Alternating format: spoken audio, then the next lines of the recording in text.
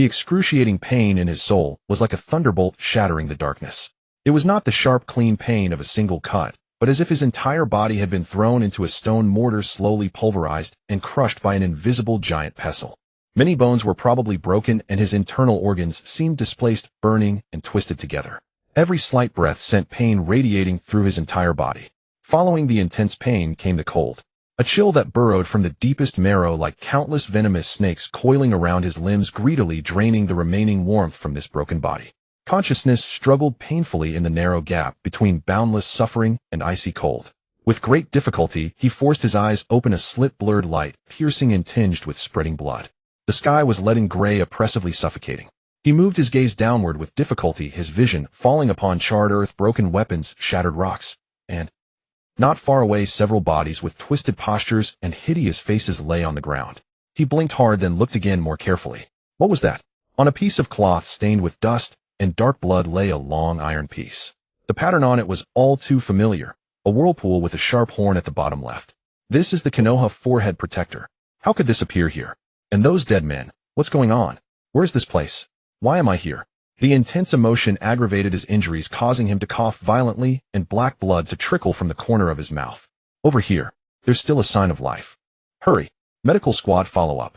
Noisy and urgent footsteps approached from afar. Several ninjas wearing Konoha forehead protectors quickly approached, their faces bearing the fatigue and gravity of prolonged warfare. This one's still alive? Take him away. The violent jolting of his body dragged his remaining consciousness from the darkness once more. He felt himself being lifted onto a stretcher, but every movement felt like his disassembled bones were being torn apart and forced back together. There was nothing but pain, and he unconsciously let out a sound. What's wrong? Check him. Extremely severe injuries, multiple fractures in the left ribs, right leg fracture, obvious internal bleeding signs. Chakra response. Faint to the point of being almost undetectable. A relatively calm voice spoke beside him, speaking quickly with the clinical detachment and indifference to life unique to medical ninjas. Can he be saved? Another voice asked with a barely perceptible trace of mercy and tremor. Not sure. The internal organ damage needs further examination. We can't delay any longer. Send him back to the rear emergency station immediately for urgent treatment. After an unknown period of time, a stream of chakra began to flow into his broken body, bringing a slight relief, but it violently clashed with the cold foreign presence coiled inside him, triggering a deeper shudder. The foreign chakra, like a gentle stream, seeped into his ravaged body. This external energy carried a healing intent, attempting to repair the broken meridians and soothe the boiling flesh. Yet this benevolent touch, like a match thrown into hot oil, instantly ignited the battlefield hidden within him. His body arched upward, violently convulsing uncontrollably, a broken and agonized scream tearing from his throat. This time the source of pain was not entirely from physical trauma, but from something deeper, more fundamental. A terrifying tearing and rejection at the soul level. The cold that had coiled in the core of his body, utterly incompatible with the original energy of this flesh, was suddenly stimulated by the medical ninja's chakra, erupting violently. At the same time, another vast chaotic torrent of consciousness fragments, filled with reluctance and obsession, like a dam-breaking flood, crashed through the barrier of his barely formed self-awareness. The fusion began. It was not a gentle acceptance, but a violent devouring and piecing together. Under the scorching sun on the training ground, he threw shurikens countless times until his arms were too sore to lift. In the bright classroom, the hand seals for the substitution technique are board dog, bird, monkey, ram. Did everyone remember? A Chunin instructor said loudly from the podium. War broke out. They graduated early, their hearts filled with unease rather than joy. The nervousness during the first mission, the anger and helplessness when seeing comrades fall beside them. An unexpected encounter, the enemy outnumbered them far beyond expectation. The sky was filled with deadly, glittering ninja tools, exploding tags detonating in succession with fire and deafening roars, a raging wind-style ninjutsu unleashed by the enemy, sweeping everything in its path. His vision was filled with charred earth and crimson blood. And just before his consciousness sank into darkness, looking through the swirling smoke at the leaden gray sky, a final cry from the depths of his soul, filled with endless reluctance and deep attachment. Shiranui Keishi. I am Shiranui Keishi. Amid the stormy waves that shattered his own consciousness like a drowning man, he struggled to catch and piece together these fragments that came swarming in. The young ninja's life, the one named Shiranui Keishi, with all its emotional temperature, sensory details, and life imprints, was forcibly branded and stitched onto his soul by an irresistible force. He saw the teammates who once laughed and fought together who then fell in a pool of blood before his eyes, their lives fading away. All of this was so real, so vivid, surging in with the deepest emotional imprints of the original owner, nearly overwhelming and devouring his past as a transmigrator. However, the part of his independent consciousness and core cognition belonging to him as a transmigrator was not completely extinguished. It was like a calm, yet terrified observer imprisoned at the center of the storm, forced to examine and experience everything. Two completely different worldviews and life philosophies clashed violently, each trying to seize dominance over this body and this soul. Konoha, Hokage, Ninja, the Third Shinobi World War. I am truly no longer the original me, but have come to this cruel world woven with blood and fire. Two identities, two lives, two memories collided and merged most violently and directly within this dying shell. This violent turbulence at the soul level was inevitably reflected in the physical body. The instrument monitoring his vital signs immediately emitted a piercing alarm. His chakra is fluctuating violently. The internal energy conflict is severe. The female medical ninja who had been treating him exclaimed with barely concealed shock and confusion. She dared not hesitate, immediately increasing her chakra output, her hands glowing with a more intense green light, trying to forcibly stabilize the completely chaotic energy vortex within his body with a stronger approach. Hold on, kid. Don't give up. Another young ninja beside him leaned down and shouted encouragement in his ear, trying to instill the courage to persevere. Is this the Hokage's? The female ninja's precise and steady medical ninjutsu movements did not pause for a moment, nor did her eyes waver in the slightest. She replied in a calm, reassuring tone decisively, "Stay conscious. Don't talk. Save your strength. You'll be fine." Hearing this clear response, he seemed to have exhausted the last bit of strength that was holding him up.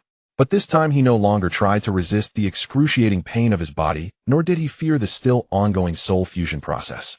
Because he realized with crystal clarity that the young Konoha ninja named Shiranui Keishi had indeed died in this cruel war.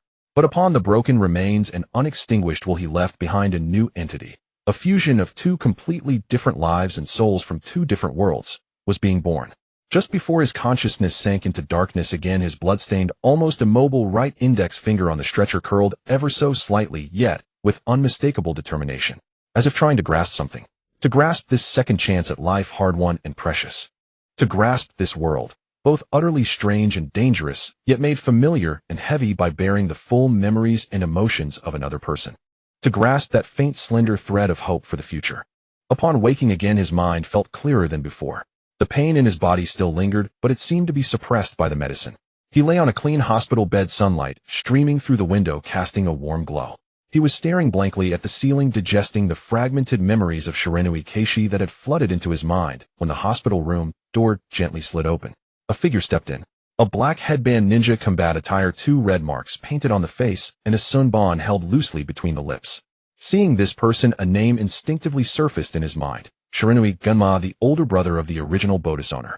Gunma walked to the bedside, glanced at Keishi's open eyes, seemed to let out a sigh of relief, and spoke in a calm voice, "Awake. How do you feel?" Keishi opened his mouth, but his throat was too dry to produce a clear sound, only a faint. The corner of Jinma's mouth lifted slightly in a light smile. He picked up the water cup on the bedside table, took a small spoon, and carefully fed his younger brother, Keishi, a few sips of water. The warm water slid down his throat, bringing relief. "The medical team said when they brought you back you were barely recognizable as human." Gunma set down the cup and sat on the chair by the bed. His tone was flat, but his eyes held concern. "Surviving this is a stroke of luck." Keishi looked at Gunma, and the memories of the original Keishi surged in his mind, running behind his older brother as a child being trained in shuriken jutsu, his brother's stern warnings before the first mission. These memories were so vivid that for a moment he couldn't tell who he truly was. He struggled to organize his words, asking hoarsely, How long was I out?" 7 days, Gunma replied. "The battlefield has been cleared. Your mission is considered complete." Gunma didn't elaborate on the mission details. From his slightly low tone and the influx of memories, Keishi understood. The squad had suffered heavy casualties, and that he alone survived was already a miracle. The two fell silent for a while. Keishi was slowly adapting to the body and new identity, while Gunma assumed his brother was still too injured to recover. After a while, Gunma spoke again, his tone lighter. "Don't think too much. Focus on recovering first." "All right," he said, as if remembering something, taking an object from his pocket and placing it on the bedside table. "Your forehead protector. The logistics team found it while cleaning up the battlefield. It's a bit damaged, but I brought it back for you." It was the very forehead protector Keishi remembered, stained with dust and blood engraved with the Konoha emblem. Staring at it, Keishi felt a mix of emotions. There was a faint nostalgia for his original world, fear of this brutal war, and a sense of responsibility, and a faint glimmer of belonging that came with inheriting the name Shiranui Keishi and this identity. He took a deep breath which pulled at his wounds and made him wince, but he still managed to force a very weak smile. Bro, I understand. Genma looked at him, nodded, and said nothing more. He sat for a while longer, told him to rest well, then stood up and left. The room fell silent again, leaving only Keishi alone. He turned his head to look out the window at the hospital courtyard of Konoha, and further away the faintly visible Hokage Rock. Shiranui Keishi. He murmured the name to himself. Alright, since I survived, I'll take things as they come and make the best of it. In this place called Konoha, he would live on as Shiranui Keishi. Days in the hospital passed slowly. Under the combined effects of medical ninjutsu and medicine, Keishi's body gradually improved. Fractured bones were mended, internal injuries healed. Though still far from full recovery, he could at least slowly sit up and eat some liquid food. During this time, Shiranui Genma came to visit him once more. This time, Genma's expression was more somber than before, wearing standard combat gear. Keishi Genma sat by the bed and said directly, I've received an urgent mission and need to leave immediately. I may not be able to visit you again before you're discharged. Combining the vague memories of the Third Shinobi World War timeline in his mind with Genma's serious expression, a famous mission name flashed through his mind. Canopy Bridge. Was this unrelated to Genma, or perhaps a supporting mission related to it? He knew this mission was extremely dangerous. In the original story, Obito had died during it. Though he didn't fully grasp the specifics, the risk was real. But then he recalled that Genma hadn't perished in the Third Shinobi World War, and he felt somewhat relieved. He looked at Genma wanting to say something, but then thought that given his identity and injuries, more words would be pointless and might only distract Genma. In the end, he simply nodded earnestly and said, I understand. Be careful on the mission, stay safe. Genma looked at his younger brother's rare, serious expression, paused for a moment, then habitually lifted the corner of his mouth. He reached out and ruffled Keishi's hair, which was still too messy to style. Kid, worrying about me already. Focus on yourself and recover quickly. Kid. Genma was only 15 now. This time traveler, counting the original Keishi's 11 years, had a combined age of over 40, yet he was still being called kid. You're the kid, he thought. Keishi sighed and said nothing more. Genma looked at his brother's expression, gave a slight smile, and stood up. Watching Genma leave, Keishi felt a weight in his heart. In this dangerous world, even seemingly powerful ninjas lived lives as fragile as candles in the wind. In the days that followed, he focused even more on recovery. Besides cooperating with treatment and light activities allowed by the doctor, he secretly tried to circulate chakra and perform ninjutsu out of sheer curiosity. Perhaps because his body hadn't fully recovered, or for some other reason he hadn't succeeded yet. Most of the time he rested. One afternoon, while lying with his eyes closed trying to circulate chakra, he sensed an anomaly in his body. A strange floating sensation washed over him. He saw himself, still quietly lying on the hospital bed, pale, but breathing steadily. He saw the tiny cracks in the ceiling and the little bird perched on a branch outside the window. This perspective, not through the eyes. Startled, the floating sensation vanished instantly. His consciousness snapped back, and he abruptly opened his eyes, heart pounding. What was that? An illusion? Or? In the following days, he deliberately tried it again. When he completely relaxed his mind and focused his will, the sensation was subtle. Unlike circulating chakra, more like a spiritual extension. The out-of-body experience would return. He discovered that he could observe the surroundings in an intangible state, within the ward, even through walls, within a limited range. He saw a ninja in the next room, secretly hiding candy that the nurse had forbidden, heard two medical ninjas at the end of the corridor, quietly discussing wounded soldiers from the front lines. Even vaguely, sensed the fluctuations of chakra emanating from passing ninjas, faint but real. He gradually began to grasp the trick. This ability seemed closely tied to his mental state. He couldn't stray too far from his body, roughly a radius of several meters centered on his own ward. Moreover, it couldn't be sustained for long. Extended use led to mental fatigue and dizziness. It appeared to be a unique form of spiritual perception similar to sensory ninjutsu, but more direct and eerie, as if the soul had truly temporarily left the body.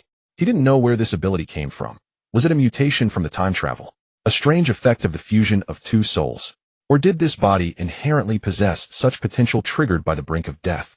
Regardless, it seemed to have become an unexpected trump card in this unfamiliar world, one that might save it. He decided to continue exploring cautiously, while the primary task remained to recover his body as soon as possible. Jinxie lay on the hospital bed, docilely cooperating with the nurses as they changed his dressings and performed rehabilitation exercises, while secretly pondering his ability to project his spirit out of his body. At first, his spirit could only drift to the door of the ward, and soon his head would grow heavy with exhaustion. After some practice, he managed to drift halfway down the corridor, where he could see a nurse yawning at the station and hear a patient in the next room turning over. But each time he used it, he had to lie limp on the bed for a long while to recover, his eyelids heavy as lead. During this time, from the nurse's chatter and the occasional visits from other wounded soldiers, he heard an exhilarating piece of news. Minato Namikaze's team had successfully destroyed the Kanabi Bridge, cutting off Iwagakura's supply lines and securing a huge strategic advantage for Konoha. Hearing this news, a heavy stone lifted from Jinx's heart. It meant that the dangerous mission in which his brother Gunma was involved had likely ended safely, and Gunma was probably unharmed. This brought him considerable peace of mind. In his repeated attempts at spirit projection, he never gave up on mobilizing his chakra. One day, as he concentrated his mind and tried to sense the energy within his body, he finally caught hold of that faint flowing energy distinct from spiritual power, chakra. But this energy felt somewhat peculiar. It was not a unified whole, but rather like two streams of different textures interwoven together. One kind felt more stable and familiar, carrying the characteristic heaviness of Earth Nature chakra from the original owner's memories. The other was more lively and carried a faint, elusive chill, echoing the coldness from his soul's journey through time. What nature was this? Wind, water, fire, earth, lightning. Lightning. He cautiously attempted to guide and separate them. The process was not easy, like trying to separate two colors of fine sand that had been mixed together. But after many attempts, he found that he could indeed barely separate the two streams of chakra to some extent, and also allow them to gently merge again, forming a denser, yet more difficult to precisely control hybrid energy. This peculiar phenomenon left him both perplexed and curious, but for now he could only attribute it to the unknown changes brought about by the soul fusion. He stored it in his mind, not daring to show it to others lightly. As time passed day by day, after over half a year of careful recuperation and rehabilitation, Jinx's body finally met the criteria for discharge. Standing at the entrance of Konoha Hospital, Jinxie tilted his head back, closed his eyes, and took a deep breath of air filled with sunlight and the scent of dust. The feeling of freedom was wonderful, even though this freedom was built upon the identity of Shiranui Keishi. Chunin Shiranui Keishi. A ninja had appeared beside him without warning. Shiranui Keishi was startled, his eyes snapping open, to find a ninja standing there unknown to him. He was in his 20s, wearing a Konoha forehead protector, his face cold and expressionless. Jinxie quickly straightened up. Yes, that's me. And you are? You are ordered to report to the barrier team in 2 days. Here is the notice. Please sign. The man's voice was flat as he extended a piece of paper and a pen. Shiranui Keishi was stunned. He took the paper and read it. It said, Notice, Chunin Shiranui Keishi report to the barrier team on October 15th, Konoha year 47. He mused to himself, in that skirmish at the beginning of the year, the members of his team had all been lost. Probably the higher-ups thought he was just recovering from injury and assigned him to the safer barrier team. He picked up the pen, carefully wrote Shiranui Keishi stroke by stroke, and handed the paper back. The man glanced at the signature, nodded, and said, Be on time. With that, he vanished with a shush. Shiranui Keishi suddenly found another piece of paper in his hand. He looked down. Wasn't this the same notice? No, it was a report form, but the content was identical. He looked left and right, but couldn't see a single person. He couldn't help scratching his head. This speed is incredible. The ninja world is truly amazing. Over half a year of bed rest had nearly driven him crazy. The merged memories still occasionally surfaced to influence his emotions, but the part of his consciousness that belonged to him had gradually taken the lead. He knew clearly that he was a soul from another world, now trapped in the body of an 11-year-old boy barely recovered from severe injuries, in this world, called Konohagakure, full of hidden dangers. From now on, he was Shiranui Keishi. Yes, Shiranui Keishi. Home. Following the route in his memory, he found it easily. A modest, somewhat aged detached house with a small yard. In the corner stood a few old shuriken targets which they had used for practice as children. He pushed open the door, and a faint musty smell of an uninhabited place greeted him. As expected, Gunma was not there. The furnishings inside were simple, even a bit sparse. In the most prominent spot in the living room was a yellowed photograph. A pair of young men and women wearing Konoha vests with gentle smiles. They were the parents of this body ninjas who had fallen in the Second Shinobi World War. Looking at them, Jinxie felt a strange sensation. The part of Keishi stirred a tingling in his nose, a mix of longing and sorrow, while his own part, like a calm observer, examined these unfamiliar parents and realized that Shiranui Keishi and Shiranui Gunma were in this world war orphans through and through. Tisk, the starting difficulty is not low, Jinxie muttered and began to clean. Since he had decided to live on under this identity, he needed a decent home. Cleaning took a considerable amount of time. He swept away the dust, tidied the clutter, and even washed a few training clothes that Gunma had left scattered. By the time he was done, it was evening. Jinxie searched the kitchen. The supplies were pitifully meager, mainly military rations, pills, and some easily stored dry food. While two teenage boys, both ninjas, what could one expect in terms of quality of life? Just as he was frowning at the empty kitchen, the door slid open. Shiranui Ginma walked and saw Jingxi paused for a moment, then resumed his slightly cool expression. Oh, discharged. That was quick. You just came back today, Jingxi replied, trying to keep his tone natural. He still felt a bit awkward around this nominal older brother, since his mental age was much older. Gunma glanced around the now clean and tidy house, said nothing, but his gaze softened. Eaten yet? No, there's nothing to eat at home. Gunma pulled a small cloth pouch from his ninja tool kit and tossed it to Jingxi, bought it on the way. Dango. Make do. Jingxi caught the still warm dango, a complex feeling rising in his heart. This kid, only 15 himself, was already shouldering the responsibility of supporting the family. He ate the sweet sticky dango in silence for dinner. Your injuries, are they completely healed? Shiranui Gunma asked suddenly. Almost, but my chakra channels still need to be nurtured. Strenuous exercise and ninjutsu are off the table for now. Jingxi answered truthfully as the doctor had advised upon discharge. Gunma nodded. Then don't rush into training. But don't neglect the basic theory and hand seals. If your body allows, take a walk every day to gradually regain your strength. Gunma nodded. Then don't rush into training. But don't neglect the basic theory and hand seals. If your body allows, take a walk every day to gradually regain your strength. Jingxi remembered the incident from earlier that day, pulled the notice from his pocket, and handed it to Gunma. By the way, I have to report to the barrier team in 2 days. Shiranui Gunma took it, frowned as he read it, then his brow relaxed, and a slight smile tugged at his lips. Barrier team is good. No dangerous missions. He'll worry about you less. By the way, I came back this time to check on your injuries. I didn't expect you to be discharged so soon. He'll have to go to the front line in a few days. Jingxi looked up at Gunma. Thank you. Stay safe on the battlefield. I know, don't worry. Minato-sama destroyed the big bridge on Iwa's supply line, and the frontline situation has improved a lot. They've been holed up for a long time, so I had time to come back and see you, Gunma replied casually. The next day, just as the sky was barely lightening, Shiranui Keishi woke up. The biological clock he had developed in the hospital was remarkably precise. He lay there for a moment, dazed, listening to the occasional chirping of birds outside, finding it quite refreshing. Keishi quietly got up, not wanting to wake Gunma. He walked into the yard, stretched his arms, and flexed his limbs that had been stiff from lying in bed for over half a year. The morning air carried a chill, and it felt pleasant to inhale. He tentatively began to refine chakra, following the methods he remembered. The two intertwined streams of energy, which felt somewhat different from each other, emerged again, like two slippery little fish swimming through his body.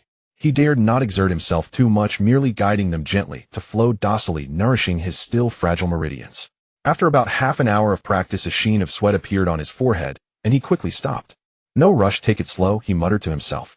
Keishi closed his eyes, focused his mind, and successfully performed an astral projection. He guided his spiritual form around the courtyard once, then slipped back into the house. At that moment, Gunma was stretching in his own room, so he quickly withdrew his spirit body. Back in the room, Gunma was already sitting up, squinting sleepily and scratching his messy hedgehog-like hair. Keishi greeted him. Gunma's voice was still thick with sleep. He yawned and looked at Keishi. You're up so early. How's your body feeling? Not bad, just a bit weak. Keishi extended his arm, flexing and unfurling his fingers to show Gunma. Normal, that's how it is after lying down for so long. Gunma got up, shuffled to the kitchen in his slippers, rummaged for a while, and brought out 2 rice balls. Here, bought extra yesterday, good enough for breakfast. The brothers silently ate the bland rice balls with plain water. Any plans today? Gunma asked while I want to go for a walk. I've been cooped up in the hospital too long, and I need to familiarize myself with the village. Many places are hazy in my memory. Keishi swallowed the rice ball and replied. All right, don't go too far, come back if you're tired.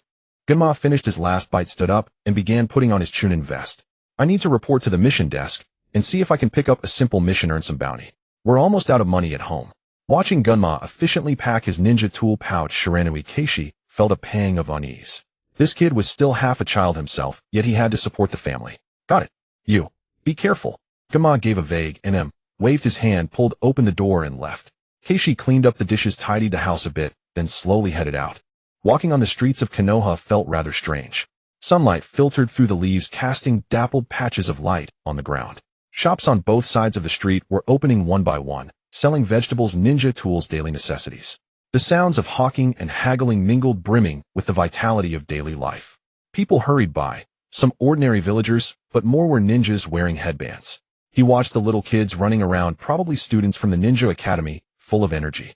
He also caught sight of a few figures in strange outfits, sprinting and shouting bizarre slogans which made the corner of his mouth twitch involuntarily. He wandered aimlessly, relying on fragments of memory to find the gate of the Ninja Academy and the giant stone faces on the Hokage rock. The face of the third Hokage seemed particularly conspicuous. As he walked, his stomach began to growl. Looking up, it was nearly noon. Just ahead, a prominent sign caught his eye. Ichiraku Ramen. This will do. Shiranui Keishi patted his pocket. Fortunately, Genma had left him some pocket money before leaving. He lifted the curtain and stepped inside. The shop was small but clean. The rich aroma of bone broth hit his face, almost making him drool. Welcome, greeted the cheerful Tucci, his head wrapped in a bandana, smiling warmly. Hello, one bowl of miso ramen, please. Keishi sat down at the counter. Coming right up. Wait a moment. Tucci set to work swiftly. The bowl of noodles was served quickly. In the steaming large bowl, milky white broth, curly noodles topped with bamboo shoot slices of chashu, half a soft-boiled egg, and a few pieces of nori. The aroma kept wafting into his nose. Keishi picked up his chopsticks, recalled Naruto Uzumaki's gesture before eating, and pressed his palms together, hooking his thumbs over the chopsticks in a prayer-like pose, saying, "Itadakamasu," then eagerly began to eat. The noodles were chewy, the broth rich, the chashu tender and flavorful. He slurped noisily, sweat beading on his forehead, feeling as if every pore in his body had opened up. Compared to this, the hospital food for over half a year was practically pig slop. Master, this is fantastic. Shiranui Keishi finished the bowl, drinking up most of the soup, and wiped his mouth contentedly. Haha, glad you liked it. Young people need to eat more to grow strong. Tucci chuckled while wiping a bowl. After paying and stepping out of the ramen shop, Shiranui Keishi felt a warm glow throughout his body, brimming with energy. This was probably the most satisfying meal he had eaten since arriving in this world. He wandered around the streets a bit longer until his legs started to ache, then slowly made his way back. When he got home, Gama was already there, sitting on the living room floor polishing his senbon. Back. How was it? Gama asked without looking up. Pretty good. I walked around and even had a bowl of ramen at Ichiraku. Keishi sat down beside Genma. What about you? What did you do today? Reported to the mission desk, received instructions, and waited for frontline mission assignment. Genma's tone was flat, as if accustomed to it. Starting tomorrow, he'll probably be busy for a couple of days. Oh, Keishi nodded. He had no idea what that involved. That evening, the brothers once again made do with simple rice balls for dinner. Gama reminded him to report to the barrier team on time tomorrow, to be polite, and so on.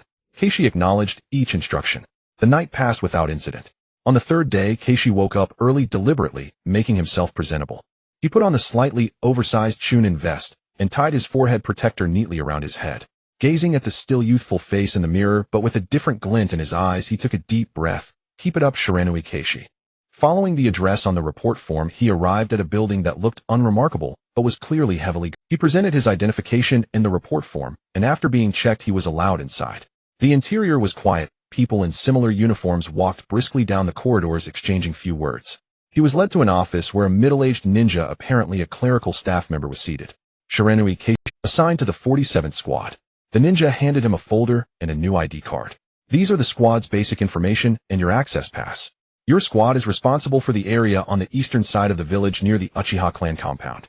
The squad leader is Morita Shiro. He should be waiting in the squad office, straight ahead, third door on the right. Thank you. Keishi took the items, expressed his thanks, and followed the directions to the room with the sign 47 on the door. He knocked. Enter. A voice devoid of emotion came from inside. Keishi pushed the door open. The room was small, with a few desks, and only one person sat by the window. The man looked up, a cold, expressionless face. It was the same ninja who had delivered the report form 2 days ago. Chunin Shiranui Keishi, reporting for duty. Keishi quickly stood at attention. Morita Shiro sized him up, his gaze devoid of warmth, and nodded. I am Morita Shiro, leader of Squad 47. Have a seat. He pointed to the empty chair across from him. Keishi sat down, somewhat ill at ease. Morita Shiro took the folder he had brought, flipped through it, and said, I know something about your situation. It's good that you've recovered from your injuries, but work in the barrier team is not easy. It requires care and patience, and high chakra control. Your original squad, he paused, was mainly reconnaissance and supply escort, a different style. Here you'll have to learn from scratch. Yes, I understand, squad leader. Keishi replied honestly. Morita Shiro placed the folder on the desk and looked at Jingxi. Our group, including you, currently has 5 members. The other 3 are on duty today, patrolling and inspecting outside. Your main task is to familiarize yourself with the barrier node locations in our area, conduct daily inspections, and record energy fluctuation data. If you discover any minor damage or energy instability, you must report it promptly, and a specialist will handle the repairs. Understand? Understood. Jingxi stood at attention. This is the most basic duty, but it also requires the greatest sense of responsibility.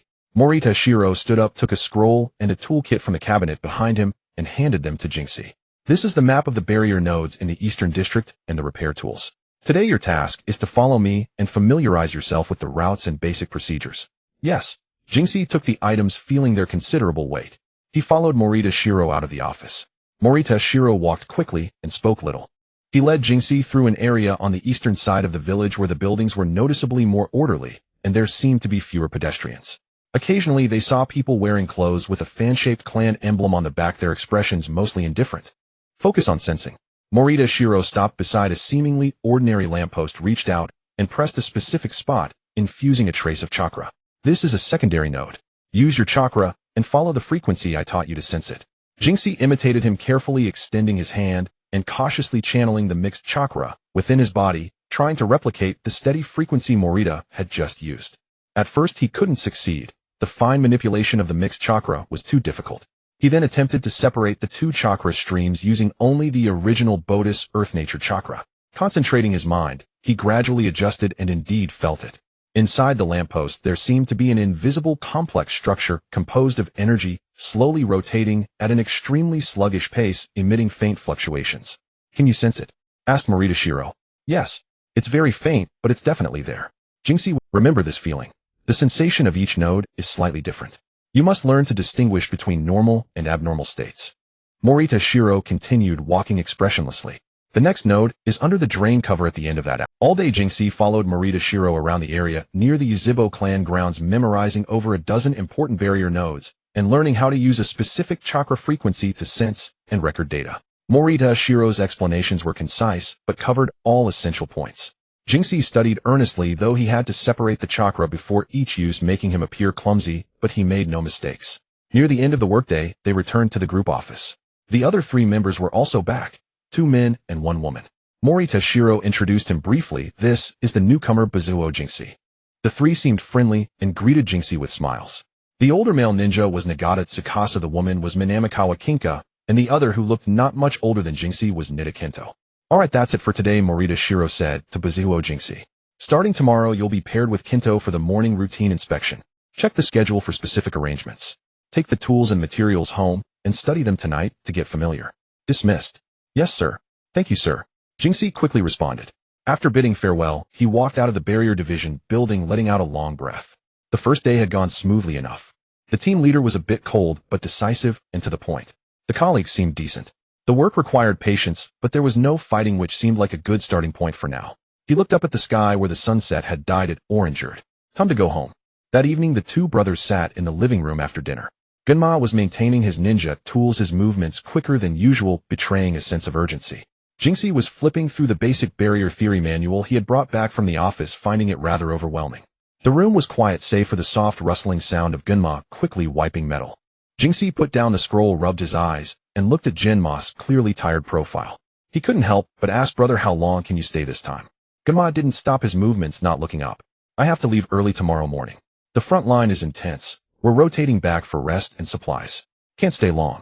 Jinxie's heart tightened. He knew that Genma's title of Special Jonin was a wartime emergency appointment, not as prestigious as it sounded, but the risks were real. The front line is much better than before. It's a stalemate now, with small skirmishes still happening. Genma's tone was flat, betraying no emotion. It's better than before. After Lord Shuemin blew up the Shinwupi bridge, the Yenin side supplies have been struggling, but the war is still going on. He glanced at Jinxie. Don't worry about that.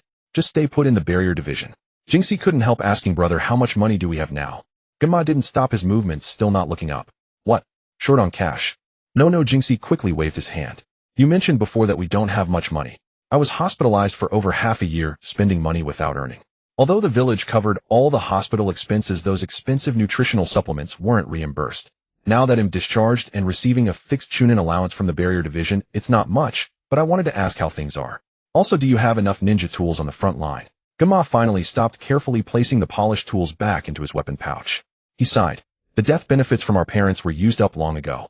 When I was doing missions alone, the income was okay, but during your hospitalization, even though the village covered the normal expenses, the extra nutritional supplements cost a lot, and the savings we had are nearly gone. He picked up the small bag of army ration pills on the table and weighed it. See this? I've been going through quite a lot of these lately. Jinx's heart sank. He knew things might be bad, but not this dire. When I get my monthly allowance, I'll give it all to you. Gama looked at him and shook his head. Keep it for yourself. That Chunin allowance from the barrier division is just enough to keep you from starving. It won't improve your life. He paused, took a sip of water. The main income has always come from missions. I get daily subsidies on the front line plus mission pay. You don't need to worry. Jingxi was well aware of his own situation. His Chunin title was largely hollow.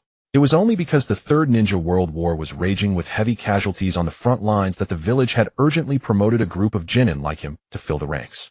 In short, he was cannon fodder, a mere line filler who hadn't even mastered a brank ninjutsu. Jinma's special Jonin title was similar, but his actual strength fell far short of a true special Jonin. Thinking of this, Jingxi felt heavy-hearted. Both brothers were mere pretenders struggling to survive in this cruel ninja world where the pressure was immense. Gunma finished packing his tools and stood up. So don't worry about money for now. Focus on fully recovering your health and establishing yourself in the barrier division. Later, when your body and strength are restored, maybe we can undertake some higher-level missions together. Gunma looked at Bazihuo Jingxi, his tone softer than usual. You don't need to worry about family matters for now. After speaking, he picked up the kettle and went to the kitchen. Jingxi watched Jinma's back as he walked into the kitchen to refill his water. He knew that Jinma's title of Special Jonin sounded good, but to earn money, one had to risk their life. Jingxi rubbed his face vigorously with both hands. In his previous life, he had achieved nothing. Coming to this, even more dangerous world, he might still amount to nothing. Now he had to rely on a teenager to support the family. He covered his face and let out a long drawn-out ah. Gunma poked his head out from the kitchen, puzzled. What's wrong? Jingxi lowered his hands and sighed softly. The next day, at the first hint of dawn, Shiranui Jingxi awoke. He heard a faint rustling from the outer room and knew that Shiranui Xianjian was about to depart. He threw on his clothes and walked out, finding Shiranui Xianjian already fully dressed, making a final check of his ninja tool pouch. Shiranui Xianjian heard the footsteps and turned to glance back. Did I wake you? No, it's time to get up anyway. Shiranui Jingxi shook his head and stepped closer. He watched as Shiranui Xianjian tightened his forehead protector, positioning the leaf emblem squarely on his brow. For a moment, neither spoke. The only sounds in the room were the faint clinks of gear being organized. The morning light seeped through the paper window, casting a weak glow across the space. At last, Shiranui Xianjian stuffed the last scroll into his pack, fastened the straps, and slung the ninja tool pouch over his back. He turned to face his younger brother. I'm leaving. His tone was as calm as ever, but his gaze lingered on Shiranui Jingxi's face for a moment. Take care of yourself. Be cautious in everything. For the barrier squad, just follow the routine. No need to overdo it. Shiranui Jingxi nodded silently. You too. Return safely. Shiranui Xianjian said nothing more. He merely raised a hand to gently pat Jingxi's shoulder, then turned and slid open the door with a swift motion. The crisp morning air rushed in. He didn't look back. In a flash, his figure vanished into the thickening dawn mist and the undulating rooftops. Shiranui Jingxi stood at the doorway for a while until the silhouette was completely lost to sight. Then he slowly closed the door. The silence inside the room felt especially heavy. He took a deep breath and began preparing for his first official day of work. At the office of Barrier Squad Group 47, Oxintian Jiantu had already arrived, wiping the desk with a cloth. When he saw Shiranui Jingxi, he broke into a cheerful grin. Morning, Shiranui. Today we start working together as a team. Morning, Senior Jiantu. You can call me Jingxi. Shiranui Jingxi replied, a bit reserved. Please guide me. Don't be so formal, Jingxi. Jiantu waved a hand. We look out for each other. The squad leader assigned me to show you around and get you familiar with the procedures. Let's go. While it's still quiet in the morning, we'll patrol the eastern route first. The two collected the logbook and toolkit and set off.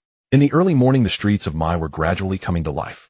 There were few pedestrians and shop owners were removing their shutters one by one. Jinto, with his cheerful disposition, chatted as they walked, introducing the surroundings to Shiranui Jingxi. He listened attentively, silently confirming the route that squad leader Morita had pointed out the day before. They stopped at a street corner. Jiantu gestured for Shiranui Jingxi to notice an inconspicuous public fixture. This is a node. Try sensing it. Shiranui Jingxi did as instructed, extending his hand and carefully channeling his chakra to sense. The flow of the invisible structure was much clearer than when he first sensed it yesterday. It's normal. Jiantu also sensed it himself, then made a proper mark in the logbook and stood up. Let's go to the next node. Today you'll do most of the sensing and ill record. This retest is the squad leader's request. Please don't take offense, Jingxi. Shiranui Jingxi smiled at Jiantu. Not at all. They inspected each node along the designated route. Shiranui Jingxi focused intently on sensing and recording the chakra fluctuations at every point, while Jiantu offered timely reminders and operational suggestions. When they reached a crossroads near the commercial district, a commotion arose ahead. Two members of the Yuzibo clan with their family crest of the fan on their backs were blocking a vendor's cart. The middle-aged man pushing the cart looked panicked. This spot is prohibited for vending. Are you blind? You're obstructing traffic. One of the Yuzhibo ninjas spoke sternly. I'm terribly sorry. He'll leave right away. The man frantically tried to move the cart, but the wheel had gotten stuck in a crack on the curb, and it wouldn't budge. The other Yuzhibo ninja frowned impatiently, stepped forward, and shoved the cart's shaft hard. The cart was freed, but the force was too great, causing several baskets of fruits and vegetables to topple over and scatter across the ground. My goods, the man cried out in anguish. Onlookers began to gather, murmuring among themselves, their faces showing displeasure. It's the Yuzhibo police force again. They're too harsh. Couldn't they have handled it more politely? Jiantu frowned and instinctively stepped forward. There. Jingxi gently tugged his arm. Senior Jinto, we still have several nodes to check. The area was flagged as unstable yesterday, so we need to confirm the situation as soon as possible. Jiantu turned his face, still indignant. But what they did? Squad leader Morita made it clear our duty is to inspect the barrier and record data. Shiranui Jinxi's voice was steady. Maintaining street order and preventing traffic jams is exactly the responsibility of the police force. If we meddle rashly, it won't help and might cause more trouble. Jiantu looked at Shiranui Jinxi's calm eyes. He glanced at the growing crowd, the increasingly stern Yuzhibo ninja, and the vendor picking up his scattered goods. He finally suppressed his emotions and sighed. Ah, you're right. Let's go, Jingxi. I was being rash. Shiranui Jingxi led Jiantu quickly around the edge of the crowd. Behind them, the sounds of reprimands and the vendors pleading excuses could still be faintly heard. During the rest of the patrol, Jiantu was unusually quiet, speaking far less. Shiranui Jingxi did not say much, either focusing solely on the task at hand, carefully sensing and recording. He was not without inner turmoil, but he was acutely aware of his current situation. His brother Shiranui Xianjian was fighting on the front lines. He himself had barely secured this relatively stable post. He could not afford to stir up trouble out of momentary impulse. Moreover, with the experience of 2 lifetimes, he knew better than to provoke the Yuzhibo clan. By the time they finished inspecting all the assigned nodes and properly recorded the data, it was nearly noon when they returned to the barrier squad office. Morita Shiro received their logbook, scanned through it, and nodded slightly at Shiranui Jingxi. Not bad for your first time. No omissions. This was an initial recognition of Shiranui Jingxi's ability. Just as they set down their gear and were about to head for lunch, their teammates Nagata Tsukasa and Minamikawa Kotoha also returned from their mission. Nagata Tsukasa was a seasoned chunin with a calm disposition. Kotoha was more lively. As soon as Jiantu saw them, he couldn't help but recount the morning's incident, still with a hint of grievance. You should have seen it. Their attitude was simply unbearable. They could have handled it properly, but instead they were so crude. Nagata Tsukasa listened, his expression unchanged, and calmly took a sip of water. The Yuzhibo clan has always been like this. They are powerful, they control the police force, and their bloodline limit is extraordinary. It's inevitable that they are proud and arrogant. But pride should still be tempered with reason, right? Kotoha interjected, her tone dissatisfied. A few days ago I saw them interrogating a traveling merchant. They rummaged through his luggage and left it in a mess. In the end they found nothing wrong and didn't even offer a word of comfort. That merchant was terrified. It was so frustrating to watch. Nagata Tsukasa set down his cup and sighed lightly. The relationship between their clan and the village has always been delicate. Ever since the second Hokage entrusted the police force to them, it was both a sign of trust and a form of restraint. That's why when they perform their duties, they are often overly strict, afraid of giving others a handle. But this approach truly fails to win people's hearts. Shiranui Jingxi frowned. Everyone thought that the second Hokage had relied on the Yuzhibo. The second Hokage's scheme was indeed formidable. At this rate, the Yuzhibo clan was destined to walk the path of annihilation. Morita Shiro had been silent all along, organizing documents at his desk. Now, without looking up, he interjected, "Do your own job well. Refrain from discussing others' affairs, especially those of the police force and the various clans." With the squad leaders' words, Jiantu and Kotoha exchanged a glance and said no more, though their expressions showed they were not entirely convinced. Shiranui Jingxi stood quietly aside, not joining the discussion. He thought of Shiranui Xianjian's departing back, the chaotic days in the hospital, and the 2 streams of chakra within him that still required painstaking effort to harmonize. He picked up his lunchbox and said to Jinto, "Senior Jinto, let's go eat first. It seems we need to go check the spare nodes in the Western District this afternoon. But I don't know where to eat here. Would you please lead the way?" Jinto grunted in acknowledgement, picked up his own lunchbox, and followed Shiranui Jingxi out the door, still muttering under his breath. "Still, it's hard to stomach." Shiranui Jingxi did not respond. The sun outside was blazing. He was clear in his mind. His most pressing task now was to firmly hold on to his position in the barrier squad and to survive this harsh ninja world alongside Shiranui Xianjian. All other matters were beyond the reach of a Chunin who was in truth a mere name. As night fell, Shiranui Keishi sat cross-legged on his futon in the dimly lit room, his eyes closed in concentration. He activated the ability known as spirit perception once more. A buoyant sensation enveloped him, and he felt himself levitate, witnessing his own seated form below. Though he had employed spirit perception numerous times, each use still evoked a sense of novelty and wonder. Guiding his spirit body through the room, Shiranui Keishi prepared to return. The exertion was considerable. This time he resolved to externally observe his own physical form, contrasting it with the internal sights he had previously perceived, seeking any divergence or similarity. This observation unveiled a startling discovery. Within his own body he discerned a vague yellowish spirit silhouette. Raising his own azure-violet spirit hands for inspection, Shiranui Keishi realized the truth that shadow was the earth-natured chakra foundation, or perhaps the lingering spirit, of the original Shiranui Keishi. Even more astonishing was the void within that foundational spirit. The region where the brain ought to reside radiated no energy, an empty hollow despite the normal flow of bodily energy. So the original spirit didn't vanish entirely. It's left here like an empty shell. Not entirely empty, only the head is vacant, mused Shiranui Keishi. The consciousness must have been erased during the fusion. No wonder there were two distinct chakras, each stemmed from a separate spirit source. Their earlier mingling was likely a consequence of the forced soul merger. Understanding this, Shiranui Keishi recalled the awkwardness he had experienced while attempting ninjutsu earlier. Each time he channeled chakra, he had to temporarily separate it. For minuscule amounts, like those used in barrier detection, the separation was swift. But for techniques demanding substantial chakra, the delay was catastrophic. In battle, an enemy would have already struck. Shiranui Keishi scratched his head in frustration. Two souls generating two chakras, yet bound together in one body. What could be done? Temporary separation is too cumbersome. Why not completely divide them and see what truly happens? The thought sparked a new idea. A sudden inspiration struck Shiranui Keishi. Previously, he had instinctively utilized the original's earth-natured chakra, separating only that. What if he isolated the other unidentified chakra, or expelled both entirely? Acting on impulse, he ignored the earth-natured chakra and focused solely on the azure-violet energy that carried a chilling sensation. Concentrating his mind, he guided the energy slowly. After a while, a tiny stream of azure-violet chakra emerged. The moment he relaxed his control, it dissipated like smoke. Persisting, Shiranui Keishi spent nearly an hour separating all the azure-violet chakra within his body, gathering it into a cohesive mass. The accumulated energy was considerable, but he lacked the endurance to contain it for long. Soon it too dispersed into the air. After this exertion, his forehead was beaded with fine sweat. A substantial amount, but useless if it can't be retained. He scratched his head in mild vexation. Two soul sources crammed into one body, each generating its own chakra. What is this? The chakra volume was massive only by his own standards. For a cage-level shinobi, or even a mere jonin, two techniques would exhaust it. Shiranui Keishi shook his head in rueful admiration. My chakra reserves are astonishing. Now only one type of chakra remained within him. He would observe the changes tomorrow. The night's experiments had left his mind throbbing, so he decided to sleep. After tidying up, Shiranui Keishi lay down, but recalled that the door might not be properly bolted.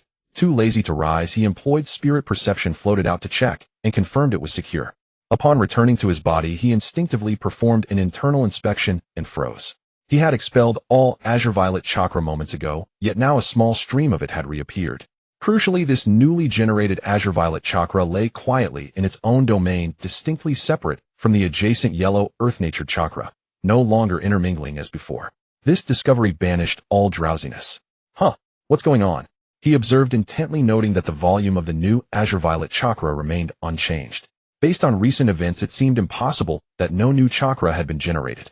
Yet during his spirit perception state, the amount had not increased. Could it be because my soul wasn't fully inside the body, so no new chakra was produced? Shiranui Keishi speculated. He immediately retracted his spirit, fully merging with his body, and continued observing. Sure enough, before long, the azure-violet chakra slowly increased by a minuscule amount. Excellent. A surge of joy filled him. It seems as long as I don't use spirit perception, it recovers normal. If the chakras would only remain separate, and indeed they had not fused so far, which was auspicious. He would sleep now and check for fusion tomorrow. Content and hopeful, Shiranui Keishi drifted into a deep slumber. The next morning he awoke early and immediately checked for chakra fusion. As expected, the two chakras remained distinct, undisturbed by each other. Perfect. Now I can finally use ninjutsu properly. Shiranui Keishi nearly leaped in excitement. He rushed to the courtyard, planted his feet, and formed hand seals, boar, snake, tiger. Simultaneously, he channeled an appropriate amount of earth-natured chakra to complement the seal's clone technique. With a soft poof, a puff of smoke revealed a duplicate identical to himself. Success. He walked over happily, waving a hand before the clone. When he tried to touch it, his hand passed through. On intangible illusion clone. He commanded the clone to walk, sit, and hop about, thoroughly enjoying himself. After a few minutes, the clone vanished in another poof of smoke. Chakra depleted. The duration was short, but at least I can use it smoothly. He wiped the sweat from his forehead, born of excitement and concentration, feeling a newfound reassurance. At the very least, basic ninjutsu was now functional. He attempted the transformation technique using the azure violet chakra, and it succeeded as well. It seemed techniques without elemental affinity could be executed with any chakra nature. Apart from the three basic techniques, the only elemental ninjutsu Shiranui Keishi knew was Earth-style Earth Flow Wall. He stood firm, once more forming Seal's Snake Rat Ox. Channeling the azure violet chakra to complement the seals, he shouted Earth-style Earth Flow Wall. No reaction occurred around him. It appeared that ninjutsu required chakra of the corresponding nature. He stood bewildered for a moment, then shrugged it off. Using chakra of the same nature as the technique, that was the natural law of the shinobi world. A transmigrant overthinking only leads to foolish fantasies. Taking a deep breath, he now channeled earth-natured chakra, forming Seal's Snake Rat Ox. Earth-style Earth Flow Wall. He muttered lowly, feeling the earth chakra surge through the seals into the ground. With a faint hum, the earth before him swelled into a mound less than half a meter high, its surface pitted and fragile, barely able to block an attack, likely crumbling under a single kick. Shiranui Keishi stared at the pathetic mound, speechless. It was a far cry from the sturdy earthen wall he had imagined, one that could withstand a massive water dragon. While separating chakra alone isn't enough, the quantity and control precision are still far off. He scratched his head, but felt no deep disappointment. Being able to execute it at all was a tremendous step forward. Given his current level, sustaining a clone for minutes and producing a small mound was already a major leap. Never mind, one must eat bite by bite, he consoled himself, dispelling the pitiful mound. At least the direction is right now. With practice, it'll grow stronger. Glancing at the sky, he realized it was nearly time for the barrier squad. He suppressed his excitement over the successful experiments and prepared for another day of hopefully tranquil work. The first step toward survival had finally been taken with a measure of steadiness. Days passed by, one after another. Noara Keishi gradually became familiar with the tasks in the barrier division, finding the work to be much smoother. Before long, Nagata Norihira left Group 47, reportedly to become a leader in another new group. Noara Keishi had been puzzled about this. It didn't Konohagakure typically operate with teams of 4. Why was our group an exception with 5 members? It wasn't until Nagata Norihira left that Noara Keishi understood he was actually brought in to fill a vacancy. Previously, it was always Nagata Norihira and Managawa Katoka who partnered to patrol while he teamed up with Nida Kento. As for the leader, they mostly stayed in the office, leading a fairly leisurely life. However, once Nagata Norihira left, the situation changed. Now it was the leader who partnered with Managawa Katoka to go out, and the leader's carefree days were over. Having teamed up with Nida Kento for a long time, Noara Keishi and he developed greater synergy. Every day was quite similar, following a fixed route to patrol the barriers, recording data whenever they encountered a place that needed it. The days passed quietly, sometimes even feeling a bit boring. However, Noara Keishi was well aware that living such a mundane life in a place like Konohagakure was, in fact, after all, between fighting and killing, stability was the hardest to come by. That afternoon, they finished work earlier than usual, with the sun still high in the sky. Passing through a sparsely populated forest outside the village, Noara Keishi felt a bit restless. Working in the barrier division required basic chakra control, but he hadn't practiced any offensive or defensive ninjutsu in a long time. Actually, he didn't know any offensive ninjutsu, he only knew a defensive technique, Doton Dorihiki, and he wasn't very skilled at it. Seeing that no one was around, he dashed into the forest. Finding a slightly more open area, he wanted to try his best technique, the Doton ninjutsu. But just as he began to channel chakra and prepare to form the seals, something strange happened. He suddenly felt himself floating. It wasn't his body that was floating, or it felt as if another version of himself had detached from his body and was hovering in midair. This self could clearly see the body below, standing still and motionless. What is happening? Spirit, he was startled. This feeling was too bizarre. Even more bizarre was that he could distinctly see his body, which was standing still, like a puppet, stiffly turning around and beginning to walk slowly towards the forest's edge. His body was completely out of his control. What the hell? The spirit floating above felt both anxious and confused. Noara Keishi forced himself to calm down and carefully observed his surroundings from the perspective of the spirit. Soon he spotted a figure on the branch of a large tree not far away. It was a boy about his age, dressed in standard Uchiha clan attire. Most notably, he had a dense, messy head of black hair resembling a hedgehog. At that moment the boy's eyes were blood red. These were not ordinary eyes, the three black tomo were slowly rotating within them. Sharingan. It's an illusion. Keishi immediately understood. He had definitely fallen victim to this guy's illusion, causing his body to be controlled and walk away. Noera Keishi frowned, unsure if his spirit state allowed for such expressions. He wanted to see what this little brat intended to do. The spirit flew beside his body, and he observed that the once blank slate spirit of the original body was now occupied by a mass of red energy. He controlled the floating spirit to reach out and grab the mass of red energy, and with a forceful grip, the red energy burst like a popped balloon, vanishing instantly. The body, which had been slowly walking towards the forest's edge, stopped its steps. The spirit returned to the body, and Noera Keishi immediately turned around, his eyes fixed on the Uchiha boy in the tree. The boy in the tree seemed equally stunned, surprise evident in his blood-red Sharingan. He likely had never encountered such a situation where an ordinary-looking ninja could so easily break free from his illusion. He gently leaped down from the tree, landing not far in front of Noera Keishi. The blood color in his eyes gradually faded, returning to ordinary black pupils. The two exchanged glances, and the atmosphere grew a bit awkward. Eventually, it was the Uchiha boy who spoke first, curiosity lacing his tone. How did you break free? Who are you? Why did you use an illusion to control me? Noera Keishi pretended to be annoyed and replied. The boy scratched his messy hedgehog hair, feeling a bit embarrassed, but still straightforwardly said, I am Uchiha. I often train here and don't want to be disturbed, so I generally use illusions to make anyone approaching leave. However, you are the first to escape. Uchiha Shursui. Upon hearing this name, Noera Keishi's heart jolted. As a traveler, he was all too aware of what this name signified. Shunshin no Shursui, the wielder of the strongest illusion Kodoame Tsukumi, a highly gifted genius with a tragic fate. To encounter him here, and in such a way, Noera Keishi suppressed the shock within and feigned ignorance, saying, Oh, from the Uchiha clan. I am Noera Keishi from the Barrier Division. I didn't mean to disturb your training. I was just passing by after work, wanting to practice some ninjutsu myself. Your illusion is quite impressive. I almost walked out for real. His words were half true. He couldn't just tell the other that he had broken free using spiritual perception, could he? Shursui seemed more interested in how he had broken the illusion. How exactly did you do it? My illusion is hard to break, even for Jonin. Noera Keishi thought for a moment, and crafted a plausible explanation. It might be related to the nature of my work. I work in the Barrier Division, where every day I sense the chakra flow of the barriers, making me quite sensitive to energy changes. When you used the illusion earlier, the chakra fluctuations were quite evident. I sensed something was off, focused my mind to resist, and then I came out. He wasn't entirely lying. Working in the Barrier Division had indeed greatly trained his chakra perception accuracy. Shursui listened, pondering, and nodded. A perception-type ninja, huh? No wonder. It seems that any ability, when refined to the extreme, has its unique quality. The gaze Shursui directed at Noera Keishi softened, losing a bit of scrutiny and gaining a hint of recognition. The atmosphere between them relaxed significantly. Since they had met, were of the same age, and were both ninjas, it was inevitable for them to chat a bit. They exchanged insights on chakra control. Shursui was particularly interested in the meticulous and patient chakra operation mode required in the Barrier Division. Uchiha, it's getting late. I should head back, Noera Keishi said, glancing at the sky and preparing to take his leave. Being around a future important figure was still a bit stressful. Yes, I should head back too. Please call me Shursui. Shursui nodded. Today. I'm sorry, Noera. It's fine, Shisuikin. Consider it a non-encounter. Just call me Keishi. Noera Keishi waved his hand. He'll try not to come to this forest in the future and not disturb your training. Shursui smiled. It's okay, Keishikin. We can train and exchange together. I am very interested in precise chakra control. Noera Keishi smiled back at Shursui. Alright, it's a promise.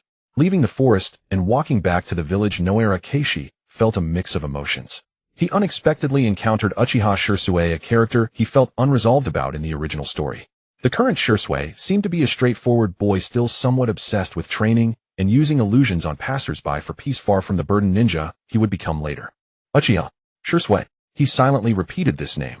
He knew the fate of this clan and this genius, yet he could do nothing and couldn't speak to anyone about it.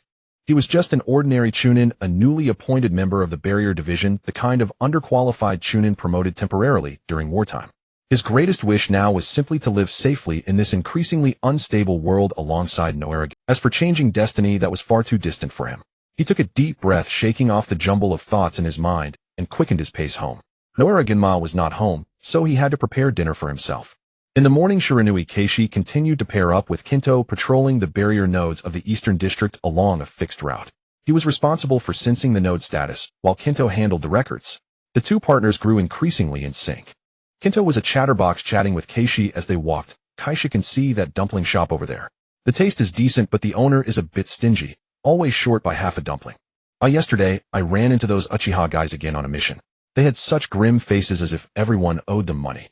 Shiranui Keishi usually just listened, occasionally nodding or uttering a faint Most of his focus was on sensing the barrier nodes, while also quietly practicing his control over chakra.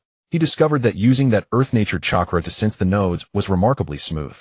He also secretly tried using the bluish-purple chakra to sense. The moment it touched the node's originally stable fluctuation immediately showed a trace of disturbance, startling him into quickly retreating and switching back to earth-nature chakra. It seems this bluish-purple chakra has a rather special nature, not suitable for such delicate tasks, at least not for now. He noted this, mentally resolving to stick with earth-nature chakra for work duties. During a break by the river on patrol, Kinto noticed something in the water. He got up and walked into the river, but found nothing in the middle.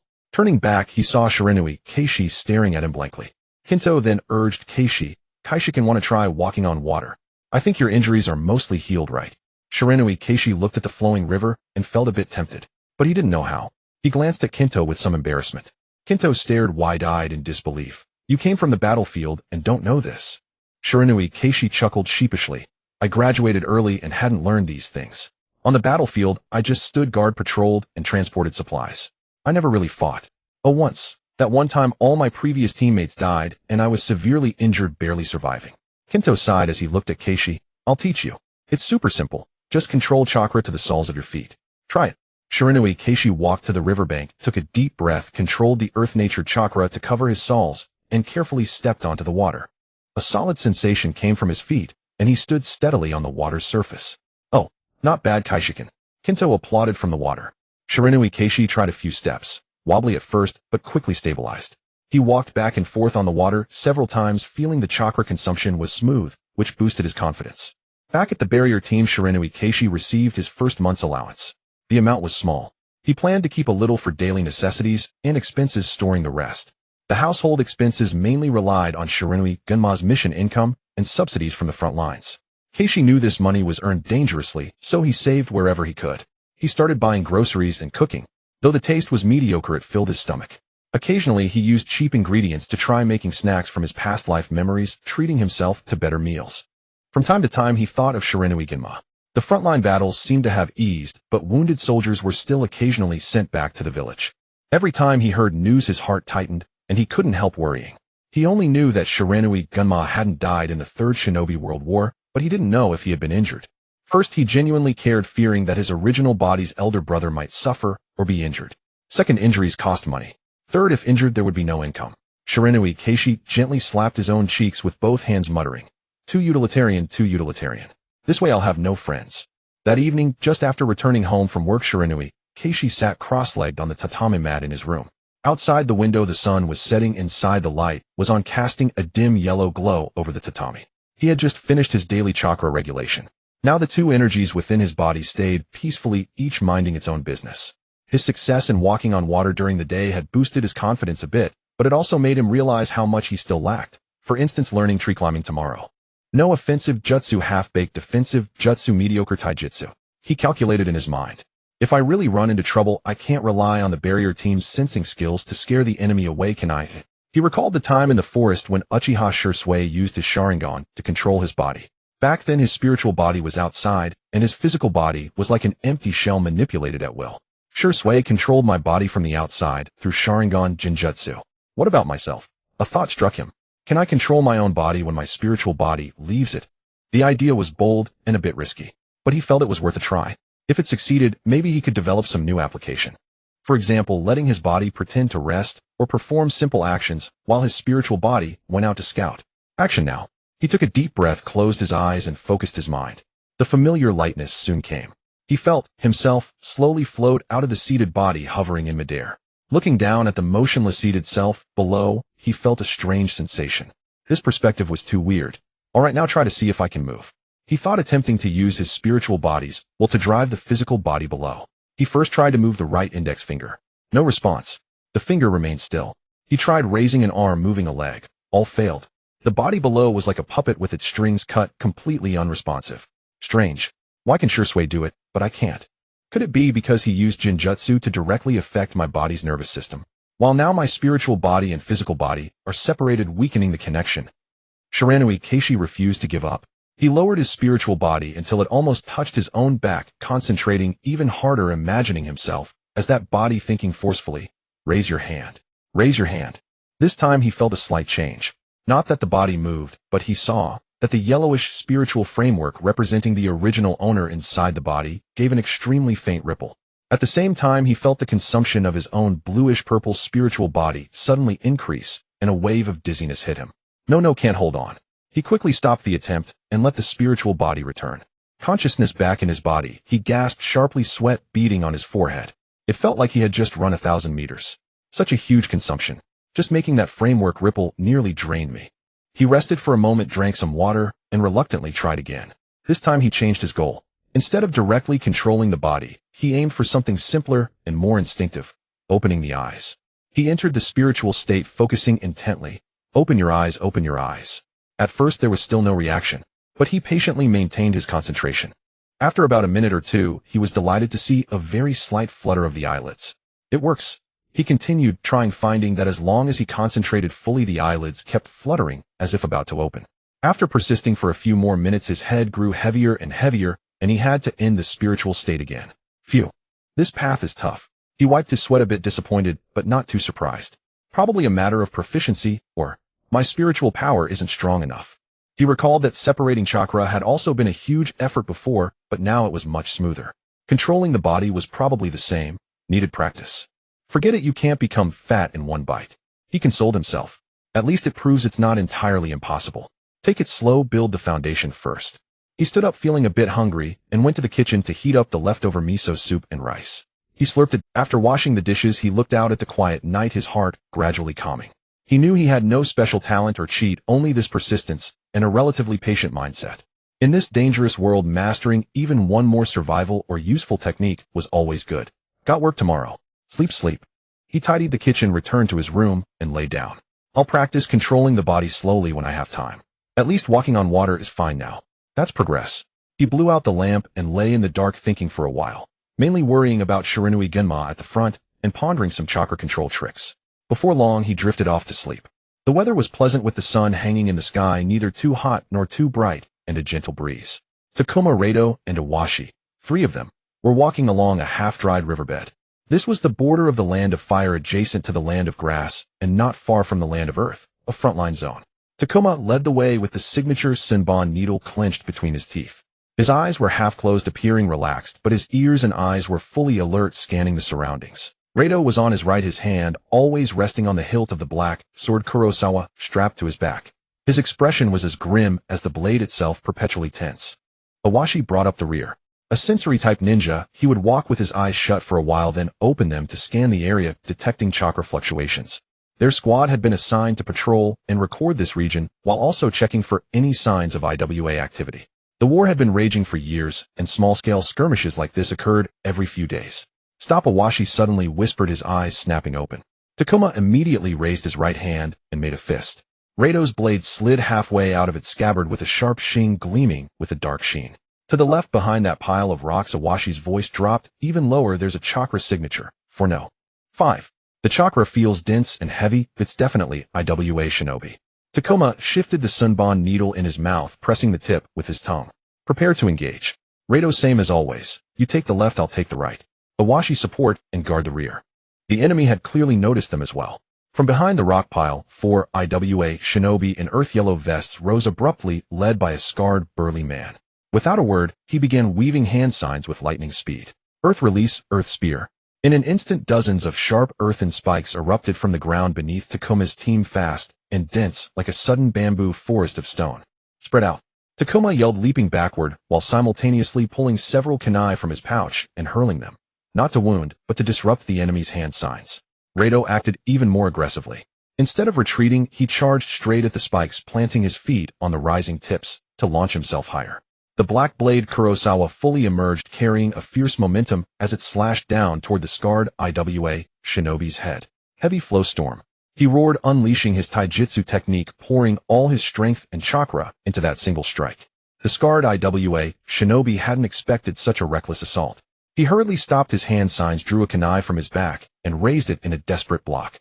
Clang. A thunderous impact. Blade met kunai sparks flying. Rato's superior strength sent the scarred shinobi stumbling backwards several steps, his arm numb. But the other two IWA shinobi had already closed in. One thrust a kunai at Rato's ribs while another flung shuriken at his calf. The third was already weaving hand signs, likely aiming to trap him with an earth release. Takuma was far from idle. Just as he dodged the earth spear, another IWA shinobi rushed at him from the side. This one used a fist technique, his hands clad in iron gauntlets, and threw a punch at Takuma's face with a whistling wind.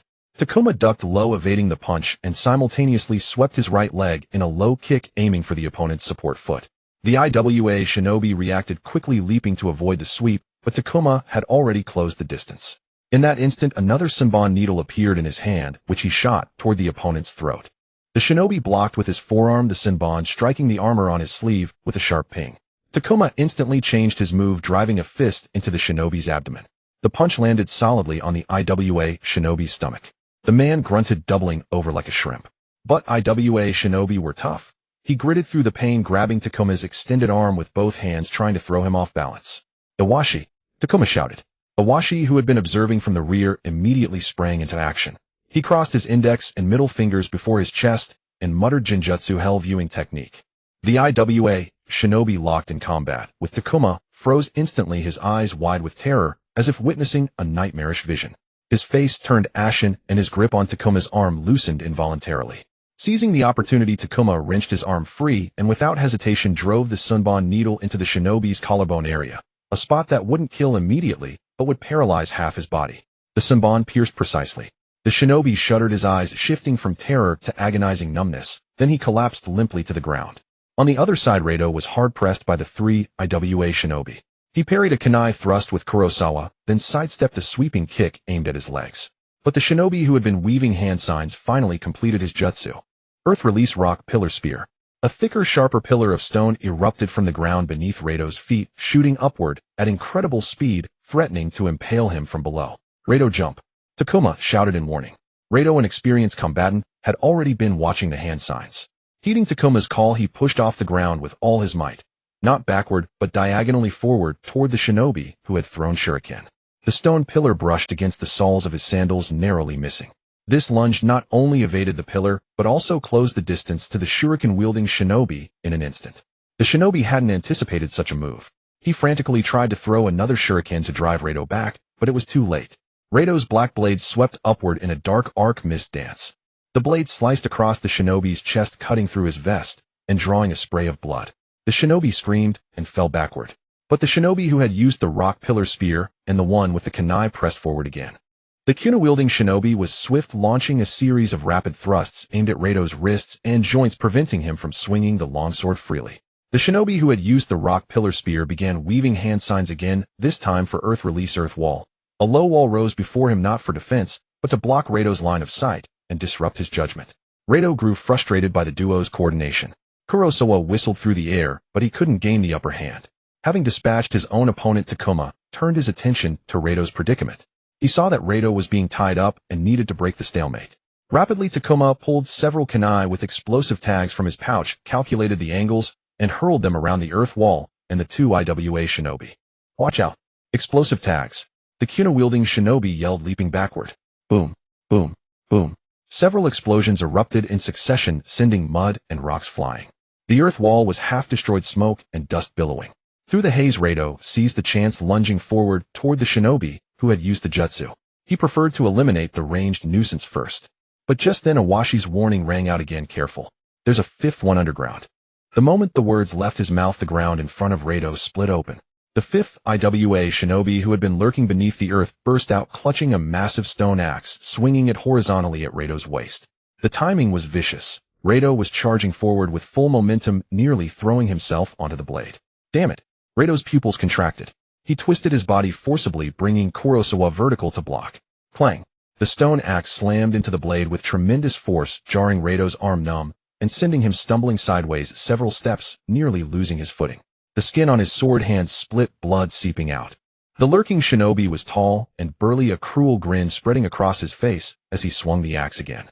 Meanwhile, the other two IWA shinobi recovered from the explosion and closed in from the sides. Rato was suddenly surrounded by three opponents. Seeing this, Takuma knew he could no longer hold back. He shouted to Awashi, disrupt the big one and the kunai user. Leave the one using jutsu to me. After speaking, he swiftly formed hand seals with both hands. His hands moved so fast that the actions were nearly imperceptible, Earth-style pursuing Fong Thousand Needles. He let out a low shout and pressed his hands against the ground. In an instant, beneath the feet of the rock ninja preparing for another Earth-style, the ground trembled, and dozens of sharp earth spikes suddenly erupted from the soil, like a dense rain of needles shooting towards him. The rock ninja had just finished forming seals and hadn't reacted, yet when he saw so many earth spikes shooting up from the ground, scaring him into hurriedly interrupting his jutsu and desperately rolling to the side.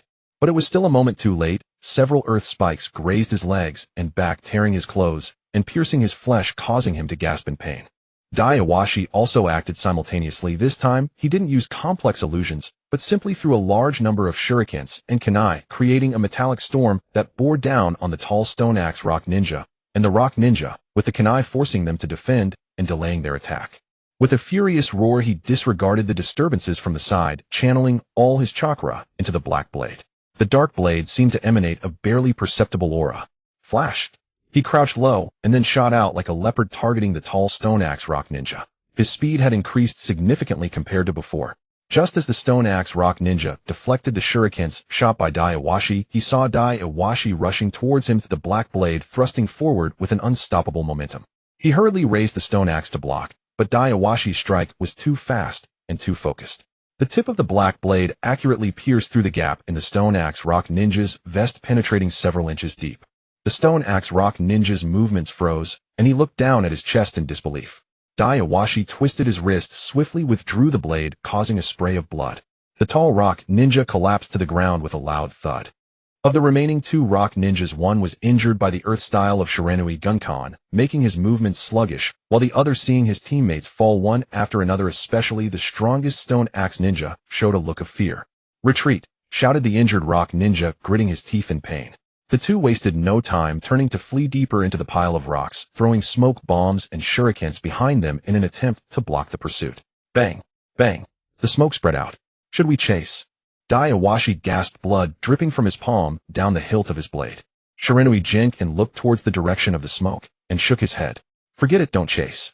Awashi sensed if there are any other chakra signatures around. Awashi closed his eyes and sensed carefully for a few seconds before opening them. No, the nearest chakra response is 2 kilometers away. It should be their backup, but they haven't arrived. Shiranui Jinken sighed in relief. Clean up the battlefield, check the bodies, and collect all useful items. Move quickly, we can't linger here. The three began to work. They dragged the bodies of the 5 rock ninjas to a concealed area and searched through their belongings. They collected common supplies like kunai, shurikens, and food pills, but more importantly searched for ninja technique scrolls and intelligence. Captain, look at this. Awashi pulled several scrolls from the backpack of the scar-faced rock ninja, who looked like a squad leader. Shiranui Jinken took a look and nodded. These are Earth-style ninja technique scrolls. Awashi also found some scrolls from other ninjas. I have some Earth-style ones too. Huh, why are there several lightning-style scrolls? He walked over with several smaller scrolls, looking puzzled. Awashi, who was wrapping his injured hand with cloth, also found it strange. Why do the rock ninjas have lightning-style scrolls? They might have stolen them from someone else, or perhaps one of them wanted to learn lightning style, speculated Shiranui Jinken. Either way, they belong to us now. They packed up the found ninja technique scrolls, explosive tags, usable weapons, and some possibly useful notes. Special weapons used by the rock ninjas like stone axes were too cumbersome, so they were simply discarded. After finishing this, Shiranui Jinken looked at the sky and said, "Alright, it's time to go." The mission was complete, and there were extra gains. They quickly left the riverbed, leaving behind a few corpses and traces of the battle, which bore testament to the cruelty of war. On the way back, the three of them hardly spoke. After the tension and excitement of battle faded, only deep fatigue remained, along with concern for their companions. "Hey Awashi, how's your hand?" Shiranui Jinken asked.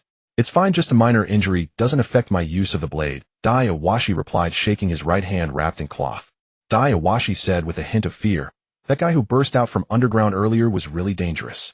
If I hadn't sensed a bit of chakra movement, Awashi, you'd have been in big trouble." Awashi responded with an but said nothing more, though his gaze towards Awashi was gentler than usual. Shiranui Jinken patted the dirt off his body and put the shuriken back in his mouth. This made him feel more secure.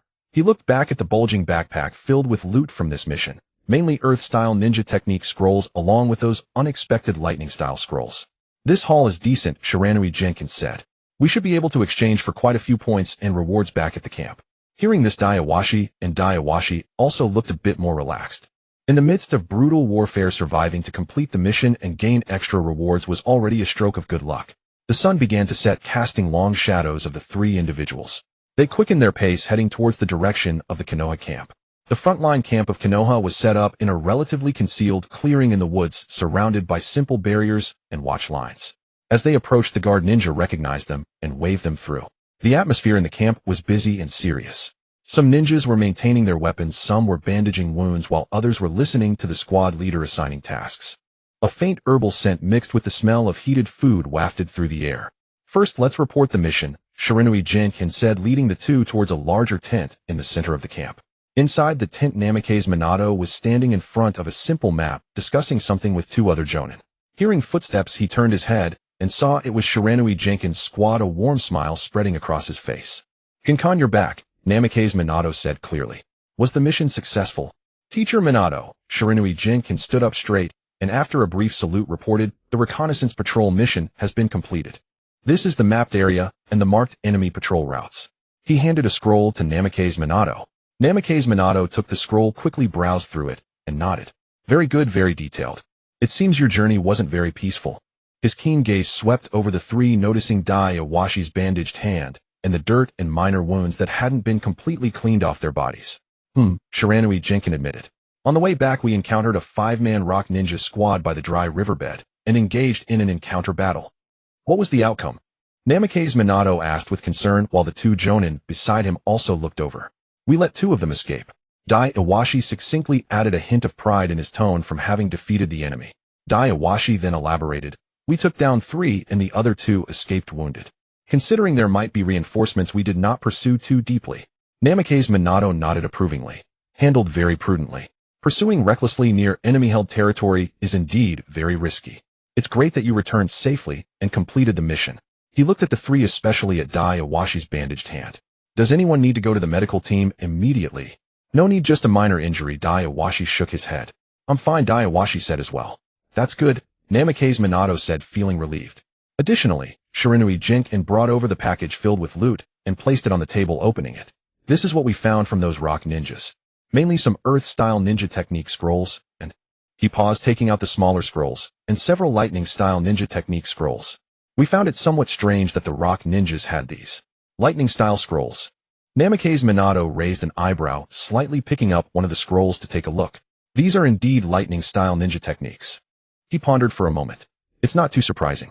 With the land of Earth engaged in a 2-front war and the pressure on this front line, it's normal for reinforcements to be drawn from there. You can keep these ninja technique scrolls as long as there are no forbidden techniques among them. Yes, understood, Noera Jenkins replied. That was indeed his plan. Noera Jenkins' calm command and quick adaptability, using Earth escape to block the enemy in time, Yivashi's keen perception and tactical support, using shurikens to restrain and warn of underground attacks, and Raitong's decisive assault and precise swordsmanship, a crucial strike that eliminated the enemy, showcased their seamless cooperation, winning against greater numbers. You all did exceptionally well, Rado Kazakage praised without reservation. The mission was completed excellently, the skirmish handled cleanly, and teamwork was on point. Faced with a numerically superior enemy, the ability to analyze calmly, act decisively, and ultimately defeat the opponent while sustaining only minor injuries demonstrated excellent qualities of a ninja. He patted Noera Jenkins' shoulder, saying, Gunkan, as the team leader, your decision was very correct. Yivashi's perception and support were timely. Raitong's assault was also crucial. I am proud of you all. Receiving such direct affirmation from the renowned Yellow Flash, all 3 felt a warmth in their hearts. Raitong's tense expression softened a bit, and Yavashi smiled shyly, while the 1,000 books held in Noera Jenkins' mouth subtly shifted. Go rest first, Rado Kazakage said gently. Have some hot food and take care of your wounds. There shouldn't be any urgent tasks for you tonight. Yes. Thank you, Lord Kazakage. The 3 replied in unison, bowed, and turned to leave the tent. Stepping out, the evening wind brushed against their faces, carrying a slight chill, but it also dispersed some of the fatigue. Several campfires had already been lit in the center of the camp, with pots cooking food, releasing steam. I'm starving, Raitong succinctly expressed his opinion. Yavashi rubbed his stomach, saying, I'm hungry too. They first went to the logistics department to hand over the remaining supplies before heading to the mess hall. The ninja in charge of distributing food served each of them a large bowl of steaming miso soup filled with vegetables and dried meat, along with several rice balls. The three found a spot near the campfire, sitting down with their warm bowls, and began to eat. The hot soup drove away the cold and fatigue from their bodies. Speaking of which, Yavashi said, while taking a bite of his rice ball, Lord Kazakage always seems so calm and caring, even saving so many from our village on the battlefield. Indeed, Noira jinked and took a sip of soup. That's why he is the yellow flash. Raidong remained silent, focusing intently on his food, but it was clear that he appeared more relaxed than usual. After finishing their meal, Noira Jinkan and Yavashi accompanied Raidong to the medical tent to clean and bandage his hand wounds again. The medical ninja confirmed it was just a flesh wound with no damage to muscles or bones, and that rest for a few days would suffice. Emerging from the medical tent, the sky had completely darkened. Lights had been lit in the camp. The guarding ninjas had changed shifts, and most of the ninjas who had completed their tasks were resting in their tents or by the campfires, recuperating their strength. I can finally get a good night's sleep tonight, Yavashi yawned. Yes, let's hope it doesn't rain tonight. Noira Jinkan looked up at the not-so-clear night sky. The three walked towards their rudimentary tent assigned to their team. After experiencing battle, a long trek, and completing the mission report, a heavy drowsiness hit as they relaxed.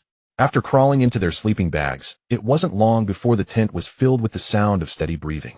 Outside, the campfire crackled while the guarding ninja quietly patrolled. For Noira, Ginkan, Raitong, and Yavashi, it was yet another ordinary yet extraordinary day they survived, completed their mission, and gained the recognition of a strong figure. Now they needed to rest for the unknown tomorrow. In the Noira household of Konoha village, Noira Keiji was in a trance, spiritual sensing, trying to control his physical body with his external spiritual body.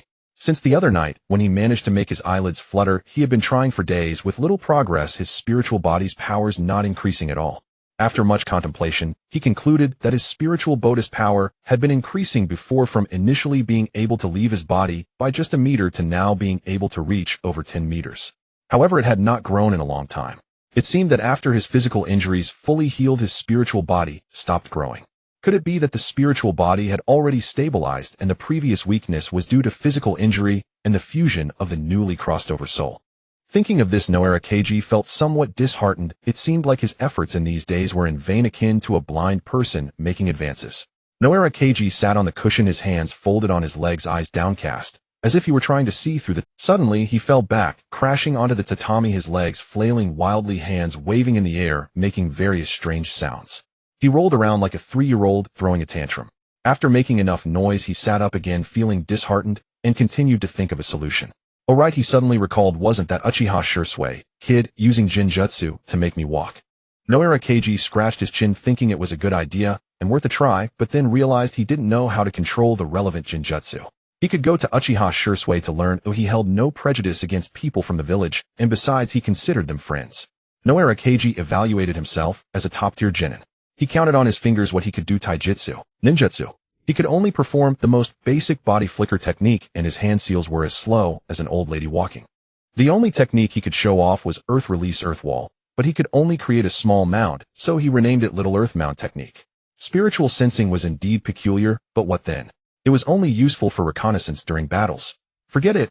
Powerful sensory ninjas can sense several kilometers away, while his was just a few meters, so he shouldn't embarrass himself. His chakra control was quite refined, but what good was that? It's like being good at needlework. Can it be used for fighting? In summary, he was useless in every aspect, just a decorative pillow. Fortunately, he was still young. Some things might change as he grew up, such as his hand seals. Noira Keiji suddenly froze at this thought. Indeed, hand seals were his Achilles heel. He had only fused with the original owner's memories, and everything else was controlled by the spiritual body he crossed over with, lacking the muscle memory of a real body. Now his hand seals were unrefined, primarily due to the poor dexterity of his fingers.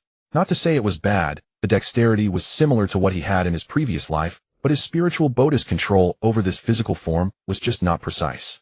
During hand seals, especially when encountering the noon seal and the rooster seal, his fingers would tangle to the point he wished he could use his mouth to help. His mindset exploded. Earlier he thought of himself as a top-tier genin, but now it seemed he was barely a graduate genin. Noira Keiji slowly lay down, picking up his discarded jacket and covering his head, wishing to shed. This was too lowly. Transforming sorrow into appetite, Noira Keiji suddenly felt hungry.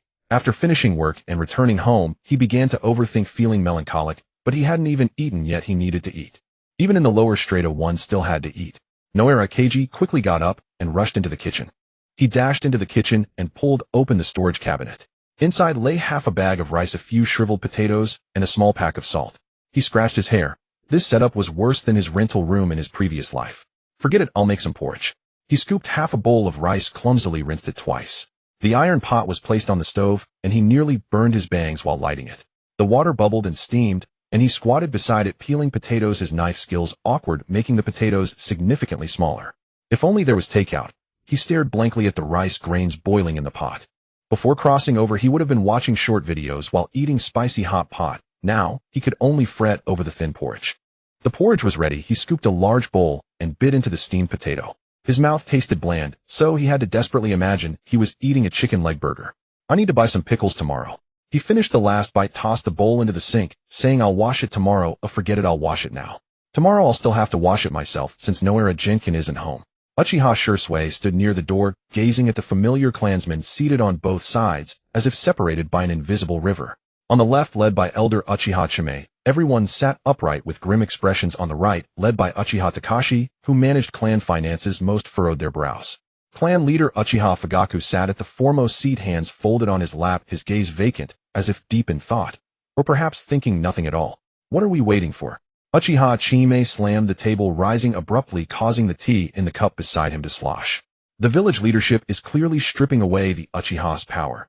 The police force's authority shrinks year by year, and important missions never come to us.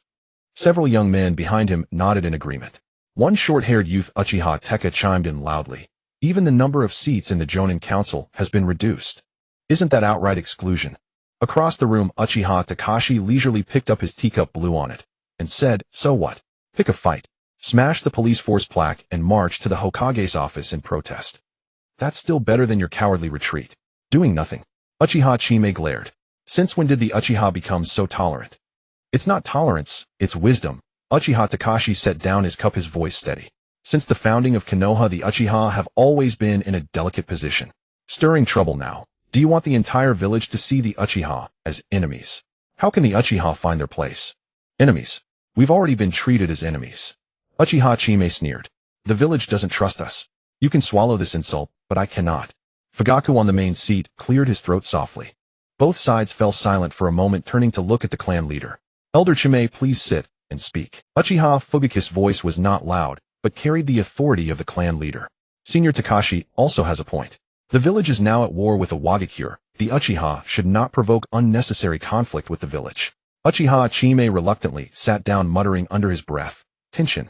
Every time it's the Uchiha who must yield. I will discuss the budget with the third Hokage again. Uchiha Fugaku finally raised his eyes, scanning from left to right. As for the mission distribution issue, it might be a clerical oversight in the mission department. There's no need to overinterpret it. Oversight. Uchiha Teka couldn't help but stand again. The same oversight has persisted for months. Clan leader, you trust them too much. How dare you? Uchiha Takashi barked sternly. The clan leader has spoken. This is no place for a junior to interrupt. Sit down. Uchiha Teka glanced at Uchiha Takashi, then at Elder Uchiha Chime, and seeing that the elder did not speak up for him, he sat down sullenly. Seeing Uchiha Teka seated, Uchiha Takashi shook his head and remarked, what else can we do? The Uchiha belong to Konoha. Are we to form our own independent faction? That's not out of the question. Uchiha Chime slammed the table again. With the Uchiha's combat strength. Enough. Uchiha Fugaku's voice suddenly rose, and the entire hall fell silent. Do not speak of such things again. After a brief silence, the argument resumed, fiercer than before. You're all cowards, and you're all hotheads. The honor of the Uchiha is being trampled. The survival of the Uchiha is what matters. Uchiha Shursui watched the scene, his mind churning. As a Tokubetsu Jonin, he attended meetings at the Hokage's office every week. As an Uchiha, he slept in the clan compound every night. He understood both sides, but when their words reached his ears, they had twisted. In the Hokage's office, he heard the Uchiha are increasingly difficult to communicate with, and the police force enforces the law too harshly in the clan compound. He heard the village is full of prejudice against us, and the Uchiha are being marginalized. Shursui, what do you think? Suddenly called upon, Shursui snapped back to reality, finding everyone staring at him. It was Uchiha Takashi, the ever-smiling dove elder, who had spoken. Shursui frequents the Hokage's office and deals with the higher-ups. Takashi tilted his chin toward him. Tell us, how does the village truly view the Uchiha? All eyes were on him. Shizui's throat felt dry. He cleared it and walked to the center of the hall. The third Hokage has repeatedly stated that the Uchiha are one of the founding clans of Konoha, indispensable. He chose his words carefully. Regarding the police force's authority, it's indeed because of the recent surge in spy activities from other villages requiring unified deployment of personnel. Listen, Takashi nodded with satisfaction. What did I tell you? However, Shursui shifted his tone and saw the Hawk faction's brows furrow. Regarding the mission distribution issue, I will raise questions with the mission department as an Uchiha Jonin to ensure fair treatment. Uchiha Chimai's expression remained grim, but he merely snorted and looked away from Shursui. Shursui smiled bitterly inwardly. He was like walking a tightrope, leaning too much to either side would cause him to lose balance. Shursui Fugaku finally shifted his posture, crossing his hands on the table. Are you meeting the third tomorrow? Yes, clan leader. Regarding the border patrol deployment, the third Hokage will hear reports from each Jonin squad. I will attend. Good, Uchiha Fugaku nodded. You can bring up the mission distribution matter while you're at it.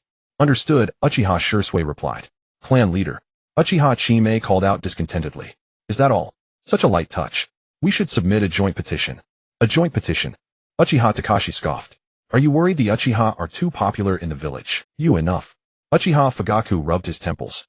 Let's end here today. Remember, do not discuss clan matters outside, especially tonight's discussion. The meeting ended in an unpleasant atmosphere. Clansmen left in 2s and 3s. Uchiha Shursui was about to leave as well. Shursui, stay a moment. Uchiha Fugaku called him back. When only the two of them remained in the hall, Fugaku stepped down from the main seat, his footsteps somewhat heavy. Thank you for your hard work, Uchiha Fugaku said, his voice laden with fatigue. Uchiha Shursui shook his head. It's my duty. Uchiha Fugaku nodded and fell silent for a moment. The only sound in the hall was their breathing.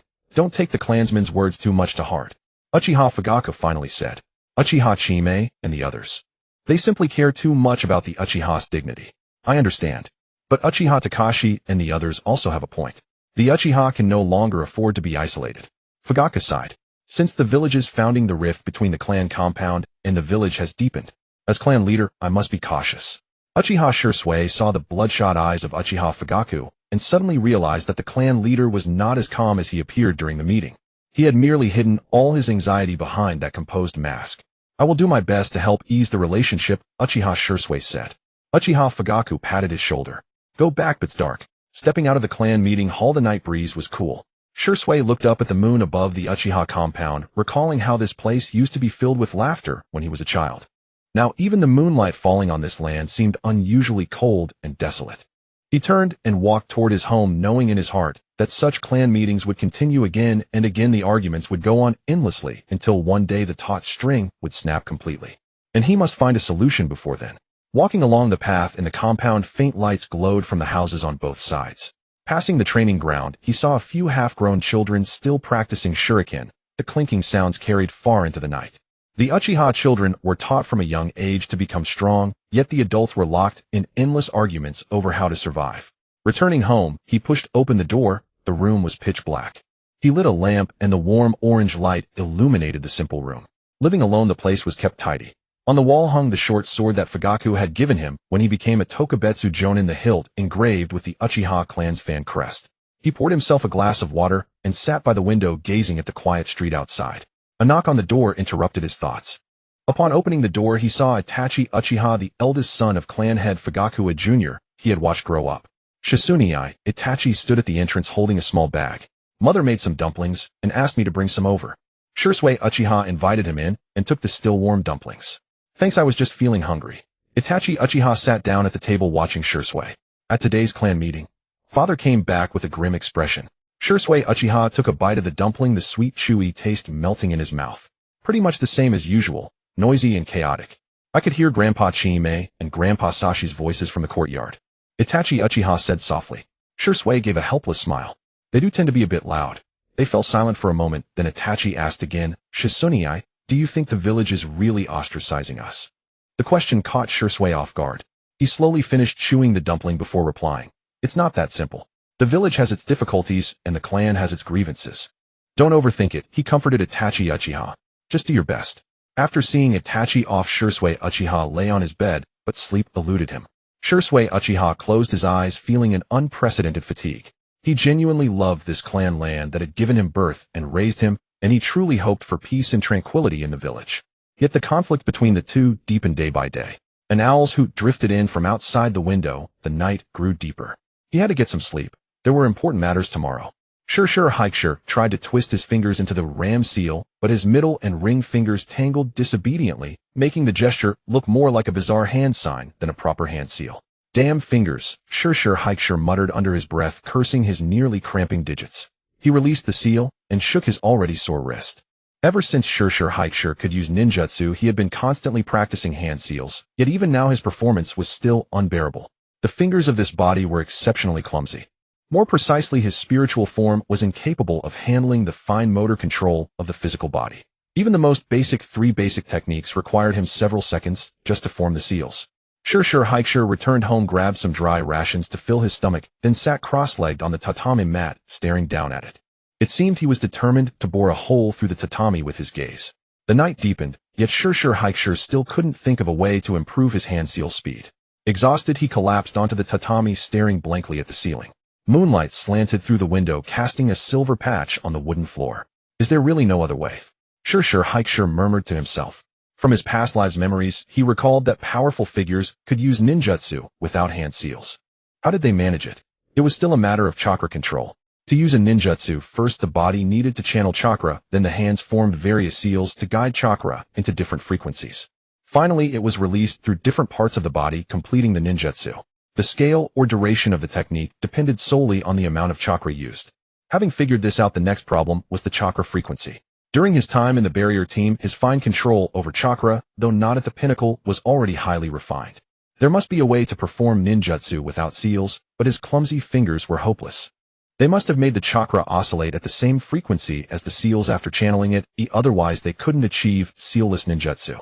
Determined to try, Sure Hikeshire immediately began channeling chakra. Sure enough, he could make it vibrate, but maintaining a stable frequency for a specific seal for any length of time with his current control was like trying to embroider with a bulldozer, utterly impossible. Yet those powerful individuals could indeed use ninjutsu without seals. Thinking about their chakra control made his spine chill. Sure Hikeshire lightly slapped himself. Shameless. Just now I boasted about my chakra control being refined, but now I see it's trash. His already sour mood was further darkened by this new realization. I'm a reincarnator. I can't be this useless. My spiritual perception. I don't know what it's good for. Oh wait, it seems to counter genjutsu. That's not bad. Other than that, he had no other strengths. He had 2 chakra natures, or 3 if you count the combined one, but the combined chakra was too volatile and hard to control. I can't even control the gentlest earth nature chakra well. Sure Hikeshire spread his hands and put on a comical expression. I admit it, I'm a failure. I'm coming clean. In this dangerous world, there were plenty of tall people to take the hits. They didn't need him. His older half-brother was a minor big shot. He could just rely on him for protection and work peacefully in the barrier team. Sure Hikeshire got up, turned off the light, and went to sleep. His heart was remarkably carefree. The next day, with faint dark circles under his eyes, he arrived at the barrier team on time. Kenta Kanda was already there, yawning while filling his water flask. When he saw Sure Hikeshire, he raised his chin in greeting. Morning, Hikeshiken. You look pale. Didn't sleep well. Good morning, Kenta-senpai. Sure Hikeshire admitted, honestly rubbing his still sore wrist. Yeah, I was thinking about something and ended up sleeping late. Kenta slung the flask over his waist. Come on, it's our turn to patrol the barrier points near the forest today. The two walked out of the barrier team's gate one after the other. In the early morning, Konoha was already bustling. The scent of breakfast from the stalls drifted on the street. Kenta took a deep breath and sighed. On nothing beats the village air. Sure Hikeshire didn't respond. His mind was still occupied with last night's thoughts about chakra frequency. Subconsciously, he raised his hand and secretly practiced quick hand seals. But whenever he sped up, his fingers would twist together uncontrollably like a pretzel. Tisk! He released his fingers in frustration. This subtle movement and sound caught Kenta's attention. He slowed down, walking side by side with Hikeshire, and glanced at him. What's up?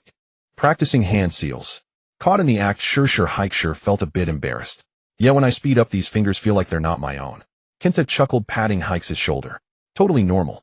I was the same when I first started learning ninjutsu. He paused, noticing Hikes' still furrowed brow, and softened his tone. Actually, hand seals are basically just a switch. A switch? Hikeshire looked up, puzzled. Yeah, Kenta gestured. Like turning on a faucet. You form seals to twist the tap and let chakra flow out, turning it into a specific ninjutsu. If your hands are clumsy, you twist slowly or wrong, so the water either flows slowly or doesn't come out at all. The metaphor was simple and Sure Hikeshire understood, but the question was how to twist faster. He recalled the smooth sensation when channeling chakra and couldn't help asking, what if you could make the water come out without twisting? You mean using ninjutsu without hand seals? Kenta raised an eyebrow, then shook his head with a smile. Kid, you've got big ambitions. That's something only cage-level shinobi can achieve. You're still young. Don't get ahead of yourself. Stay grounded. Kenta seemed to recall something and added, actually not all ninjutsu requires so many seals. Some very simple ones, or ones you've mastered to the bone, can be simplified, even triggered with just one seal. He demonstrated. For example, the simplest clone technique normally requires 3 seals, right? But look, he raised one hand to his mouth, formed a single seal, and with a poof, a blurry clone appeared beside him, though it vanished with a puff after a second. See, one seal works too, because you're so familiar with the chakra feel of the clone technique that a single seal can pull it out. Kenta explained. What are you thinking about? Kenta asked, seeing that Sure Hikesure had been silent for a while. Nothing, thank you for the lesson, Kenta-senpai. Sure Hikesure shook his head, a faint smile appearing on his face. Kenta chuckled and said nothing, putting an arm around Sure Hikes' shoulder as they continued their patrol. The sun tilted in the west, casting elongated shadows. Having just emerged from the barrier class, Noara Keishi dragged his feet slowly towards the small grove on the outskirts of the village. He had just finished a day of patrol duty, still carrying the scent of tree branches and leaves. The forehead protector on his brow was slightly loose, which he tightened absent-mindedly. At the edge of the grove, a figure had already been waiting there. With a bushy black hedgehog hairstyle, a handsome face, and a small dagger neatly strapped to his back, the most striking feature was the prominent Uchiha clan fan emblem on his clothing. It was Uchiha Shursui. He stood there, his posture upright like a young white poplar, yet his brow was slightly furrowed, as if he had something on his mind. Ever since their first encounter in this small grove, the two would occasionally agree to meet here. Uchiha Shursui thought that Noara Keishi was quite easygoing and had no bias against the Uchiha, making him a potential friend outside of the clan, a first step towards reconciliation between the Uchiha and the village. Meanwhile, Noara Keishi was thinking about how he could learn illusion techniques from Uchiha Shursui. Additionally, Shizui's gentle and courteous demeanor along with his formidable strength made Keishi very willing to interact with him. Sorry, Shizuken, have you been waiting long? Noara Keishi quickened his pace, a smile breaking across his face. Uchiha Shursui turned his head, and upon seeing Noara Keishi, a warm smile appeared on his face as well. Not at all, I just arrived. Was your patrol difficult today, Kaishiken? Oh, the usual, just the same old hassle. Noara Keishi waved his hand, casually leaning against a tree beside Uchiha Shursui, letting out a sigh. You're lucky, strong, and still have the leisure to enjoy the scenery here. Uchiha Shursui chuckled softly, not responding to that remark. His gaze turned towards the depths of the grove, seeming somewhat distant. Noara Keishi observed Shursui, contemplating how to broach the subject. He licked his slightly dry lips and finally spoke up, his tone deliberately crafted to convey envy and curiosity. Shursui, to be honest, I'm still thinking about that illusion technique of yours from a few days ago. How did you do it? I hadn't even seen you, and I was already caught in an illusion. What kind of illusion was that? Can I learn it? Shursui, upon hearing this, withdrew his gaze, looking at Noara Keishi, a hint of apology in his eyes, as he shook his head. Kaishiken, that. I'm afraid it's not possible. Why not? Is it because my chakra control isn't enough? Or my hand seals aren't fast enough? Noara Keishi feigned ignorance and asked deliberately. It's not for those reasons. Shursui pointed to his eyes. At this moment, Noara Keishi noticed that Shizui's eyes had changed at some point from dark pupils to a crimson hue, with 3 distinct patterns swirling slowly within, resembling commas or windmill blades. This is the Sharingan. Keishi appropriately feigned surprise, though he was already aware in his heart. Yes. Shursui nodded, his eyes returning to their normal black. The illusion techniques I use largely depend on the power of these eyes. This is the bloodline limit inherited by the Uchiha clan. You outsiders cannot learn or use it. Shizui's tone was calm, but carried an undeniable certainty. Noara Keishi sighed inwardly. It was indeed as he thought. The bloodline limit was like an insurmountable. As a transmigrator without a system, without a grandfather, and lacking any Uchiha or Senju bloodline, to think he could learn their signature techniques with just a few words was indeed wishful thinking. A suitable amount of disappointment crossed his face. Oh, so that's how it is. The bloodline limit, huh? There's really nothing that can be done about it. He scratched his head, offering a slightly awkward smile. I was being presumptuous, Shizuken, please don't mind. It's fine. Shursui shook his head, his tone still gentle. I understand your desire to become stronger, Kaishiken. Shursui added, the Ninja Academy should have taught some basic illusion techniques. Perhaps you didn't learn them because you graduated early, Kaishiken. Hearing Shursui mention the Ninja Academy's teachings, Keishi seemed to recall something and planned to go back and review the ninjutsu textbooks from the academy. Noara Keishi recalled his issues with the speed of hand seals and combined them with his understanding of the no hand seal ninjutsu gained from talking with Kaneda Kento that morning. He shared everything with Uchiha Shursui, whose answers nearly left Noara Keishi dizzy. Had he not been unable to defeat Shisui, he would have liked to punch him. Uchiha Shisui was even more formidable. Before activating his eyes, his hand seals were still regular. After activating his eyes, the Sharingan could assist, or even substitute for hand seals. In simple terms, he used his eyes to replace the hand seals. His already sour mood grew even worse. Uchiha Shisui, I hate you. A brief silence enveloped the atmosphere with only the rustling of leaves in the wind and the distant murmur of the village. Noara Keishi looked at Shisui and noticed the hint of sorrow in his brow seemed to deepen. Initially intending to tease him, he recalled some rumors from the village recently along with the regretful ending from the original work. He knew that Shizui's troubles were not merely due to his inability to learn his illusion techniques. What's wrong, Shisuikin? Noara Keishi adopted a concerned tone. You seem to have something on your mind. Is it a difficult mission? Or family matters? He purposely used the vague term family, referring specifically to the Uchiha clan. Shisui looked at Noara Keishi, seemingly hesitant. Although Keishi was not his closest friend, he was upright, and after several interactions, Shisui felt that he sometimes had a unique perspective on issues and spoke sincerely. Moreover, since he was not one of the Uchiha, perhaps he could provide a more objective viewpoint. After a few seconds of silence, Shisui gently sighed, speaking in a low voice. It's a clan matter. He paused, seemingly organizing his thoughts. A few days ago, the clan held another meeting. It was... Noara Keishi refrained from interrupting, quietly listening and straightening his posture slightly to show he was paying attention. Some of the clan elders, along with radical peers, believe the village is unfair toward us Uchiha and constantly suppressing us. They feel our clan's strength is so formidable that we should not be cooped up in a corner of the village with even the authority of the police force being repeatedly restricted. Shizui's voice carried a sense of fatigue. They advocate for a more aggressive stance, even not hesitating to confront the higher-ups to fight for the interests and status of the clan. Oh, what about the other faction?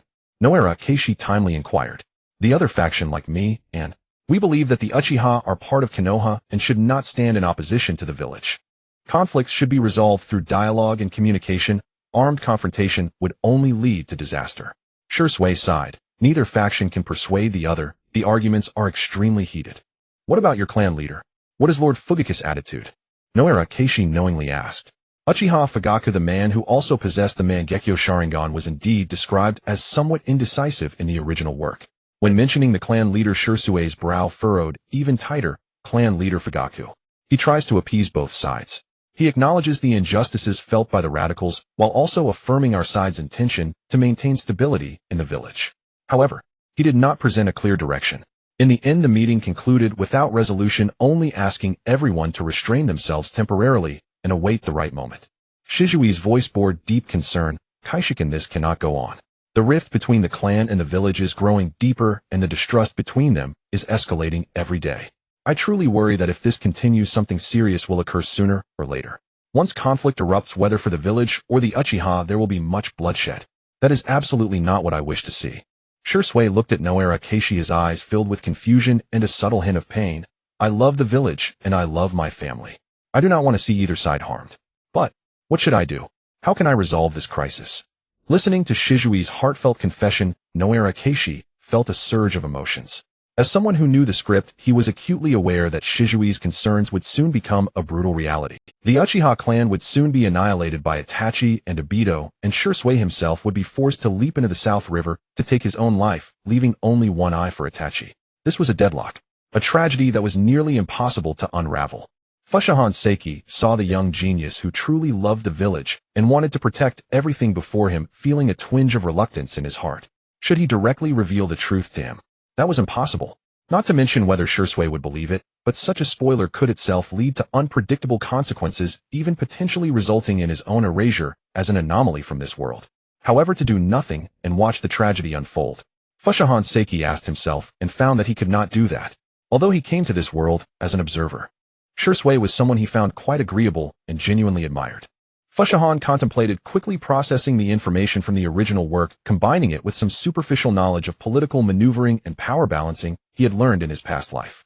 He knew that the issues concerning the Uchiha clan were deeply entrenched and nearly impossible to resolve completely.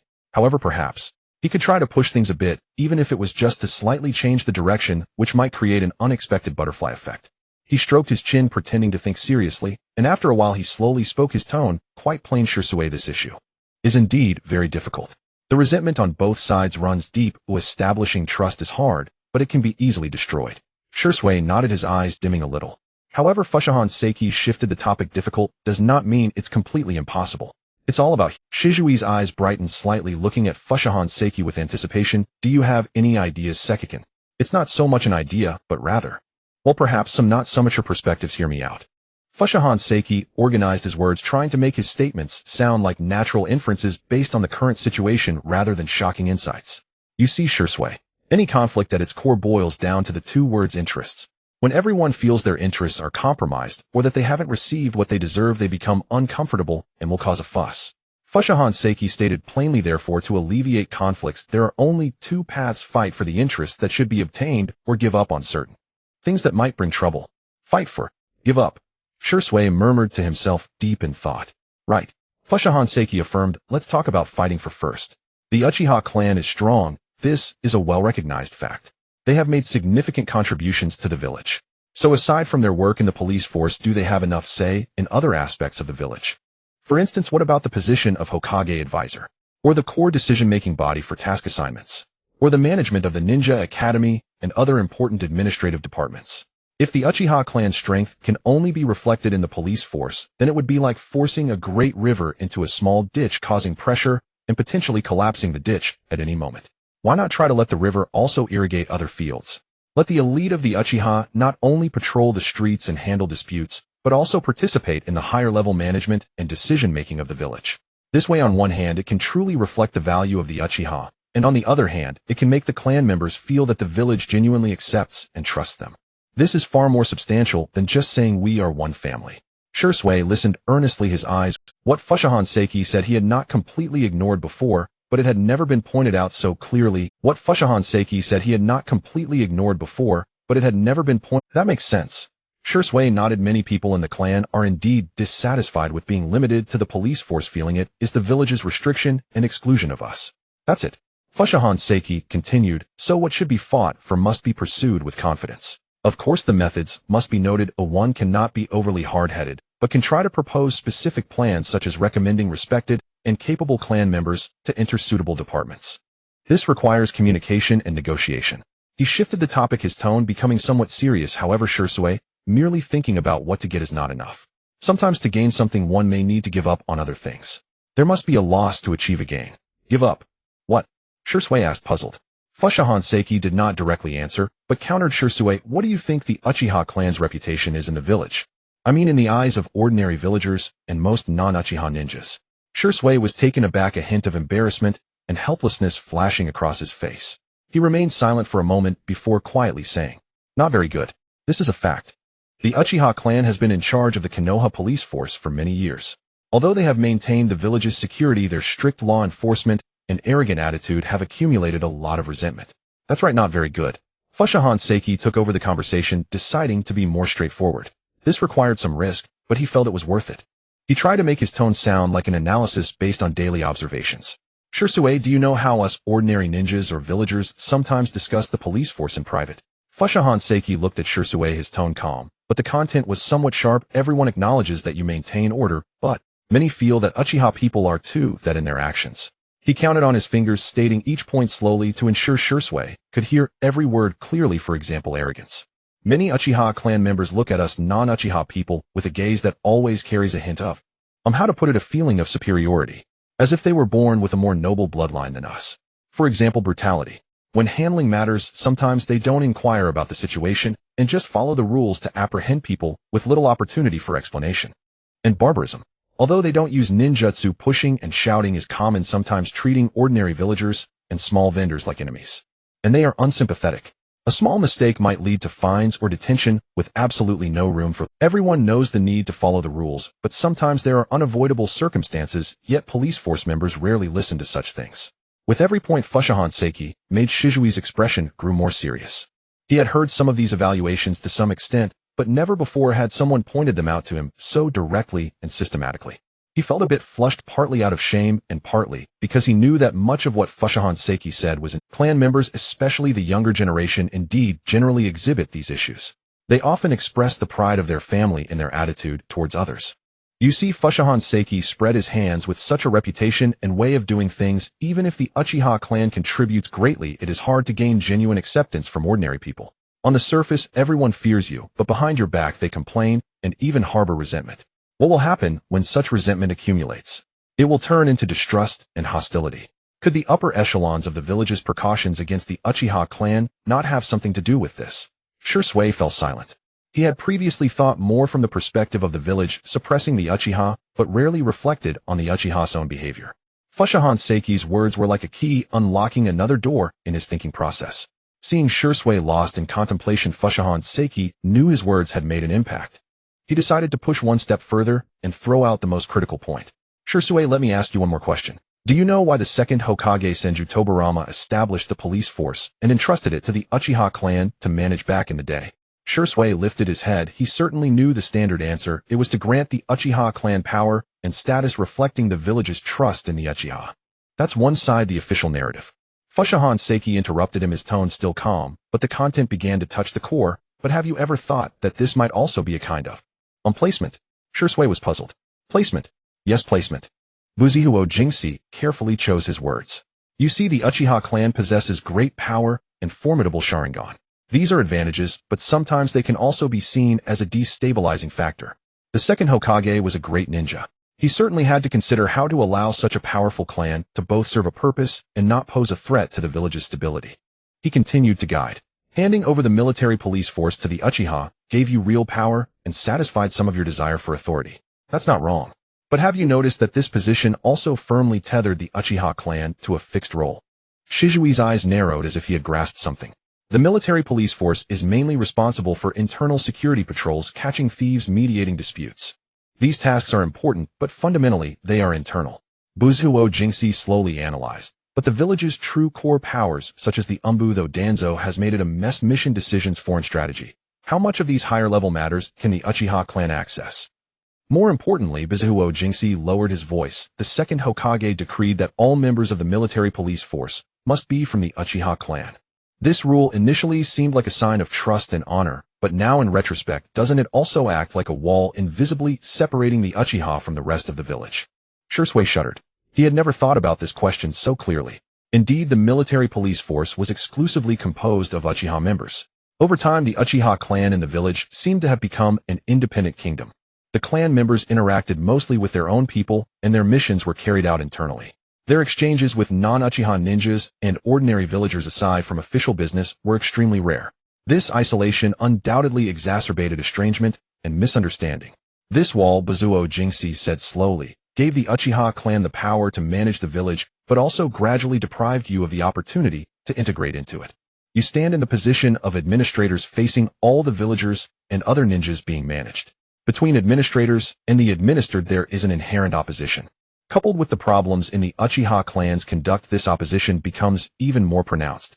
He concluded, so you see, the position of the military police force gave the Uchiha power, but also brought arrogance, isolation, and growing resentment. It is like an exquisite cage set by the second Hokage for the Uchiha clan. It pacified you with power, but also confined you, and caused you unknowingly to stand in opposition to the majority of the village. These words were like a thunderbolt to Shisui. The military police force, which he had always regarded as the clan's glory and a symbol of power under Buzihuo Jingxi's analysis, actually concealed such far-reaching schemes and such fatal hidden dangers. His face turned pale, and even fine beads of sweat appeared on his forehead. He recalled the rhetoric of the radical faction at the clan meetings, who were dissatisfied with the restrictions on the military police force's authority and wanted to reclaim the power that belongs to the Uchiha, yet never realized that what they were striving for might itself be one of the root causes of the problem. The forest was so quiet that only the wind could be heard. Shisui lowered his head, his hands unconsciously clenching. Buzihuo Jingxi also said nothing, leaving Shisui time to digest this information. He knew that what he had said today was too much of a shock for Shisui, who had always been caught up in the situation. After a long while, Shisui let out a long breath, raised his head, and looked at Buzihuo Jingxi with complex eyes. Jingxi, you mean the Uchiha clan should give up the military police force? His voice was a bit hoarse, filled with disbelief. Not simply abandon it, Buzihuo Jingxi corrected. Rather consider actively seeking change. You can think from another perspective. Does the position of the military police force currently bring more benefits or more harm to the Uchiha? Compared to the power it brings, which is more severe, the isolation and resentment it causes. He continued to explain, if the Uchiha clan could proactively propose reforming the military police force. For example, no longer exclusively for the Uchiha clan, but open to all qualified ninjas in the village. The Uchiha elites could hold important positions based on their abilities, but not monopolize them. Even the Uchiha clan could proactively propose merging some functions of the military police force with other departments or introducing stricter oversight mechanisms. Doing so in the short term might provoke strong opposition from those within the clan who value power, who would see it as retreat and submission. Buzihuo Jingxi looked at Shisui with sincere tone. But in the long run this might be the most crucial step to break the deadlock. Buzihuo Jingxi's tone became slightly more excited. First, this can greatly ease the conflicts between the Uchiha and other ninjas in the village as well as the villagers. When people see that the Uchiha no longer monopolize this position that easily offends others, the resentment will naturally decrease significantly. Secondly, it can demonstrate the Uchiha clan's broad vision and sincerity, showing that you truly want to integrate into the village rather than just guarding your own small territory. Thus, when you then seek benefits in other areas such as entering the high-level decision-making circle, the resistance will be much smaller. Simply put, this is a retreat to advance. Buzihuo Jingxi used a more colloquial term. Abandon a hill that has become too hot to handle and has isolated you to strive for a wider sky. Only by breaking the cage that traps you can you gain true freedom and development. Shisui listened with surging emotions. The picture Buzihuo Jingxi painted was a direction he had never imagined. All along, the clan's thinking had been defend the Uchiha's power and glory. No one had ever thought that voluntarily giving up some power might actually win more. This requires immense courage and boldness, especially when the radical faction within the clan is not weak. But this seems, indeed, the most fundamental way to alleviate the conflict at present. Of course, this is very difficult. Buzihuo Jingxi was also aware of the resistance. The opposition within your clan will certainly be very strong. This requires the moderate faction people like you and enlightened clan elders to work together to persuade everyone. The key is to make the clan members understand that stubbornly clinging to the military police force will only narrow the Uchiha's path and may eventually lead to destruction. But actively seeking change, although painful, may win the clan new vitality and a future. Buzihuo Jingxi patted Shishui's shoulder. Shisui, this is just a directional idea. You need to deliberate and plan the specifics yourselves. But I think rather than endlessly arguing with the radicals at clan meetings, it's better to propose a more constructive and future-oriented plan. Even if it is not understood at first, as long as the direction is right, you must persist. Buzihuo Jingxi took a long breath and slowly exhaled. The hand on Shishui's shoulder squeezed it firmly. The methods of the military police force need to be corrected. The Uchiha can be proud, but cannot use that to oppress others. The previous barbaric, brutal, and ruthless ways of handling affairs must be changed. Otherwise, no matter how much you reform and seek change, it will not work. The afterglow of the setting sun cast dappled light spots through the gaps in the leaves. Shisui stood still, silent for a long time. His mind was engaged in a fierce ideological struggle. Buzihuo Jingxi's words were like a boulder thrown into his already troubled heart, stirring up huge waves. Give up the military police force. This idea was too shocking and unconventional. He could almost imagine how fierce the criticism and opposition would be if he proposed this at the clan meeting, and he might even be branded as betraying the clan or groveling to the village. But reason told him that Buzihuo Jingxi's analysis was very reasonable. The military police force had become a chasm between the Uchiha and the village, a source of constant friction and resentment. Continuing to stalemate in this position would only make things worse. What the clan needed was not holding fast, but breakthrough. He recalled the haughty expressions on his clansmen's faces when they carried out their duties, the evasive gazes, tinged with fear and disgust, that ordinary villagers cast upon the Uchiha crest, and the way the third Hokage, though speaking in a gentle tone, always maintained a distance and guardedness during high-level meetings. All of this seemed to confirm Shiranui Keishi's words. After a long silence, Shisui took a deep breath and slowly exhaled. He lifted his head and looked at Shiranui Keishi. Though his eyes still carried gravity, they now held more clarity and resolve than the confusion and pain of moments before. Keishi, Shishui's voice regained its steadiness, filled with sincere gratitude.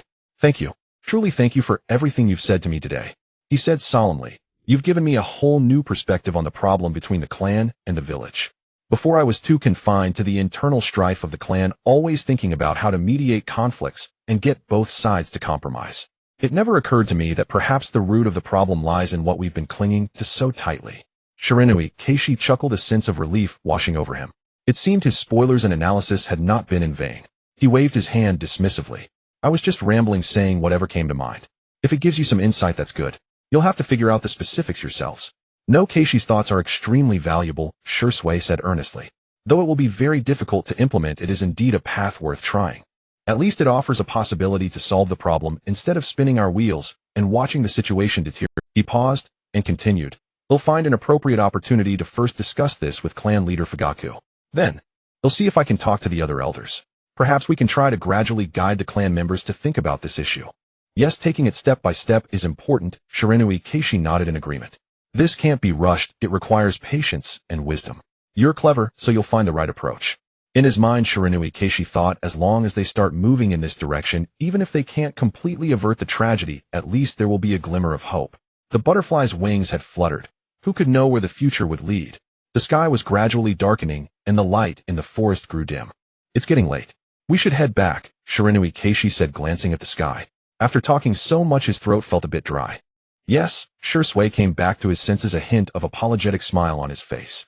I've taken up so much of your time and unloaded all my troubles on you. Don't mention it, Shiranui Keishi waved carelessly. Between friends, such formalities are unnecessary. If you ever have any worries, feel free to come talk to me. I may not be strong, but I can offer advice, or at least be a good listener. You're too modest, Keishi, Shui said sincerely. Your insight and perspective are more remarkable than many Jonin I know. It's an honor to converse with you. They exchanged a smile, and the heavy atmosphere from before lightened considerably. They walked side by side out of the forest. The fallen leaves rustled beneath their feet. By the way, Shiranui Keishi asked casually as if recalling something, have you been busy with missions lately? Not too busy. I might have an out-of-village mission in a few days, Shui replied. Oh, then take care of yourself, Shiranui Keishi reminded him. He knew that according to the plot, Shizui's tragic turning point might be near. He silently prayed that his words would take root in Shizui's heart, like a seed, and ultimately change something. I will, Keishi, and you too, Shui nodded. Shiranui Keishi stopped walking. When Shui realized they had drifted apart, he asked in confusion, Keishi, what's wrong? Be extra careful when you're on a mission. There are radicals in the village too, Shiranui Keishi said, staring straight into Shizui's eyes, making him feel a bit uncomfortable. You are the one in your clan who has the closest ties to the village. If something happens to you, you know exactly what the consequences will be. Shizui's brows furrowed deeply. Keishi, do you mean the village might make a move against me to provoke a confrontation between the Uchiha and the village? Shiranui Keishi grinned. How long can your clan leader Fugaku keep the radicals in check? The village has its own radicals. What if they are even more extreme than your clans? Have you thought about it? How long can the third Hokage hold them back? Maybe he doesn't even want to. A chill ran down Shizui's spine, cold sweat trickled, and his scalp tingled. No way. The third Hokage is so easygoing, he protested weakly. The third Hokage is about to step down. The candidates for the fourth Hokage are Lord Orochimaru and Lord Minato Namikaze. One is his disciple, the other his grand disciple. No matter who takes over, the third will have to clear the path for them. Shiranui Keishi continued his alarming words. He knew that the village was beset with internal and external troubles, and the third Hokage couldn't act now, but that didn't stop him from scaring Shui. Would he purge the arrogant Uchiha or harmless civilian ninjas like me? Just as he finished, seeing Shui about to retort, he raised his hand to stop him. Shui, am saying this for no other reason than to remind you to stay safe. There's an old saying, one must not have the heart to harm others, but one must be on guard against being harmed. Shui understood Shiranui Keishi's meaning and bowed solemnly. I will be extra cautious on missions. Thank you, Keishi. They reached the edge of the forest where the lights of the village were already visible and faint sounds of voices could be heard. They stopped at the intersection. He'll go this way. Shiranui Keishi pointed toward his home. All right, Keishi. Shui gave a slight bow. Farewell, Shui. Take care. Shiranui Keishi waved his hand and turned to merge into the deepening twilight. Shui stood still, watching Keishi's figure disappear around the corner, remaining motionless for a long time. In his mind, the conversation echoed repeatedly. Abandoning the police force. Actively integrating into the village. Seeking higher political status. These ideas blazed like a fire in his heart. He knew the road ahead would be difficult, but he saw a new direction. For the sake of the village, the clan, and the peace he wanted to protect, he had to try. He clenched his fist, his eyes growing incredibly resolute. Turning, he took a step toward the Uchiha compound. Night enveloped the land, the lights of Konoha flickered on, and beneath the calm surface undercurrents still surged. But at least tonight a seed of change had been quietly planted. When Shiranui Keishi pushed open the door to his home, the sky was already completely dark. Finally back, he muttered under his breath, casually pulling off his vest and tossing it onto the tatami. Then he leaned back and sprawled out in a starfish shape, his head hitting the tatami with a soft grunt. After a day of running around, every bone in his body felt like it was falling apart, and lying like this was the most comfortable. He rested there for a good while before slowly propping himself up on his elbows. Remembering the conversation about Jinjutsu with Shursui earlier, he felt a bit more energetic and got up to head toward the storage room. The storage room was at the back of the house, cluttered with old boxes. He crouched down and rummaged for a long time before finally finding the wooden chest containing scrolls and books. The chest was a little dusty. He wiped it with his sleeve, opened the lid, and inside were several neatly stacked. He flipped through them and quickly found the one labeled Basic Jinjutsu. Unrolling it, the first technique listed was the clone technique, followed by instructions for low-level creature control Jinjutsu. Scroll in hand, he walked back to his room, laid it flat on the low table, and carefully studied the characters. First, he looked at the hand seal steps. As he read, he mimicked the movements with his hands. At first, his fingers wouldn't cooperate. He either forgot the sequence or made the wrong seal. After practicing several times, he gradually got the hang of it. Next came chakra control. Following the scroll's instructions, he tried to guide the chakra in his body toward his hands. At first, he felt nothing, but slowly he found a trick, a faint stream of power flowing through his fingertips. He studied like this for a good long while. The sky outside had grown even darker. Shiranui Keishi raised a hand to rub his slightly sore shoulder, musing to himself, should be about right, shouldn't it? He decided to give it a try. Sitting cross-legged on the tatami, he cast a Jinjutsu on himself. The moment he completed the final hand seal, he felt a flicker before his eyes. How wondrous! Shiranui Keishi discovered he now had two perspectives, one from his physical body seated cross-legged and gazing forward, and another from a spiritual form standing behind his seated self, perceiving the world. He attempted to control his body, raising a hand, clenching a fist, throwing a punch. All movements fluid and natural. When he turned his physical body to look at where his spiritual form was positioned, his physical eye saw nothing. Yet from the spiritual perspective, he could see every movement of his body. Wow, how amazing! Shiranui Keishi thought, feeling that familiar regret. When words fail, one can only resort to exclamations of wonder. He checked his chakra consumption and found it negligible, almost as if nothing had been used at all. After playing around for a while, Shiranui Keishi prepared to dispel the Jinjutsu, but then recalled that earlier when he had crushed Uchiha Shizui's Jinjutsu energy cluster, perhaps either method could cancel the technique. It worked.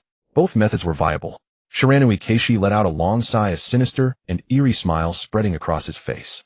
His spiritual perception was invisible to others. Could he perhaps? Heh.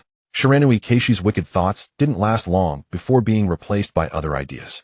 His experiments were far from complete.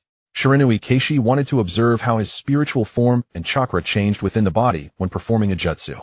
He cast a Jinjutsu on himself again, sending his spirit out to face his body. He then had his physical body execute the clone technique, while the spirit carefully observed the changes. The matter of performing jutsu without hand seals still lingered in his mind. He wanted to see exactly how chakra inside the body changed when forming seals. After meticulous observation, Shiranui Keishi finally made a discovery. Each time he formed a seal, the frequency of the chakra drawn by the physical body would shift accordingly. Once a seal was completed, the chakra that had already altered its frequency would no longer change, though only newly summoned chakra would adjust its frequency to match the new seal. This finding set Shiranui Keishi deep in thought. He raised a hand to stroke his chin, gradually forming a clear analogy in his mind. The body summoning chakra was like pulling blank sheets of paper from a scroll. Forming seals to change the chakra's frequency was like using brushes of different colors to paint on the blank paper. Only the untouched paper, chakra whose frequency had not yet been altered, could be colored adjusted. Once all the paper was painted, if you assembled them in a specific order, the complete jutsu would take shape. He stared at his own hand, replaying the observed details, and felt the analogy was quite fitting. The relationship between chakra and hand seals, which had puzzled him before, now became much clearer. He tried forming a few more seals with his physical body, while the spirit watched closely. Just as he had thought, only the newly summoned chakra changed its frequency. With the principle understood, but hand seals still required physical gestures, Shiranui Keishi rolled his eyes. He decided not to dwell on it. One of his virtues was that if something was too perplexing, he simply let it go. No internal conflict, and even if the sky fell, he wouldn't be the first to get crushed. The idea of using jutsu without hand seals could wait for now. It was completely baffling. Better to focus on practicing hand seals to increase speed rather than trying to become a glutton in one bite. Nor could he neglect refined chakra control. Previously, he had only managed the quantity of chakra, but now he also needed to practice controlling the frequency corresponding to different hand seals. On the battlefield, two shinobi with the same chakra reserves. The one with finer control might be able to cast one more technique. That single jutsu could potentially turn the tide of battle. You never knew. Shiranui Keishi returned his spiritual form to his body. After observing for so long in the spirit perception state, his spirit was feeling a bit strained. He got up and headed to the kitchen, intending to prepare something delicious to nourish his body. A dozen or so minutes later, Shiranui Keishi stood with one hand, holding a half-eaten rice ball, the other clutching a cup of water. He chewed mechanically, his eyes vacant, expression dull. Seems the nourishment wasn't doing much. He couldn't muster any energy. The atmosphere at the frontline Konoha camp had been a little different these past few days. 3 days ago, the third Tsuchikage of Awagakure, the formidable old man rumored to soar through the sky, had officially sent a request for a ceasefire negotiation. When the news reached the Konoha camp, the Supreme Commander Orochimaru let out a cold sigh, of a laugh, a smile that was chilly and unreadable. He said little but quickly issued several orders: restrain the troops, maintain a defensive posture, and avoid. Then just yesterday, Orochimaru handed over camp affairs to Minato Namikaze and departed with a detachment straight back to Konohagakure. Whispers circulated among the troops that he was going to report the situation in person to the third Hokage, since the ceasefire negotiation was a major matter requiring the village's high command to decide. At this moment, Minato Namikaze stood on the watchtower at the edge of the camp, shading his eyes with a hand as he gazed toward the distant IWA camp. The setting sun gilded his golden hair with a warm halo. "Minato Sensei," a dull, hesitant voice called from below. Without turning, Minato knew it was his student Kakashi Hitaki. Kakashi scrambled up the watchtower, his face gloomy. "I heard negotiations are starting. Does that mean the war will end soon? Can we go back to the village?" He fired off a string of questions. Minato turned around, forced a faint smile, and reached out to brush the dust from Kakashi's shoulder. "Negotiations are just the beginning, not an immediate end to the war. But it's a good sign." His voice was as steady as ever. "Oh." Kakashi scratched his head, then clenched his fist. "But with Minato Sensei here, it'll definitely be fine." He stared at his own ninja sandals, his voice muffled. If Obito were still here, he'd be shouting about going for Ichiraku ramen again. Minato looked at his student's lowered silver-haired head, his heart softening. He leaned on the railing, deliberately using a light tone. "Yeah, that kid always said that after the war he'd eat 3 bowls of miso ramen in a row." The evening breeze blew. Kakashi unconsciously touched his left eye. The one hidden beneath his forehead protector throbbed faintly. Minato said nothing, only waited quietly. He knew some words had been bottled up inside Kakashi for too long. "Sometimes I wonder, what if I had been the one?" Kakashi's voice trembled. "Obito valued comrades more than I did. He would have been able to protect Rin." "Kakashi," Minato said softly, placing a hand on his student's shaking shoulder. "You know, Obito once told me he thought you were the most amazing ninja had ever met." Kakashi's head snapped up, his lone eye wide with surprise glinting faintly in the twilight. "Really? It was not long after you became Jinin." Minato continued, gazing at the camp lights flickering to life in the distance, recalling. He said that although Kakashi always seemed cold, he cared more about his comrades than anyone else. He just wasn't good at showing it. Kakashi turned his face away, but Minato saw him quickly wipe his eyes with his sleeve. "As for Rin." Minato paused, noticing Kakashi's shoulders tense up. "Her last worry was about you." "She must have hated me," Kakashi said bitterly. "I was the one who..." Minato gently pulled Kakashi into an embrace, just as he had done years ago when the 7-year-old boy lost his father. He offered no grand words, only quietly patted his student's back. "There. They're both gone." Kakashi buried his face in Minato's flak jacket, his voice breaking. "Why? Why am I the one left?" "Because they believed in you," Kakashi, Minato said softly. "Obito entrusted his eye to you. Rin left you her blessing. All because they trusted you to carry on living for all of them." Kakashi gradually stopped crying, though he still sniffled. He lifted his head from Minato's embrace, his eyes red. The sun had fully set beyond the horizon, leaving only a final pale pink glow in the sky.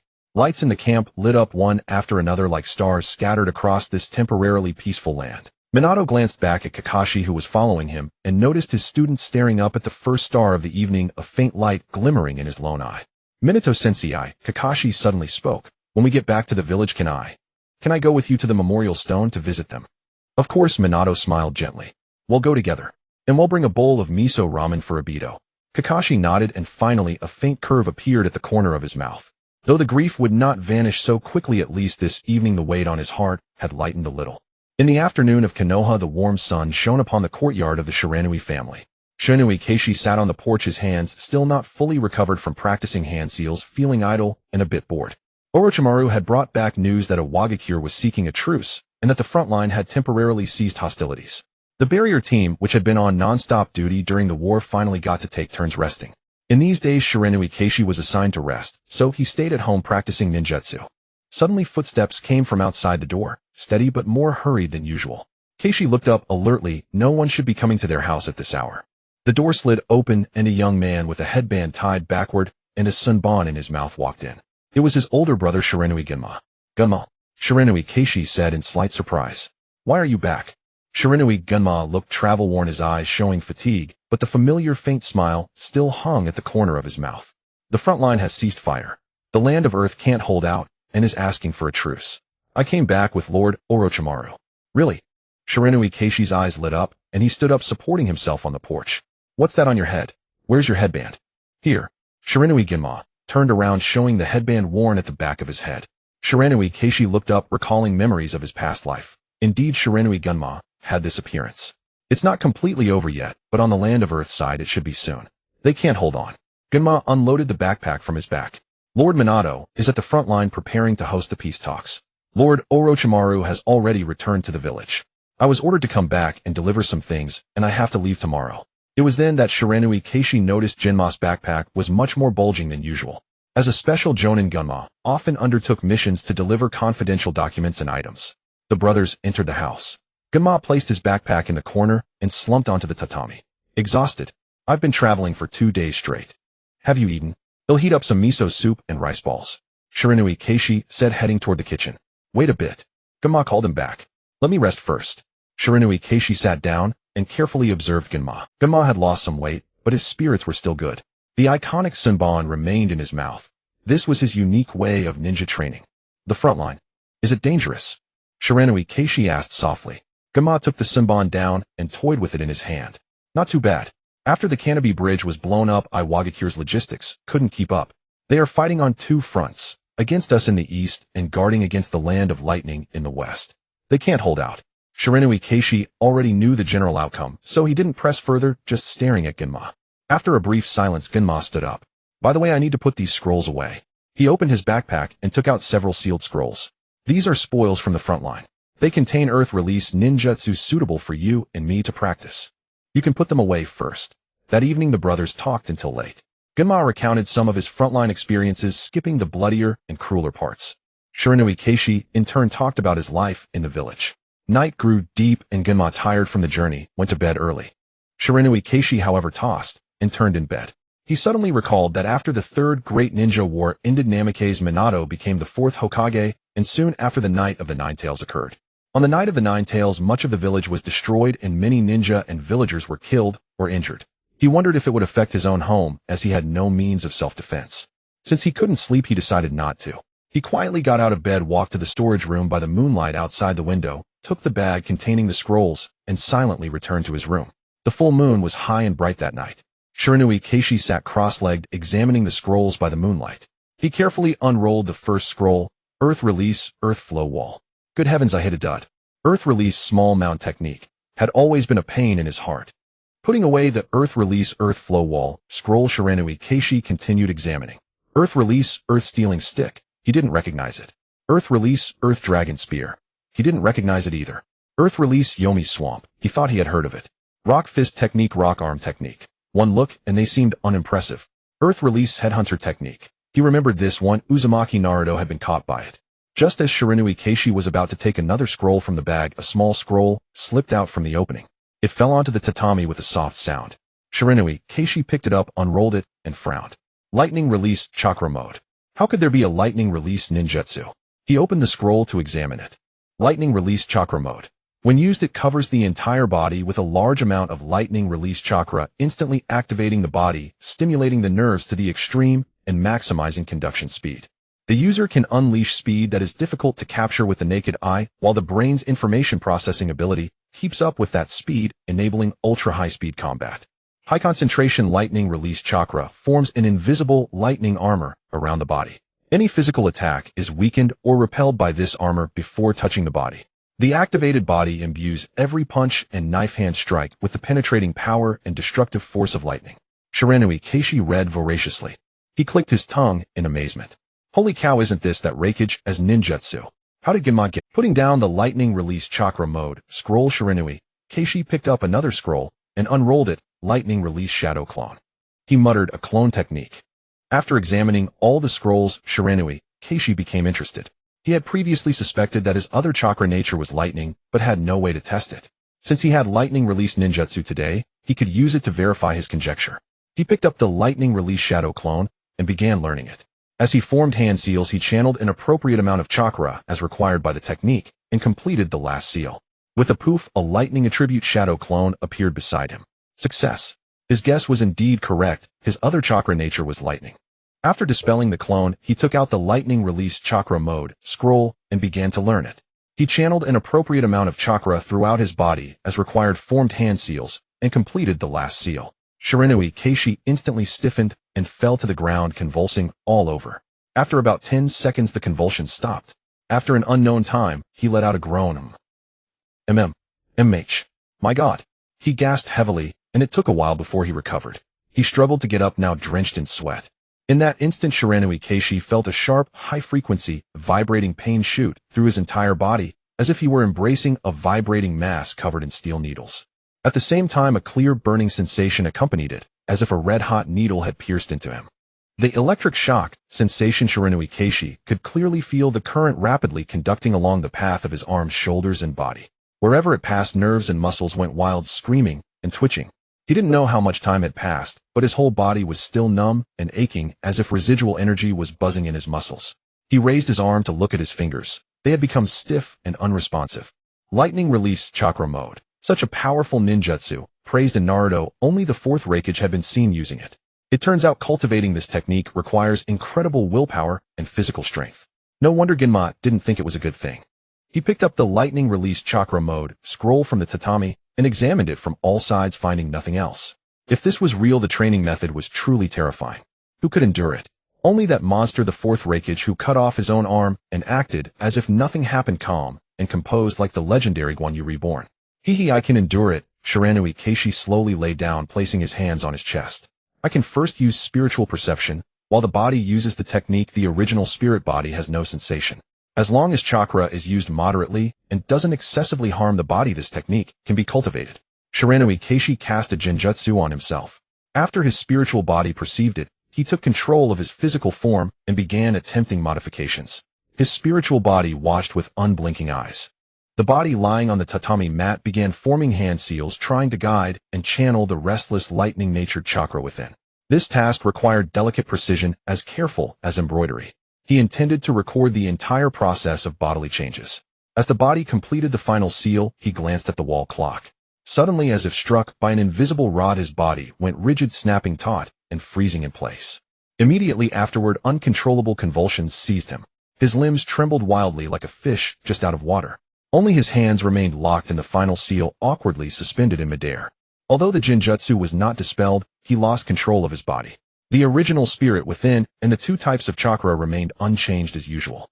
While this body is definitely too fragile, pondered the spiritual perception of Shiranui Keishi. A slight stimulation from lightning chakra, and it's like being electrocuted. No, it is electrocution. All the nerves in my body refuse to obey. He suddenly recalled that fellow from the Akatsuki organization named Kakuzu, who had also been immobilized by a lightning release technique. Thinking of this, he couldn't help but chuckle inwardly. If the amount of electricity used on Kakuzu were applied to my body, I'd probably be ready to serve as barbecue on a platter. While his mind wandered, the body on the floor gradually stopped twitching. He turned his head to look at the clock. Exactly 11 seconds had passed. He tried to move his fingers. Control had returned.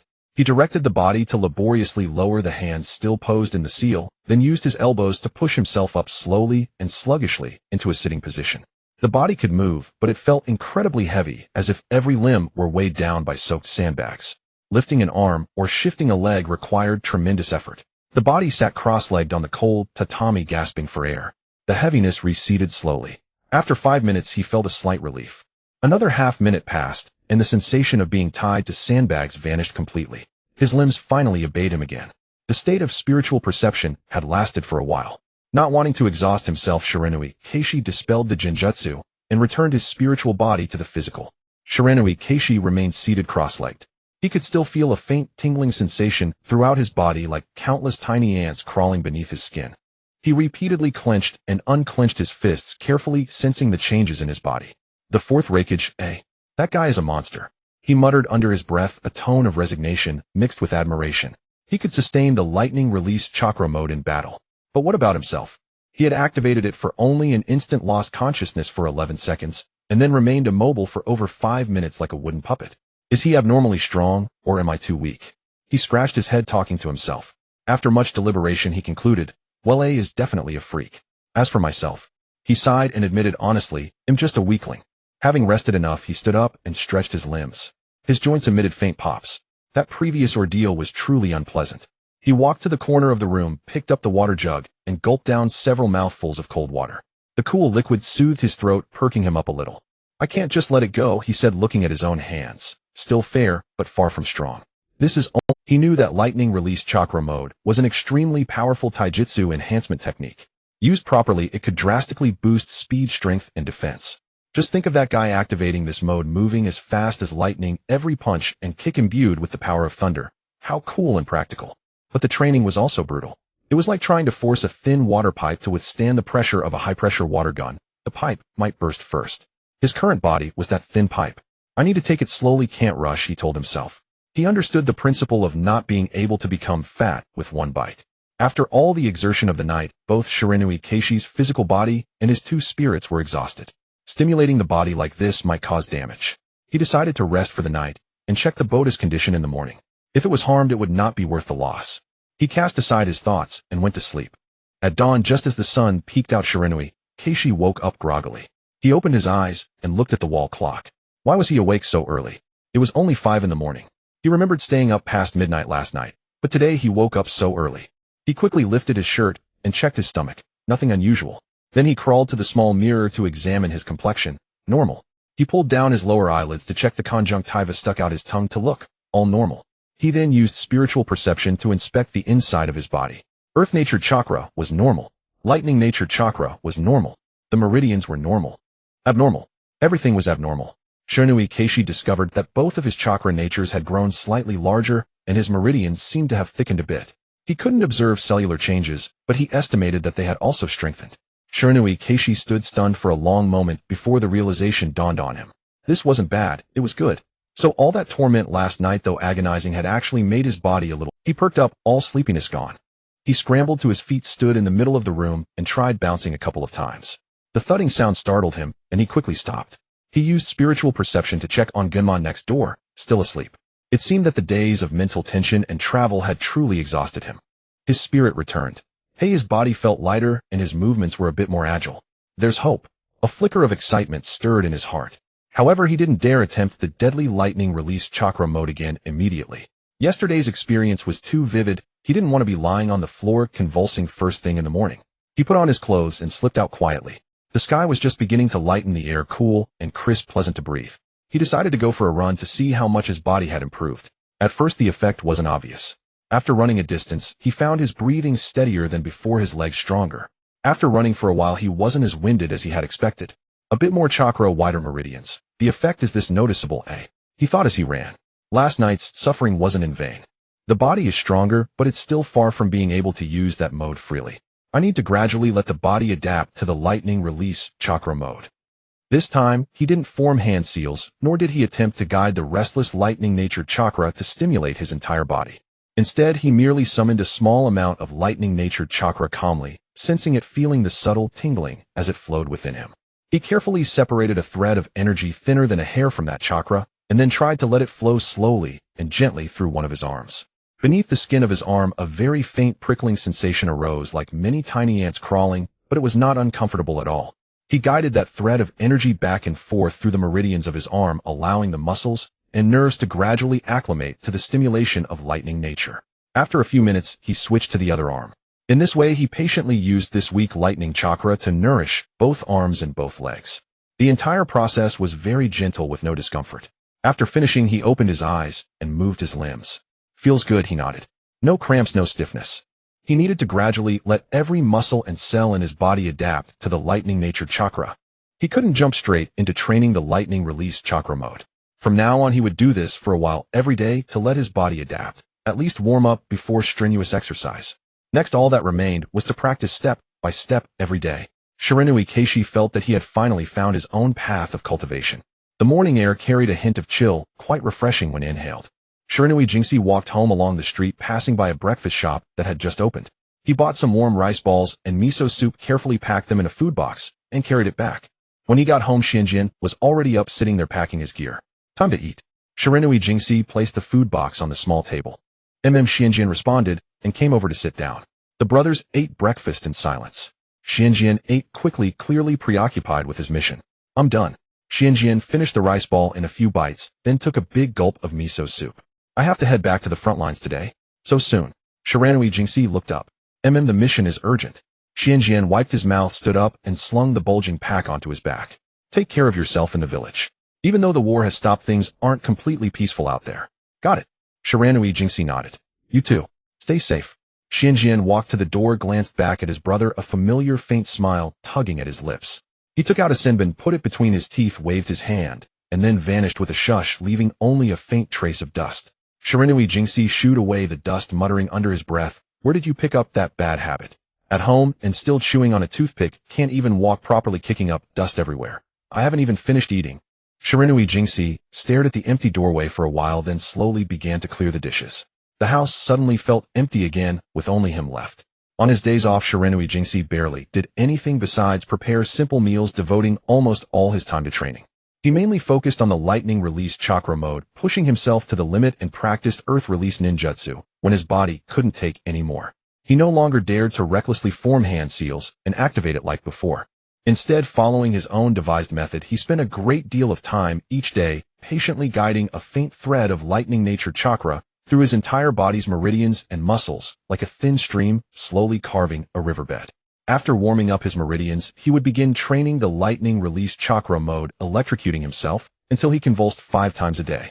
If not for fear of overtaxing his body, Shiranui Jingxi would have increased the frequency. On the first day after each session, he would use his spirit to return to his body and sense the condition. Only after the 6th time did he check and find slight internal bleeding in his organs. He immediately stopped and dared not electrocute himself again that day. That evening, he wanted to check how his organs were recovering. To his astonishment, they had fully healed. He couldn't help but marvel at how absurdly fast the recovery ability of his activated cells was. The next day, he limited himself to no more than 5 sessions spaced evenly apart. Even 5 consecutive times were too much to bear. The process was tedious and mentally exhausting. After each session, he felt mentally drained, yet his body experienced an indescribable sense of ease, as if every muscle fiber had been meticulously combed and strengthened. By the afternoon of the 3rd day, he felt his control over that wisp of lightning chakra had improved significantly, and he grew a bit bolder. He decided to increase the current for warming up his muscles. This time he focused only on one arm. Holding his breath, he manipulated his chakra, carefully channeling a slightly larger amount than before into his right arm. A faint crackling sound like static electricity arose. His right arm immediately tensed, and a pale blue electric light flickered across his skin for an extremely brief moment. An intense numbing pain and a mild stinging sensation surged through him. His arm trembled uncontrollably several times. Yet, it didn't go completely stiff. He hadn't lost control. Gritting his teeth, he struggled to maintain a steady output of chakra, holding it for about 3 seconds. Maybe 4. Then he felt his right arm about to cramp, and quickly dispersed the chakra. Huff, huff. He gasped for air, looking at his still quivering right arm, fine beads of sweat forming on his forehead. Although it was still unpleasant compared to the first time, when his entire body convulsed uncontrollably for 11 seconds, he had made remarkable progress. The 3 days of intense targeted training had yielded significant results.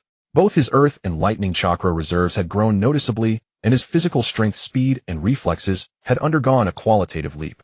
He estimated that if he had to fight the version of himself from 3 days ago, taking on 3 might be a stretch, but 2 would certainly be a breeze. Another gratifying improvement was that Shiranui Jingxi's hand seal speed had also increased. Not only had his strength grown, but his agility had greatly improved as well. Training like this, he could barely protect himself in this perilous world. On the 4th day, his break ended, and it was time to return to the barrier team. Upon arriving at the barrier team, the few days off had relaxed everyone's tense nerves. The atmosphere was more cheerful than during the war. Along the way, colleagues' faces were no longer so tight, and occasionally, he could hear casual chatter and laughter coming from other offices. Shiranui Jingxi entered section 47. The leader, Morita Shiro, was already seated by the window, his expression stern, holding a piece of paper and reading it. Good morning, Captain, Shiranui Jingxi greeted with a wave. Good morning. Morita Shiro looked up and gave a slight chin lift in return. Soon everyone was present. Morita Shiro gathered them together, his face rather serious. We've received a mission. Tomorrow morning, I'll lead the team. We'll head to the northeastern border to repair several border outpost barriers that were damaged in the previous Great War. He glanced at the 3 of them and continued, according to intelligence, the situation there is relatively stable, but we must not let our guard down. He paused, cleared his throat, and continued assigning tasks. Today's scheduled village patrol is cancelled. This mission will take about half a month. Go back and prepare. We'll gather at the main gate of Konoha early tomorrow morning. Shiranui Jinxi exchanged glances with Kinta Kinto and Minamigawa Kinka, and they all nodded in unison, replying yes, sir. Dismissed. The group scattered, each heading home to prepare. The next day, just before dawn, the four gathered at Konoha's main. After Morita Shiro confirmed that everyone and their equipment were in order, the squad set off, silently disappearing into the forest outside the village. The journey itself was uneventful. All four were shinobi, moving swiftly and maintaining vigilant awareness throughout. After several days, they traversed the dense forests and rolling hills of the Land of Fire, finally arriving at the northeastern border region. The scenery here was completely different from that near Konoha. The air carried a tense aftertaste. Occasionally traces of ninjutsu damage could be seen in the forest, scorched trees, craters in the ground, and even some residual now-defunct traps. Their mission was to repair the warning and defensive barriers of 3 outposts. At the first outpost, it was a crude hideout nestled in a crevice of a cliff with simple camouflage on the outside. The outpost itself had sustained damage, and the barrier had long since failed. Morita Shiro assigned the tasks. Kinka, you'll work with me. We'll relay and activate the barrier runes based on our inspection results. Jinxi, Kinto, you two form a team. Patrol the area around the outpost, focus on documenting the damage and positions of all barrier nodes, and draw a detailed damage map. Stay alert and safe. If you find anything, signal immediately. Yes, sir. Shiranui Jinxi and Kinto replied. Thus the work commenced over the following days. During the day, Shiranui Jinxi and Kinto were like 2 diligent little bees weaving through the trees and rocks around the outpost.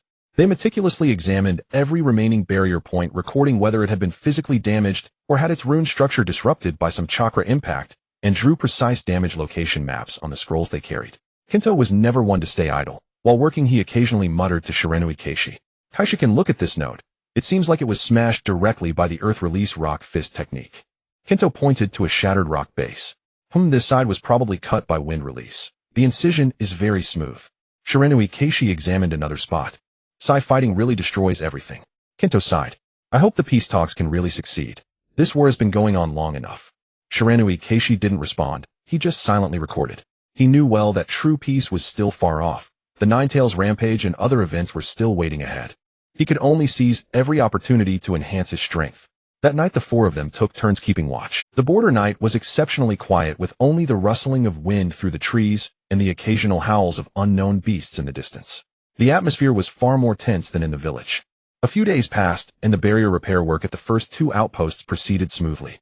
They arrived at the last one, which was also the closest to the borderline. This outpost was more severely damaged, and the surrounding terrain was more complex, dotted with valleys and streams. That afternoon, Shiranui Keishi and Kinto, as usual, carried out patrol and recording tasks in the dense forest outside the outpost. Sunlight filtered through the thick leaves, casting dappled spots on the ground. Just as they were carefully inspecting a barrier pillar half buried in the earth, Shiranui Keishi's ears slightly twitched. He seemed to hear an unusual sound of water stirring, very faint, but different from natural water sounds. Kinto, he lowered his voice, raising his head alertly. Something's not right. Kinto immediately stopped what he was doing, listened intently, and quietly reached for the ninja tool pouch behind him. Suddenly, whoosh, whoosh, whoosh. Several shuriken shot out from the bushes in front of them, to the side, whistling through the air. Their targets were the 2 of them. Enemy attack. Kinto shouted, reacting swiftly, leaping to the side, while throwing several kunai in an attempt to block. Keishi's movements were also fast, almost relying on the subconscious reaction brought by his recent training. He leaned back narrowly, avoiding the shuriken aimed at his throat. The shuriken grazed his forehead protector, raising a gust of wind. The bushes rustled, and 3 figures leaped out. They all wore Kirigakure village forehead protectors, their eyes cold, exuding moisture and killing intent. Konoha's barrier team. The leading Kirigakure ninja sneered. Looks like they're here to repair the barrier. Perfect, let's capture one alive to interrogate. Without any further words, the battle erupted instantly. Water release, water vibration wave. A Kirigakure ninja quickly formed hand seals, spewing a rapid stream of water from his mouth, sweeping, like a whip, towards Shiranui Keishi and Kinto. Earth release, earth flow wall. Shiranui Keishi quickly formed hand seals, pressing his hands against the ground. A relatively sturdy earthen wall rose from the ground, with a rumble blocking the surging water. Water splashed everywhere, the wall shook violently, but it held. His chakra had grown and control improved over the past few days. His seal speed and the strength and speed of this earth flow wall were much better than before. Oh, there's a kid who knows earth release. The leading Kirigakure ninja narrowed his eyes. Take them out. Another Kirigakure ninja flanked from the side, hands moving rapidly. Water release, hidden mist technique. Thick mist instantly spread from him, quickly enveloping a large area around, drastically reducing. Shiranui Keishi and Kinto's figures were immediately swallowed by the mist. Back to back, Kinto shouted in the mist, his voice somewhat tense. Shiranui Keishi immediately moved closer, their backs pressed together, nervously watching the surrounding. At that moment he felt his heart might leap out of his throat, choking his breath, his hands and feet trembling violently. All around he could only hear his and Kinto's breathing and the occasional faint footsteps in the mist. Sliced. A stream of water shot out from the thick mist like a blade, targeting Kinto's leg. Although Kinto tried his best to dodge, his vision was obscured and his calf was still cut open, blood immediately gushing out. He grunted, stumbling. Kinto. Shiranui Keishi felt the movement behind him, his heart tightening. Just a flesh wound. Kinto gritted his teeth, but the pain in his voice was unmistakable. This couldn't go on. In the mist, they were completely sitting ducks. Shiranui Keishi's mind raced. His lightning release training had enhanced his physical abilities, but it wasn't enough to ignore such an environment. Shiranui Keishi quickly formed seals, using his spiritual perception to observe the surroundings. 3 chakra energy fluctuations about 10 meters directly ahead of Kinto were slowly moving toward them in a fan formation. We need to break out. Shiranui Keishi whispered. He'll count to 3 and we'll break through in my direction. The trees are denser here. All right. 1, 2, 3. Shiranui Keishi took a deep breath, turned around, and formed seals in one fluid motion. Earth release, earth spear. Several sharp rock spears shot up from the ground in the area before him. He didn't care if they hit the enemy, as long as they could disrupt the water release ninja's advance in the mist. At the same time, Kinto struggled to throw several kunai with explosive tags ahead of him. Boom, boom. The blast waves from the exploding tags temporarily dispersed a small patch of mist. Go! Shiranui Keishi grabbed the injured Kinto and sprinted in that direction. Trying to run. The Kirigakure ninja's voice rang coldly through the mist. Water release, water dragon bullet. A ferocious dragon head made of water broke through the thick mist, surging with overwhelming force toward the direction the two were fleeing.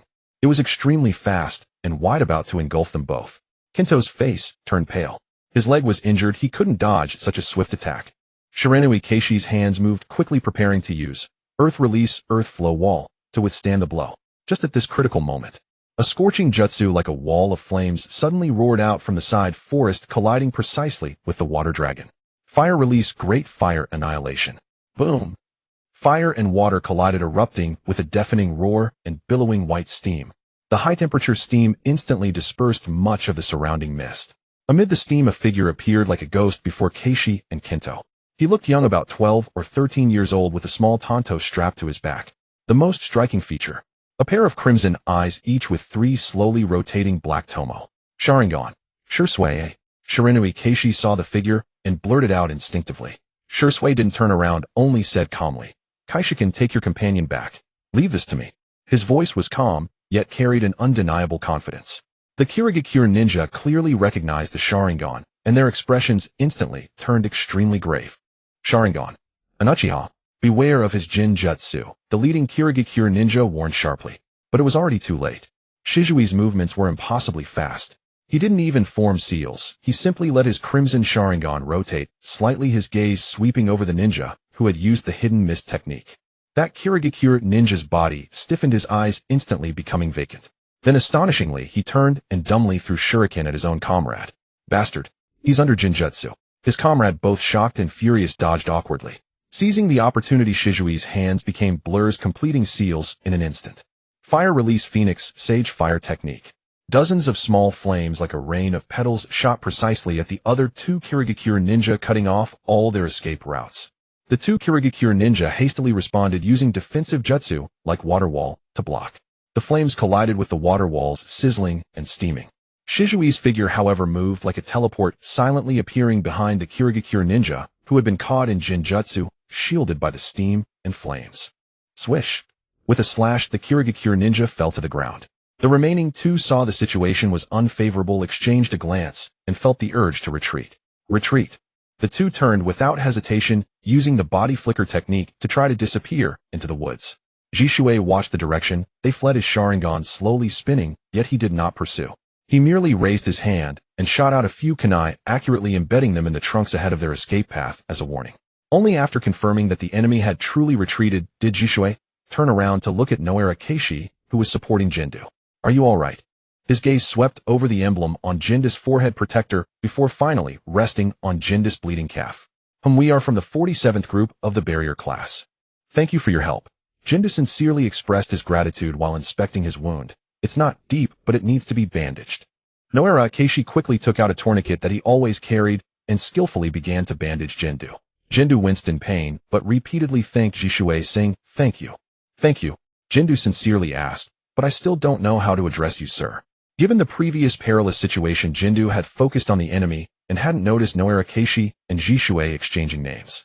Noera Keishi stepped in to clarify, "This is Uchiha Jishui, my friend." Jishui waved his hand, his expression calm. "It's just a small favor. You can call me Jishui." Jishui waved his hand, his demeanor very peaceful. "I was just nearby on a mission and rushed over after hearing the explosion." Jindu exclaimed in delight. "Oh, you know each other. That's great. Thank you again, Jishui." Jishui smiled and nodded. "Let's head back to the outpost. This place isn't entirely safe yet." Noera Keishi nodded, supporting Jindu, and together they walked toward the outpost.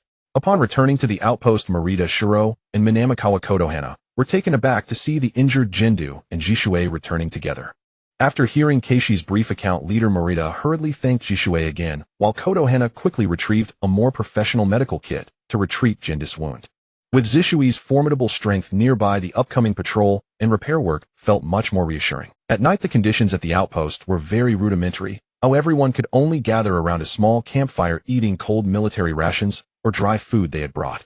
As the night deepened, Morita and Kodohana went to check the barrier one last time, while Jindu, exhausted and injured, had already fallen asleep against the wall. Noera Keishi and Uchiha Jishui sat on a large stone at the entrance of the outpost.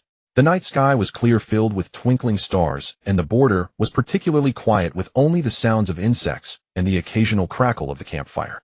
"I really owe you one today, Jishui." Noera Keishi broke the silence to thank Jishui. He looked at this young genius ninja, already known far and wide. Jishui's reputation was not only due to his strength, but also to his speed, known as Shunshin Jishui, and his unique combat style.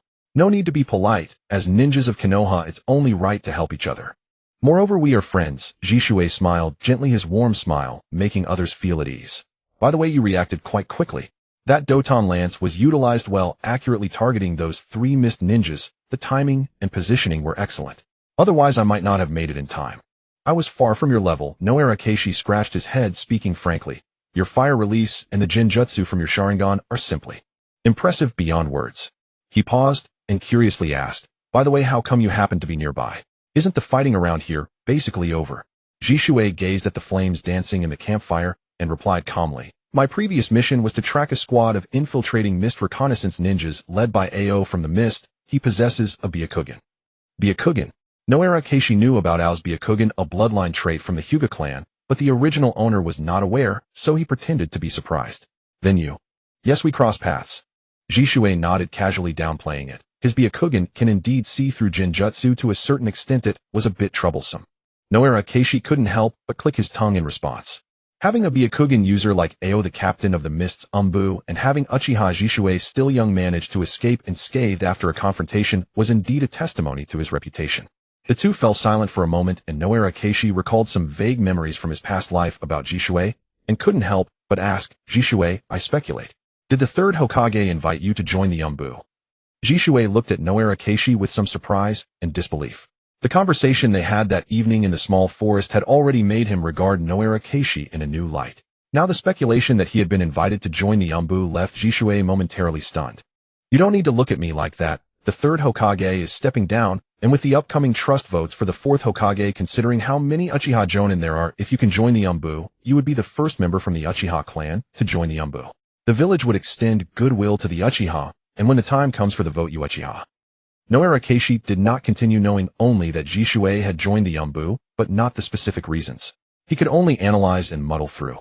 Jishui was silent for a few seconds before softly responding, "So, did you agree?" Noera Keishi asked cautiously. He understood what the Umbu represented, the elite unit directly under the Hokage, tasked with the most dangerous and dark missions.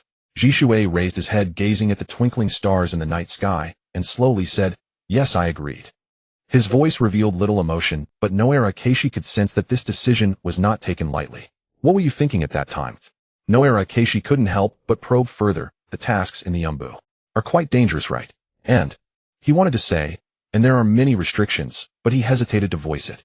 Jishui turned to look at Noera Keishi, his crimson Sharingan seemingly containing complex light in the night.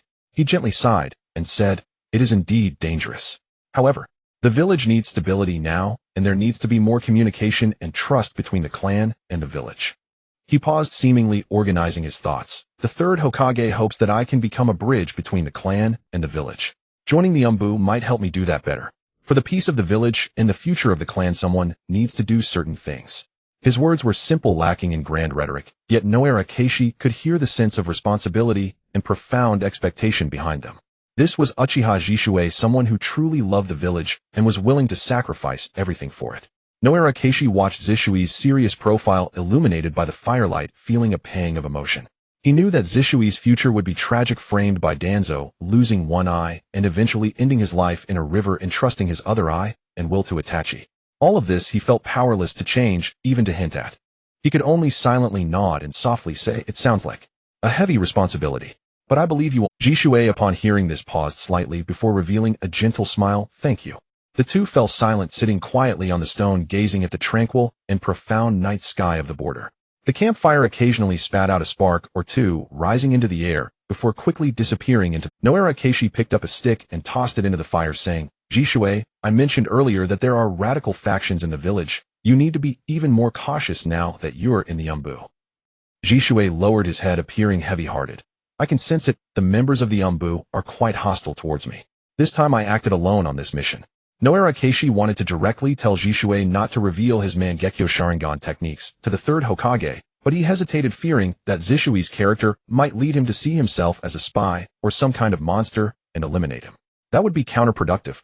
After all, he had been reminding him all along that Jishui would have to face Danzo on his own. Noera Keishi clenched his fist, feeling the growing strength within him. The road ahead was still fraught with unknown dangers. The Ninetales incident, the Akatsuki organization, and various possibilities in the future. But at least he was getting stronger step by step. And there were people like Jishui who quietly worked hard for peace and protection, making him feel that this world of ninjas was not solely filled with darkness and despair. He needed to continue striving faster, stronger, in order to live better in this world. The next morning, as Shisui was leaving, he discovered traces of Wuin ninja activity not far from the outpost. He summoned the 47th Barrier Squad to discuss countermeasures. The number of Wuin ninja was uncertain, but the barrier repair mission could be completed in at most 2 days. After deliberation, they reached a decision. The Barrier Squad submitted a request for reinforcement to Uchiha Shisui. Shisui would cover the squad while they repaired the barrier, and once the task was finished, he would escort them to a safe area. After that, Shisui would continue his own mission. Today, the 47th Barrier Squad worked alongside Shisui. Even Jinto, who was injured yesterday, limped along to help, and they toiled until dusk. The moonlight was hazy, barely illuminating the forest clearing. It was quiet all around, broken only by the occasional chirping of night insects and the rustling of wind through the leaves. To take care of Jinto, Sentian and Xinhua had already escorted him back to the outpost. Shiranui Keishi volunteered to finish the remaining work, inspecting the nearby area before returning, and Shisui chose to accompany him. Shisui stood on a thick branch of a large tree, keeping watch. Below, Shiranui Keishi was examining the barrier, occasionally jotting down notes in his record book. Shisui reached into the pouch at his waist, pulled out a soldier pill, and tossed it into his mouth. It tasted bitter and astringent, but he was long accustomed to it. Just as he swallowed the pill and was about to call Shiranui Keishi back to camp, his ears caught a faint, unnatural sound. Not the wind, but something slicing through the air with extreme speed. Swoosh! A kunai gleaming with icy light shot out of the shadows from his flank, without warning, aiming straight for his back. Shisui didn't even turn his head fully. He simply twisted his body to the left like a coiled spring. Sudden, the kunai grazed the edge of his vest and struck the tree trunk he had been leaning against with a solid thud, its tip still quivering. Meanwhile, Shiranui Keishi below was also attacked by a kunai. He managed to dodge it, but not as gracefully. Who? Both Shiranui Keishi and Shisui growled in unison, instantly entering combat readiness. Shizui's right hand already rested on the hilt of the short sword behind his back, his body slightly crouched. Shiranui Keishi dropped his record book, pulled a kunai from his pouch, and gripped it tightly. From the shadows, a figure slowly emerged. The most striking feature on his face was the oddly shaped eye patch covering his right eye with bulging veins around it, giving him an exceptionally ferocious appearance. It was Ching of the Wuin who had tracked them here using the Byakugan's insight. Uchiha Shisui. His voice was low and raspy, carrying the cold certainty of a hunter confirming his prey. When Shiranui Keishi saw the newcomer especially that unusual eye, he instantly understood the situation. He sighed softly, not out of fear for with Shursui here he was not afraid, but because it was a nuisance. He just wanted to get back to the outpost quickly. The Byakugan killer of the Wuyin Qing. Shursui straightened up, his gaze sharpening. It seems we won't be able to leave easily. Before the words faded, Qing struck. His hands flew through Seal's water-style water dragon bullet. A stream nearby answered his call, gathering into a ferocious water dragon that roared and charged at Shursui. Where the water dragon passed, the ground was gouged into a deep trench, water splashing everywhere. Shursui reacted swiftly, beginning his own movements almost simultaneously with Qing's Seal's. He leaped backward, his hands blurring into motion, fire-style great fireball technique. He drew a deep breath, his chest swelling, then expelled a massive, scorching sphere of fire from his mouth.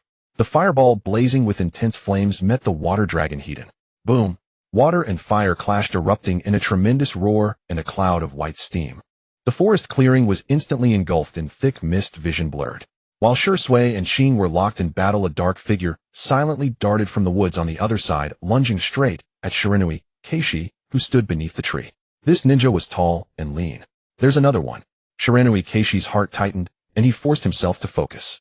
He knew Shursui was occupied with Qing, so he had to deal with this one himself. The Wuyin ninja wasted no words, charging in and thrusting a kunai. Shiranui Keishi barely parried with his own kunai, and a clang rang out, sparks flying. The sheer force numbed Shiranui Keishi's wrist, forcing him back several steps before he could steady himself. They exchanged several more blows, a rapid flurry of taijutsu and kunai strikes.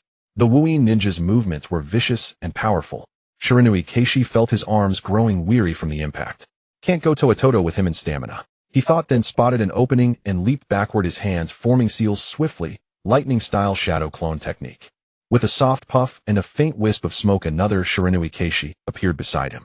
The two, one original, one clone, charged at the enemy from left and right. The Wuyin ninja faltered for a moment, clearly not expecting this seemingly technical type ninja to use such a jutsu. But he recovered quickly, swinging his kunai at the left Shiranui Keishi, which was the clone. The clone engaged the Wuyin ninja, while the real Shiranui Keishi on the right seized the opportunity to form another set of seals. Earth-style earth spear. Under the Wuyin ninja's feet, the ground suddenly trembled violently, and several sharp spears of earth and stone shot up from beneath. The Wuyin ninja leaped to the side, avoiding the main thrust, but he was a fraction too slow. His pant leg was torn open by the jagged earthen spikes. He glanced down at the torn fabric, then sidestepped the clone's kunai, thrust vaulted onto a nearby tree, and rapidly formed seals. Water-style water gush. A dozen rapid streams of water shot from the Wuyin ninja's mouth, flying like arrows toward the real Shiranui Keishi. Earth-style earth flow wall. Shiranui Keishi crouched and slammed his palm against the ground. With a rumble, a thick wall of earth rose before him, blocking the incoming water jets and temporarily dividing the battlefield. Meanwhile, the clone had leaped to the tree and was engaging the Wuyin ninja in close combat. The clone dodged a heavy punch, but was stabbed by the Wuyin ninja's kunai, who it dissipated with a pop into a small burst of electricity. The ninja couldn't evade in time and was struck by the current, half his body going numb. Shiranui Keishi would never pass up such an opportunity. He hurled his kunai with all his might, aiming straight for the ninja's face. The Wuyin ninja saw the incoming kunai and, struggling to control his numb body, leaned backward. The kunai grazed his forehead protector and flew past, but he fell stiffly to the ground. Mid-fall, his senses returned, and he twisted his body to adjust, but still hit the ground hard. He scrambled up quickly, even though he felt like he was falling apart, and stared at Shiranui Keishi with a newfound wariness in his eyes. This Konoha ninja might not be strong in taijutsu, but his combination of ninjutsu was troublesome, especially the lightning-imbued clone and the earth style that attacked from below, making them hard to guard against. Mist spread everywhere, obscuring Shiranui Keishi's vision. The Wuyin ninja's figure began to blur. Shiranui Keishi formed seals and activated his spiritual perception. On the other side, Qing, using his Byakugan's penetrating vision, was completely unaffected by the mist.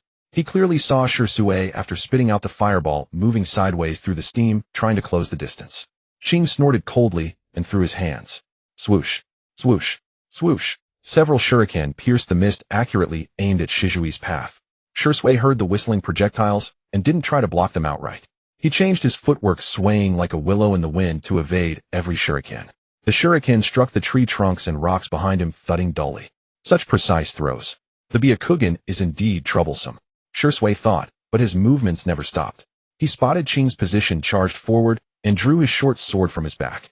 The blade, gleaming under the hazy moonlight and water vapor, traced a cold arc slashing straight at Qing's neck. Qing remained calm, ducking under the horizontal slash, while sweeping his right leg like an iron whip at Shijui's lower body. Shui leaped into the air, avoiding the leg sweep, and while airborne pulled 3 kunai from his pouch and flung them at Qing's face, chest, and abdomen. Ao's reaction was also extremely swift. He leaned back, using his kunai to deflect the one aimed at his chest, while narrowly avoiding the other 2. A sharp clang rang out as sparks flew from the collision of kunai. The 2 separated in an instant, then immediately lunged at each other again.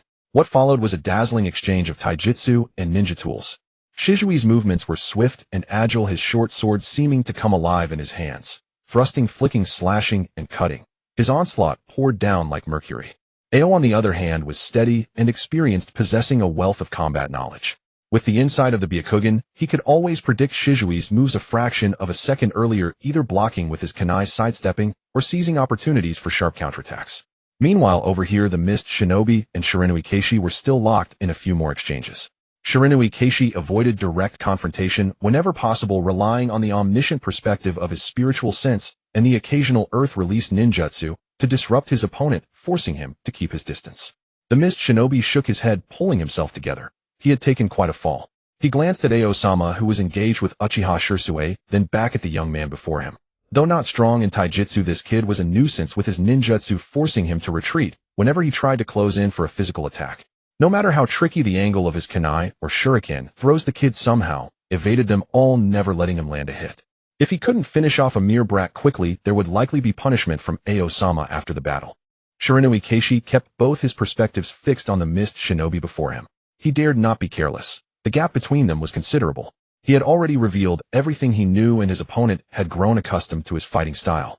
If not for his spiritual sense, he would surely have fallen in this dense fog. His spiritual sense had been hovering around the Mist Shinobi, observing his every move. The fact that he had evaded the thrown projectiles several times was entirely due to that ability. By now, both of his chakra natures were largely depleted, and his spiritual sense was beginning to tire. He could only hope that Shursue would defeat the enemy quickly. He himself might not hold out much longer. "Your movements are swift, genius of the Uchiha clan," Ao said coldly during a momentary block. But under the Byakugan's gaze, nothing remains hidden. Shursue did not reply, focusing entirely on finding an opening in his opponent. He knew that a prolonged close-quarters battle with someone possessing the Byakugan would be disadvantageous. Seizing an opportunity, he deliberately left an opening, his chest wide open. Ao took the bait, thrusting his kunai straight forward. At the last moment, Shursue twisted his body at an impossible angle, letting the kunai graze his ribs, while simultaneously swinging his short sword upward, aiming for Ao's wrist, holding the weapon. Startled, Ao quickly withdrew his hand, but the tip of the blade still cut a gash in his sleeve. The two separated again, breathing heavily. Ao looked at his torn sleeve, his expression darkening further. He realized that with taijutsu and ordinary ninja tools alone, it would be difficult to quickly subdue this young Uchiha. Although the opponent's Sharingan could not see through his own movements, its dynamic vision and ability to copy and predict made it equally troublesome. I must use that. Ao made up his mind. His only advantage was this Byakugan from the Hyuga clan, and the Jinjutsu sealed to counter specific enemies. Shursue also sensed the change in his opponent's aura. He noticed that Ao's chakra was converging toward his head, especially the right eye wrapped in bandages. Is he about to use the power of that eye? Shijui's wariness surged. He had heard that Ao possessed equipment capable of countering Sharingan Jinjutsu, but he was not sure of the specifics. Ao suddenly tore off his right eye patch, revealing the strange eye beneath, composed of countless tiny facets. Sharingan Jinjutsu is useless against me. Ao growled, his inscribed eye locked onto Shursue. At that very moment, Shursue moved. He did not use Jinjutsu, nor did he form hand seals for a large-scale ninjutsu. His body suddenly blurred, disappearing from his spot at a speed far exceeding before. So fast. Ao's pupils contracted sharply.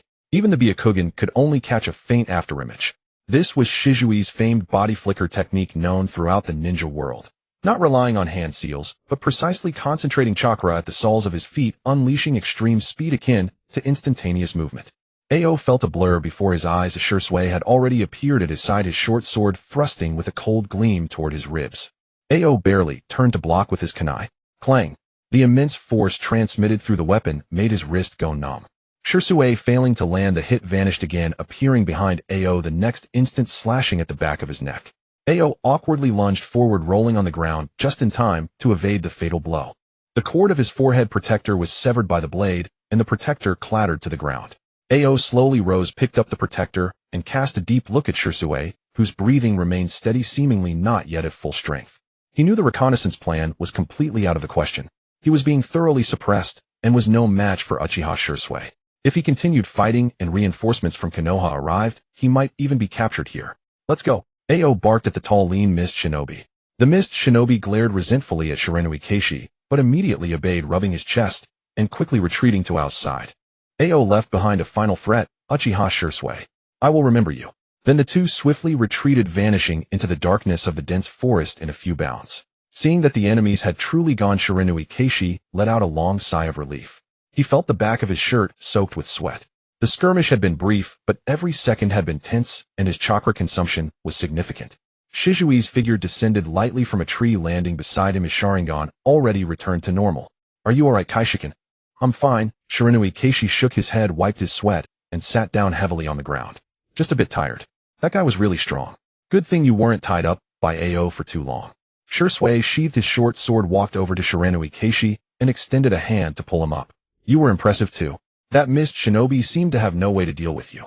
Shiranui Keishi stood up with the help, patted the dust and grass from his clothes, and smiled wryly. Don't flatter me. I know my own limits. My chakra is almost empty. If you hadn't dealt with Ao when you did, I'd probably be lying here. He bent down to pick up the dropped record book, carefully brushing off the dust. Let's go. First, back to the outpost. Shisui scanned the surroundings. The thick fog had not fully dispersed, and the forest remained dark, giving an uneasy feeling. Without further words, the two quickened their pace and headed back. When they reached the outpost gate, Morita was on watch.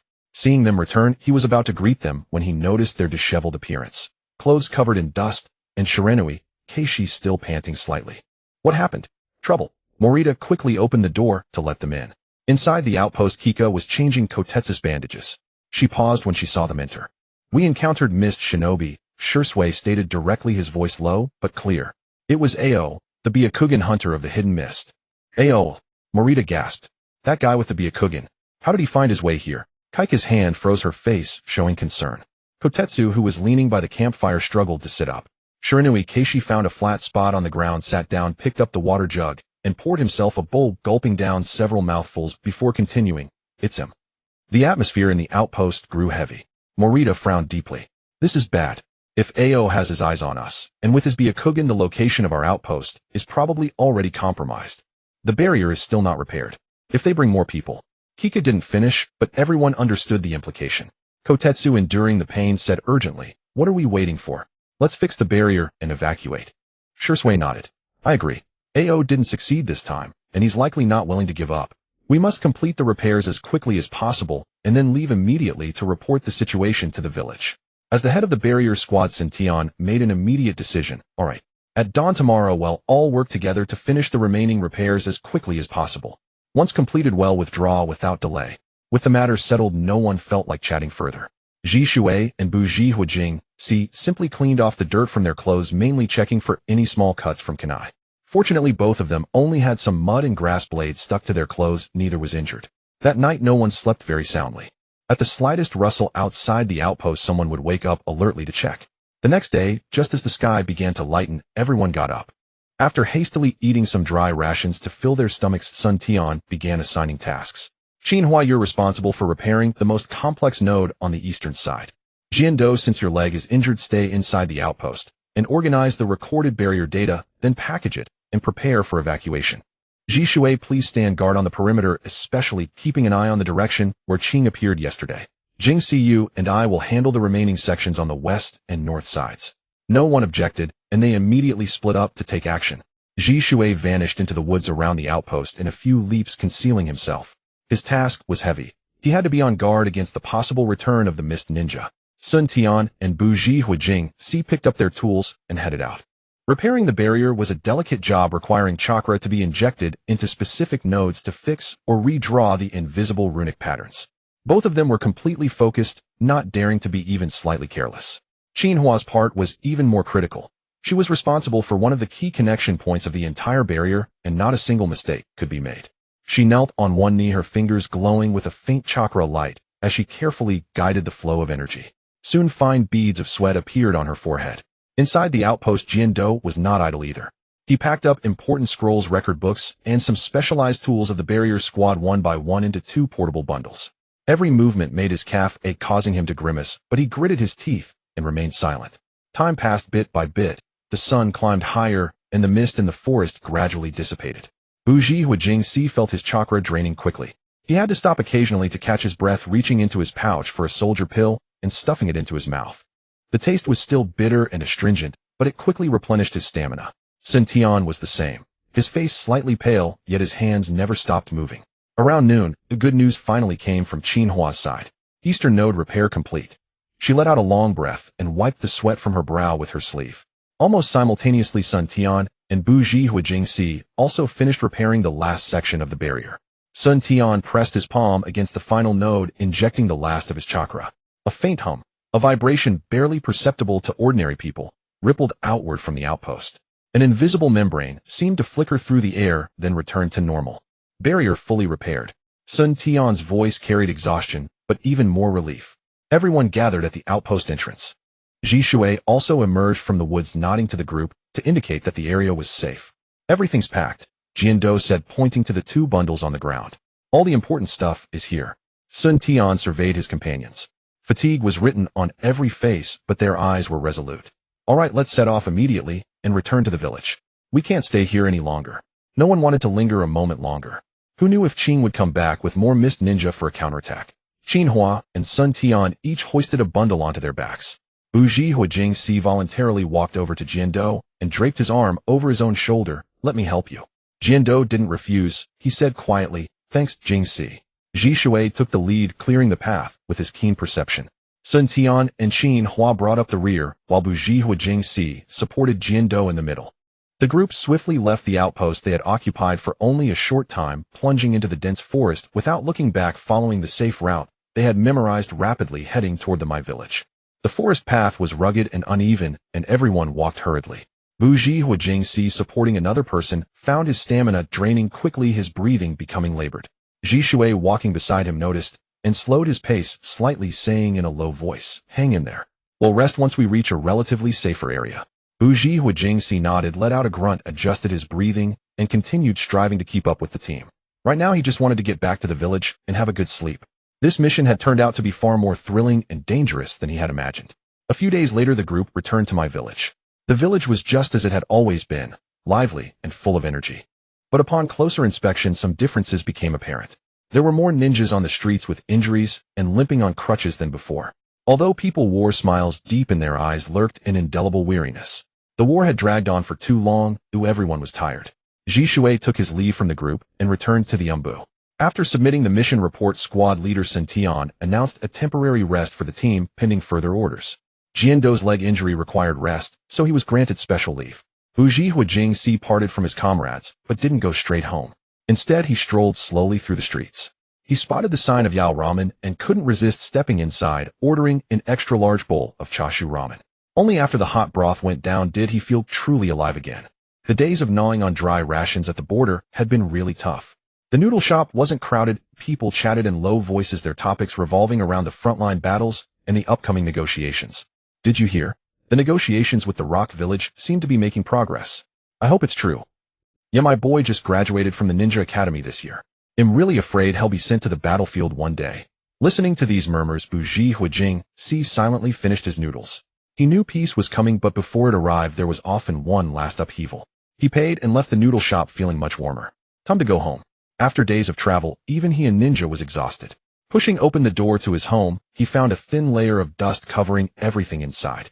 It seemed Xian Jian hadn't returned yet. Bougie Huijingxi went to his room, casually tossed his ninja tool pouch aside, removed his vest, and collapsed directly onto his pillow. Soon the room was filled with steady snoring. He was truly exhausted. When he woke up, it was already dark. He sat up groggily, rubbed his eyes, and turned on the light. He sat on the tatami for a while, staring blankly until his stomach growled. I'm so hungry. He got up and walked to the kitchen, rummaging through the cupboards, but finding only rice and some pickled vegetables. Forget it, I'll make porridge. He added water to the pot, scooped in 2 handfuls of rice, and lit the stove. The flames flickered, casting light on his face. While waiting for the porridge to cook, he couldn't help but reminisce about the battle with the Mist Ninja a few days ago. He had been traveling all the while and hadn't had time to think it through, but now he could finally settle down and ponder. I really owe it all to Xian Jian this time, he silently thanked in his heart. If it hadn't been for Xianjian bringing back the training method for the lightning release chakra mode, which had significantly improved his physical condition, he would never have been able to handle that mist ninja. He carefully recalled every detail of the fight. His hand seal speed was about the same as that mist ninja's. He noticed that Jiando's hand seals were slower than his, but he still needed more practice because he had seen Ji Shui and Qing's hand seals. So fast they were barely visible. I need to train more, he murmured to himself. Throwing ninja tools was also a problem. It wasn't a matter of skill, but that his body hadn't fully grown yet, so he lacked strength. Plus he hadn't mastered the lightning release chakra mode. Yet so his movements were always a bit slow. But this can't be rushed. With steady practice, it'll improve. What worried him most was the limited number of ninjutsu he knew. He could only use the same few techniques over and over, making it very difficult against stronger opponents. When Xianjian gets back, I'll ask him to teach me a few new ninjutsu. The porridge bubbled in the pot, and the fragrance of rice gradually wafted out. He also thought about his spiritual perception. It was useful, but its duration was too short. Using it for a while left him mentally exhausted. He had never understood this problem. Ever since he recovered from his last injury, this ability had never progressed. It seemed to be related to his physical condition. Since there was no direct method to train the spirit, the only way was to indirectly improve it by strengthening the body. First, he'll focus on mastering the lightning release chakra mode, he decided. The porridge was ready. He ladled a bowl, ate it with pickled vegetables, sitting in the kitchen and eating slowly. The house was very quiet, broken only by the sound of him sipping his porridge. In the Hokage's office of Kanahigakure, the third Hokage, Sarutobi Hiruzen, leaned back in his large chair, his brows furrowed into a deep crease. He held an old pipe between his lips, took a puff, and exhaled a plume of white smoke that slowly dispersed in the sunlight. The desk was piled high with documents, nearly forming a small mountain, all concerning the negotiations with the Wagakure. Two others were present in the office. Shimura Danzo stood across from the desk, one hand resting on his cane, half his body wrapped in bandages, revealing only a single eye that glinted with a somber, shadowy light.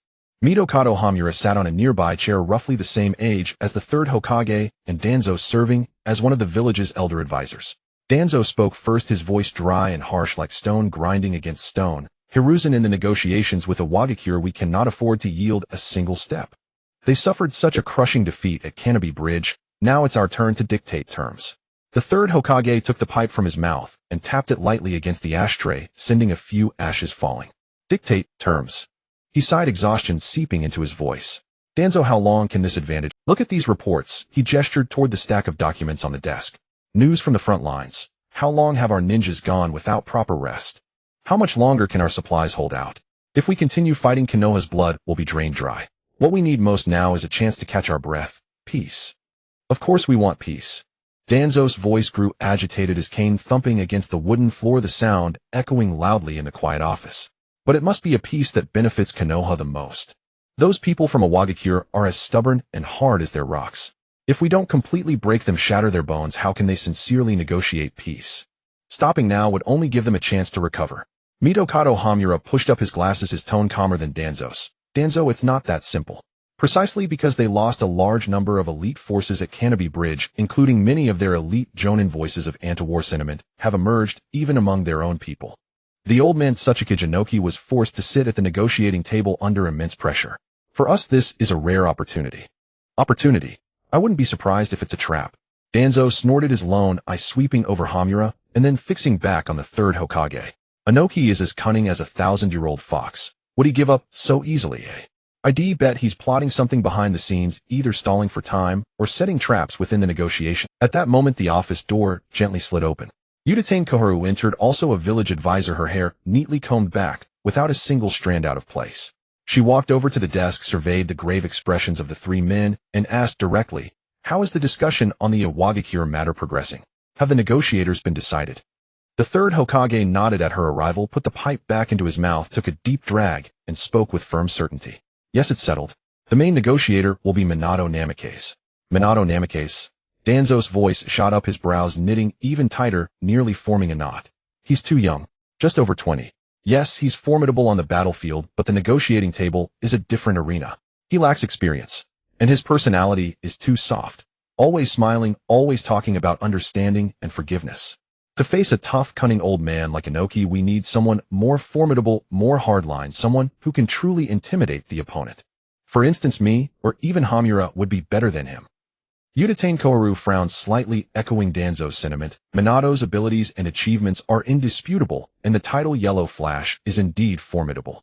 But the negotiating table requires more than that. She chose her words carefully. It demands presence and shrewdness. He is a bit too gentle and idealistic. In such a confrontational setting, can he hold his ground? I'm afraid he might be led by the nose by a wily old fox like Inoki, making concessions too easily in the name of peace, thereby harming Konoha's actual interests. The third Hokage listened quietly to their objections, his gaze steady, unmoved by their words. He waited until both had finished before speaking slowly. I have considered everything you've said. But think about Minato's performance on the battlefield. It's not just about brute force. He always completes his missions with minimal losses and protects his comrades. This is not just strength, it's wisdom and vision. The title Yellow Flash itself makes opponents think twice before acting recklessly. He paused, then continued. Moreover, his mind is exceptionally clear. He remains calmer in crises than many old-timers, and he can certainly handle the twists and turns of negotiations. Most importantly, the third Hokage's gaze swept over Danzo and Koharu. He genuinely desires peace, and deeply understands that only a peace that balances all interests can be truly lasting. He knows how to secure the greatest benefits for Konoha while avoiding unnecessary conflicts and future pitfalls. What we need is not just a treaty that gives us temporary advantage, but a future that allows Konoha to truly recover, stabilize, and develop. Danzo opened his mouth to retort words like, too naive, and the ninja world doesn't need such weak ideas, on the tip of his tongue. But the third Hokage raised a hand to stop him, his tone carrying an unwavering finality. I have decided. He paused, then added a crucial piece of information, as if to silence all dissent. Furthermore, Shikaku Nara will serve as the deputy accompanying Minato throughout. With Shikaku advising by his side, his intelligence and strategic acumen will ensure that Konoha's interests are not compromised in the details, and will compensate for any potential inexperience Minato may have in specific negotiation tactics. At the mention of Shikaku Nara, Danzo and Koharu exchanged a glance, and the opposition on their faces visibly softened. The Nara clan's intelligence and strategic prowess were well known, and Shikaku was among the best, meticulous and thorough. Having him as support was like adding an insurance policy, putting many minds at ease.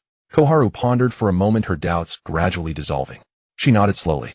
Shikaku is indeed prudent and meticulous. With him assisting Minato, scrutinizing every clause, it should compensate for Minato's lack of experience and possible softness. This arrangement, I think it's workable.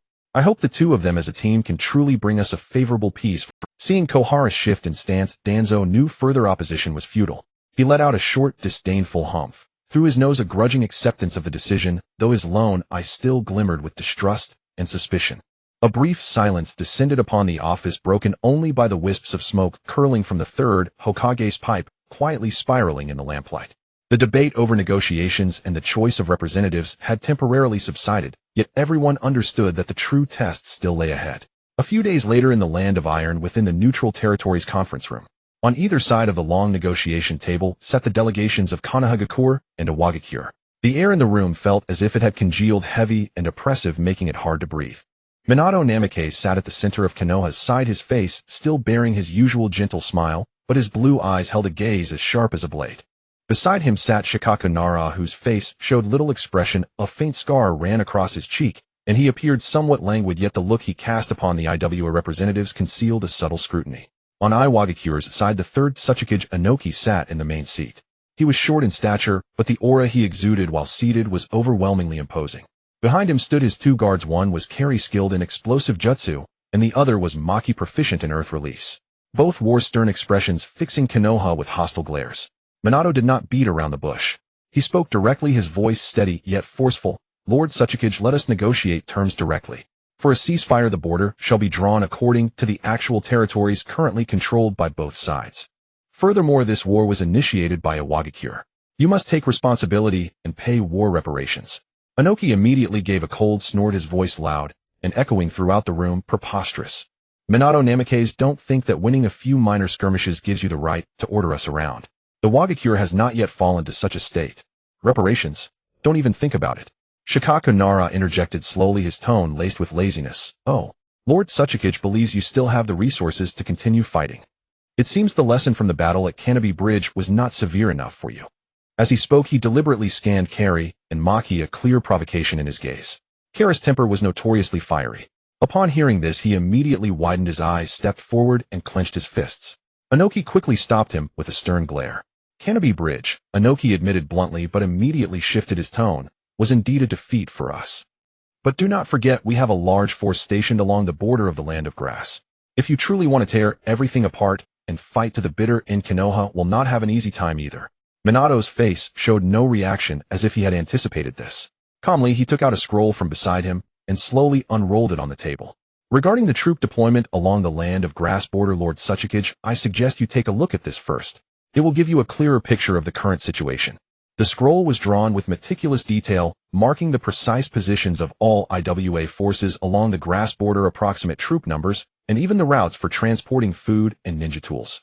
In particular, several crucial supply lines were conspicuously circled in red. The moment Inoki saw the scroll, his face instantly changed, turning extremely grim.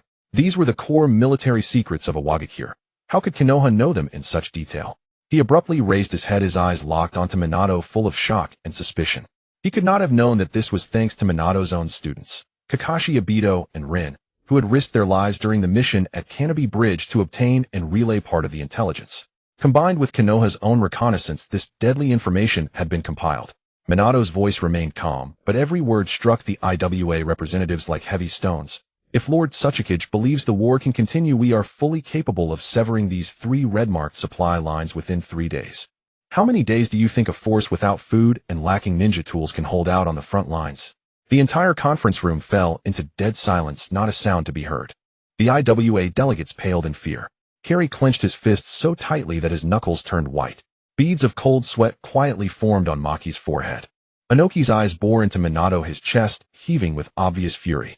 He had not expected this young Hokage candidate to be so formidable, not only in battle, but also at the negotiation table, instantly seizing their most vulnerable point. Time ticked by, and the silence stretched on.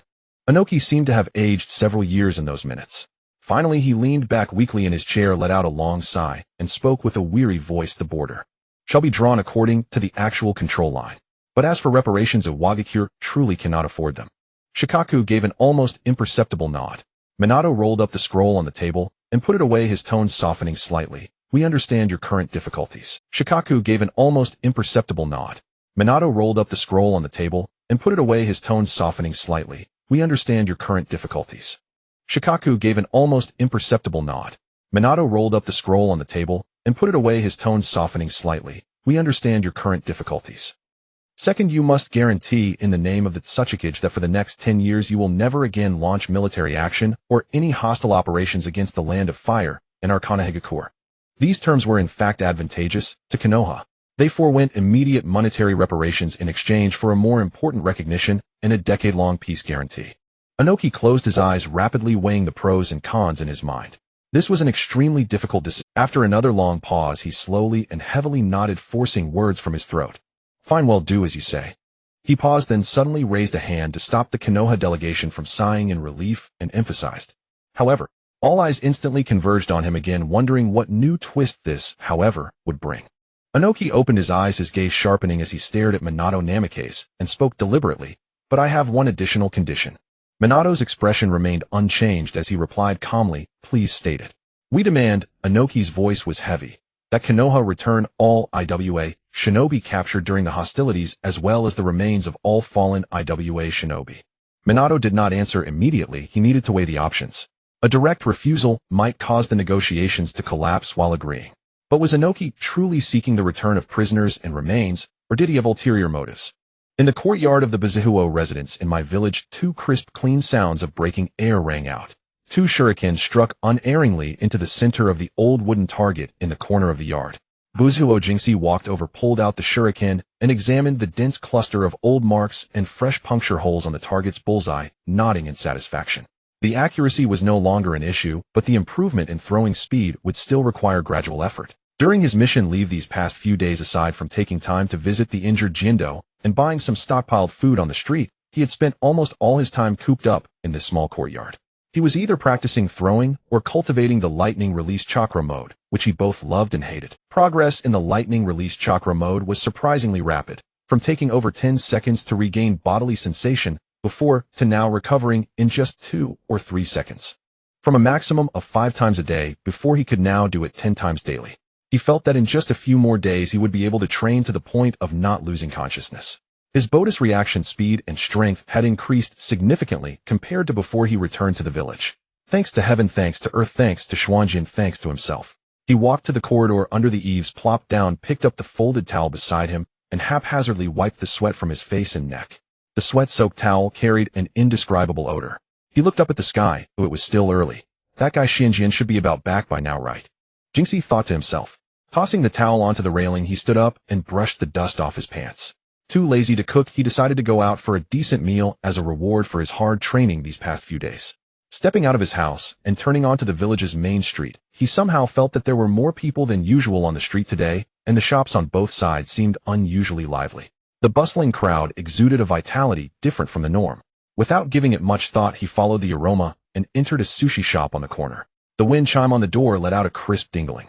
Welcome. The shop owner, clad in a clean apron, was slicing fish behind the counter and looked up to greet him. A young salesgirl immediately smiled and came over. Welcome, sir. What would you like to eat? Today's salmon and sweet shrimp are very fresh. Jingxi walked up to the glass counter, bent down, and looked at the dazzling array of neatly arranged sushi inside. Glossy rice topped with appetizingly colored slices of raw fish or wrapped in dark green seaweed. He pointed with his finger. They'll have this salmon one, yes, and that eel one.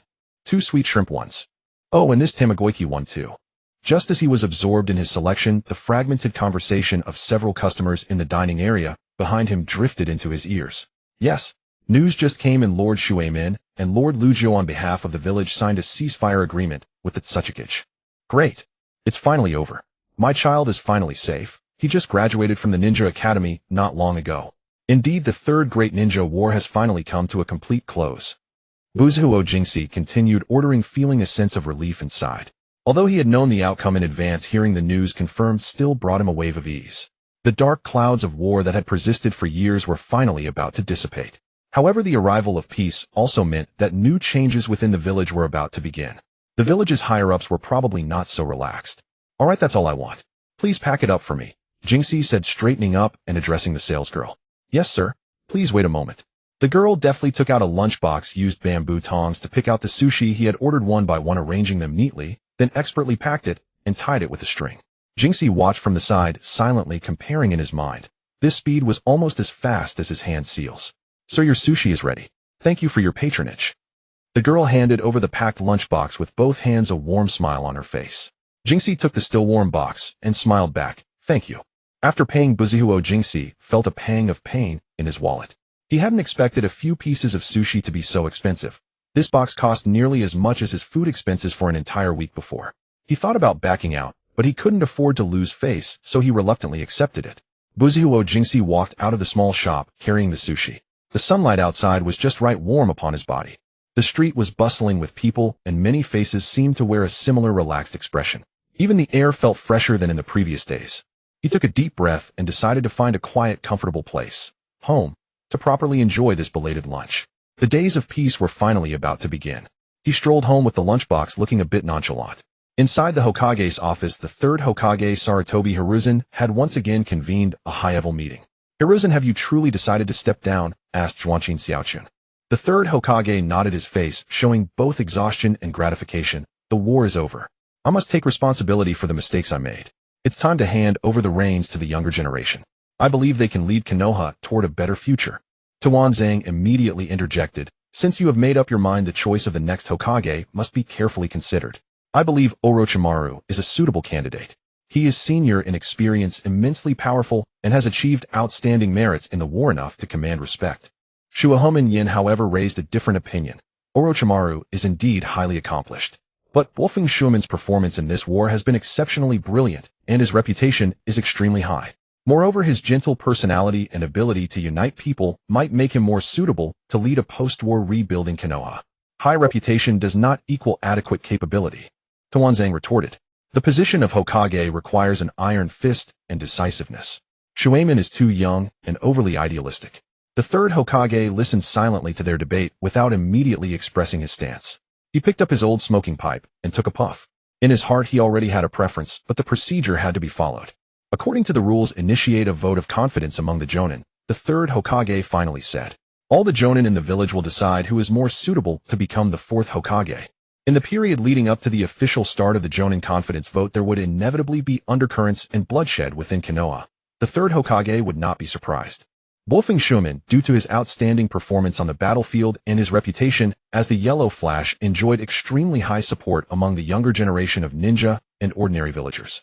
His image of being sunny, powerful, and protective of comrades was deeply ingrained in people's hearts.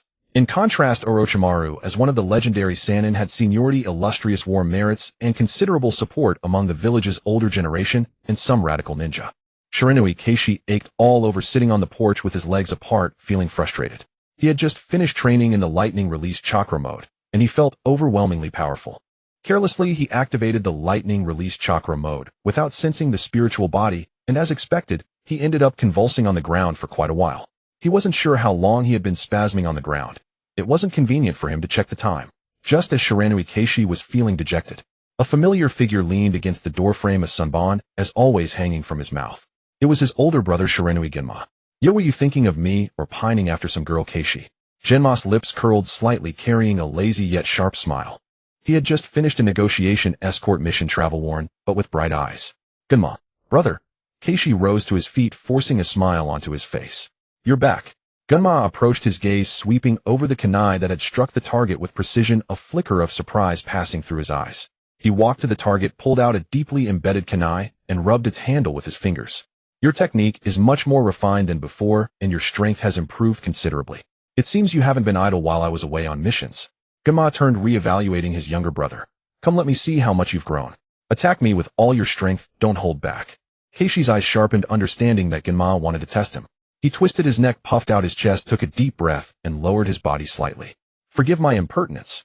Before the words faded, Keishi's figure blurred, suddenly rushing toward Genma with a speed far beyond his brother's expectations. A kunai had already appeared in his hand, aimed straight at the side of Genma's vest. Surprise deepened in Genma's eyes. He didn't dare to be careless, lightly tapping his feet to swiftly retreat backward, deftly evading the strike. At the same time, the sunbon in his mouth was pushed by his tongue, and he instinctively prepared to shoot it. When he realized it, he immediately grasped it, pulling a kunai from his tool pouch. Clink! A sharp sound echoed as Genma's kunai precisely deflected Keishi's second rapid thrust. "Good speed, but your intent was too obvious," Genma commented, his figure flickering as he appeared at Keishi's side rear, aiming a light knife hand strike at Keishi's neck. Keishi seemed to have anticipated this. Without turning his head, he crouched low and executed a sweeping low kick to fend off Genma's possible follow-up attack. Simultaneously, he supported himself with one hand on the ground, spun his body, and flung 3 shuriken with the other hand. The shuriken moved slowly, merely to block Genma's movement space. "Oh, your reactions are faster," Genma praised, swinging his kunai in rapid succession, knocking all the shuriken to the ground. Keishi closed in, reversing his kunai and stabbing toward Genma's shoulder, while abruptly lifting his knee, aiming for Genma's abdomen. Genma extended his arm, holding the kunai to block Keishi's thrust aimed at his shoulder. The kunai clashed, sparks flying. At the same time, his other hand pressed down, stopping the knee aimed at his stomach. The two brothers were locked in a stalemate, but eventually Genma gained the upper hand. Keishi had to release his grip and quickly retreat, or else Genma would force his own thrusting kunai back toward him. Genma let out a long sigh. "Such immense strength.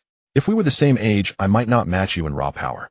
The brothers exchanged rapid blows in the courtyard, their figures intertwining, kunai clashing to produce tiny sparks. Keishi displayed all the results of his recent training. Taijutsu and weapon throwing flowed seamlessly, his attacks fierce and relentless. He no longer charged recklessly as before, but began to emphasize tactics and rhythm, trying to find flaws in Genma's defense. Though Genma remained composed, only using taijutsu and kunai to counter, the surprise within him grew increasingly difficult to suppress. He could sense that Keishi's strength had improved far beyond his expectations, not just in the refinement of technique, but in a leap in combat awareness and chakra control. Such progress was unlike anything an ordinary chunin could achieve in such a short time. "Stop!" Genma suddenly called out, deflecting a side kick and leaping backward. Keishi immediately halted his movements, breathing heavily. The earlier training in lightning release chakra mode had taken its toll on his stamina. Genma walked up to Keishi, scrutinizing him carefully. After a long moment, he spoke slowly. "Keishi, have you recently received any special guidance? Or learned any special jutsu?" Keishi shook his head. "No. I just followed the same methods as before, but I paid more attention to the details of chakra control and the integration of taijutsu and ninjutsu. Also, I've been studying some tactics, thinking about how to respond more effectively in different situations." Genma was silent for a moment, then took the senbon from his mouth, twirled it between his fingers, and put it back in. He knew his younger brother's talent was average. Though Keishi worked hard enough, the progress before him seemed beyond what mere effort could explain. Behind this there might be potential that even Keishi himself hadn't fully realized, or perhaps an eruption under some kind of pressure. Gunma stopped speculating, put his arm around Keishi's shoulders, and walked toward the house. How have you been lately? Working well in the barrier team. Keishi rolled his eyes, too lazy to respond to Genma's questioning, as if he were a child. Seeing Keishi ignore him, Gunma cautioned, you need to be careful lately. I heard some bad news on the way back. The missing ninja and civilians from the village might be related to Lord Orochimaru. Keishi thought about the rumors that had been quietly circulating in the village. Orochimaru conducting human experiments and issues concerning the fourth Hokage. Keishi nodded firmly. I understand. The brothers' sparring ended in a subtle atmosphere. Gunma felt happy for his younger brother's growth, but a faint concern for the future also quietly surfaced. Let's eat out tonight. I feel like sushi. There's a new sushi place that's really good. Meanwhile, in the shadows of Konoha, rumors about Orochimaru continued to spread. Have you heard? Lord Orochimaru seems to be secretly conducting some forbidden experiments. Human experiments? Really? How horrifying. Chill. Keep your voice down. Do you want to die? How dare you say such things?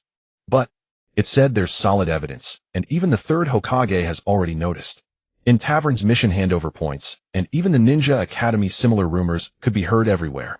The source of the rumors was hard to trace, but the content was remarkably consistent. One of the Sannin, the infamous Orochimaru, was conducting inhumane human experiments, defiling life and betraying the will of fire. This undercurrent inevitably affected every level of the village. Within the Uchiha clan grounds, the shrine. The dim light cast a yellow glow as the core members of the Uchiha clan gathered. The atmosphere was as heavy as a physical weight. Clan leader Uchiha Fugaku sat at the head, his expression grim. The clan meetings were nothing but arguments, and he found it difficult to make a decision. Shursui had conveyed the third Hokage's intentions to him, but the unified opinion of the clan meeting had been debated for 3 days, leaving Uchiha Fugaku with a pounding headache. Lord Fugaku, the rumors in the village are not without foundation. Uchiha Inabi, a jonin with voting rights, spoke with intense emotion and sharp words. Uchiha Inabi slammed his hand on the table. Orochimaru's actions have already crossed the village's bottom line, and I suspect the missing clan members were his doing. We should protest to the village. In this upcoming jonin confidence vote, I will never support that man Orochimaru. Shursui, seated at the back, silently nodded in agreement. The third Hokage had clearly indicated to him that he hoped the Uchiha clan would support Minato Namikaze, and in Shizui's heart the candidate for Hokage was also Minato Namikaze. Exactly. Uchiha Tetsuka echoed. That old man, the third Hokage, has become increasingly indecisive. He can't even control his own disciple. How can we trust the person he endorses to lead Konoha? Our Uchiha clan should support someone with more resolve, someone who truly represents our interests. Hearing this, Uchiha Inabi abruptly stood up and exclaimed, both Minato Namikaze and Orochimaru are connected to the third Hokage. We should nominate Lord Fugaku. Only an Uchiha can represent us Uchiha. We. Uchiha Fugaku's dark face twitched involuntarily. He quickly raised a hand to stop him. Enough, Inabi. Sit down. Let's hear others' opinions first. Uchiha Inabi glanced around the room. Some Uchiha clan members had their eyes closed, others continued whispering among themselves. Few seemed to be listening to his grand speech. He shot one last look at Fugaku and reluctantly sat back down. In my view, Orochimaru's matter might be a smoke screen from Minato Namikaze's side to secure the position of Hokage. Elder Uchiha Chime snorted coldly. They want to discredit Orochimaru to pave the way for their own ascension. The Uchiha were in an uproar, seeing this as an opportunity to express their discontent and demand more. They leaned toward collectively opposing the candidate endorsed by the third Hokage in the upcoming jonin confidence vote, or at least making demands favorable to the Uchiha in exchange for their support. Fugaku looked at the crowd. The discussions over the past few days had yielded no results. He had to make the decision himself. For now, his thoughts aligned with Shizui's, to ease the strained relationship with the village. He stood up and gestured for silence. Seeing the clan leader rise, everyone fell quiet. Fugaku, not wanting to waste words on lengthy explanations, spoke directly. Regarding the jonin confidence vote, I have reached an agreement with the third Hokage to endorse Minato Namikaze as the fourth Hokage. When the time comes, cast your votes for Minato Namikaze. That is all. No more discussion. Meeting adjourned. With that, Fugaku left his seat and walked toward the door, preparing to depart. As soon as Fugaku made the announcement, the crowd below erupted like ants on a hot pan. Some stood up to leave, others whispered among themselves, and a few tried to speak, but were pulled back by those beside them. The main hall was as chaotic as a marketplace. Underground in Konoha, there was a secret base, dim, damp, and filled with the smell of disinfectant in the air. This was one of the many strongholds of Root, and the secret meeting place of Shimura Danzo, and Orochimaru. Danzo leaned on his cane, his single eye fixed on the figure before him. Orochimaru with long black hair and an aura of chilling coldness. Orochimaru, what is the meaning of this? Danzo's voice trembled with barely suppressed fury, his cane tapping incessantly against the floor. How did the matter of the human experiments spread so wildly throughout the village? Didn't you guarantee absolute secrecy? Orochimaru extended his long tongue, licking his lips with undisguised disdain. Danzo, as for why the information leaked, you should be asking yourself. Your root. Is it truly as impenetrable as you imagine? What do you mean? Danzo's gaze turned icy.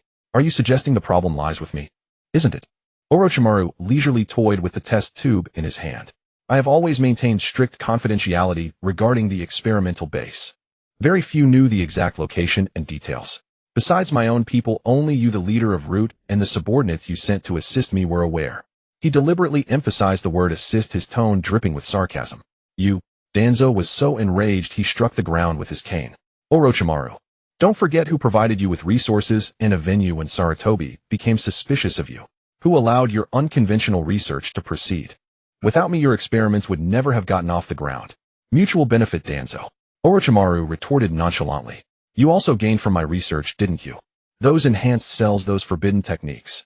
We simply took what we needed. Now that a problem has arisen, you want to put all the blame on me. There's no such cheap deal in this world. Bastard. Danzo was furious. Do you have any idea how many of my plans this has disrupted? Now Sarutobi is surely watching you. And he'll be suspicious of me too. So what if he is? Orochimaru sneered. Danzo, you're too cautious. Or rather too timid. Scientific experiments always require sacrifices. What are a few insignificant materials? Teacher Sarutobi. He is old. He can no longer comprehend the great significance of this work. You are playing with fire. Danzo growled. Once the evidence is conclusive, even if you are one of the Sannin, Sarutobi won't be able to protect you. Protect me.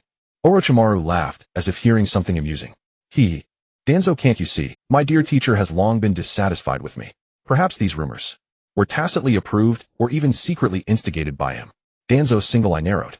What did you say? Orochimaru's smile vanished, a cold glint flashing in his snake-like pupils. Just a hunch.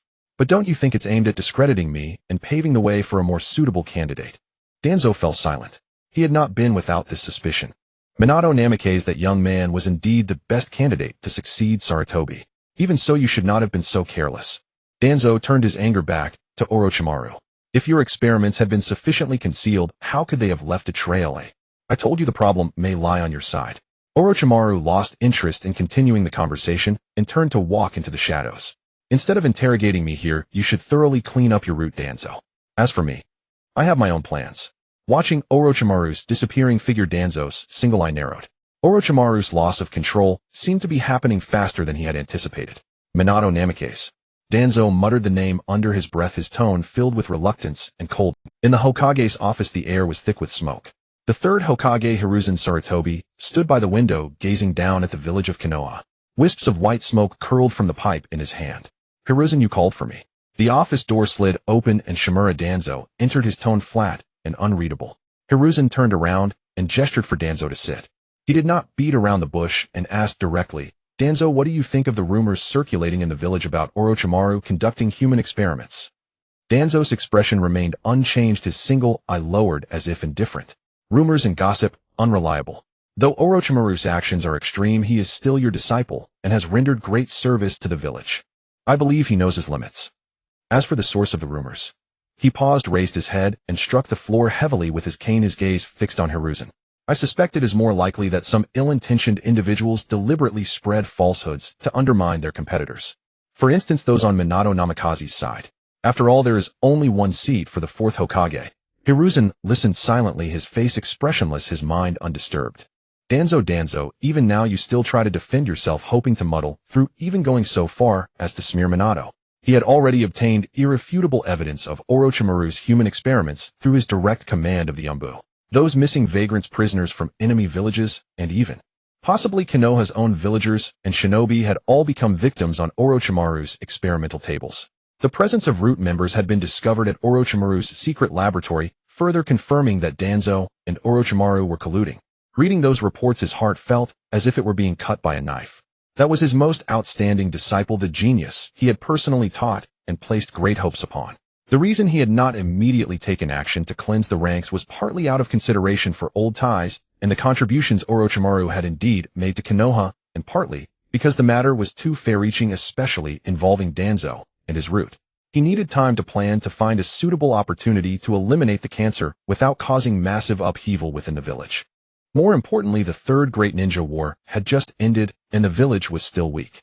At this time, Fugaku Uchiha could still temporarily suppress the radical faction within the Uchiha clan.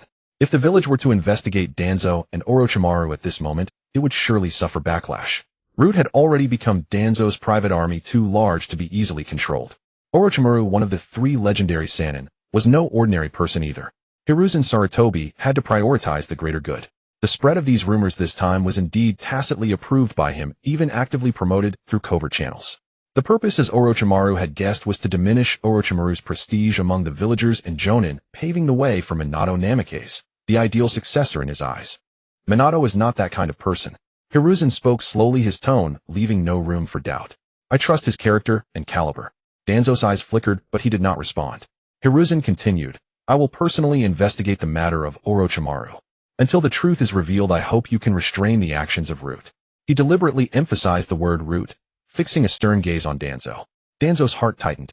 Hiruzen's words almost explicitly stated that he knew of the connection between Danzo and Orochimaru. This was a warning. I understand. Danzo lowered his head. If there is nothing else, I will take my leave. Watching Danzo's retreating figure, Hiruzen took a deep drag of his pipe and slowly exhaled. Amidst the swirling smoke, his face appeared somewhat blurred. He knew that gloomy Danzo would not give up easily, nor would Orochimaru sit idly by. Konoha had reached a critical juncture. He had to act carefully, both to remove the internal threats and to ensure that the great tree of Konoha would not be severely damaged in the process. And Minato Namikaze was his last hope. This young man, like the sun, he would help Minato mount the horse and then see him on his way until he could stand on his own. The next day at the Shiranui residence, Jinxie get up.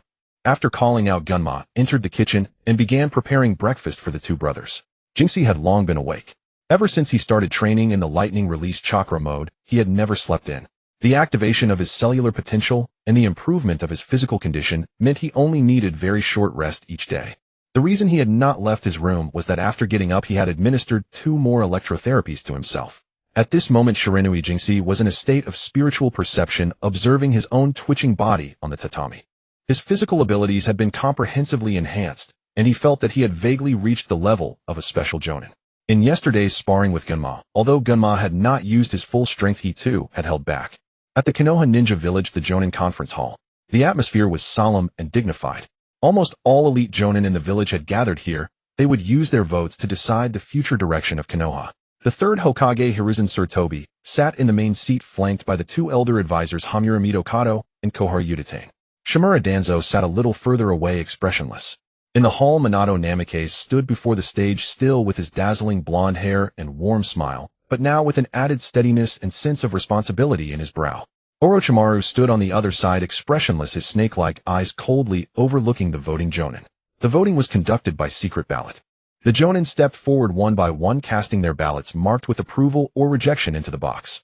Fugaku Uchiha led the Uchiha clan's Jonin, completing their voting with impassive faces. Their choices had already been decided in the clan meeting. Shursui Uchiha stood among his clansmen, his gaze calm. The vote reading and tallying. The entire process was tense yet orderly. Finally, the results were announced. The votes supporting Minato Namikaze as the 4th Hokage held an overwhelming majority. This result was both expected and somewhat surprising to some. It was expected because Minato's prestige and abilities were evident to all. The surprise lay in the fact that even the Uchiha clan, which had always kept a certain distance from the village's higher-ups, had cast their votes clearly in support, undoubtedly playing a crucial role. Orochimaru looked at the final result, his face completely devoid of expression. He gave a deep look at Hiruzen Sarutobi on the stage, then glanced at Shimura Danzo, and finally fixed his gaze on Minato Namikaze. A meaningful smile curled at the corner of his mouth, and then he turned and silently left the venue. Hiruzen Sarutobi stood up, a relieved and hopeful smile appearing on his aged face. He raised Minato Namikaze's hand and announced to the entire assembly, based on the results of the Jonin confidence vote and the approval of the Fire Daimyo, I hereby declare that effective immediately Minato Namikaze is officially the 4th Hokage of Konoha Ninja Village. In Konohagakure, the sun hung high in the sky, blazing down fiercely. Shirinui, Gunma Namishi Rado, and Yamashiro Aoba had just returned from their vacation when they received a summons from the fourth Hokage Minato Namikaze. A mix of unease and anticipation churned within them as they hurried toward the Hokage's office, not daring to delay. Though they had met the Hokage a few times before and even received praise, this time their status was entirely different. Arriving at the door of the Hokage's office, Gunma raised his hand and knocked gently 3 times. "Come in," came the voice of Minato Namikaze from within. The 3 entered and saw that the Hokage was not seated behind his imposing desk, but standing by the window, as if gazing at the streets below. Hearing the door open, he turned and smiled at them. The tension in the room dissipated instantly at the sight of the Hokage. They stood before the desk, and Minato walked back to take his seat. "You've worked hard." Minato's voice was always so steady. "I've read your report on the skirmish at the Land of Earth border quite carefully. The IWA reconnaissance squad of 5. You 3 not only repelled them, but also eliminated 3 of their number." He paused, his gaze sweeping over them. "You've completed numerous patrols and interception missions since then.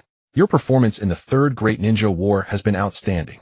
Minato didn't waste words on formalities. He spoke directly of their achievements and contributions. The 3 young shinobi instinctively straightened their backs. Victory through teamwork when facing equals. That's the true spirit of Konoha shinobi, Minato. Then he mentioned the reward. Permission to study advanced jutsu in the ninjutsu archive and the chance to choose one technique. The moment the words left his mouth, their eyes lit up. Yet strangely the same thought surfaced in all their minds. The Flying Thunder God technique. Yamashiro Aoba was the first to blurt out, pushing up his sunglasses. "Hokagesama. Can we apply to learn the Flying Thunder God?" Namishi Rado nodded vigorously beside him, and even the usually composed Gunma clenched his fists, his eyes burning with undisguised longing. Minato looked at them and smiled instead. "The Flying Thunder God." His tone turned serious. "This is not an easy jutsu to master. It's far more than just speed. It demands precise chakra control, a deep understanding of the complex formula, and a spatial perception ability. Let me put it this way, over the past 50 years, 7 jonin have attempted to learn this technique. 3 suffered severe chakra network damage, 2 lost all sense of direction, and only 2 could barely leave the technique's mark."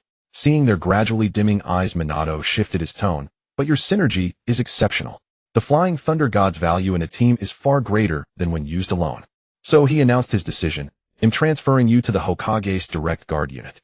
There you'll be exposed to advanced tactics, including the fundamentals of the Flying Thunder God and cooperative combat concepts. This is an opportunity and a challenge. Do your best." The 3 were overjoyed at being assigned to the Hokage's Direct Guard. Namishi Rado grabbed Genma's shoulders and nearly lifted him off the ground, while Gunma, oblivious, just grinned endlessly.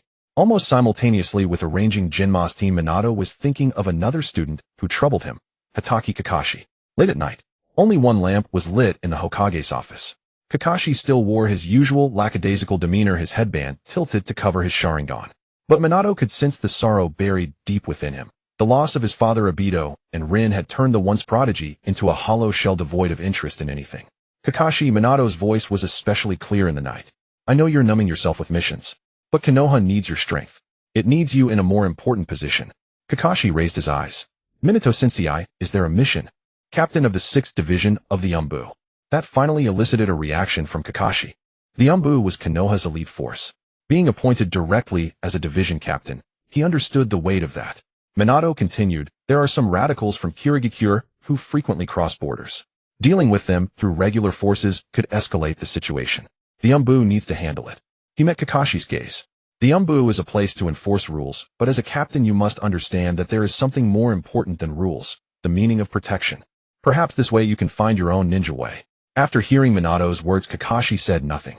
He lowered his head, understanding that Minato-sensei was admonishing him. His performance had disappointed his teacher. "Oh, and one more thing," Minato added as if something had just occurred to him. "Uchiha Shursui of the Uchiha clan has previously conducted missions at the Kirigakure border. He's familiar with that area. I plan to have him join your squad." Kakashi harbored no ill will toward the Uchiha clan. His eye was a gift from his friend Uchiha Obito, so he had no objection to his teacher's choice. "I understand, Minato-sensei.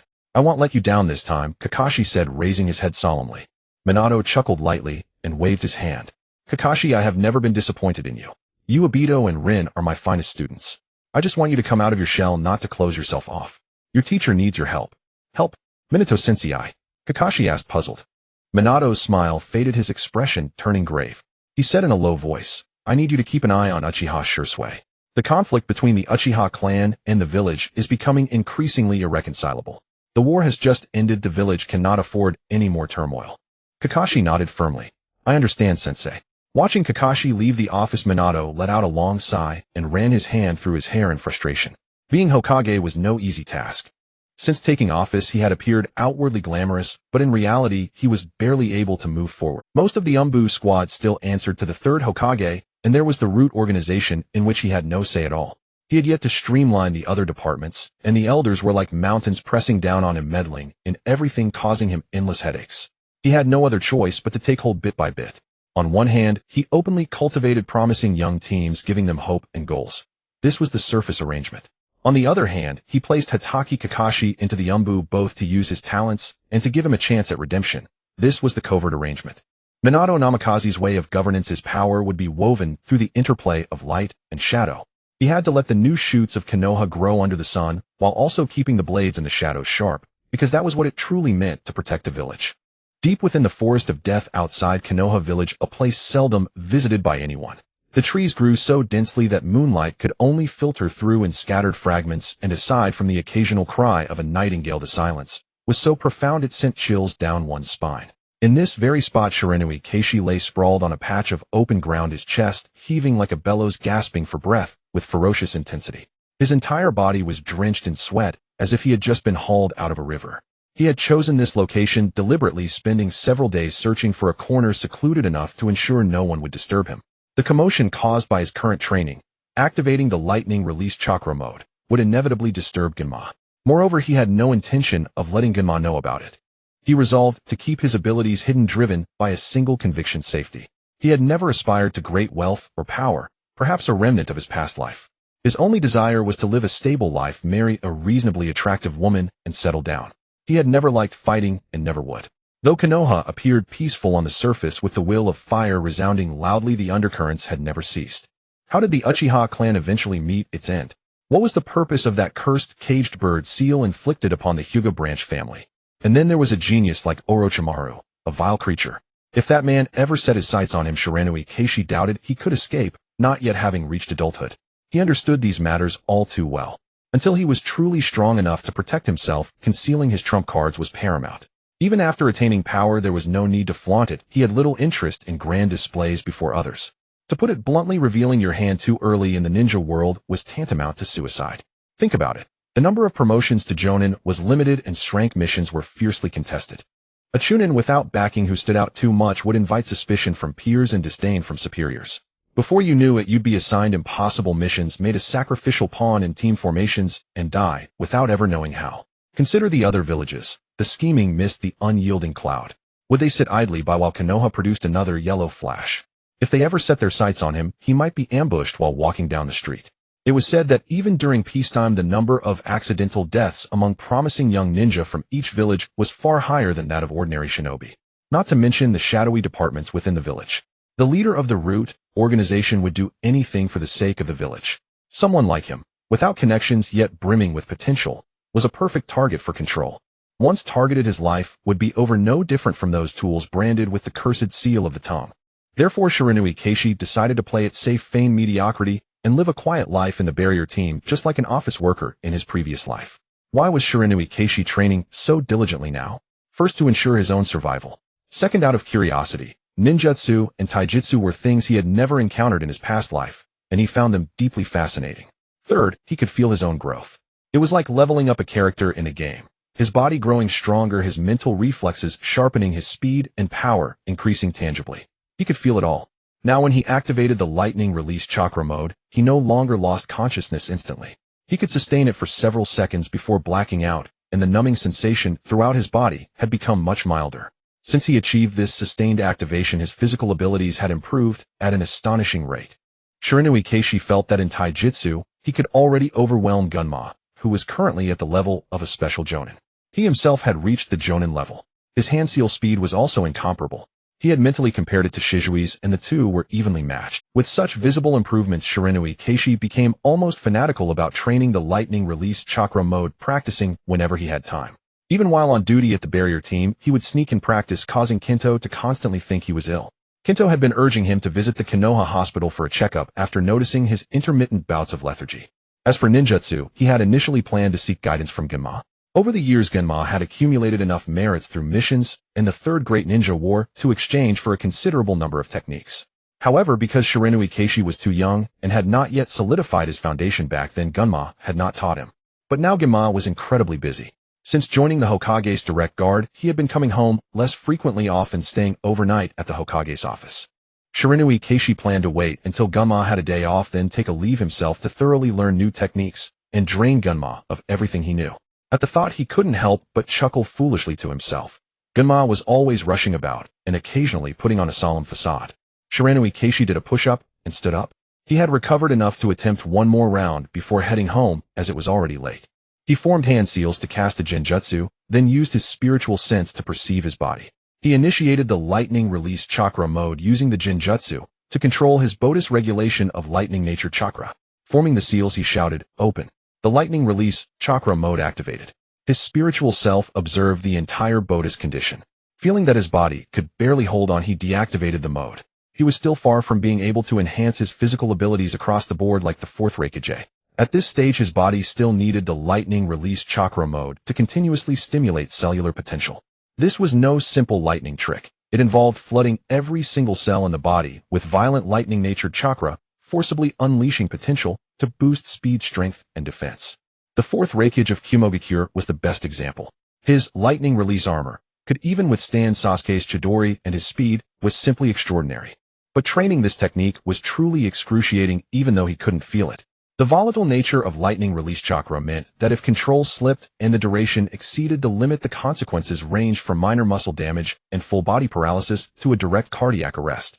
It was said that the Raikage relied on his inherited physique and secret medicines to master this art. As an ordinary yet extraordinary Konoha ninja, Shirinui Keishi had to endure it all on his own, relying solely on a body that lacked a soul's spiritual perception.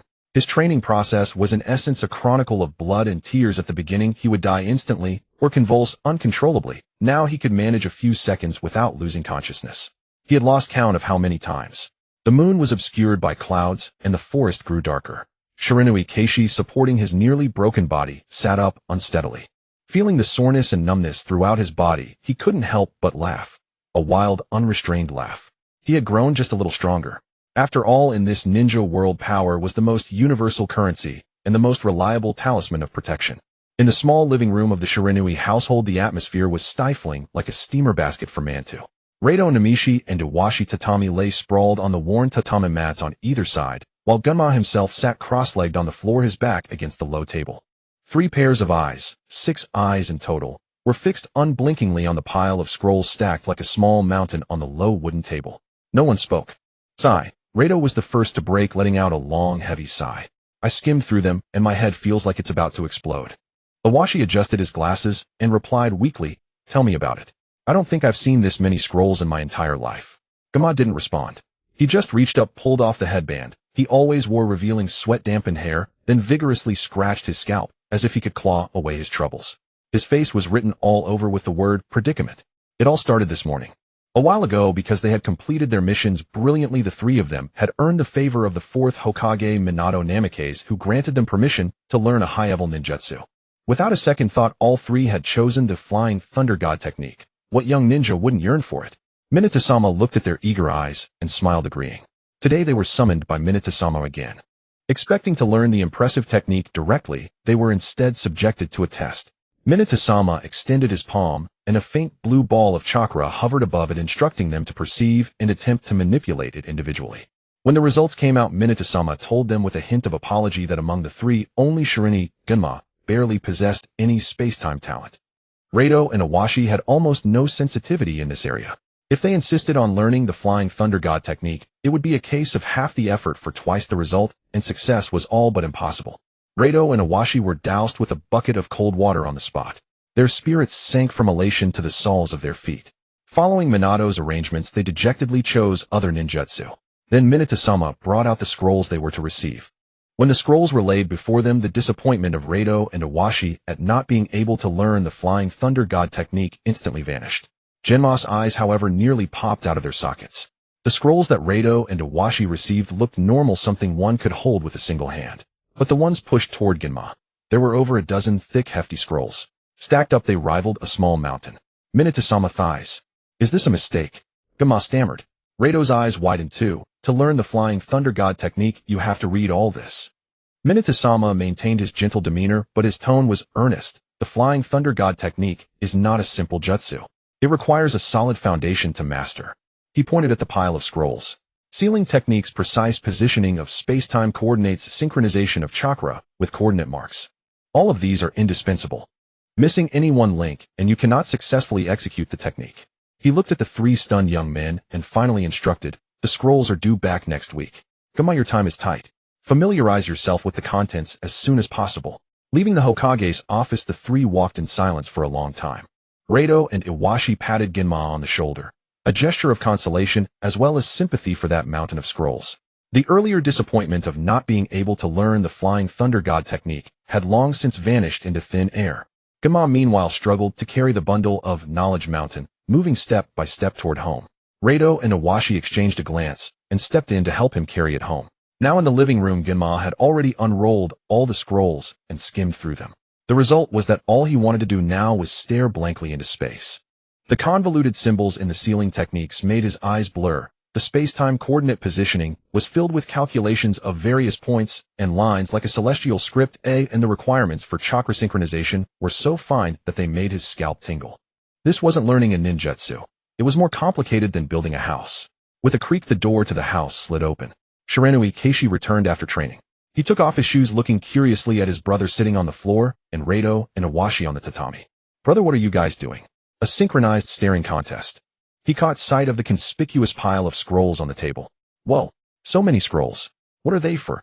He walked over curiously, tossing his vest aside, and casually picked up the topmost scroll, opening it. Precise chakra control. He picked up another sealing technique symbols. Space-time coordinate positioning calculations. Seal pattern drawing. His voice grew softer as he read and more confused. Keishi finally tore his gaze away from the scrolls and looked at Genma, who was still scratching his hair. Brother, these. What exactly are these? Genma lowered his hands, tossed the headband aside, and sighed helplessly. The Flying Thunder God technique. What a... Keishi's hand trembled, nearly dropping the seal pattern drawing scroll. His heart skipped a beat. The Flying Thunder God technique. Yeah, Genma forced a faint smile. He might have thought his younger brother was awestruck by the name of this high-level technique, feeling a small bitter pride. But Genma might have misunderstood Keishi. Keishi wasn't shocked by the name, Flying Thunder God technique. He was shocked by how much one had to learn to master it. He genuinely doubted this. It was just too much. It was still hard for him to comprehend this vast amount. Keishi's face was full of disbelief. He quickly grabbed the scroll on space-time coordinate positioning and unrolled it with a swoosh. Inside were densely packed diagrams and formulas with various points, lines, angles, coordinate systems. Well, what is this? He pointed at one complex function graph. Do you have to learn math before learning ninjutsu? And really hard math at that. Refusing to believe it, he put that one down and picked up the scroll on seal pattern drawing. Yanking it open. Inside were extremely complex, high-precision patterns of various techniques.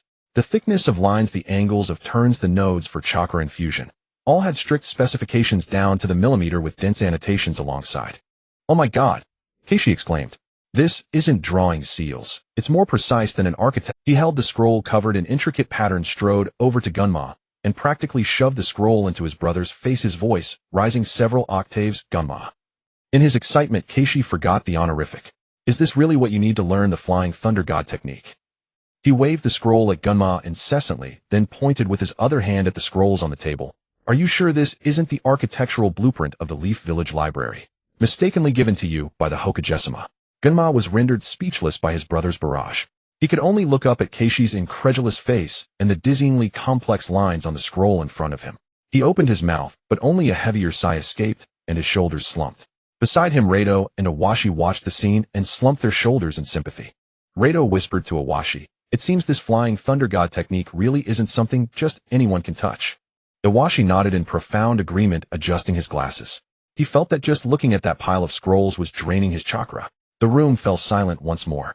Buzuo Jingxi trudged through the gate of the barrier team, his legs feeling as heavy as lead. Arriving at Group 47, "Good morning, Jingxiken." Kendo and Shinhwa greeted him, while team leader Morita had not yet arrived. Jingxi raised his hand weakly, his morning barely audible. In his time at the barrier team, he had already become familiar with everyone. He was no longer as reserved as before when he had to address everyone as senpai. Dark circles hung under his eyes, and his complexion was sallow, clearly a sign of insufficient rest. Kendo and Xinhua certainly wouldn't take offense. It wasn't his fault. Over the past few days he had spent almost all his after-work hours with Bazihuo Xianjian. Xianjian had become obsessed with the Flying Thunder God technique, and truth be told so had he. Those dozen or so large scrolls. Merely understanding a tiny portion was exhausting, let alone practicing and memorizing them. Bazihuo Jingxi offered to help mainly by copying those maddeningly complex talismans. Xuanjian meanwhile used a ruler to draw those architectural blueprints, and Jingxi copied them, his wrist aching and sore. After a few days Jingxi felt that while his chakra hadn't been drained much, his eyes and hands were nearly ruined. Now whenever he closed his eyes his mind was filled with those twisting lines and symbols.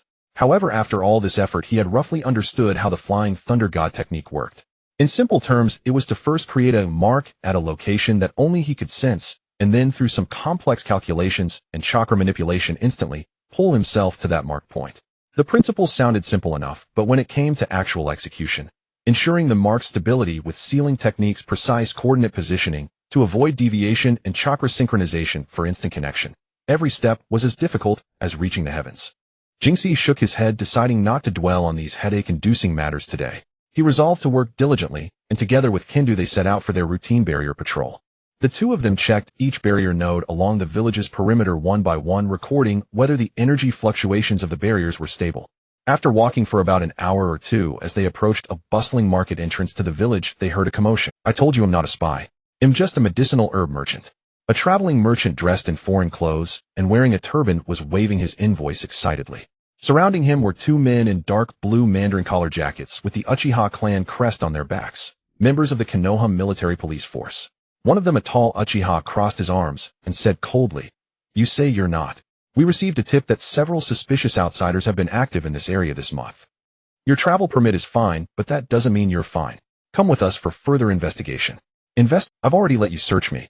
There's nothing but these herbs and money." The merchant stamped his feet in frustration. "If I can't deliver these herbs to my employer on time, he'll have to pay a huge penalty." "Are you being unreasonable?" Some villagers had gathered around, pointing and whispering. "It's the Uchiha again. Sai always so suspicious. That merchant looks familiar. He's been here several times.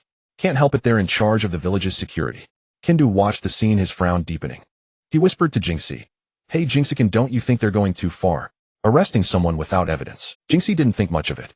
The Uchiha police force conducted their operations with due procedure, rarely fabricating evidence or framing anyone. They were merely arrogant and brusque. But Jingxi was afraid of trouble, especially when it involved the Uchiha clan. He tugged at Kendo's sleeve. "Let it go, Kendo. The police force is handling it. We're from the barrier team. Don't get involved." Just then the tall Uchiha seemed to lose patience and reached out to grab the merchant's arm. "Enough talk. Come with us." The merchant instinctively flung his arm to break free. Still resisting, the other stockier Uchiha officer stepped forward with a stern voice. Seeing the situation escalating, Kendo's anger could no longer be contained. He dashed forward in a single stride, placing himself between the merchant and the Uchiha officers. "Stop. You have no solid evidence. On what grounds are you arresting someone?" Kendo shouted, standing straight. The two Uchiha officers were taken aback, clearly not expecting another ninja to intervene. The tall Uchiha narrowed his eyes, sizing up Kendo. "Which department are you from?" "The barrier team." "This is none of your business. Get lost." "How is it none of our business? Every Konoha ninja has a duty to maintain the village's peace." Kendo didn't back down. "Your rough enforcement will make outsiders lose faith in Konoha. For you teaching the police force how to do their job." The stocky Uchiha officer was more hot-tempered, stepping forward until he was almost nose-to-nose with Kendo. "The way you're defending him. Are you in cahoots with him? Shh. What nonsense are you spouting?" Kendo was angered by the accusation, his voice rising sharply. Seeing the situation, Jingxi thought, "This is bad," and quickly rushed over to mediate. Officers, please calm down. Let's talk this out." But it was already too late. The stocky Uchiha, feeling his authority challenged, reached out to push Kendo away. "Get lost. Obstructing official business. He'll arrest you too." The moment his hand touched Kendo's shoulder, Kendo dropped his stance, slightly, his left hand deflecting the opponent's wrist, while his right hand seized the other's arm. With a shift in his footing, he attempted to execute a trip throw, still daring to fight. The tall Uchiha officer, seeing this, let out a low shout and joined the fray. He was faster, delivering a knife hand strike aimed at Kendo's neck. Kendo reacted swiftly, releasing the stocky officer and ducking under the knife hand strike, while simultaneously sweeping his leg toward the tall Uchiha's lower body. The tall Uchiha leaped back gracefully to avoid the sweep, but his expression turned even colder. Not bad, taijutsu kid. The stocky officer regained his balance, feeling humiliated, and with a furious roar lunged again. This time he employed full taijutsu, his movements swift and his fists cutting through the air toward Kinda's vital points on the chest and abdomen. Kinda, not to be outdone, leaped forward to meet him, and the two exchanged blows, each countering the other's moves. They became entangled in a flurry of punches and kicks. Both were holding back, refraining from lethal or deadly techniques. The tall Uchiha stood by unmoving, watching for any opening in Kinda's defense, ready to strike at the opportune moment. Jinx's brows were tightly furrowed, a deep crease forming between them. Kinda's temper would get him into trouble sooner or later. He could see that although Kindu was brave, he was clearly outmatched against the well-trained Uchiha officers, nearly getting hit in vital spots several times. We can't keep fighting. Jinxie gritted his teeth and shouted, seizing a gap to dash forward. He wasn't attacking anyone, but directly inserted himself between Jindo and the short, stocky Uchiha member. Stop! Everyone stop! Jinxie spread his arms like a protective hen, shielding Jindo while shouting at the two Uchiha members, Sir, this is the village entrance. What does it look like to fight here? Can't you talk things out properly? The short, stocky Uchiha pulled back his fist, which had nearly hit Jinx's face. Still fuming, he struck first, interfering with the police force's duties. Jindo panted heavily behind Jinxie, his clothes disheveled and a scratch on his forehead. He shouted defiantly, You push me first. The tall Uchiha coldly looked at Jinxie. Barrier team member, is he obstructing our official duties today? Then don't blame us for being rude. We'll take him in too. Just as the conflict was about to escalate, a gentle yet authoritative voice rang out, What's happening here? Everyone turned to see a slightly younger Uchiha wearing a ninja vest, but with a much gentler demeanor, a hedgehog-haired youth walking over. He had large eyes, a clear gaze, and a hint of confusion on his face. It was Uchiha Shursui. Seeing Shursui, the two Uchiha members slightly restrained their anger, but still pointed at Jindo and Jinxie. Shursui, you're just in time. These two from the barrier team obstructed us from capturing a suspicious person and even resorted to violence. Jinxie, as if seeing a savior, quickly explained to Shursui, Shisuikan. This incident indeed has its reasons. Jianda's temper is too rash. Please don't take offense to officers of the police force. Jindo also explained to Shursui, Shursui, you be the judge. Is this the right way to do things? He quickly recounted what he had seen.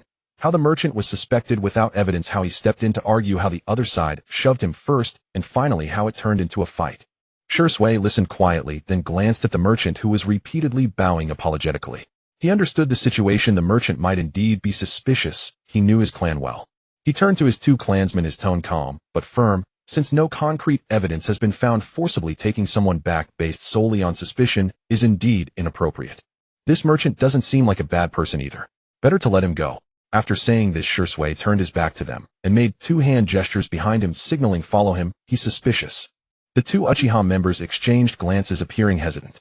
Shursui held great prestige among the younger generation of the clan, and his words carried weight. The tall Uchiha finally nodded. All right, since you say so, Shursui. He glared at Jindo. This time, well, let it slide. Don't meddle in other people's business in the future. With that, the two turned and quickly disappeared.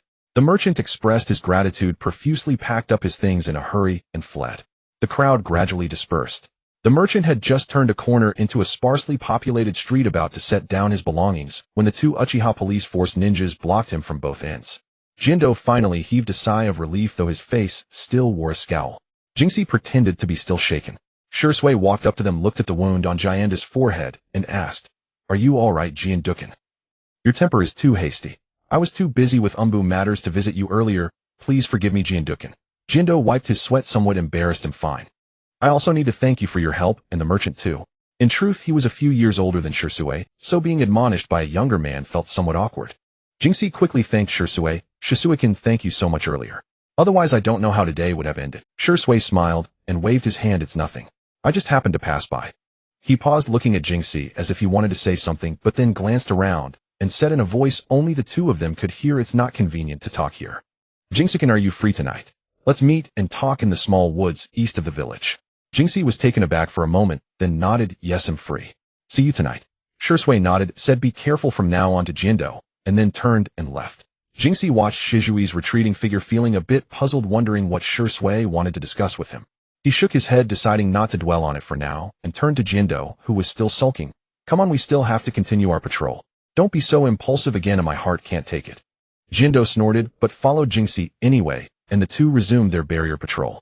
However, after that commotion, neither of them could regain their earlier good mood, and Jindo wore a sour face all day. Konoha Village, Small Woods. After work, Jingxi arrived early at the small woods. He wasn't accustomed to making others wait, a habit probably inherited from his previous life, when he was mediocre and always subconsciously avoided causing trouble for others, even feeling somewhat inferior. After coming to this world through relentless effort, he was far from being a master, but at least he no longer felt as inferior as before. Yes, that was it, inferiority. He could now calmly recall that word. Shisui was late, and Jingxi didn't want to just stand around. He leaped lightly, nimbly climbed a large tree, found a sturdy, comfortable branch, leaned against the trunk, and closed his eyes. He began to practice fine chakra control, as his goal of using ninjutsu without hand seals was still unfulfilled. Moreover, the chakra control required for the Flying Thunder God technique was no less demanding than sealless jutsu. Immersed in the subtle flow of chakra, he suddenly heard a faint but extremely rapid sound of breaking wind approaching from the direction of the village. Jingxi immediately opened his eyes and gazed sharply in that direction. Under the moonlight, a blurry black shadow flickered among the trees, arriving at the base of his tree in an instant and silently halting. The newcomer was none other than Uchiha Shisui. Seeing this, Jingxi also jumped down from the tree, landing lightly before Shisui. Shisui approached and bowed slightly. Jingxi, sorry for being late. The Hokage summoned me unexpectedly. Shisui apologized for his tardiness. Jingxi leaned against the tree, waving his hand to indicate it was fine, then asked, "Skin, is there something urgent you wanted to discuss today?" In truth, Jingxi had already guessed that Shizui's business was likely related to the increasingly tense relationship between the Uchiha clan and the village. Beyond that, they had little particular connection. One evening about a month ago at the Uchiha clan grounds, in the home of Uchiha clan leader Fugaku, Shisui knelt respectfully on the tatami, his expression solemn. One evening about a month ago at the Uchiha clan grounds, in the home of Uchiha clan leader Fugaku, Shisui knelt respectfully on the tatami, his Shisui, you came to me with such formality. What is it? Fugaku spoke slowly, taking a sip of tea from his cup, then gesturing for Shisui to drink as well. Shisui took a deep breath, then delivered the words he had carefully pondered and organized over the past days, using the tone of Shiranui Keishi. He did not mention Shiranui Keishi's name, only saying that after shuttling between the village and the clan, he had come up with some immature ideas. He began with securing benefits, laying the groundwork. Clan leader, I believe our clan's strength and contributions should not be confined solely to the police force. Could we consider recommending capable and prestigious clan members to enter the village's higher decision-making levels, such as the Hokage's advisory council or the core of the mission department? This would allow us to serve the village better, let our talents be fully utilized, and show the village our value and sincerity. Fugaku listened quietly, his fingers unconsciously tracing the edge of his teacup. This idea was not new. The radical faction within the clan had long clamored for more power. He nodded slightly. Go on. Shisui shifted his tone to sacrifice, but clan leader, I think if we only think about taking, it will be difficult to succeed. We may need to change some things, even give up some things. Give up what? Fugaku's brow furrowed almost imperceptibly. About the police force. Shisui tried to keep his voice steady, facing the clan leader. The pressure was Fugaku's eyes narrowed. He set down his teacup and stared at Shisui. The police force is the Uchiha's glory and foundation. Yes, I understand. Shisui met Fugaku's gaze without flinching. But clan leader, have you ever thought about what this glory looks like in the eyes of others in the village? Shisui began to recount what Shiranui Keishi had said that day, but using his own understanding and observations. I've heard many voices in the village lately. Ordinary villagers, even ninja from other clans, have a very poor impression of the police force even. He didn't utter the word disgust. They think we are arrogant and rude, look down on others with a sense of superiority, act brutally, enforce the law without reason or compassion, and punish harshly for minor mistakes. As Shisui listed each point, Fugaku's face gradually darkened. As the clan leader, how could he be completely unaware of these evaluations? He had merely chosen to ignore them or attribute them to outsiders' prejudice against the Uchiha. Clan leader Shisui's tone was earnest. Such a reputation is like a wall or a river separating us Uchiha from the village. No matter how many merits we earn, they are offset by these daily frictions and resentments. The radical voices within the clan have surely reached the village's high command. Their wariness toward us may not be entirely their fault, our own conduct also. Fugaku pressed his lips together, silent. He picked up his now cool tea, took a sip, and gazed out at the dim courtyard.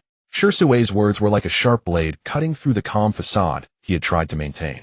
Seeing that Fugaku did not immediately refute him, Shisui gathered his courage and voiced the most critical point. Clan leader, I've also thought about another issue. When the second Hokage entrusted the police force to the Uchiha, besides trust and granting authority, might there also have been a consideration of placement and restriction? Fugaku looked up, fixing his gaze on Shisui. This statement was too bold, too sharp. Shisui felt the pressure, but pressed on confining the Uchiha's power to internal village security, making us handle the most unpopular tasks.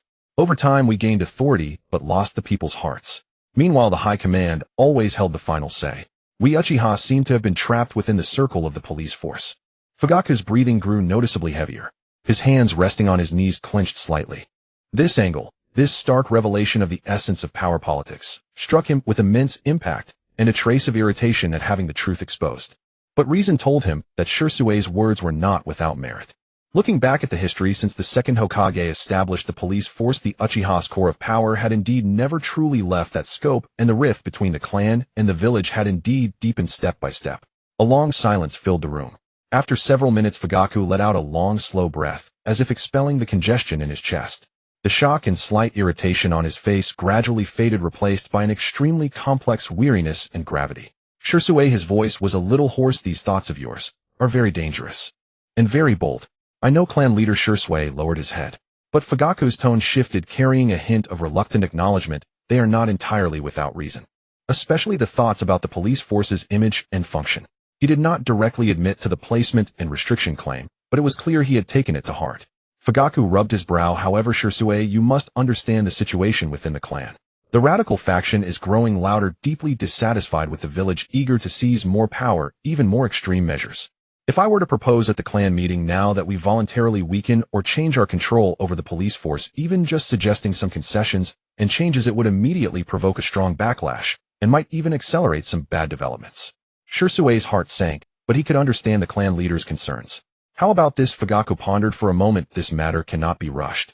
I will first sound out a few relatively moderate elders, privately hear their views. We must proceed slowly, first unify the understanding of some people. Bringing it up rashly will only ruin things. Yes, clan leader. I understand. Shisui quickly replied. The clan leader was willing to consider and even try to push forward. This was already better than his best expectations. Fugaku nodded, looking at Shisui with a mixture of appreciation and worry. Shisui, you have given much thought to the clan. Back to the present. Shisui relayed his conversation with the clan leader Uchiha Fugaku word for word to Shiranui Keishi. Clan leader Fugaku, he agrees. But the burden on his shoulders might be too heavy. The voices of the radical faction within the clan cannot be ignored, and he cannot make a decision easily. Shizui's voice was low with a faint, barely noticeable hoarseness. Keishi listened quietly, rubbing his slightly itchy ear. After Shisui finished, he did not immediately express his opinion, but pressed on. Then have you gone to see the fourth Hokage? Keishi knew well that just the Uchiha's attitude of seeking change was not enough. The village's attitude. Shisui nodded and began to recount his conversation with the fourth Hokage, Minato Namikaze. After listening to Shizui's thoughts, the fourth Hokage showed understanding and agreement. He praised Shizui's efforts for the peace of the village and acknowledged the Uchiha clan's willingness to actively seek integration. However, he did not directly agree to immediately implement the plan. Lord Hokage. Shizui's tone carried respect for Minato mixed with a hint of helplessness. The fourth Hokage, seeing Shizui's loyal performance after joining the Umbu, frankly revealed to Shisui the harsh reality he faced after just taking office. The fourth Hokage had been in power for too short a time. The vast machinery of Konoha, from administrative procedures to the mission assignment system, he had not yet fully sorted out. What truly weighed on the fourth Hokage were the several experienced advisor elders, Hiruzen Tsurutobi, Koyudatane Hamura Mitokado, and especially Shimura Danzo, who required vigilance. Relying on years of management and influence, the advisor elders held great say in many key decisions, like invisible shackles restricting the exercise of the Hokage's power. More specifically, the fourth Hokage revealed that the scope of power he could directly and effectively control was quite limited. Take the Umbu, for example. This strongest military reconnaissance force, which should be directly under the Hokage, was internally divided into various factions with complex allegiances. First, the new forces that the fourth Hokage tried to place and cultivate after taking office, loyal to himself, but this part was still weak. Second, the old subordinates still loyal to the third Hokage Hiruzen Tsurutobi, who were accustomed to the old ways and took a wait-and-see attitude toward Minato. Third, the root, completely independent of the Umbu, which was firmly controlled by Danzo, whose members knew only Danzo, not the Hokage, and carried out many secret missions that could not be brought to light. According to the fourth Hokage, among the Umbu, the personnel he could command might be less than 30%. Over 40% of mission quotas and personnel assignments were actually indirectly controlled by the Elder Council, especially Danzo. Moreover, the major clans in the village were not monolithic in their support for the Hokage. The Hyuga Nara Akimichi Yamanaka, These large and small clans were all keenly observing the wind direction in the early days of the fourth Hokage's tenure, trying to gain more benefits and save for themselves in the power reshuffle. Under this delicate balance, any major policy change could trigger a chain reaction. The fourth Hokage was quite open with Shisui.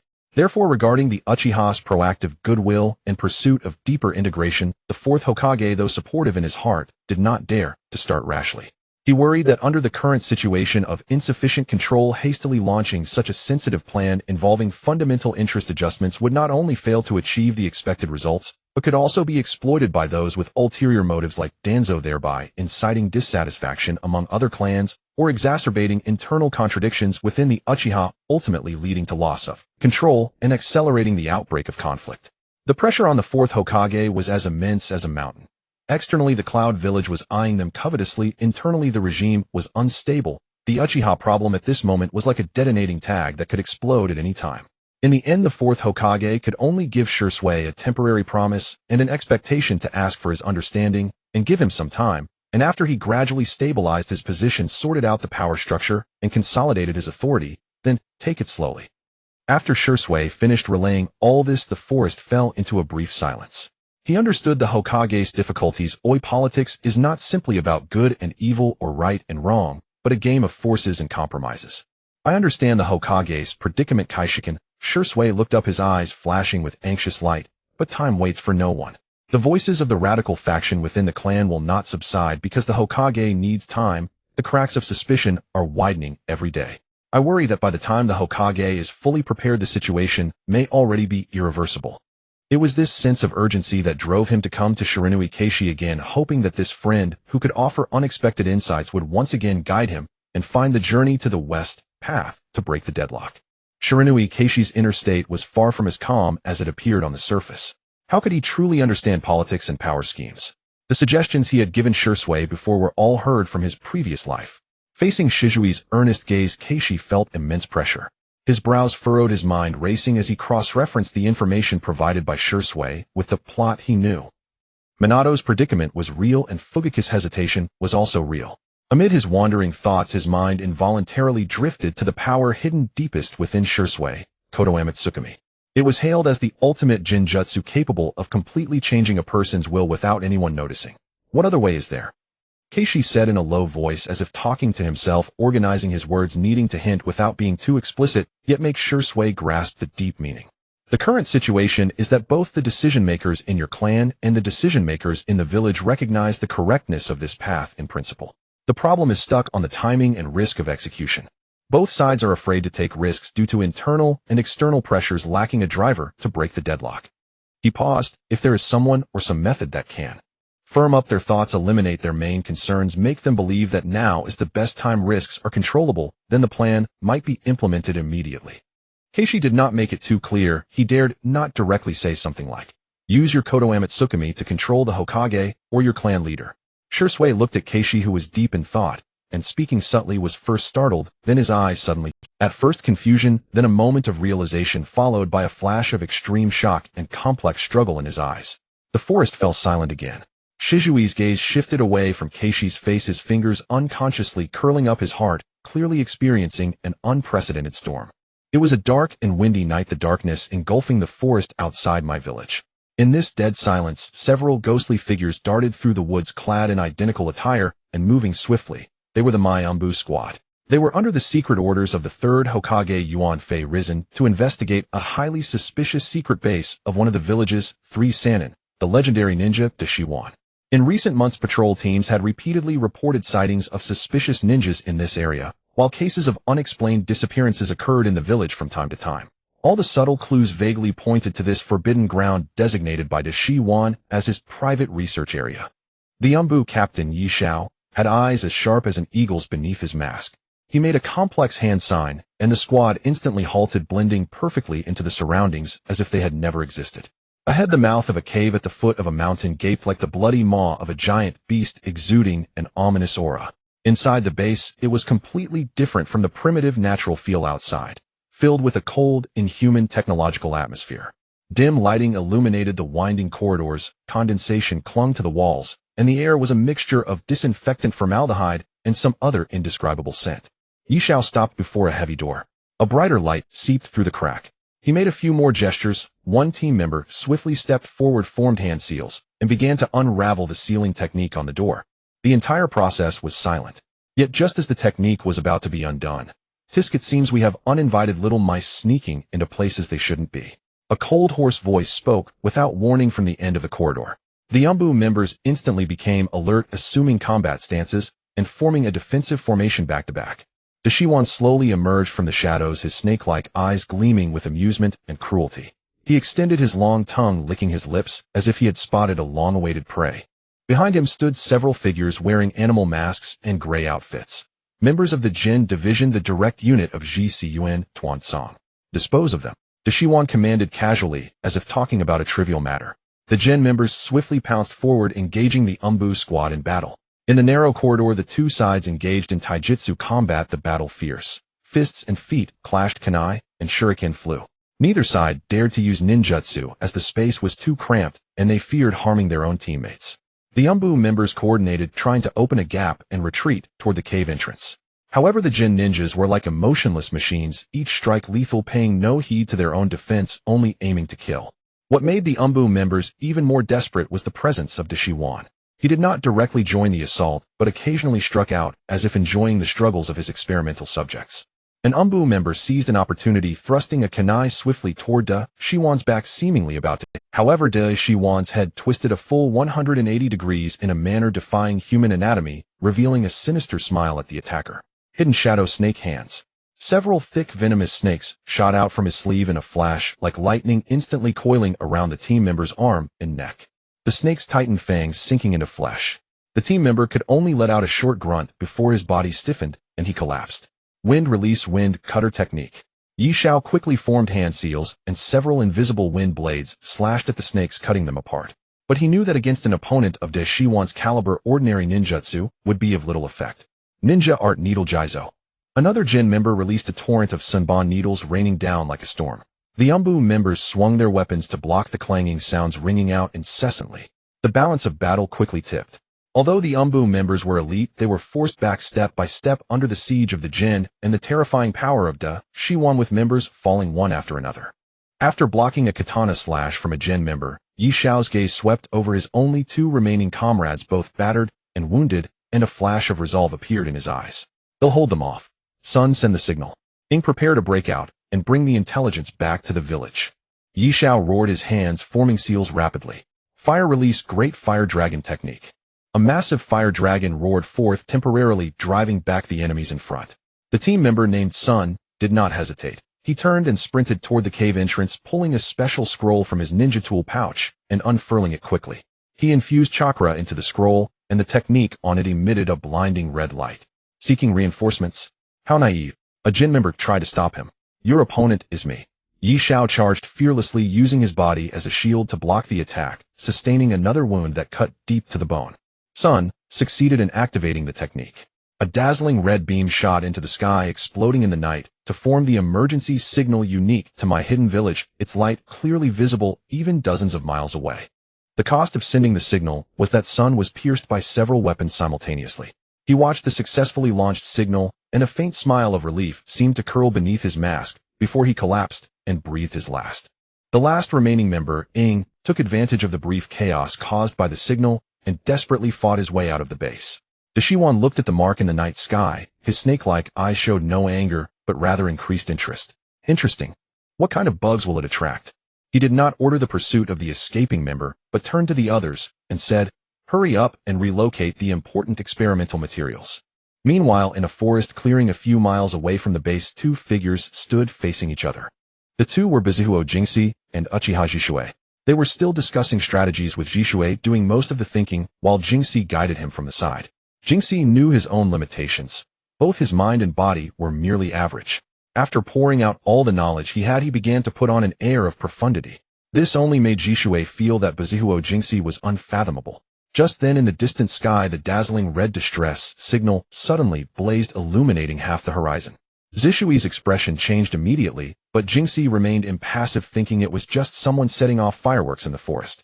It's the Umbu's distress signal. That direction. Zishui's eyes instantly sharpened, his previous gentleness vanishing, replaced by the decisiveness and fierceness of a top-tier ninja. The situation is critical. We must provide support immediately. Wait, Jishui.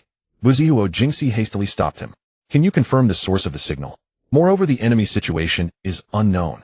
Shouldn't we report to the village first and wait for orders? There's no time. Shizui's tone was resolute. The Umbu only release a distress signal at the most critical moment. The situation is urgent. Every second of delay could cost a comrade's life. Keishi, if you're worried, you can stay and await the backup forces. Before the words faded, Shizui's figure had already turned into a blurred afterimage, darting toward the direction of the signal with astonishing speed. This must be the ultimate manifestation of the body flicker technique. Shiranui Keishi watched the direction where Shursui vanished, a flicker of struggle crossing his face.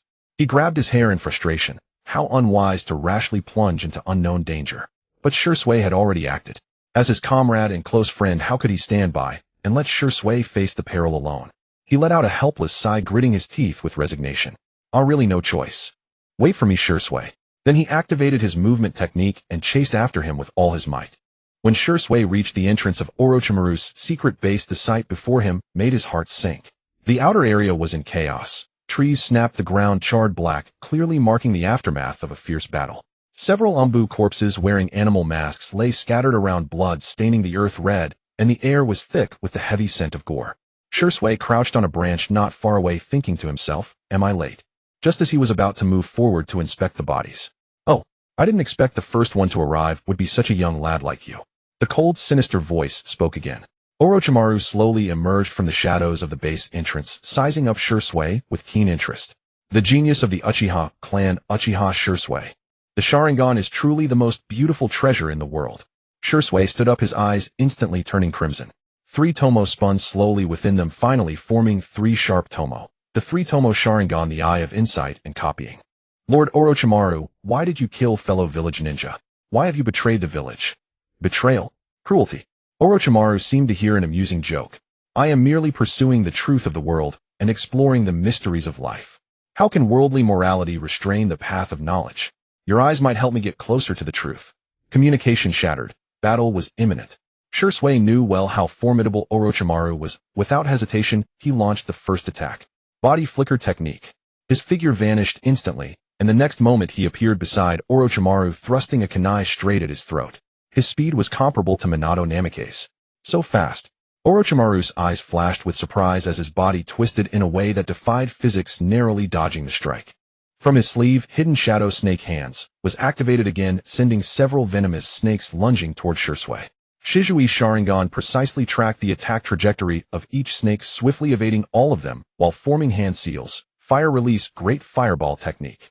A massive fireball roared forth, instantly incinerating the remaining snakes into ashes. The intense heat even began to melt the surrounding rocks.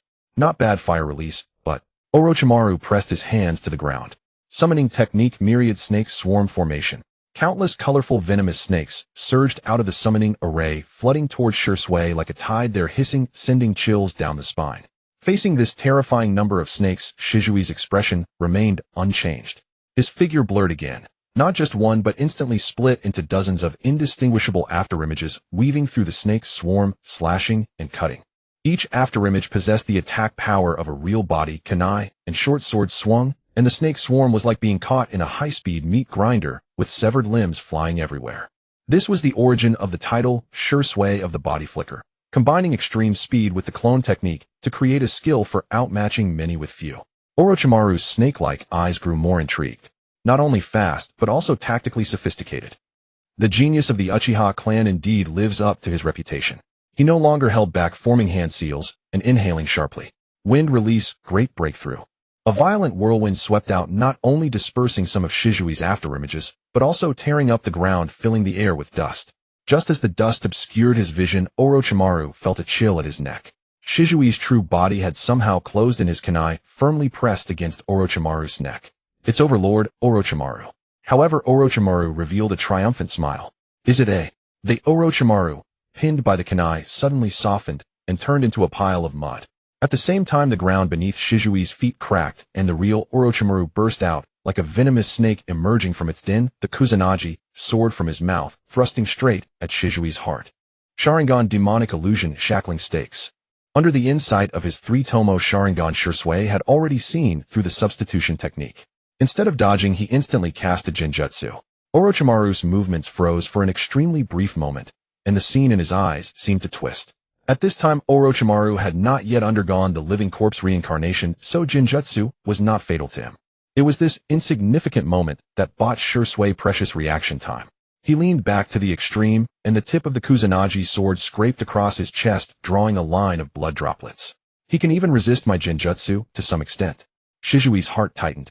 Orochimaru's mental strength was extremely formidable. The Sharingan's Genjutsu had greatly diminished effectiveness against him. The two distanced themselves again, their eyes meeting, both filled with vigilance and respect for their opponent. Taijutsu, Ninjutsu, Genjutsu. They had clashed fiercely for several rounds in the blink of an eye. At the same time that Shisui and Orochimaru were engaged in their duel, Shiranui Keishi also arrived at the battlefield. He saw Shisui locked in fierce combat with Orochimaru and was thinking about how to help. Meanwhile, a root member who had just emerged from the cave was about to assist Orochimaru, but he sensed Shiranui Keishi's arrival and turned toward Keishi, intending to eliminate this unknown Chunin first.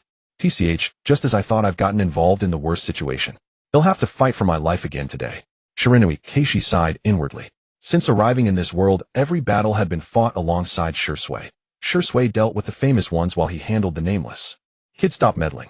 Your opponent is me. Tonight will be your last. Cherish it. The root ninja spoke coldly, his voice utterly devoid of emotion. At this moment, Shiranui Keishi only wanted to take a heavy hammer and smash this root ninja's head. Where did such a Chinibu threat come from? Shiranui Keishi didn't want to waste words with these thoughtless machines of root. He assumed a battle stance, holding a kunai horizontally before his chest. He knew he might not be a match for this root ninja, but his mission was to delay, buying time for Shisui, or to hold out until stronger reinforcements arrived. The root ninja lunged forward, his body dissolving into a blur as he vanished with startling speed. A piercing screech approached from afar. Jinx's pupils contracted sharply. The instant the sound reached his ears, his hands had already become a blur of motion. The hand seals were completed in an instant. Substitution technique. With a soft thud, a replaced log remained in his original spot. Almost simultaneously, a scorching stream of fire like a venomous serpent struck with deadly precision, hitting the substitute log. Fire-style Phoenix Sage Fire technique. Several fireballs seething with heat and the aura of annihilation engulfed Jinx's former position and the substitute log completely. The flames erupted, igniting the surrounding grass, revealing the silhouette of the root ninja. He maintained the hand seal for his jutsu, his cold gaze sweeping across the blazing fire, searching for Jinxie. Jinx's true body, having used the substitution to gain a fleeting moment, appeared on a large tree branch to the enemy's flank. Without pausing, he reached into his pouch and produced 3 shuriken. Whistling through the air, the 3 shuriken fanned out toward the root ninja, sealing his avenues of escape left and right. This was not meant to kill, but to disrupt and probe. The root ninja reacted with astonishing speed. Without even turning his head, he discerned the wind's direction, twisting his body with an unnatural suppleness, while simultaneously hurling 3 shuriken attached with explosive tags. Then his form flickered, shifting laterally several meters at a speed far exceeding normal movement, dodging Jinx's shuriken with perfect precision. The 3 explosive tag shuriken in turn arced toward Jinxie.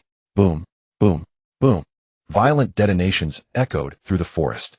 The shockwave, carrying shattered branches and clods of earth, radiated outward, shaking the branch Jinxie stood on violently. Jinxie had already leaped from the branch the moment the root ninja threw the explosive tag shuriken, sprinting away from the root ninja's direction. Trying to flee, the root ninja sneered inwardly. He activated the body flicker technique, closing the distance like a phantom, his ninja blade already drawn. The gleaming steel traced a cold arc under the moonlight, slashing straight for Jinx's neck. A classic root tactic, closing in relentlessly to decide the fight, with fierce taijutsu and kenjutsu. So fast, Jinx's heart jolted. The opponent's speed and swordsmanship were lethally precise.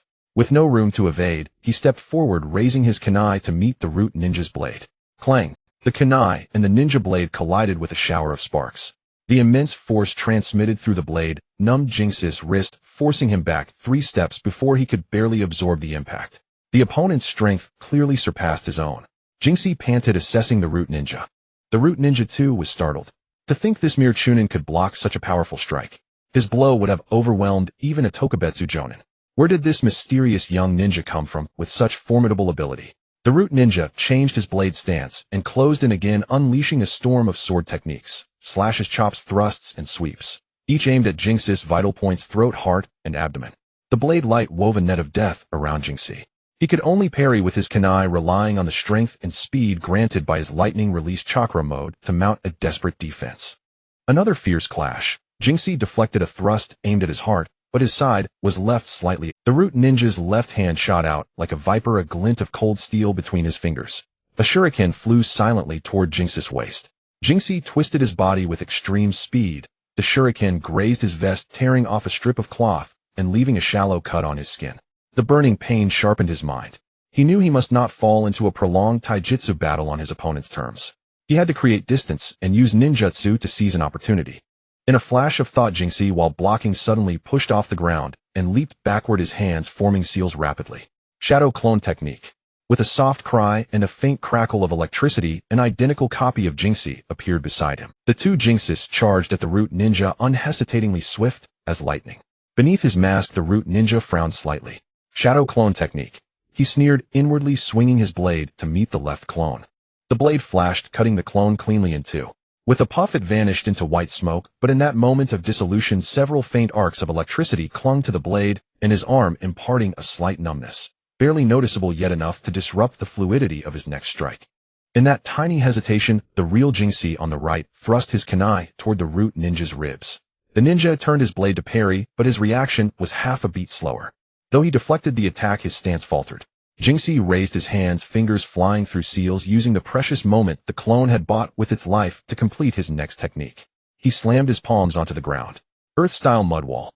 A thick earthen wall rose from the earth in front of Jinxi, over 2 meters high and wide enough to completely conceal him. This was the strongest defensive jutsu he currently commanded, meant to block the enemy's line of sight and halt the relentless close-quarters assault, allowing him to regain his rhythm. Futile struggle. A cold gleam flashed in the root ninja's eyes. Instead of going around, he retreated a few steps quickly and formed hand seals. Fire-style dragon fire technique. A blazing dragon of fire erupted from his mouth, roaring as it slammed into the mud wall. The flame and earth collided with a deafening roar. The intense heat blackened the wall's surface, causing it to crack and crumble. Scorching waves of heat rolled outward. Hiding behind the wall, Jinxi felt as if he were standing beside a furnace. Each breath burned his lungs. I can't hold out much longer. Jinxi could clearly feel the wall shuddering violently, his chakra draining at an alarming rate. The enemy's fire technique was far more powerful than he had anticipated. He had to launch a counterattack before the wall was completely destroyed. He took a deep breath, ignoring the chakra drain, and pressed his hands to the ground again. Earth-style Earth Dragon Spear. Just as the root ninja continued to spew flames, trying to melt through the wall, the ground beneath his feet suddenly, several sharp spear-like earthen spikes erupted, without warning, stabbing upward with deadly precision toward his legs and abdomen. Earth Release Earth Dragon Spear. The root ninja gasped in shock, immediately halting his jutsu. With a burst of chakra beneath his feet, he leapt upward, attempting to evade the deadly assault from below. Thud. Although he reacted swiftly, the foremost Earth Dragon Spear still grazed the outer side of his calf, instantly tearing his pant leg and leaving a wound deep enough to expose bone. Blood immediately gushed out, staining his leg wraps red. The searing pain caused him to lose his balance for a moment in midair. However, he gritted his teeth against the agony and forcibly twisted his body, landing steadily. At this moment, the earthen wall crumbled down, and the root ninja's gaze locked onto the figure of Jinxi below. He noticed that Jinxi's face was slightly pale from the series of jutsus he had cast, and he was breathing heavily. Your chakra is nearly depleted. Then let's end this. His murderous intent surged, and he formed hand seals once more. This time the hand signs exuded a surreal and eerie aura. Jinxi, having just relaxed slightly after the Earth Dragon Spear hit, was about to press the attack, when he suddenly noticed a change in his perspective. Jinjutsu Narakujin. The root ninja unleashed a Jinjutsu attack, a technique targeting the very mind of its victim, aimed at amplifying their inner fears and despair, driving them to the brink of mental collapse. It's a Jinjutsu. Jinxi entered a spiritual perception state. Instead of rushing back to his body, he planned to launch a surprise attack. The root ninja saw Jinxi standing still and assumed the Jinjutsu had succeeded. Ignoring the pain in his leg, he quickly approached Jinxi. The ninja's kunai was no longer a complex technique, but the simplest, most direct, and fastest thrust aimed straight at Jinxi's heart. As his spiritual perception returned to his body, Jinxi raised his hand to deflect the kunai thrust. His right fist swung, delivering a heavy punch to the root ninja's abdomen, sending him soaring like a kite, with a severed string crashing into a tree before coming to a stop. The root ninja let out a stifled groan of pain, his eyes widening in disbelief beneath his mask as he felt the intense agony. He had never expected that this Chunin brat would suddenly break free from the Jinjutsu without any warning. Jingxi was unwilling to take any chances. He aimed to eliminate the root ninja quickly. He was not worried about Shirzue. He figured that Shirzue and Orochimaru would be in a stalemate. Jingxi was more concerned that if he continued to exhaust himself like this, he would end up lying dead on the ground. As Jingxi approached the root ninja, the latter leaned against a large tree. His insides were churning, and he could no longer stand on his own, relying solely on the tree for support. The kunai in his hand rested against his chest in a defensive posture. Jingxi thrust his kunai fiercely towards the root ninja's heart. The ninja attempted to block with his kunai, but having been heavily injured, his strength was insufficient. The kunai merely deflected from the heart to the lower abdomen, plunging deeply and unceremoniously into the root ninja's lower belly. Ugh! The root ninja emitted an uncontrollable groan of pain, his eyes widening in disbelief beneath the mask due to the excruciating hurt. The root ninja, in a sudden fit of desperation, lunged forward, disregarding the kunai lodged in his abdomen, wrapping his arms around Jingxi, while the other hand aimed the kunai at Jingxi's back. In that instant, Jingxi sensed danger and instinctively tried to withdraw the kunai. Though still held in an embrace, he managed to divert the kunai aimed at his back, causing it to stab deep into his shoulder instead. His shoulder immediately lost strength. The root ninja continued to hold Jingxi tightly, twisting the kunai. Jingxi struggled to break free, desperately twisting the kunai in his hand.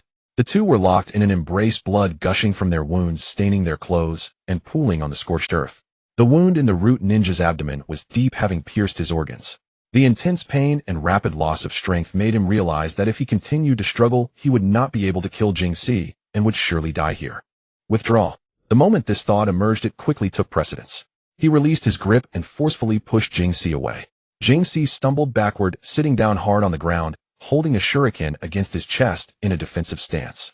The root ninja made a swift decision. With chakra erupting beneath his feet, he clutched his bleeding abdomen and staggered backward. Without looking back, he summoned his last reserves of strength, turning into a shadow that blended into the dark depths of the forest, fleeing rapidly. Only a cold, hate-filled phrase lingered in the air. Once he confirmed the enemy had truly departed, Jingxi's taut nerves finally relaxed. A wave of intense weakness and dizziness engulfed him like a tide. He released his grip on the kunai, wanting to pull the one lodged in his shoulder, but at that moment, he couldn't even sit up. The kunai remained embedded in his shoulder. He staggered step by step to the side of a large tree, leaning against the rough trunk and slowly sitting down. The movement caused his shoulder wound to pull, making blood flow more violently, dyeing half of his body a dark red. His chakra was nearly depleted, and he felt mentally exhausted. He initially thought of entering a spiritual perception state to temporarily numb the pain, hoping to find a way to treat the wound. However, he couldn't enter that state now. There were two methods for spiritual perception. One was calming the mind to concentrate, which would allow him to sense his body, but this method couldn't control his body, and now was not suitable for such spiritual perception. The second was through Jinjutsu, but with the kunai still embedded in his shoulder, he couldn't lift his hand to form seals. Now he could only rely on his willpower.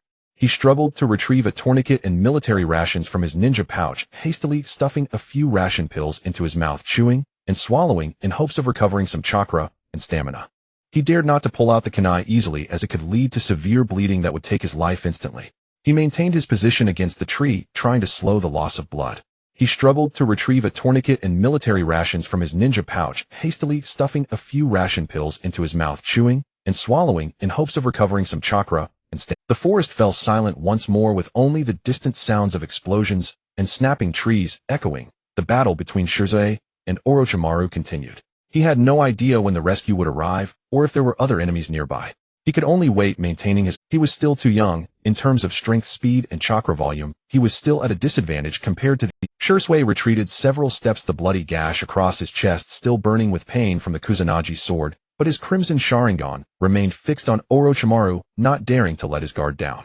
Though brief, the earlier exchange had made him deeply realize the terrifying power of one of the legendary Sannin. If not for his Sharingan's extraordinary insight and his own exceptional body flicker technique, he would likely have perished here. Shirzue quickly surveyed his surroundings. He did not see Jingxi. During his battle with Orochimaru, he had noticed Jingxi engaged with a root ninja, but now their whereabouts were unknown, and he had no idea how the fight was going. Orochimaru let out a low, pleased chuckle. He flicked the non-existent blood droplets from the Kusanagi sword, his serpentine eyes gleaming with an increasingly fervent desire for Shizui's eyes. Worry about yourself. Truly astonishing talent, Uchiha Shursui. Your speed, your Genjutsu, especially those Sharingan. They are exquisite works of art on you. Staying in Konoha, your potential will eventually be shackled by those stubborn old fools. Shursui glanced at the slain Umbu members, his breath ragged, but his voice firm and clear. Orochimaru, you have slaughtered fellow villagers and conducted those evil experiments. I will not let you leave easily today. You have betrayed the village. Evil. Stubborn. Orochimaru scoffed, his long tongue licking his lips. Life is short and fragile. Only by mastering all the techniques of the world and understanding all truths can one achieve true eternity. For that, any price is worth paying. You Uchiha clan cling to emotions, and in the end you will be dragged into the abyss by these narrow bonds, just like Uchiha Kagami once was.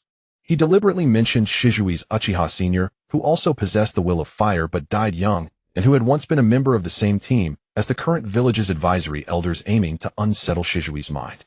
Indeed, hearing the name Uchiha Kagami, Shizui's eyes flickered slightly, but he quickly suppressed the turmoil within. Senior Kagami's will is carried on by us.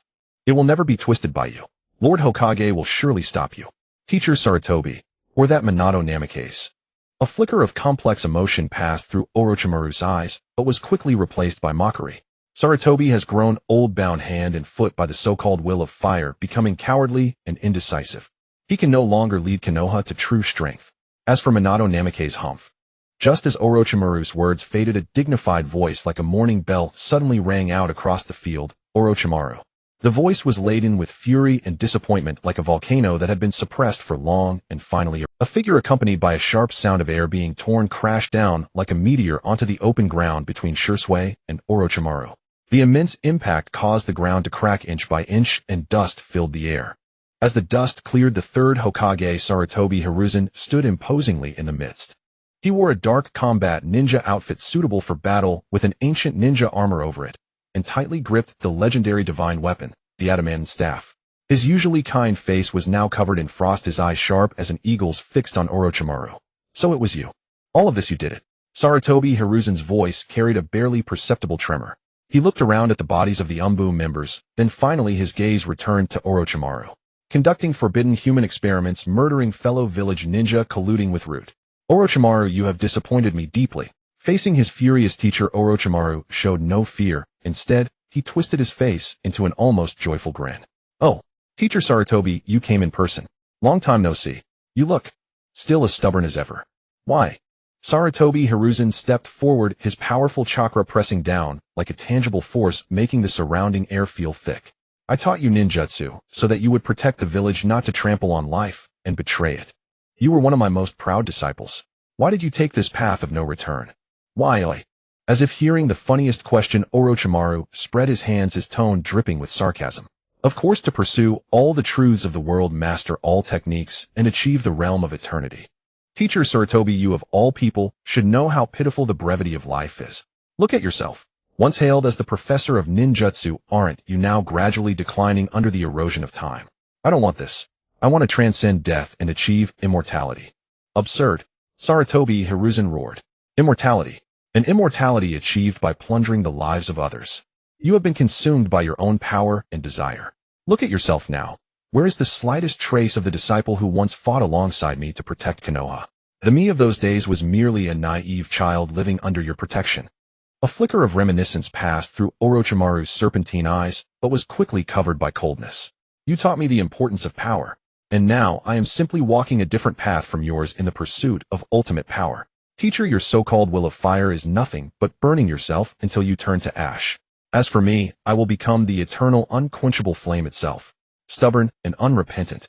Sarutobi Hiruzen closed his eyes in pain, then abruptly opened them. Since you are so obstinate, then today, I, Sarutobi Hiruzen, will cleanse the clan right here. Cleanse the clan. Haha. Then try it, teacher. Let me see if after all these years your fangs are still Orochimaru's hands swiftly formed seals, and massive chakra began to surge. Shursui, fall back. This is a battle you cannot interfere with.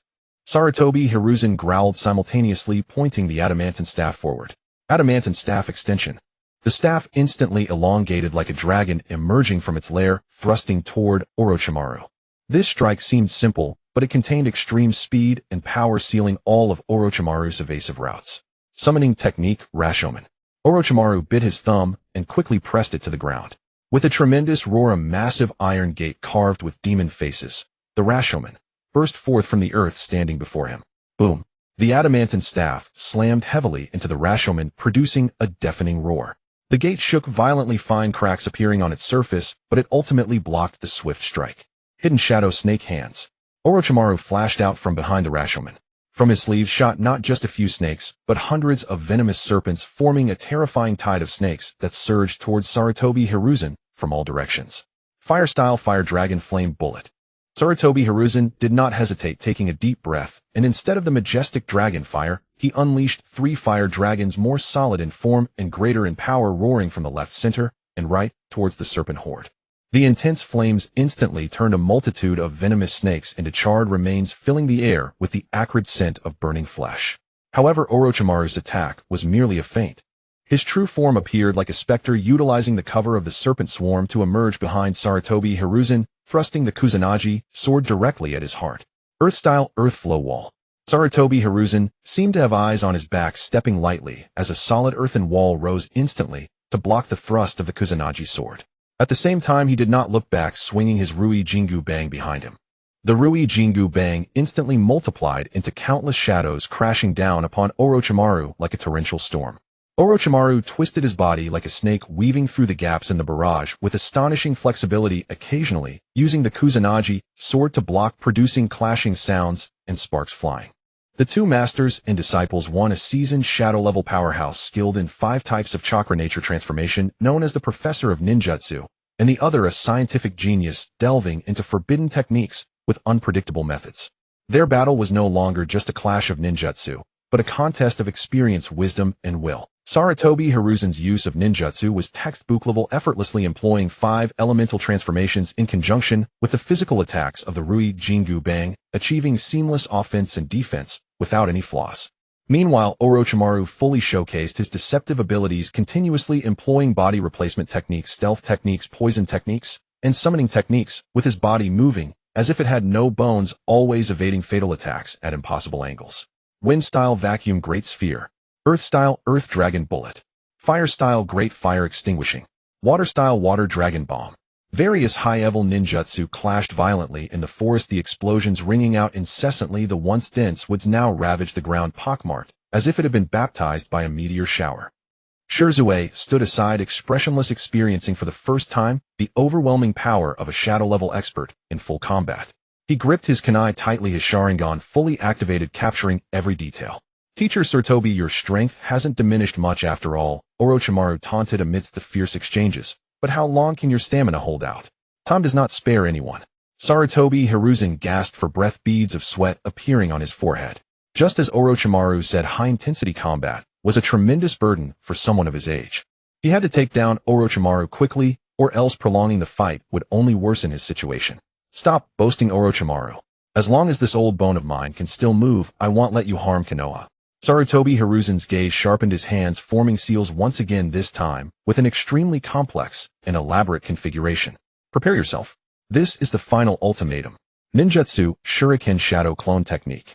He suddenly hurled several massive shuriken, and as they flew, each shuriken instantly multiplied into thousands, enveloping the entire sky like a metal storm, densely shooting towards Orochimaru and sealing off all escape routes. "Oh, are you serious now?" Orochimaru's expression became serious as well, pressing his hands to the ground. Summoning technique Triple Rashomon. Boom, boom, boom. 3 gigantic and more imposing Rashomon gates rose from the ground like 3 insurmountable barriers standing before the shuriken storm. Countless shuriken struck against the Rashomon gates, sparks flying. The first gate was quickly destroyed, followed by the second. Just as the third gate was about to collapse, Orochimaru's figure vanished behind it. Earth-style Heart Decapitation Technique. Orochimaru's voice came from below. The ground beneath Sarutobi Hiruzen suddenly became soft, and a hand shot out, grasping at his ankle. However, Sarutobi Hiruzen's combat experience was profound. Almost instantly, upon feeling something was off, he leaped into the air, thrusting the Rui Jingu Bang downwards. Not a chance. But Orochimaru's aim was not here. His true objective was to close the distance. Boom. The ground exploded, and Orochimaru's figure shot up into the sky, almost face-to-face with the leaping Sarutobi Hiruzen. He opened his mouth, a cold gleam flashing deep within his throat. A long, slender tongue tipped with a sharp blade darted towards Sarutobi Hiruzen's throat like a venomous snake, moving at a speed almost impossible to catch with the naked eye. This move was treacherous and close range, moving at an astonishing speed. Sarutobi Hiruzen's pupils dilated at such a distance even he found it difficult to completely evade. In a critical moment, Flying Thunder God. A golden light appeared without warning between Orochimaru and Sarutobi Hiruzen, like an arrow piercing through time and space. The speed was breathtakingly fast. As the golden light receded, a tall and slender figure emerged. Dressed in a white Hokage cloak, the edges billowed in the wind with the words "Fourth Hokage" embroidered on the back. His golden hair shimmered under the moonlight and his handsome face bore a gentle, yet incredibly resolute expression. It was the fourth Hokage, Minato Namikaze. At the moment Minato appeared, the sword in his hand, the sword of the shinobi, precisely blocked Orochimaru's lethal blade-like tongue. Ding! A crisp ringing sound echoed. Orochimaru felt a tremendous force transmitted from the blade of the tongue, causing his mouth to tingle, and he instinctively retracted his attack. Minato.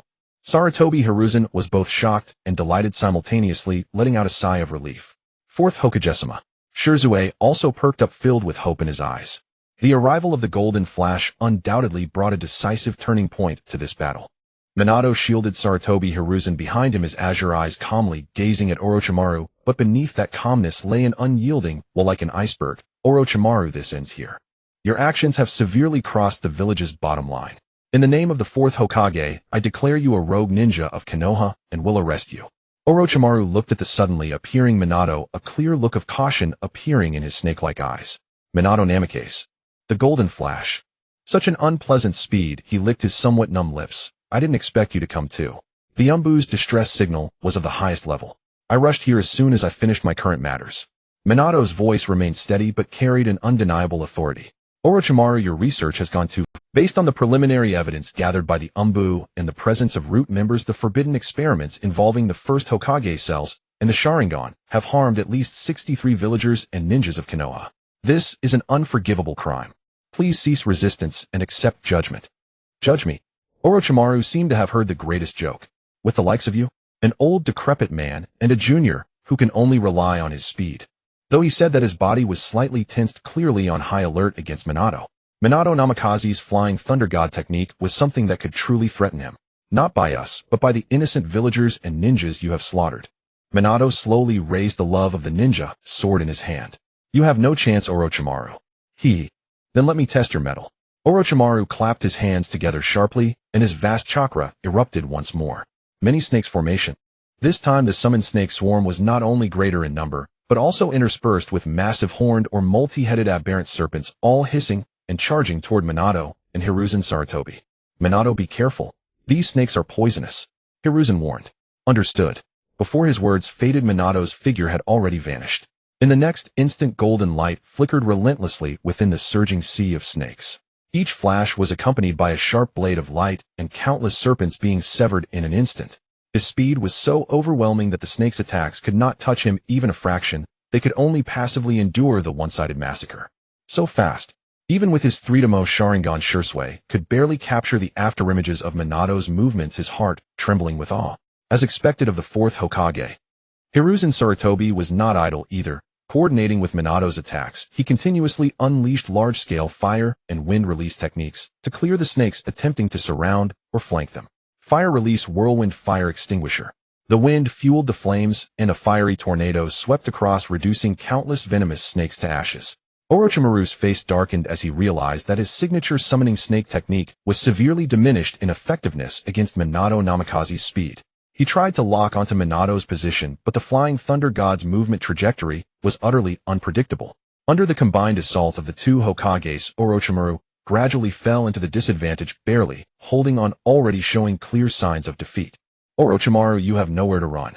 Hiruzen Sarutobi, holding the adamantine staff, stood shoulder to shoulder with Minato, their overwhelming aura firmly locking onto him. Orochimaru slowly rose to his feet, his snake-like pupils gleaming with madness. Teacher Sarutobi, Minato Namikaze, you win this time. But the path to truth shall never be severed. He abruptly thrust the Kusanagi sword into the ground and formed a strange hand seal with both hands. 8-headed serpent technique. The immense chakra even stirred the heavens. Dark clouds gathered, and serpentine lightning slithered across the sky. Orochimaru's body began to undergo a horrifying transformation, as if countless giant snakes were writhing and swelling beneath his skin. Two enormous purple serpents were summoned, fearlessly lunging at Hiruzen and Minato for a final struggle. As for Orochimaru himself, he cast a deep glance at Hiruzen Sarutobi and Minato Namikaze, then greedily eyed Shizui's Sharingan, before his body swiftly merged into the mouth of a giant snake that suddenly appeared at his feet. Teacher Sarutobi, Minato Namikaze, and the Uchiha brat. This game is not over yet. We shall meet again. Trying to escape. Minato's eyes narrowed, and he was about to throw the love of the ninja sword. Minato, the third Hokage, suddenly spoke, his voice tinged with exhaustion. He gently shook his head. Don't chase him. Minato paused, glanced at the third Hokage, and understood his meaning. The old man watched his former disciple flee, his eyes complex, filled with anger, disappointment, and perhaps a trace of imperceptible reluctance. Minato was silent for a moment, then finally sheathed the love of the ninja sword. He understood the third Hokage's feelings at that moment. Almost the moment Orochimaru's figure vanished, a dozen silhouettes landed around the third Hokage and Minato with a series of shushishu. The belated ANBU support unit had arrived. Seeing the carnage strewn across the ground and the bodies of their ANBU comrades, as well as the third and fourth Hokages present, they immediately knelt on one knee. Lord Third Hokage. Lord Fourth Hokage. We are late. Rise, the third Hokage said, waving his hand, his voice somewhat hoarse. Immediately search the surrounding area, tend to the wounded, and confirm if any other enemies are hiding. Yes. The ANBU immediately dispersed. At that moment Shisui hurried forward and said urgently, Lord Third Hokage. Lord Fourth Hokage. Jinxie of the barrier team just fought with a root operative, and I don't know what happened to him. Minato frowned and immediately ordered a nearby ANBU. Expand the search area and find Jinxie. Yes. Before long, two ANBU emerged from the depths of the forest supporting a person. It was a kunai was still embedded in his shoulder, blood staining half of his vest. He swayed as he walked, relying entirely on the ANBU to support him. Jinxie. Shisui immediately rushed over. Jinxie looked at the crowd and said weakly, Lord Hokage, I failed to stop that root operative, cough cough. As he spoke, he secretly observed everyone, his brows furrowed, as if enduring great pain. Minato looked at Jinxie's pitiful state, examined his wound, and then relaxed his brow. Don't talk. Conserve your strength. He turned to the ANBU beside him and said, prepare a stretcher immediately. Return to Konoha Hospital. Yes. Soon a stretcher arrived and Jinxie was carefully placed on it. Minato said to Shisui, Shisui, you are also injured. Go back to the village with them and get treated. Yes, Lord Fourth Hokage. Shisui nodded. The sword wound on his chest, though not fatal, needed attention. Once on the stretcher, Jinxie secretly breathed a sigh of relief, closed his eyes, and lay down, putting on an air of, I have done my best. Watching the stretcher disappear into the distance, Minato and Hiruzen Sarutobi stood on the devastated battlefield, the atmosphere heavy with gloom. Minato spoke first, his voice calm, yet resolute. Lord Third Hokage, regarding Orochimaru.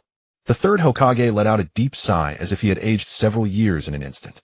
He gazed in the direction Orochimaru had fled and said slowly, Minato, I know what you want to say. The evidence is conclusive. The crimes he committed are unforgivable. From today, Orochimaru is officially listed as a Konoha-class rogue ninja, and a wanted order will be issued. He paused, turned his head, and said with guilt, I am also responsible for this incident. It was I. I still harbored a sliver of hope for him, and failed to make a decisive move in time, leading to today's losses. He looked at the bodies of the fallen ANBU members, his eyes filled with pain. Minato shook his head. This is not your responsibility alone. Orochimaru concealed himself deeply and had colluded with Root. The urgent priority is to thoroughly investigate his experimental bases and deal with the Root issue. At the mention of Root, the third Hokage's expression grew even more somber. Danzo and his Root had always been a thorny problem. The third Hokage nodded, pulling himself together. Let's return to the village first. Leave this to the ANBU. The subsequent cleanup. In the ward of Konoha Hospital, the scent of disinfectant lingered relentlessly. Nara Kiyoshi lay on the hospital bed, staring blankly at the ceiling. The injury on his shoulder still throbbed, wrapped in thick bandages at the site where the kunai had pierced him, preventing any movement. The slightest motion would make him wince in pain. It didn't hurt this much when I first got hurt, he muttered softly, trying to reach for the water cup on the bedside with his uninjured hand. Just as he grasped the cup's handle, the ward door creaked open. Kiyoshi, don't move around too much, a familiar voice. Kiyoshi didn't need to look up to know who had arrived. Brother. Nara Gunkan, dressed in the uniform of the Hokage's direct guard, stepped in, carrying a food box. He approached the bedside, placing the food box on the nightstand before passing the water cup to Kiyoshi. Didn't the medical ninja say you should rest? Jenkin frowned as he looked at the bandage on his brother's shoulder. Moving around with such a serious injury is reckless. Kiyoshi gulped down several sips of water, finally letting out a long breath. lying down makes my whole body stiff. Brother, why do you have time to come today? The Hokage specially approved my visit. Kiyoshi, you really have quite the reputation. Jinkin opened the food box, revealing steaming grilled meat, rice, and sushi. I brought you dinner on my way here, and some specially bought sushi for you. Kiyoshi wasn't particularly hungry until he saw the grilled meat rice, which suddenly made him feel famished. He took the food box and placed it on his lap, while Jinkin helped him open it. He grabbed a spoon and began to devour the food hungrily. Kiyoshi slowed down while eating. Jinkin sat down on a chair beside the bed. I heard you encountered someone from the route. Kiyoshi, mouth full of food, mumbled an affirmative response. Once he swallowed his food, he recounted the entire incident to his brother in detail. That day I was discussing matters with Shui in the small grove on the east side of the village when someone fired a distress signal. Shui said it was from the Umbu, so he went to assist. As Shizui's friend, I couldn't just stand by, so I followed him and ended up encountering Orochimaru during his defection. After saying this, Kiyoshi scooped a full spoon of grilled meat rice into his mouth and chewed vigorously. Jinkin's expression turned serious, and then Kiyoshi chewed a few more bites haphazardly, then after swallowing said, when I arrived, Shui was already engaged with Orochimaru. Then I was intercepted by a root ninja. That guy was average in skill. I had him subdued, but unexpectedly he ambushed me. I was careless and didn't dodge. Kiyoshi intentionally downplayed the root ninja's skills, fearing Jinkin would question him further. Jinkin remained silent for a moment, gently pressing his hand on the uninjured side of Kiyoshi's shoulder. It's good that you're alive. The people from Root are not simple. Kiyoshi feigned ignorance and asked Ginkan, brother, why do you think the Root ninjas would assist Orochimaru in his defection? Isn't Danzo always loyal to the village? Kiyoshi lowered his voice deliberately. This is not something for us to interfere with. Jinkan interrupted, though his gaze flickered slightly. Your most important task right now is to recuperate. At that moment a commotion of footsteps could be heard from outside the ward. Jinkin immediately stood up, resuming his businesslike demeanor. I have to go now. He tidied his uniform. Rest well, and don't overthink things. He'll come back to see you tomorrow. After seeing Jinkin off, Kiyoshi stared blankly at the ceiling. Jinkin obviously knew something, but was unwilling to share it. This feeling of being left in the dark, yet aware of everything, was quite pleasant.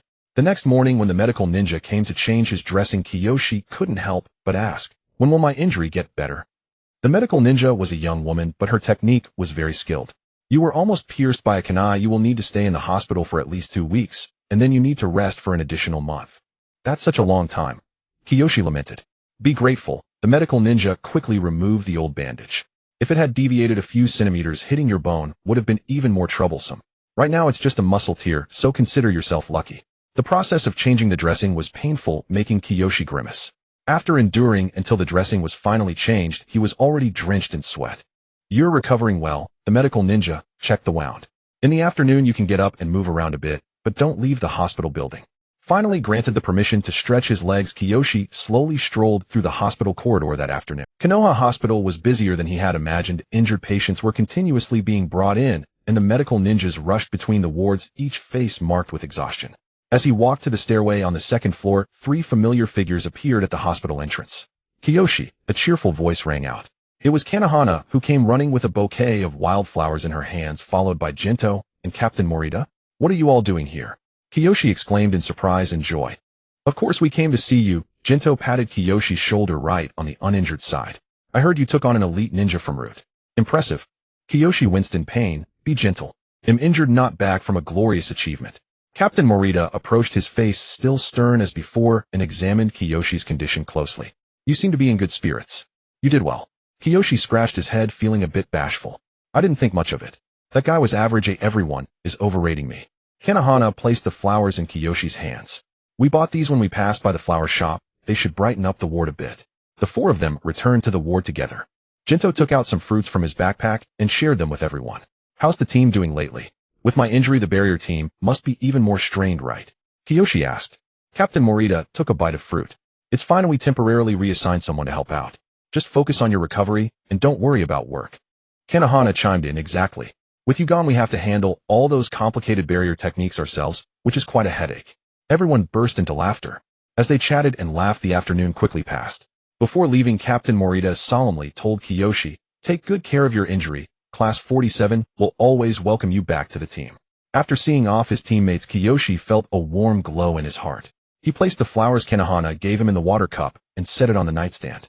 The faint floral scent indeed made the disinfectant smell in the ward less pungent. 2 more days passed, and Kiyoshi's injury had improved significantly. He could now get out of bed to eat and wash himself. That afternoon, as he leaned against the head of the bed lost in thought, the ward door was gently knocked. The door opened, and a ninja wearing an animal mask and dressed in Umbu uniform entered. Kiyoshi immediately sat up straight. Umbu's personal visit usually meant important news. Nara, Kiyoshi. The voice from the Umbu came through the mask, sounding somewhat muffled. That's me. An ANBU member retrieved a scroll from within his cloak. The investigation results regarding your injury incident. The root ninja who assisted in Orochimaru's defection has been apprehended. Jing-Si took the scroll, but before he could open it, the ANBU added, however, that ninja died from severe injuries shortly after being taken into custody within the ANBU prison. The news struck Jing-Si like a bucket of ice water. Dead, he repeated in disbelief. But that day, during their clash, Jing-Si was well aware of the damage he had inflicted. Although the man had suffered a severe abdominal wound, it was certainly not fatal enough to kill him so quickly. Moreover, the ANBU prison should have had medical ninjas on standby at all times. How could a vital prisoner die from injuries? The ANBU, as if reading his thoughts, calmly explained, the autopsy report confirmed internal bleeding. It might have been an internal injury sustained during the battle that did not manifest immediately. Jing-Si nodded silently. He knew that pressing further would yield no additional information. After the ANBU left, Jing-Si opened the scroll and read it carefully. The content was concise, confirming that the root ninja had participated in aiding Orochimaru's defection and had died after being captured. At the end, it was also mentioned that in recognition of Shiranui Jing-Si's performance in preventing the defection incident, the Hokage had specially approved counting it as a rank mission, and upon recovery, he would be permitted to learn a high-level jutsu. Ordinarily, the prospect of learning a high-level jutsu would have excited Jing-Si. But at this moment, his mind was consumed by the news of the root ninja's death. Too coincidental, disturbingly so. It must have been Danzo's doing. Jing-Si just hoped it wouldn't implicate him. If he caught Danzo's attention, he would likely end up dead in a very unpleasant way. That evening, when Genma came to visit, Jing-Si told him about the ANBU's visit. Don't you think this? Jing-Si lowered his voice.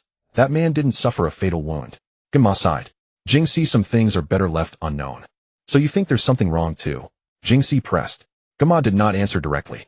Instead, he walked to the window and gazed at the night scenery outside. Lord Danzo and the third Hokage. They share a deep bond. Even if their ideals differ now, that camaraderie from the war still remains. You mean it might have been the third Hokage who, to protect Danzo, had that ninja die from injuries? Jing-Si was taken aback. He hadn't considered that possibility. He was still too naive. Or it could have been Danzo himself silencing him. Genma turned around, his expression complex. But regardless, this matter has come to an end. You've earned a rank mission record and the chance to learn a high-level jutsu. This is already a good outcome. Jing-Si wanted to ask more, but Genma had already changed the subject. He knew Genma was unwilling to say more. It seemed that working by the Hokage's side had exposed him to many of the village's shadows. Jing-Si had no choice but to follow Genma's lead and chat about mundane matters. But deep inside, the question never faded. Days passed, and Jing-Si's injuries gradually healed. He could move freely now, though his injured shoulder still couldn't handle strenuous activity. The medical ninja said he would be discharged in another week. That night, Jing-Si went to bed early. In the dead of night, a deafening roar suddenly shattered the silence. Jing-Si bolted upright in bed, a sharp pain shooting through his shoulder, but he ignored it. The chakra within that roar was so immense that it shook the entire hospital. What's happening? Outside the window, the once peaceful night sky was illuminated by an ominous red glow. Another roar followed, clearer this time, accompanied by the thunderous crash of collapsing buildings. Jing-Si leaped off the bed and rushed to the window. In the distance, flames rose into the sky, and a colossal figure loomed within the blaze. 9 tails lashing wildly in the night air. The 9 tails. Jing-Si couldn't believe his eyes. The 9 tails incident also happened this year. I hope it doesn't reach the hospital. Jing-Si muttered in confusion. Just then, an emergency alarm blared through the hospital. All medical ninjas report to the emergency department immediately. Repeat, all medical ninjas report to the emergency department immediately. Without hesitation, Jing-Si rushed out of the ward. The corridor was already in chaos. Medical staff were running and stretchers were being pushed in all directions. Wait, your injury hasn't healed yet. A familiar medical ninja saw Jing-Si and quickly stopped him. In this situation, how can I just lie here? Jing-Si said firmly. Let me help. I can do it. Seeing the constant influx of wounded, the medical ninja gritted her teeth. Fine, go to the emergency room and help move the injured. Remember, don't use that injured shoulder. Jing-Si nodded and quickly joined the rescue effort. The emergency room was overflowing. Victims kept arriving, some struck by falling debris, others with fractures from the stampede, and many more unconscious from the 9 tails chakra. Careful, his leg might be broken. Jingxi and another lightly injured person carefully lifted a middle-aged man onto a stretcher. The man groaned in pain. That monster appeared out of nowhere. My house. My house is completely destroyed. Jingxi comforted him softly. He placed the wounded man on a makeshift bed, then immediately turned to attend to the next patient. During the work, he gathered bits of information from the victims. The Nine Tails had appeared in the village for some unknown reason, and even more terrifying, its eyes had taken on the form of the Sharingan, meaning someone had used the Sharingan to control the Nine Tails and attack Konoha. The Sharingan. Jingxi recalled. Uchiha Obito, a ninja with a leg injury, leaned against the wall, pale-faced. I saw it. The one controlling the Nine Tails wore a mask. Not from the village. The rescue continued through the entire night. As dawn neared, reinforcements from the hospital finally arrived, relieving Jingxi and the other temporary helpers.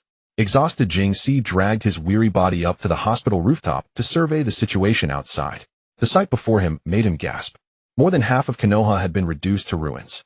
The Nine Tails was still rampaging and countless ninjas were fighting it, but their attacks were like mere scratches to the beast. Hasn't Namake's Minato dealt with Obito yet? The casualties are far too heavy at this rate. Jingxi murmured to himself. Just then a golden flash appeared on the battlefield. Jingxi's spirits lifted. It was the fourth Hokage.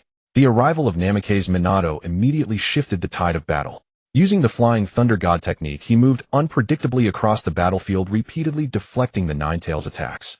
At the most critical moment, as the Nine Tails gathered a tailed beast ball to fire, the fourth Hokage summoned Gamabunta, in time blocking the attack with sheer force.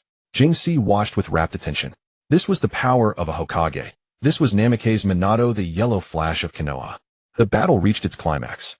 The fourth Hokage maneuvered around the Nine Tails, seemingly preparing a large-scale jutsu. Finally, as dawn broke, a blinding light enveloped the entire battlefield. When the light faded, the colossal figure of the Nine Tails had vanished. Is it over? Jingxi leaned against the railing. That night, Konoha had paid a devastating price. Jingxi remained on the rooftop for a while longer, until the biting wind made him shiver, before slowly walking back to the ward. The corridor was still bustling, but compared to the earlier chaos, a semblance of order had emerged. He returned to his bed and lay down. His injured shoulder throbbed with pain from the exhaustion of the night, and soon Xianjian burst into the ward, his face pale, his Fire Shadow's direct guard uniform covered in dust, and even a few dark dried bloodstains. Brother. Jingxi immediately sat up. Are you all right? Has the battle ended? Xianjian did not answer immediately. He walked to the bedside, sat down heavily, covered his face with his hands, and his shoulders trembled slightly. The fourth Hokage. Lord Hokage. Xuanjian's voice was hoarse, almost forced out through his throat. He sacrificed himself. Jingxi opened his mouth, knowing the outcome, having known it all along. That figure like a golden flash, the hero who had just sealed the Nine Tails and saved the village. Dead. How could this be? Jingxi asked, though he already knew. To seal the Nine Tails. Xianjian lowered his hands, his eyes red, but without tears, only deep exhaustion and grief. The specifics I cannot say. Jingxi, the village. The sky has fallen. In the days that followed, the Konoha hospital seemed shrouded in a thick, gloomy cloud. Sadness and bewilderment were etched on every face. News of confirmed deaths kept arriving, one funeral after another, and the air seemed perpetually tainted with a strange mixture of burnt and incense odors. Because there were too many wounded and not enough beds, Jingxi, as a minor injury, patient was discharged to recover at home. On the day of discharge, Xianjian came to pick him up. Xianjian had changed out of his iconic Fire Shadow's direct guard uniform, wearing only a simple dark ninja vest. Brother, your uniform. Jingxi was somewhat surprised. Disbanded, Xianjian said calmly, taking Jingxi's few belongings. The Fire Shadow's direct guard has been temporarily disbanded. The third Hokage has resumed office and taken over all affairs. He paused, then added, he no longer needs the guard unit established for the fourth Hokage. The familiar shops were gone, and the familiar neighbors now bore bruises and sorrow on their faces. People rarely spoke, focusing only on the cleanup, occasionally interrupted by The familiar shops were gone, and the familiar neighbors now bore bruises and sorrow on their faces. People rarely spoke, focusing only on the cleanup, occasionally interrupted by a child's cry or an adult's low words of comfort. So, what will you do now, brother? Jingxi couldn't help asking. The third Hokage arranged for me to join a new department, Xianjian said, looking at the largely destroyed Konoha, his tone unreadable. Let it be for now. The village needs rebuilding and stability. Personal matters are not important. They arrived home. Fortunately, their house had only a few cracks from the tremors and needed only minor repairs. A blessing in the midst of misfortune. After resting for a few days, Jingxi returned to the barrier squad to report for duty. The squad's office had been temporarily relocated to a semi-underground warehouse, The original building had been reduced to rubble during the Ninetales rampage. Captain Morita's dark circles were as thick as if painted on. Kinhwa and Kinto were also their heads bent over a huge barrier structure diagram, scribbling away. Reporting for duty. Noera Jingxi recovered from injury and returning to the squad. Jingxi tried to make his voice sound energetic. Captain Morita looked up, and upon seeing him his tense face relaxed slightly. Good to have you back. Are your injuries healed? All good, Captain. No problem as long as I don't do anything strenuous. Jingxi moved his shoulder to demonstrate. That's good, Captain Morita said, tapping the map on the table with his pen. We're short-handed. The village's perimeter sensing barrier and defensive barrier were largely destroyed by the Ninetales. Our main task now is to repair them as quickly as possible. Kinhwa looked up, a tired smile on her face. Welcome back, Jingxiken. Kinto came over and clapped Jingxi on the back. You've returned just in time. This reconstruction work is more exhausting than going on missions. Jingxi looked at the complex map on the table marked with countless red points indicating damage, so dense it made one's scalp tingle. So much damage, he gasped. Worse than it looks on the map, Captain Morita sighed. Many barriers need to be completely reset. The task is heavy, but we're short on personnel. From today, Squad 47 will be responsible for repairing the barrier nodes from the upper reaches of the Nango River to the third training ground. The repair work was tedious and exhausting. They first had to locate the buried barrier stones according to the map, often under collapsed houses or boulders. Then they carefully cleared the debris, checked whether the inscribed barrier stones were intact, replaced them if broken, and injected chakra to reactivate them. 4 days on end, Jingxi and his teammates toiled in the wilderness and ruins. Jingxi used Earth Release to clear obstacles, Kinhwa calibrated the barrier positions and rune connections, while Kinto and Captain Morita injected chakra to activate them. Progress was slow. Often an entire day's work would only repair a few nodes. During breaks they sat on crumbling walls, eating simple rice balls brought from home. I heard that the higher-ups have decided not to hold Root accountable for what happened that night. And for the earlier Orochimaru incident, Kinto suddenly said in a low voice. Kinhwa looked at him in surprise. Why? Aren't there many suspicious points? Captain Morita took a drink of water and said gravely, the third Hokage has ordered that village stability is paramount. Pursuing internal issues now would only cause greater chaos. Elder Danzo and his Root need to contribute to the reconstruction. Jingxi ate his rice ball, silently recalling what Xianjian had said that night. The third Hokage, to protect the village's stability, or rather to maintain the delicate balance with Danzo, had chosen compromise. He glanced at the barrier he had just repaired, which was emitting a faint blue glow indicating normal operation. Perhaps for the current Konoha, a complete and reliable barrier was more important than uncovering the truth. At dusk after work, Jingxi walked alone on the streets that were gradually regaining their vitality. Villagers had lit small bonfires by the roadside cooking food. He stopped and looked toward the Hokage rock. Beside the handsome profile of the fourth Hokage, the wrinkled but resolute face of the third Hokage had reappeared. But he touched the healed scar on his shoulder, feeling the fully restored chakra within his body. The battle between Minato Namikaze and the Ninetales was still vivid in his mind. He had felt so insignificant in that world-shattering conflict, and even standing at a distance he had trembled slightly. He must train hard. Days passed one after another. The debris and rubble on the streets were cleared away, new houses began to rise, and the streets gradually regained a sense of life. But some things were difficult to restore to their former state. Bujiwa Jingxi returned to the barrier team, and his daily routine consisted of following his teammates Qinhua and Jiando to repair the village's barrier, which had been shattered during the Night of the Ninetales. To be honest, this work was excruciatingly monotonous. They often crouched for an entire day, and by the time they finished their backs could barely straighten, and their bodies felt as if they had been disassembled. That afternoon, as the sun slanted westward, the patches of light in the forest gradually lengthened. The trio was working on an extremely remote barrier point in the old woodland east of the village.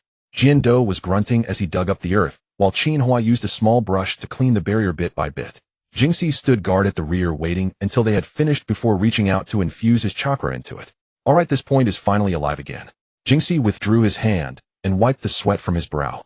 Finally done. Let's rest. Rest. As soon as he heard this, Jiando tossed his tools aside, plopped down onto a nearby old tree stump, and pulled out his water flask, gulping down several large mouthfuls. My arms feel like they're not even mine anymore, he panted. Qinhua silently sat down beside him, rubbing her sore wrists. Her voice was soft, as if afraid to disturb something. Have you two heard any rumors lately? Jingxi knew exactly what she meant, but he still played along. What rumors? Qinhua pursed her lips and lowered her voice even further. It's about the Yuzhibo clan. Some people say that on the Night of the Ninetales, it was the Yuzhibo who used the power of their eyes to control it. Jiando put down his flask and wiped his mouth with his sleeve. That's not all. I've also heard people speculating that the whole incident was orchestrated by the Yuzhibo to seize power and become Hokage. After saying this, he shook his head, clearly finding it absurd. Jingxi didn't respond, simply silently twisting the cap of his own water flask. Better not spread these rumors, Jingxi said. Without evidence, spreading them will only cause trouble. Jiando shrugged. I'm just chatting with you too. But these days in the village plenty of people are giving the Yuzhibo some really strange looks. The brief break ended, and the three got up and continued their work. That evening when Jingxi returned home, he found Xian Jin already back busy cooking noodles in the kitchen. Ever since the fourth Hokage sacrificed himself, Xian Jin had become noticeably quieter. Brother, you're back early today, Jingxi said, taking off his slightly soiled ninja vest and walking over to the sink to wash his hands. No urgent missions in the new department. Xian Jin ladled the cooked noodles into bowls and casually asked, how's the barrier team's restoration work coming along? It's okay, just routine step by step. Jingxi picked up his bowl of noodles, blew on a strand, hesitated for a moment, but couldn't help asking, you've heard the rumors about the Yuzhibo in the village, haven't you? Xian Jin's chopsticks paused almost imperceptibly, then resumed as normal, still without looking up. I've heard them. With so many people in the village, everyone says something. You can't silence everyone's mouths. But aren't the bigwigs in the Hokage building going to do something, letting the rumors spread like this? Jingxi probed cautiously. Only then did Xian Jin raise his head to look at his younger brother, his eyes complex and holding something more. Do something. How? The third Hokage's top priority now is to maintain stability. We can't afford any more upheaval. But if this continues, won't the rift between the Yuzhibo and the village only deepen? Jingxi cut straight to the core issue. Xian Jin sighed softly and set down his chopsticks. Jingxi, many things aren't as simple as they appear on the surface. The Yuzhibo clan. There are indeed some radical voices within. The higher-ups have their own considerations and intelligence that we don't know about. All right, let's eat first. These matters aren't for us to worry about, nor can we do anything about them. Sensing the evasion and the desire to end the topic in Xian Jin's words, Jingxi knew he wouldn't get any more answers. He could only lower his head and silently eat the noodles, which had already become a bit sticky in the bowl. But deep down he knew that the Yuzhibo clan situation was becoming increasingly dangerous. He couldn't help but think of his friend at the center of the storm, Yuzhibo Zhishui. How difficult must his situation be now? After dinner, Jingxi returned to his small room. He didn't turn on the main light, only switched on the old desk lamp. The dim yellow glow spilled down, just illuminating the small area in front of him. The hellish scenes of the Night of the Nine Tails still lingered relentlessly in his mind. The Nine Tails' devastating power, the silhouette of the fourth Hokage bluffing Shuimin, battling it. All too vivid. He had weighed it countless times in his mind. If he were to face such a monster, the Nine Tails could probably crush him to dust with a flick of its little finger. A heating confrontation was absolutely out of the question. He could only put more effort into the art of escape. Right now the village was tense and suspicious, highly sensitive. Umbu Root and regular patrol ninjas were everywhere, eyes watching. He dared not go out late at night to practice the lightning release chakra mode, which was quite noisy, so he had to shelve that plan for now. Though his main project was on hold, there were still plenty of things he could ponder and practice. For instance, that technique whose very name was both captivating and mind-boggling, the Flying Thunder God technique. Jingxi sat cross-legged on the tatami mat, with a scroll on sealed drawing spread before him. Beside him were a large stack of cheap white paper blank scrolls and a few writing brushes he had prepared in advance. He stared at the twisting, intricate lines on the scroll, which looked like nothing less than demonic scribbles, and felt his head instantly swell to twice its size.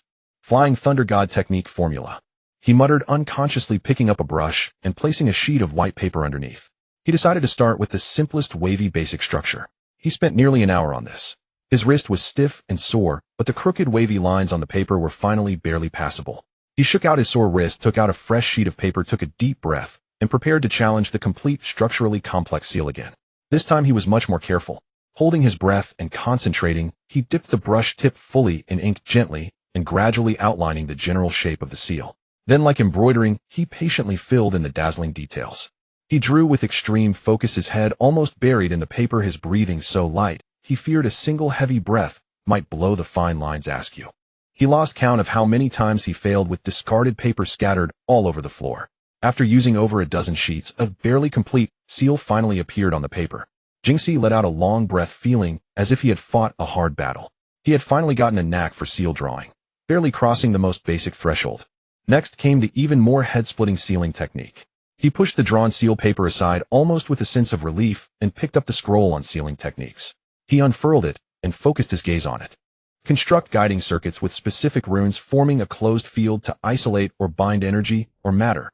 He muttered the definition from the scroll. He knew every word, but together they sounded like a foreign language. What on earth is this saying? Can't it be explained in plain language? He tried to trace a basic sealing formula, the kind made of a few circles and straight lines, in the air with his hand following the diagram in the book. Guiding circuits. Closed field. He murmured while striving to mobilize the chakra inside him following the instructions in the book, attempting to condense a faint, barely visible chakra glow at his fingertip. Then gathering all his concentration, he controlled that faint glow and slowly, painstakingly drew the outline of the basic sealing formula in the air. Faint blue chakra lines flickered in the air, trembling and extremely unstable. Just when he had drawn about halfway, there was a soft pop, and the barely maintained chakra lines like a burst soap bubble instantly dissipated into nothingness, vanishing into the air. TSK. Failed again. He scratched his head in frustration, messing up his hair. Is the chakra output unstable, fluctuating in strength? Or is my fundamental understanding of this circuit structure completely wrong? He had to reopen the scroll, staring at the abstract annotations and diagrams, frowning in deep thought. I can't take it anymore. My brain is completely mush. He'll continue gnawing on this tomorrow. Now Jingxi felt his temples throbbing, his head seemingly twice its normal size. He simply tossed the scroll aside, flopped backward, and collapsed onto the tatami mat. He let out a long, ungracious yawn, rubbing his dry, swollen eyes vigorously. He couldn't help but marvel inwardly. That bluffing Shuemin guy is a total monster. He used the Flying Thunder God technique, such a profound space-time jutsu, like a flash with no cooldown. It's just unreasonable. With his own shallow understanding and clumsy methods of training to reach the elusive level of bluffing Shuemin, Jingxi stared at the blurry shadows cast on the ceiling by the desk lamp and smiled bitterly in his heart. That was harder than reaching the heavens. Jingxi stared at the blurry shadows cast on the ceiling by the desk lamp and smiled bitterly in his heart. That was harder than reaching the heavens. The third Hokage, Sarutobi Hiruzen, sat back down in the familiar Hokage chair. In the office, there were still some small items left behind by the fourth Hokage, Minato Namikaze, including a kunai penholder inscribed with Sword of Patience and a pot of vibrant green plants that were always well cared for by Minato. As Sarutobi looked at these items, a heavy weight pressed upon his heart, making it hard for him to breathe. He let out a deep sigh, smoke swirling up from his pipe. Hiruzen, a low and familiar voice, sounded at the door. Shimura Danzo entered quietly, leaning on his cane much like the shadow behind him. The situation is urgent. You need to focus on stabilizing the village, not wallowing in useless sorrow. I know. The issue with Orochimaru and the Nine-Tails incident, one thing after another, it's suffocating. Sarutobi replied without turning around, still gazing out the window.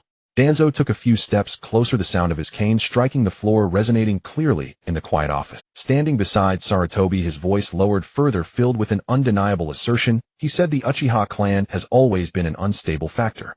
I have reliable intel that traces of the Uchiha were found during the Nine-Tails incident. The Sharingan mark in the eyes of the Nine-Tails is irrefutable evidence. They possess the power to control tailed beasts. Don't you think that's a hidden danger? Sarutobi finally turned to look at this old friend whom he had known since his youth, but who now felt increasingly unfamiliar. What are you trying to say, Danzo? Just say it outright. Danzo's one visible eye fixed sharply on Sarutobi. The matters concerning Root can be temporarily set aside. What's most important now is the stability and safety of the village. Before we thoroughly investigate the Uchiha clan's intentions, we must take precautions and monitor them. This is a necessary measure. Sarutobi fell silent for a long time. The tobacco in his pipe was nearly... He knew that Danzo had been up to various schemes behind the scenes, and Orochimaru's forbidden human experiments were likely tied to the resources he provided. But now the village needed stability, even if that stability was fragile, built on compromise and tolerance of certain darkness. All right. Sarutobi finally managed to utter two words with great difficulty, feeling a dryness in his throat. I will send someone to investigate the Uchiha matter discreetly. But Danzo, he emphasized, his gaze turning stern, keep a tight rein on your Root. I do not wish to see any actions that exacerbate conflicts or create further complications. What Konoha needs now is stability. Danzo nodded slightly, a barely perceptible curve appearing at the corner of his mouth. Of course, everything is for Konoha. He turned, and leaning on his cane, stepped out of the office, his footsteps gradually fading away. Sarutobi watched his back disappear behind the door, feeling a profound sense of helplessness wash over him. He returned to his chair, picked up his pipe, only to find that the fire had long been extinguished. He knew this was merely a temporary calm. Beneath the surface, dark currents were stirring. Uchiha Fugaku sat in his living room, the tea in his cup long cold, yet he had not touched it.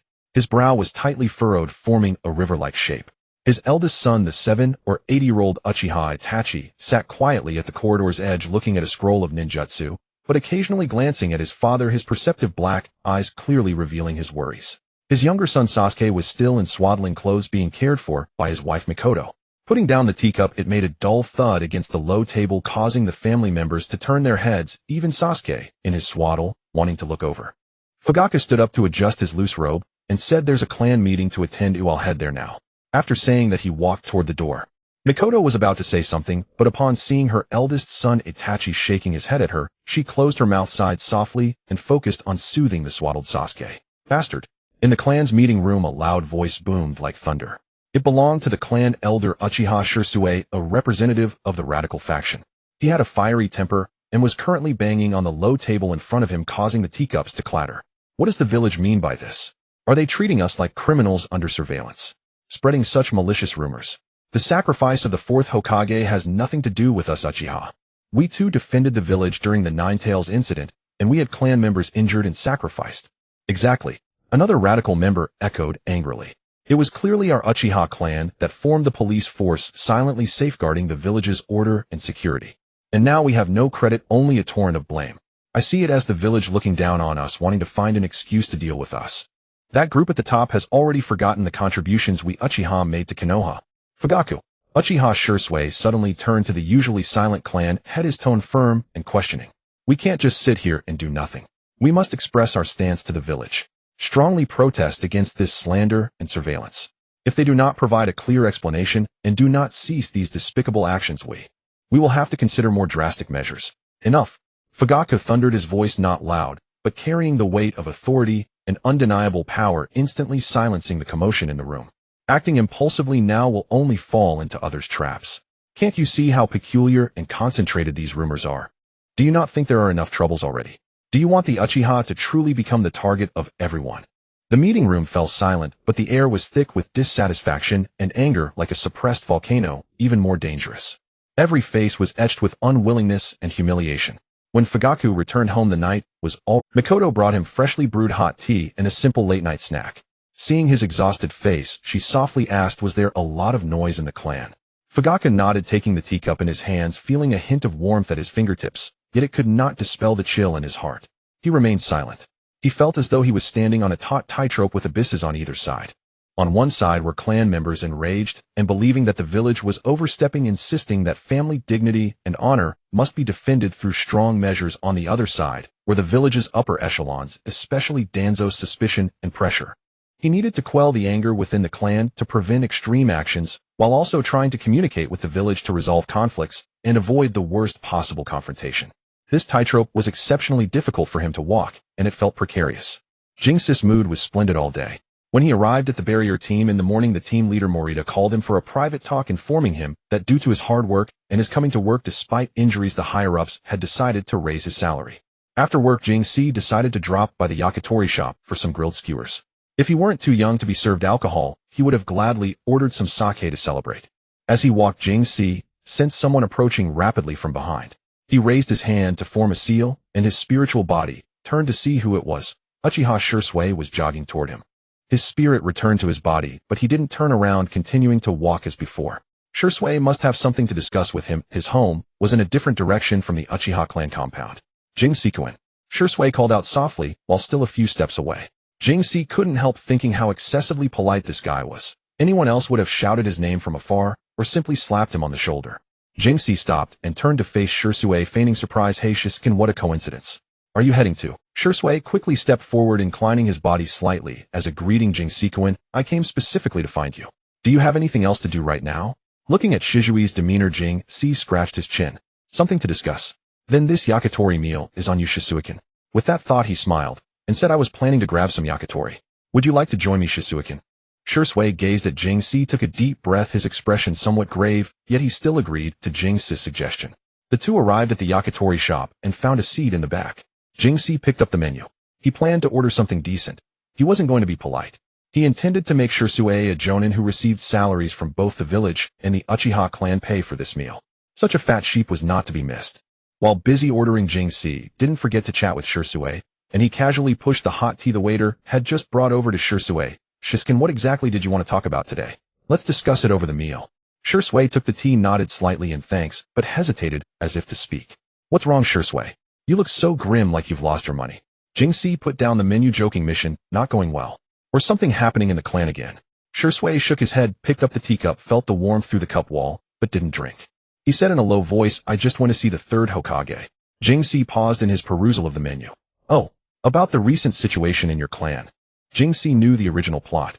Although the Ninetales incident had affected the Uchiha, it hadn't led to a direct conflict with the village. So he didn't think much of it, assuming it was just the Uchiha clan's internal troubles. Moreover, even if something did happen between the Uchiha and the village, he didn't plan to intervene. Despite being good friends with Uchiha Shui, he knew his own limits. He lacked the capability. Shui nodded and recounted the entire process of meeting the third Hokage to Jingxi. My Sharingan's unique ability is called Kodo Amatsukami. It can permanently alter another person's will. I said that if the clan really gets out of control, I can use Kodo Amatsukami to change Fugakusuma's mind and prevent conflict. As Shui finished speaking, the grilled skewers arrived. Jingxi, too lazy to put on an expression of shock for Shizui's sake, remained silent for a long while. He picked up a skewer, took a bite, and chewed slowly as if pondering how to respond. Finally, he put down the bamboo stick, his expression becoming serious, a rarity for Shui to see. Jingxi was familiar with this part of the story. This naive boy Shui was approaching the end of his life. Although Jingxi lacked the ability to directly help Shui, he could at least hint at the future developments, allowing Shui to survive and thwart Danzo's schemes. Shui, you. Jingxi paused as if organizing his thoughts. You trust the will of fire too much. That's not wrong, but you also think too highly of people. Jingxi leaned forward, slightly lowering his voice. That man Danzo. What's his attitude toward your Uchiha clan? Don't you know already? He's like a poisonous snake hiding in the shadows, waiting for the chance to strike. Jingxi pointed at Shui, his tone sharp and reproachful, as if frustrated by a failure. He deliberately put on this act to make Shui realize the gravity of the situation. You've just revealed your trump card, such a powerful ability, directly to the third Hokage. The third Hokage is benevolent, but can you guarantee that information won't reach Danzo's ears? Danzo is a council elder of the village. Shui was taken aback. At the time, he only thought of expressing his intentions to the Hokage and seeking a solution. He hadn't considered the deeper implications. The third Hokage. He should keep it confidential, right? I hope so. Jingxi shook his head. Keep it confidential? No way. But think about it. If Danzo learns that you have the power to silently alter another's will, what would he think? Could he sleep peacefully at night? He would definitely fear that you might use that ability to control him, or even the Hokage himself. Then you'd be the first person he'd eliminate. Shizui's heart sank. Jingxi's words struck like a hammer, shattering any remaining hope. Then what should I do? Shizui's voice turned dry. I just want to protect the village, and also protect the Uchiha. I don't want to see either side suffer. Jingxi looked at his friend's anguished side, and softened his tone. I know your intentions. But the situation is very complicated now, like a tangled mess. The village has just been ravaged by the Ninetales, and everyone is terrified. When they heard the Ninetales was controlled by the Sharingan, that fear and suspicion naturally turned toward the Uchiha. Danzo is taking advantage of this, fanning the flames behind the scenes. Meanwhile, the radicals in your clan are also provoked by the atmosphere, shouting that the village is about to move against them and clamoring to strike first.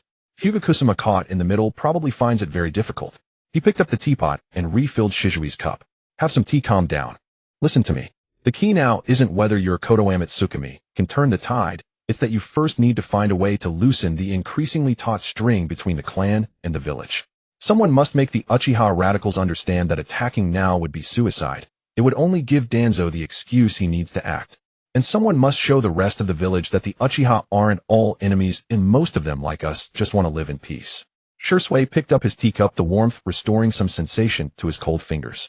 I understand your point. Relying solely on my own strength, or even using Kodo Amatsukami to forcibly change the minds of one or two people, might not fundamentally solve the problem.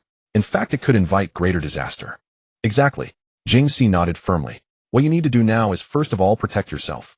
From today on, be especially wary of Danzo and his route. Don't mention your Sharingan ability to anyone else. Second, you should go to Fugakusuma and honestly tell him what you've learned, especially about Danzo spreading rumors and sowing discord behind the scenes. Fugakusuma is not an unreasonable man. He needs this information to assess the situation and suppress the radical voices within the clan.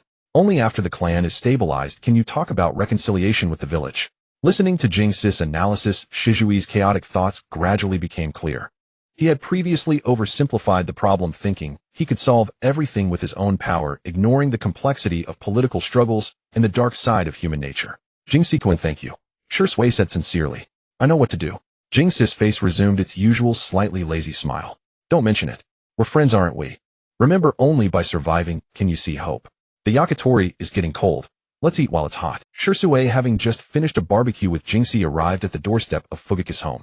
He paused, straightened his attire, took a deep breath, and raised his hand to knock. The door was opened by Makoto Uchiha. She was somewhat surprised to see Shi Sui, but still offered a gentle smile. Shi Sui, it's so late. Is something the matter? Aunt Makoto. Shi Sui bowed respectfully. I wish to see the clan leader. I have an important matter to report to him. He's in the study. Come in. I'll inform him. Makoto stepped aside to let Shi Sui enter. He removed his shoes at the entrance and followed her properly into the living room. Before long, Fugaku Uchiha emerged from the inner quarters. He was clad in a casual kimono, his expression impassive, but his eyes were sharp as he fixed his gaze on Shi Sui. Shi Sui, what brings you here so late? Has something happened? Clan leader, I have a matter of utmost importance that I wish to discuss with you in private. Shizui's tone was grave. Fugaku gave him a look and nodded. Follow me to the study. The two entered the study one after the other. Fugaku seated himself behind the desk and gestured to the opposite seat. Sit. Speak. What is it? Shi Sui did not sit. Instead, he remained standing and spoke directly. Clan leader, I visited the third Hokage today. Fugaku's eyes flickered slightly, but he did not interrupt, signaling for him to continue. Lord Third inquired about the Uchiha clan's views and attitude toward the current state of the village. Shi Sui strove to keep his voice steady. I was anxious to clearly convey the Uchiha stance and my own resolve, so I told Lord Third about my Mangekyo Sharingan and the ability of Kodo Amatsukami. At these words, Fugaku's brow furrowed immediately and his body involuntarily straightened. What did you say? You revealed the Mangekyo and the ability of Kodo Amatsukami. Yes. Shi Sui lowered his head. I also said, if the clan truly decided to launch a rebellion, I might use Kodo Amatsukami to alter your will in order to avert war. Fugaku stared at Shi Sui, his expression darkening considerably. He was silent for a long moment before finally speaking, his voice barely containing his fury. Shi Sui, do you have any idea what you've done? The Mangekyo Sharingan is one of the Uchiha clan's most crucial secrets, and you casually revealed it to the Hokage. And you intend to use that ability against me, your clan leader? Shi Sui, feeling the clan leader's wrath, bent his body at a 90-degree angle and forced himself to speak. Clan leader, I meant no disrespect.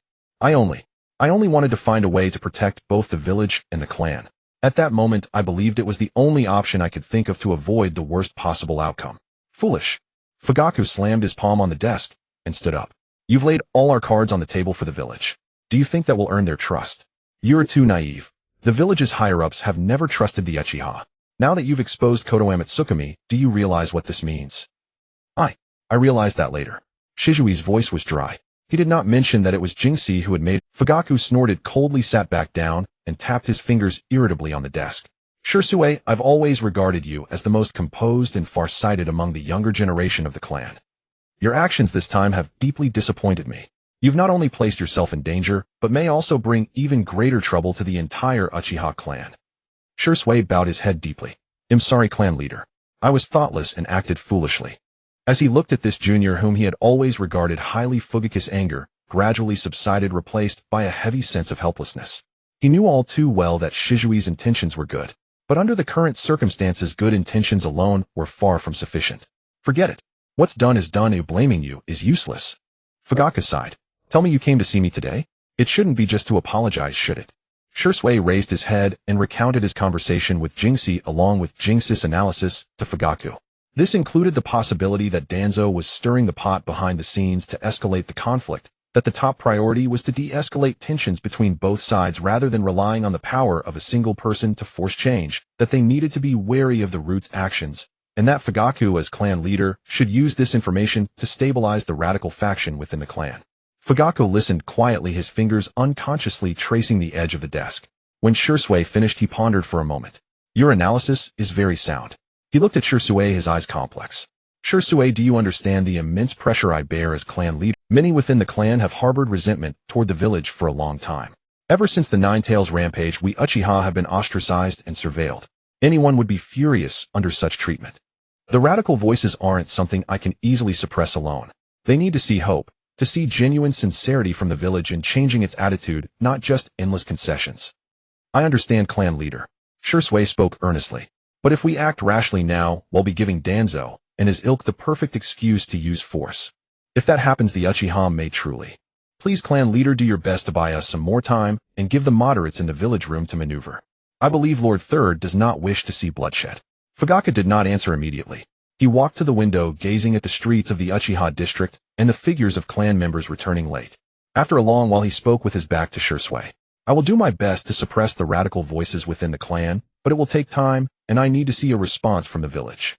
Shursui, you have a broader network in the village, especially with the Hokage. What you need to do is convey the Uchiha's predicament and our bottom line to the third Hokage as much as possible, but not by exposing your own trump cards. At the same time, you must be cautious of Danzo. Yes, clan leader. I understand what I must do. Shursui, hearing that the clan leader was willing to strive to stabilize the situation, felt a great weight lift from his heart. All right, you may go. Fugaku turned and waved his hand. Remember this lesson. In the shinobi world, strength and information are sometimes more valuable than good intentions alone. Protect yourself. Your survival is of greater value to both the Uchiha and the village. Yes, thank you, clan leader. Shursui bowed once more and withdrew from the study. Stepping out of the clan leader's gate, Shursui felt considerably lighter. Though he had been reprimanded, he had at least said what needed to be said and gained the clan leader's understanding and support. Now he needed to act more cautiously while finding ways to relay information between the village and the clan. Leaving the yakitori shop and parting ways with Shursui, Jing Si ambled home alone. The evening breeze blew a bit chilly, which only made him more clear-headed, or perhaps more agitated. Funny how the good mood had since morning had vanished completely, leaving a heavy knot in his chest. That kid Shursui. Jing Si seriously wondered if he was pretending to be dense on purpose.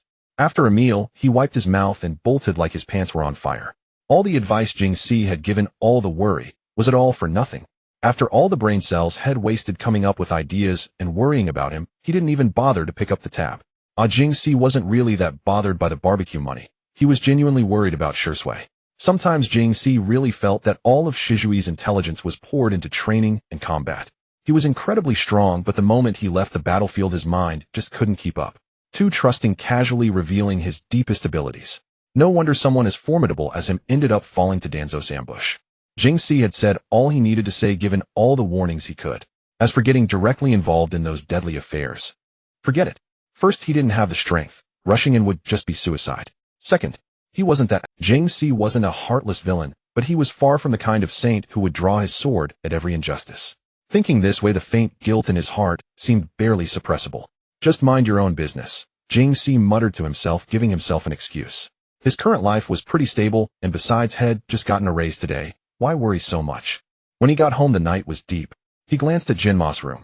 The lights were off. No idea if he was asleep or hadn't come back at all. Back in his own room, he felt no drowsiness. No problem. If he couldn't sleep, he'd just train. Perfect time to practice the Flying Thunder God technique. The Flying Thunder God technique had two basic parts: seal inscription and the enhancement sealing technique. Jing Si had barely managed to pass those. What stumped him now was the hardest part: sensing and activating the spatial temporal coordinates. In terms of sensing, Jing Si and Gunma were about on par. The very fact that they could learn the Flying Thunder God proved they had some talent in this area. Otherwise, they wouldn't even get a foothold. Jing Si took out the large scroll of seals had prepared earlier, already enhanced with sealing techniques. He wasn't yet capable of miniaturizing the seals. He was still far from reaching the level of the fourth Hokage's Flying Thunder God Kanai. For now, his priority was practicing sensing and activation. Carefully placing it in the corner of the room, he concentrated and infused a suitable amount of chakra into it. Okay, the seal was successfully activated with a faint chakra fluctuation stabilizing in the corner. Jing Si returned to the tatami, sat cross-legged, closed his eyes, and slowly calmed his mind, beginning to try to sense the coordinates set at the other end of the room. He had to focus intensely to capture that faint spatial trace. The next morning, Jing Si yawned as he walked out of his room, knocked on Genma's door, and got no answer. Opening the door, he found Genma's futon neatly folded. It seemed he hadn't come back all night. Jing Si scratched his head, quickly washed up, grabbed a cold rice ball from the kitchen, wolfed it down in 2 bites, and hurried out the door to work. Arriving at the barrier team, the 47th squad assembled ready to depart. Their squad leader Morita was called away. The remaining 3 stood around, huddling together, whispering the latest gossip and rumors they'd heard. Not long after, as they were chatting, Morita hurried back, holding a scroll, his expression grave, as he swept his gaze over the 3. Quiet down. Mission assigned. Large-scale Iwagakure ninja activity has been confirmed along the border between the land of fire and the land of grass. Multiple skirmishes and clashes have already occurred with our border guards and ANBU. The situation is tense. He paused, his voice growing even more serious. The defensive barriers at several border outposts have been severely damaged during the conflicts. Our squad is assigned to urgently proceed to the border area to perform barrier repair missions. During the repair period, we will also temporarily assume some defensive duties. Routine maintenance within the village will be temporarily handled by other barrier teams. Morita's eyes swept across the three. Everyone understand. Go pack your gear, bring sufficient supplies and sealing materials, and assemble at the village gate tomorrow morning sharp. Dismissed. Jing's mind immediately clicked. So that's how it was.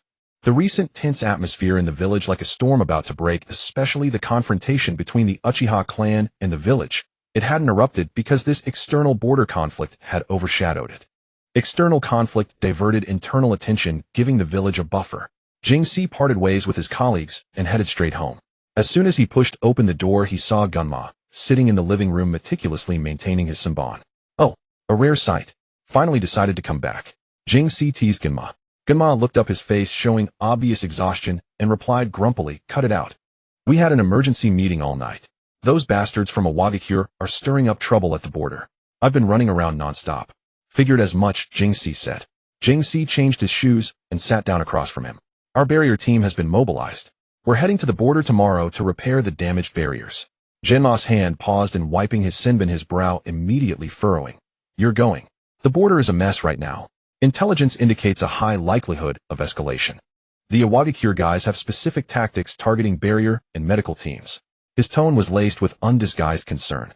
Relax, him terrifyingly strong now. Jing tried to lighten the mood, even flexing his biceps deliberately, then continued. We're mainly doing logistics repairs, staying in relatively safe positions. If a real fight breaks out, it won't be our turn to lead the charge. That's easy to say.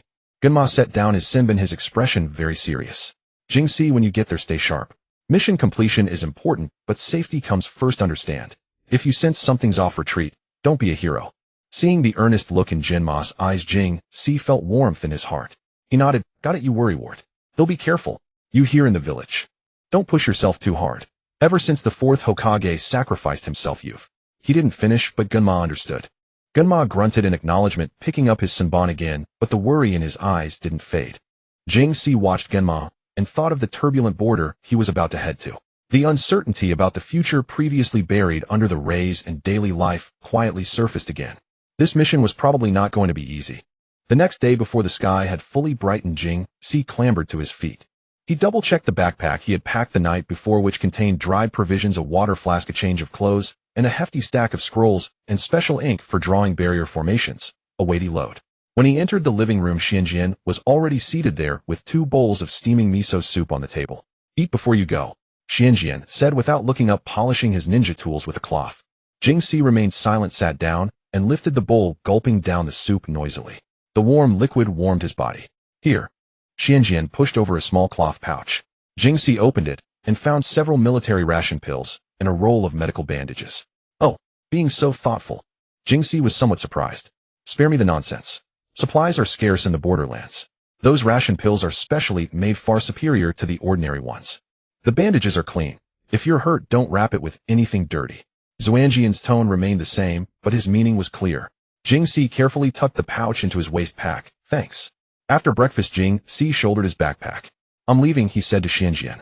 Only then did Xianjian lift his head, gave him a single glance. Take care. Then he lowered his head and continued polishing his tools as if they could never be completely polished. Jing pulled open the door and the cold morning wind rushed in. He hunched his neck slightly and strode out with long steps. At the village assembly point, quite a few people had already gathered. Besides the 3 members of their barrier squad 47, several other teams were present, all apparently dispatched to the border. Shinobi, after all, acted swiftly. Team leader Morita had already arrived and was speaking with a jonin clad in a flak jacket. Seeing Jing approach, Kento and Xinhua both nodded at him. Everyone's here. Team leader Morita walked over, his expression stern. Move out. The team immediately set off at a pace not fast, but steady. After all, it was a long march, so they had to conserve energy. Leaving my village, the familiar streets gradually gave way to forests and fields. Jing followed the team, trudging silently. The heavy backpack dug into his shoulders unpleasantly. He adjusted the straps, thinking that this was far more exhausting than the usual patrols around the village. Kento sidled up to him and whispered, Hey Jing, have you heard? Iwa sent quite a number of people this time, even their elite units. Jingxi grunted, figured as much. Why else would they call us in to repair barriers? So I hope we don't run into a tough fight Kendo side. My taijutsu is barely passable. Team leader Morita interjected from nearby. Less chatter, save your strength for the march. If a fight breaks out, just follow orders. Kento pursed his lips and fell silent. The group traveled by day and camped where they could at night. On the afternoon of the third day, they finally neared the border region between Hua country and Chao country. The atmosphere in the air had clearly changed. Occasionally faint explosions could be heard in the distance, and in the woods they would encounter patrolling my shinobi, all wearing vigilant expressions. Team leader Morita urged everyone to quicken their steps. Finally, just before nightfall, Jingxi and the others arrived at their destination, a frontline supply outpost nestled in a valley. The outpost was modest, consisting of makeshift barracks and fortifications built from timber and stone. It bustled with people, mostly shinobi, along with some logistical personnel. The air was thick with a mixture of dust, sweat, and a faint trace of blood, an unpleasant smell. A masked Umbu operative approached, exchanged a few hushed words with Morita, and then pointed to several relatively intact barracks at the edge of the outpost. That's where your barrier squad can rest and store supplies temporarily. The most severely damaged barrier nodes will be shown to you later. Work quickly to repair them. The base's defense relies heavily on them. Morita immediately acknowledged, understood. We'll start work right away. After setting down their packs with barely a moment to catch their breath, Morita gathered the three and spread out a simple map marked with several red crosses. These are the three nodes that need priority repair. Kento, you go to the eastern watchtower. Xinhua, the western pass. Jingxi, you come with me to the observation post closest to the border. That node suffered the worst damage. It was hit by an IWA explosive squad that sneaked in yesterday. Jingxi's heart skipped a beat. Closest to the border. That meant the most dangerous spot. Though he had been in this world for nearly 2 years and had survived a few life-or-death battles, the prospect of a potential fight still made him nervous. Morita glanced at him as if reading his thoughts. Don't worry. The observation post has its own guard. We'll just repair the barrier. Quick in, quick out. Yes, sir. Jingxi steadied himself and replied. He and Morita reshouldered their tool packs and followed an Umbu guide, leaving the relative safety of the outpost and heading into the more peripheral forest. The further they went, the denser the trees became, and the path grew increasingly difficult. The Umbu guide was highly alert, pausing frequently to survey the surroundings. Jingxi also sharpened his senses to the utmost, his hand instinctively resting on the ninja tool pouch at his waist. After walking for about half an hour, they pushed through a thicket and came upon a small hillside. At the top stood a simple wooden shack, the observation post. Two my shinobi stood beside the shack, staring warily toward the border. But on the ground around the shack, black scorch marks and scattered rubble were clearly visible. The barrier's energy fluctuation around the shack was extremely faint, almost imperceptible. This is the place, the Umbu guide said in a low voice. The barrier core is beneath a large rock behind the shack. Hurry up, well, stand guard here. Morita nodded and said to Jingxi, come on, let's check the damage. The two crouched low and dashed quickly to the rear of the shack. Indeed, a half-man-high boulder had a chunk blown off its corner. The intricate rune patterns carved into the stone's base were now mostly obliterated, charred black. TCH, completely wrecked, Morita muttered as he crouched to examine it closely. Jingxi, get the repair scrolls out. We'll have to re-engrave the damaged parts. Jingxi hastily set down his backpack and retrieved the materials. The two of them began working right there behind the dilapidated observation post, squatting on the ground. Morita took charge of engraving the main runes. His movements were steady, his fingers channeling chakra as he carefully traced glowing lines on the stone's surface. Jingxi assisted by handing him tools and activating a few auxiliary stabilizing seals nearby. The forest was eerily quiet, broken only by the rustling of leaves in the wind and the faint sounds of their breathing and tools clinking. Yet this silence only deepened the unease in their hearts. Jingxi felt a chill down his spine, as if unseen eyes were watching from the shadows. Time passed slowly. Beads of sweat formed on Morita's forehead. Such delicate work demanded intense concentration. Suddenly, a sharp, whistling sound tore through the air from afar. Ambush! Take cover! Shouted the sentry ninja on the slope. Jingxi's heart tightened, and he instinctively threw himself to the ground. An instant later, a deafening explosion erupted near where he and Morita had been working, showering them with dirt and rubble. Cough, cough. Jingxi choked on the dust, his ears ringing. You okay, eh? Morita's voice came from beside him. He too lay prone, his face smudged with dirt. Fine. Jingxi shook his head. Keep going. Morita gritted his teeth, rose to a kneeling position, and resumed inscribing the rune. Just a little more. They're trying to distract us. Don't stop. On the slope, the guards had already engaged the attackers. The clang of kunai explosions of detonating tags and the roar of ninjutsu clashing echoed incessantly. Jingxi scrambled to his feet, quickly entering a state of spiritual perception. While his spirit body observed the surroundings, his physical body continued handing Morita the tools he needed. Another earth dragon bullet or similar ninjutsu struck the slope, shaking the ground violently. Jingxi's spirit body dared not stray too far from his physical form. These IWA ninjas were all terrorists, hurling explosive techniques and detonating tags everywhere. He feared that if his spirit wandered too far to observe, his physical body might be ambushed and blown to pieces. Done. Morita growled, carving the final rune. He quickly formed hand seals and pressed them onto the stone core. Barrier repair. A pulse of invisible energy radiated from the stone, and a translucent pale blue dome instantly rose, enveloping the entire observation post. Good. Fall back now, shouted the Umbu ninja who had led them there. Morita and Jingxi quickly packed up, ignoring the dust covering them, and followed the Umbu guide. Under the barrier's cover, they crouched low and sprinted back toward the base. Jingxi was puzzled. Why were they simply retreating without assisting in the fierce battle above? But seeing the Umbu and Morita leading the way, he held his tongue, deciding to ask later. They ran until the sounds of battle faded into the distance, then finally stopped. Catching his breath, Jingxi turned to Morita and the masked Umbu in confusion. Don't they need our support back? I saw only 2 people. Morita wiped the sweat and grime from his face, then patted Jingxi's shoulder. Not bad. He thought to himself, this kid Jingxi wasn't shaken by the ordeal. He even wanted to help. The Umbu guide smiled at Jingxi. How could it be only 2? There are 4 squads there, the others are hidden. The barrier was repaired just in time, easing the pressure on the observation point. You've done well. You have other more important tasks. Leave this to them. By the time they returned to the base, night had fully fallen. Kinto and Kinka were back too. Their mission had been less dangerous, and they had already completed the repair work. Seeing Jingxi and Morita covered in dust, Kinto's eyes widened. You guys got into a fight. Jingxi plopped onto the ground, grabbed his water flask, and took several gulps. Don't even mention it. I almost got buried there. Morita went to report to the supervising Jonin. When he returned, he said to the 3 of them, good work on the mission. Rest well tonight. There may be other damaged nodes to inspect tomorrow.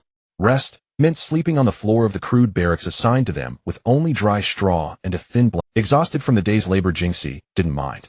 He lay down and fell asleep almost instantly despite the faint sounds of patrols and distant disturbances. The following days were much the same. Their team was assigned to repair various damaged barrier nodes along the border. Sometimes it went smoothly, other times, like the first day, they encountered small-scale harassment from IWA ninjas. Gradually, Jingxi grew accustomed to this rhythm. Repairing barriers, staying alert for ambushes, traveling, and resting in Spartan conditions. One night, when he wasn't on duty, he lay on his bedroll, unable to sleep. Listening to Kinto's soft breathing and the chirping of unknown insects, he suddenly recalled the time he and Shursui had eaten yakitori before leaving Konoha.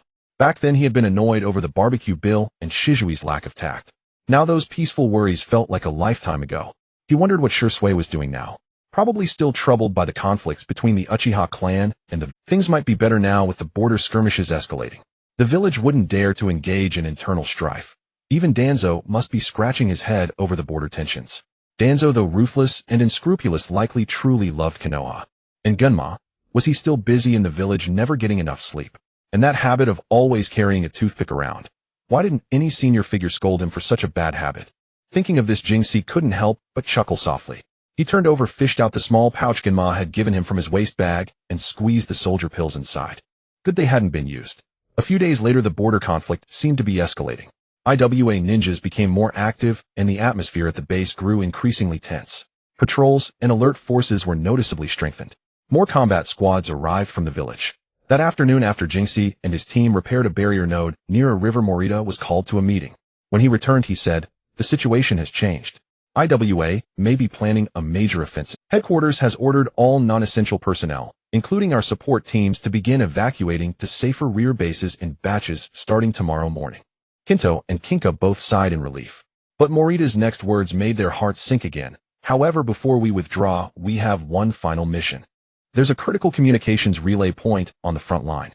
Its outer defensive barrier was damaged in yesterday's attack and needs immediate repair to ensure command lines stay open. This mission is quite dangerous. That point is now the front line of the front lines. Morita's gaze swept over the 3, finally settling on Keishi. Keishi, you're coming with me this time. Kinto, Kinka, you two stay here and help organize the supplies, prepare for evacuation tomorrow. Keishi was taken aback for a moment, then nodded. Yes. Kinto and Kinka exchanged a glance, said nothing, merely patted Keishi on the shoulder. This mission felt different from all previous ones. The guide was no longer an ordinary shinobi, but a Hardly a word was spoken along the way. The atmosphere was suffocatingly oppressive. The number of shinobi they encountered was greater, and each moved with haste expressions taut. The communication relay point was set within a concealed cave. The entrance was small, but multiple layers of barriers and traps surrounded it. Even so, traces of fierce combat were visible near the cave mouth, with bloodstains still wet on them. The Umbu member exchanged a few low words with the guards at the entrance, then said to Morita and Keishi, "The barrier core is at the deepest part of the cave. Hurry. We've received intelligence that a team from Awagakure is active nearby." Morita and Keishi immediately ducked into the cave. The interior was much darker than outside, with only a few emergency lamps casting a faint glow. The air carried a strange mix of gunpowder and blood. Several communication were guarding humming instruments. They glanced up at the newcomers, eyes filled with vigilance. The barrier core was embedded in the stone wall at the far end of the cave. The damage was less severe than at the observation point, but still serious, with the energy flow highly unstable. The two immediately began their work. The atmosphere inside the cave was even more tense than outside, broken only by the hum of the instruments and the faint sounds of their repairs. Just as Morita reached the most critical part, about to connect the final energy line, boom! A thunderous roar erupted from the cave entrance, the entire cave shaking violently, with gravel raining down from above. "Enemy attack! The barrier has been breached!" came the desperate cry from the guards at the entrance, followed immediately by the clash of blades and the roar of ninjutsu. "Quick! Just one last step!" Morita shouted, his fingers steady on the rune chakra light, flickering. Keishi found it odd how Konoha's infrastructure was always under attack. He abruptly drew a kunai, turned toward the entrance, and positioned himself between Morita and the core. The lights inside the cave flickered with the tremors. He could see figures moving at the entrance, the fight fierce. "Done!"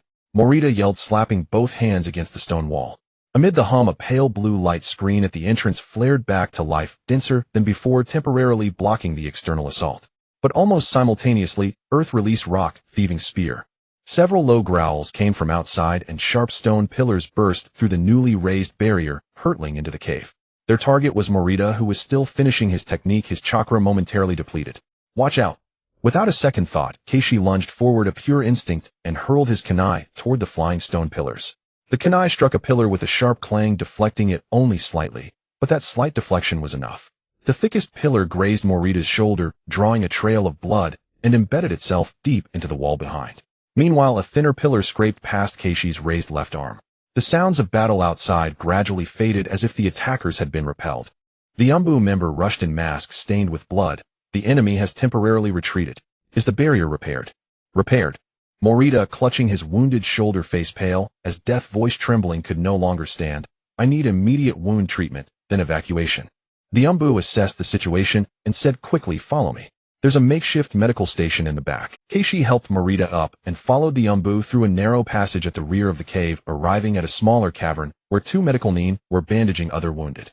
The medical station in the cave was crude, the smell of disinfectant mingling with dust a bit pungent. A medical nin came over and first examined Morita's shoulder. The wound from the stone pillar graze was far more severe than it had appeared. Flesh was turned up, bloody and messy.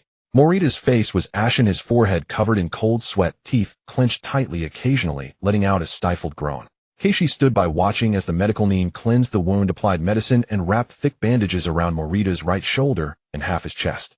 Then the medic placed both hands on the injured area, a faint green light rising. Morita's previously pallid face regained some color. Keishi felt a wave of lingering fear. If he hadn't reacted in time, deflecting the pillar with his kunai, Morita would likely have been impaled. The bone isn't broken, but the muscle tear is severe. This arm cannot move for a short time, and you cannot use chakra either. The medical nin finished bandaging and addressed Morita and the masked Umbu. He must be sent back to the rear immediately for rest. The Umbu nodded, his voice muffled behind the mask. "Prepare for evacuation. You two go with the next group." Morita tried to stand on his own, but the moment he moved, a sharp intake of breath betrayed his pain, and he nearly collapsed back down. Keishi quickly stepped forward, crouching down. "Captain, let me carry you on my back." Morita wanted to refuse, but seeing his own condition, knew it was not the time for pride. He sighed and said in a low voice, "I'm sorry for the trouble, Keishi." Keishi carefully helped Morita onto his back. Morita, conscious of his large frame and considerable weight, worried that Keishi's small build couldn't bear it. Though young Keishi's lightning-release chakra mode was not practiced in vain. He adjusted his posture, ensuring Morita's injured right shoulder bore as little weight as possible, then stood up steadily. "Let's go." The Umbu led the way. Exiting the cave, the sky outside was overcast, as if it might rain. A five-man squad came to meet them along with a few lightly wounded and Keishi carrying Morita on his back. A dozen or so people set off in silence toward the rear base. The return journey felt exceptionally long. Keishi, burdened with a person, dared not walk too fast for fear of jostling Morita's wound. The path was pitted and uneven, every step requiring caution. Morita lay on his back, breathing heavily. Whenever they hit a rough patch, his body would tense, abruptly followed by a stifled gasp. After about an hour, Keishi felt the back of his clothes soaked through with Morita's sweat. He turned his head to look at Morita, who had his eyes closed, brow furrowed, his face even paler than before. Enduring another half hour, they finally saw the familiar outline of buildings in the distant valley. That was their rear base. As the distance closed and the situation around the outpost gradually became clearer, Jingsi's heart sank little by little.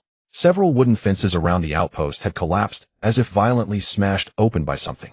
The position of the originally standing watchtower now only remained as a half-charred wooden pillar, still emitting faint wisps of green smoke. The ground was pockmarked, with some areas darker and others lighter, resembling congealed bloodstains. A mixture of burnt wood, gunpowder, and a rather unpleasant charred odor lingered in the air. The squad leader gestured, and everyone halted, alertly observing their surroundings. What happened? Was the outpost attacked? A lightly wounded soldier asked suspiciously. The captain's face grew solemn. It seems so. Everyone be careful, the wounded stay put, the rest follow me inside. As they entered the outpost, the sight within made everyone gasp in horror. The once orderly tents were now in disarray, many burned to the ground, leaving only charred frames. Supply boxes were scattered everywhere, some opened with their contents strewn about, while others had been reduced to ashes. Broken jars scattered, shurikens, and more dark brown bloodstains were visible all over the ground. A few people stood dumbfounded amidst the devastation, hardly believing their eyes. This is the rear. It should be a relatively safe area. Don't just stand there. Everyone who can move, help out. Clear the battlefield and tend to the wounded. A senior ninja seemingly in charge rushed out from a relatively intact building, his face marked by soot and burns, shouting hoarsely. Jingsi furrowed his brow. Kendo and Xinhua, they had stayed behind to organize supplies. Jingsi called back the captain Morita, instructing him to stay with the other wounded. Then he sprinted towards the supply tent usually assigned to their group. The closer he got, the colder his heart felt. That area had suffered particularly severe damage. Several tents had completely collapsed, and their group's tent was burned down to a mere remnant, while a few bodies covered with white cloth lay haphazardly in the adjacent space. Jingsi's breath caught for a moment. He approached and lifted the white cloth one by one, muttering softly, Not, none of them. Jingsi stood up and looked around at the largest open space in the center of the outpost.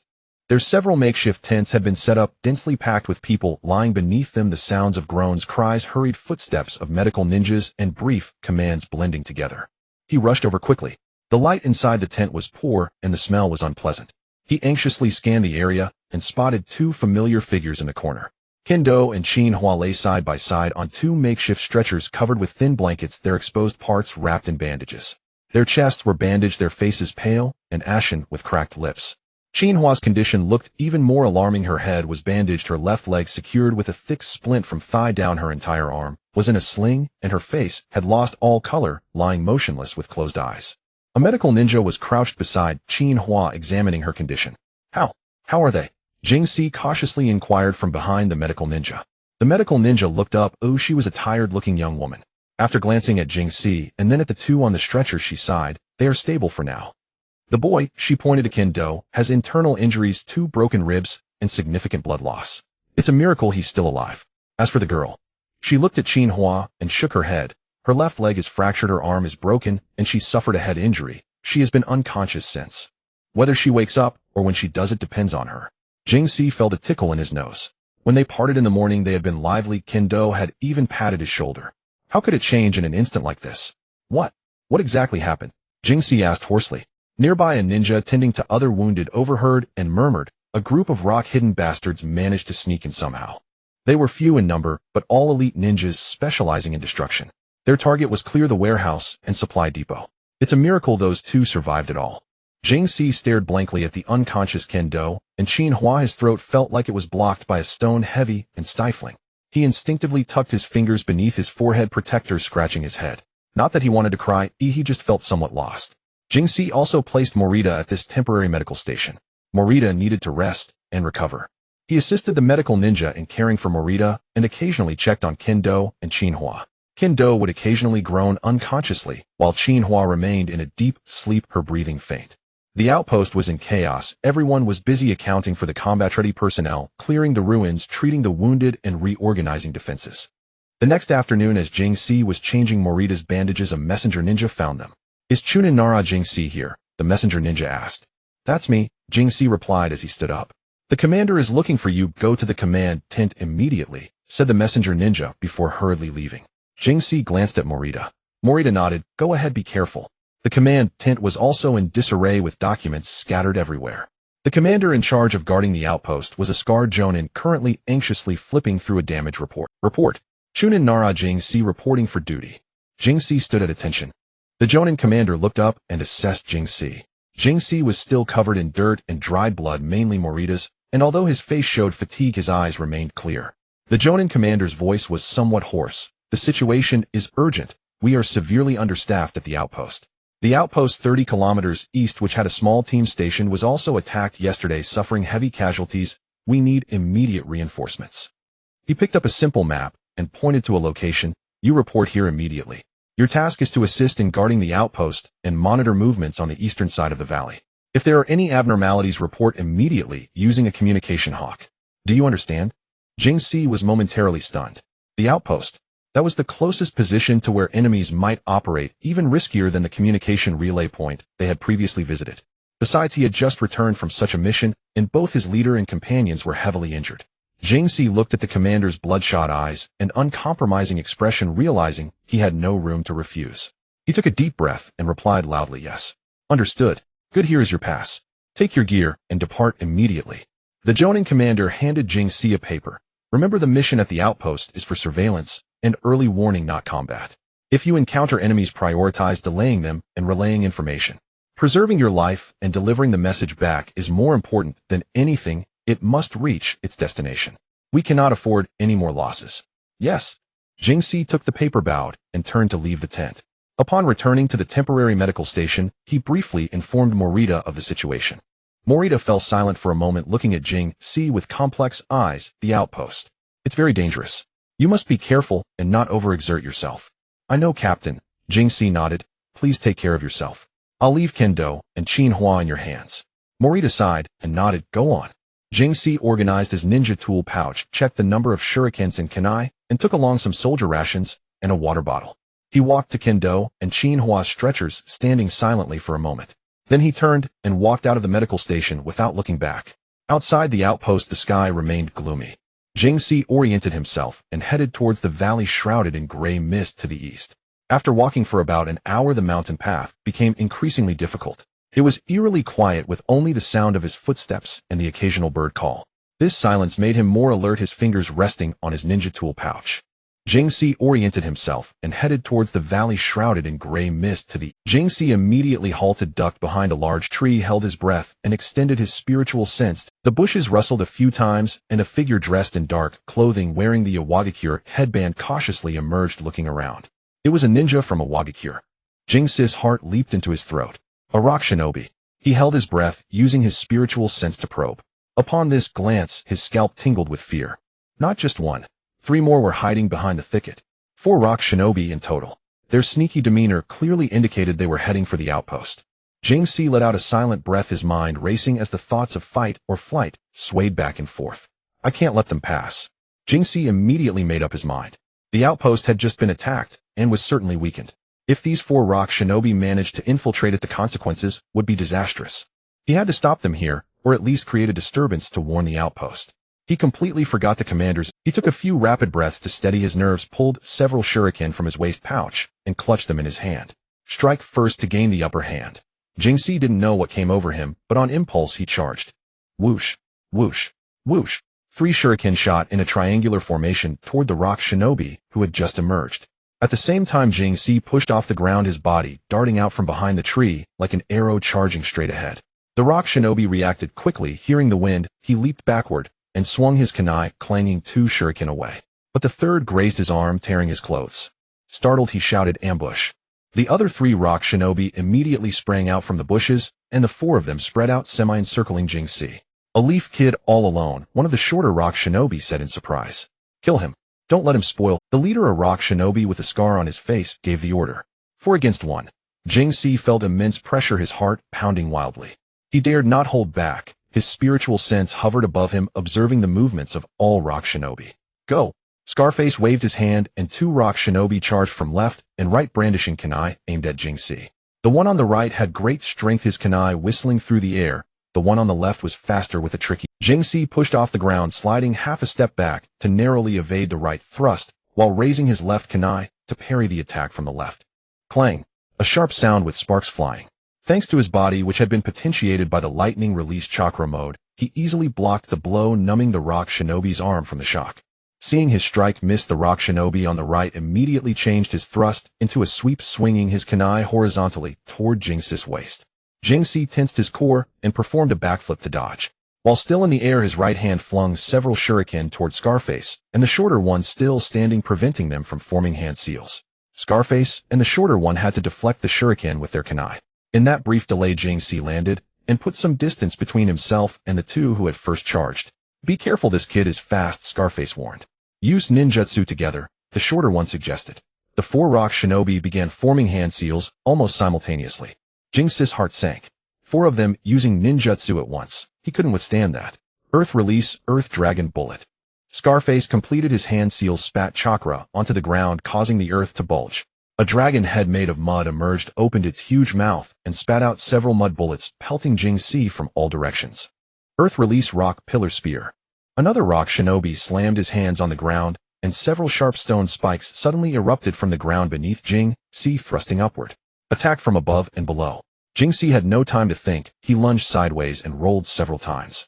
The mud bullets slammed into the spot where he had stood, and the stone spikes scraped past his back and legs, almost skewering him like a skewer.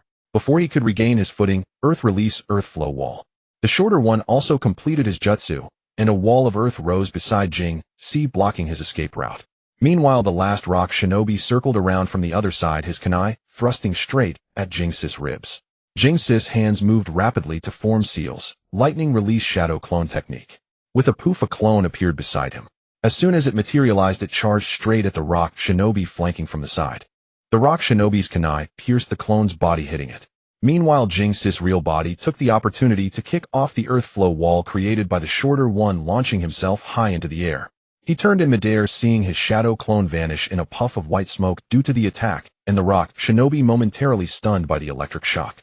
Jing-Si hurled his kunai, aiming straight for the rock shinobi's heart. The rock shinobi recovered from the stun, but couldn't dodge in time. He barely managed to parry, but the kunai pierced his chest, sinking in deeply. He immediately collapsed. 1 down. Jing-Si landed, catching his breath. But the remaining 3 rock shinobi had already surrounded him again. Damn it. Use a combo. Scarface was clearly enraged. He and the shorter one formed seals simultaneously. Earth release, split earth turning palm. Scarface slapped the ground, sending a chakra shockwave through the earth toward Jing-Si, making him unstable. Almost simultaneously, earth release, earth prison dungeon. The shorter one pressed his hands to the ground, and 4 earthen walls rose around Jing-Si, attempting to trap him inside. Jing-Si staggered underfoot, about to be enclosed by the walls. In a flash of inspiration, instead of trying to jump out, which would likely make him a target in midair, he formed seals again, earth release, earth flow wall. Except this time he created the earth flow wall diagonally above his head. Boom. His own earth flow wall acted like a slanted lid, blocking the top of the closing prison, creating a narrow triangular space that sheltered him beneath. Almost the moment the wall formed, thumping sounds came from outside. Scarface and the other rock shinobi were attacking his defense. Jing-Si hid inside, his heart pounding. He wasn't particularly panicked, though usually afraid of battle. Now that he was in it, he felt a bit excited. The earth flow wall wouldn't hold for long. He had to counterattack. His spiritual sense floating outside observed the enemy's positions. Inside the earthen prison, Jing-Si knelt on the ground, his hands forming seals rapidly. Earth release, Earth Dragon Spear. He muttered, channeling chakra into the ground beneath him. Outside, Scarface and the other rock shinobi were hacking at the earth flow wall when they suddenly felt a tremor beneath their feet. Not good. Fall back. Scarface experienced, immediately leaped backward. The other rock shinobi was a step slower. He felt a sharp pain in his soul as a sharp earthen spear burst from the ground, piercing through his foot and thigh. Odd. The rock shinobi screamed, clutching his leg as he fell to the ground, blood gushing. Meanwhile, the earth flow wall was shattered by the shorter one. Jing-Si leaped out from inside, seeing another enemy incapacitated, and felt a bit relieved. Now it was 2 against 1, His opponents were Scarface and the shorter one. Scarface looked at his two fallen comrades, his face ashen. He hadn't expected this seemingly young leaf ninja to be so troublesome, with agile taijutsu and clever ninjutsu application. "You're courting death, boy," Scarface roared, brandishing his kunai as he charged forward. His taijutsu was clearly superior to the others, his strikes swift and vicious. The short one lurked behind occasionally, hurling shuriken to disrupt. Jing-Si focused his mind and responded. Clang, clang, clang. The clash of kunai rang out in rapid succession. Relying on his speed advantage, Jing-Si dodged and parried continuously, seizing occasional opportunities to counterattack.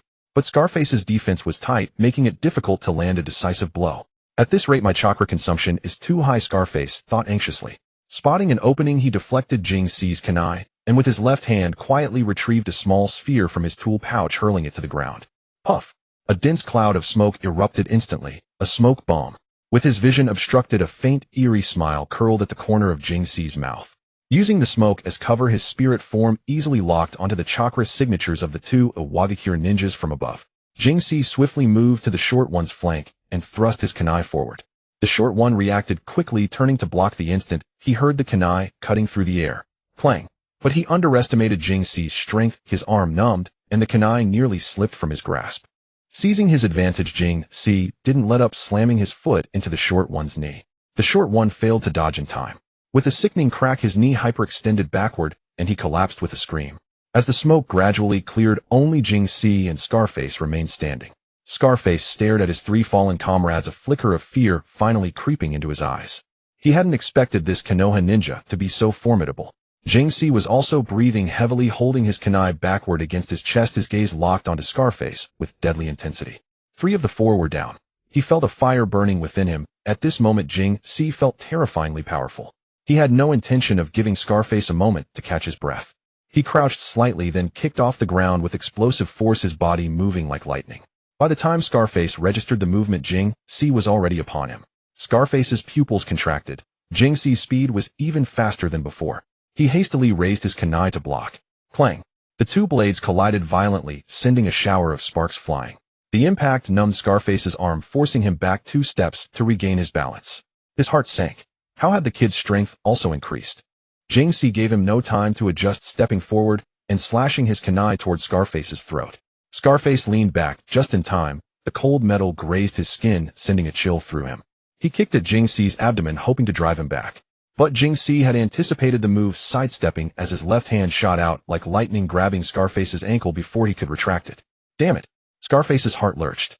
Jing-Si yanked the ankle toward him, simultaneously thrusting his right hand kunai toward Scarface's thigh. If that landed, Scarface's leg would be crippled.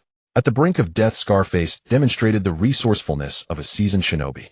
Instead of struggling to break free, he used Jing-Si's pull to launch his other leg into the air, kicking viciously at Jing-Si's face. It was a mutual destruction gambit, forcing Jing-Si to defend. Jing-Si had no choice but to release the ankle and raise his arm to block the kick. Bam! Scarface stumbled as he landed, his ankle burning with pain. The spot where he'd been grabbed was sure to be bruised. Panting heavily, he glared at Jing-Si. This kid was too troublesome. His movements were both fast and ruthless, his fighting style nothing like an ordinary ninja. Jing-Si was also breathing slightly hard, the continuous battle draining his stamina, but his eyes gleamed brighter. The pressure of fighting 1 against 4 had actually cleared his mind, sharpening his physical reactions beyond normal, awakening his latent potential. He licked his dry lips and charged again. This time his feints were faster. He faked with the kunai, then dropped low, sweeping his leg at Scarface's lower body. Scarface leaped just in time, only to see Jing-Si's right hand flick upward. Shuriken. 3 shuriken flew in a triangular pattern, sealing his landing zone. Scarface cursed under his breath, managing to knock away 2 with his kunai, but the third grazed his waist, tearing through his clothes. He had barely landed when Jing-Si closed in like a shadow, aiming a kunai straight at his heart. Scarface barely parried with his own kunai, their faces inches apart, each feeling the other's breath. "None of you will leave here today," Jing-Si said with a fervent look, his eyes boring into Scarface's as he spoke in a low voice. Scarface bared his teeth in a savage grin. "Go ask death." He lunged forward with a sudden headbutt. Jing-Si hadn't expected that move and instinctively retreated half a step. Seizing the moment, Scarface pushed the kunai aside and quietly reached behind his back. But Jing-Si had been tracking his chakra flow with his spirit sense and immediately noticed something off. His left hand was forming hand seals. Earth release decapitation technique. Suddenly the ground beneath Jing-Si softened and two hands burst from the earth, grabbing his ankles and pulling him downward. As it turned out, Scarface had secretly split off a clone during the smoke bomb and combat, burying it underground in wait for this moment. Jing Si's lower body sank rapidly into the soil, as startled but not panicked. He formed seals quickly. Earth release, earth-style wall. He pressed his hands to the ground, and a slanted earthen wall rose before him. Jing Si grabbed the edge of the wall with both hands. But that brief delay allowed Scarface to complete another seal. Earth release, rock pillar. Chakra coalesced in his right hand, forming a hard earthen rod. As Jing Si struggled to free himself from the ground, his movements hindered. Scarface swung the rod viciously at his head. The blow was heavy and brutal. If it connected, his skull would surely crack. Jing Si had just pulled his legs free, but they were still dangling in the air, and he seemed unable to dodge. With a flash of inspiration, he kicked hard off the wall, launching himself backward, straight into Scarface's chest. The move caught Scarface completely off guard. The rock pillar grazed Jing Si's back and slammed into the ground, kicking up a spray of dirt. They collided and tumbled to the ground. Jing Si was on top, Scarface below. Jing Si drove his elbow into Scarface's chest. Ugh! Scarface grunted in pain, feeling as if his ribs were about to break. He struggled desperately, using the rock pillar to block the descending kunai. They wrestled on the ground, faces and bodies covered in dust. Scarface, with his greater experience, used his weight to roll, trying to pin Jing Si beneath him. Jing Si clung to the hand holding the rod, his knee pressed against Scarface's abdomen. Bam! Scarface's headbutt smashed into Jing Si's nose. Jing Si's vision went dark, blood gushed from his nose, stinging and aching, almost bringing tears to his eyes. Enraged, he headbutt back. Bam! Their foreheads collided, both seeing stars. Damn it! Jing Si cursed, dropping the kunai and grabbing Scarface's throat with both hands. Scarface also discarded the rock pillar, trying to pry Jing Si's hands away. They wrestled like beasts on the ground, faces flushed crimson. Scarface's fingers dug into Jing Si's wrists, trying to make him let go. Jing Si's wrists throbbed with pain, but he refused to release them. In the stalemate, Scarface suddenly bent his knee, driving it into Jing Si's back.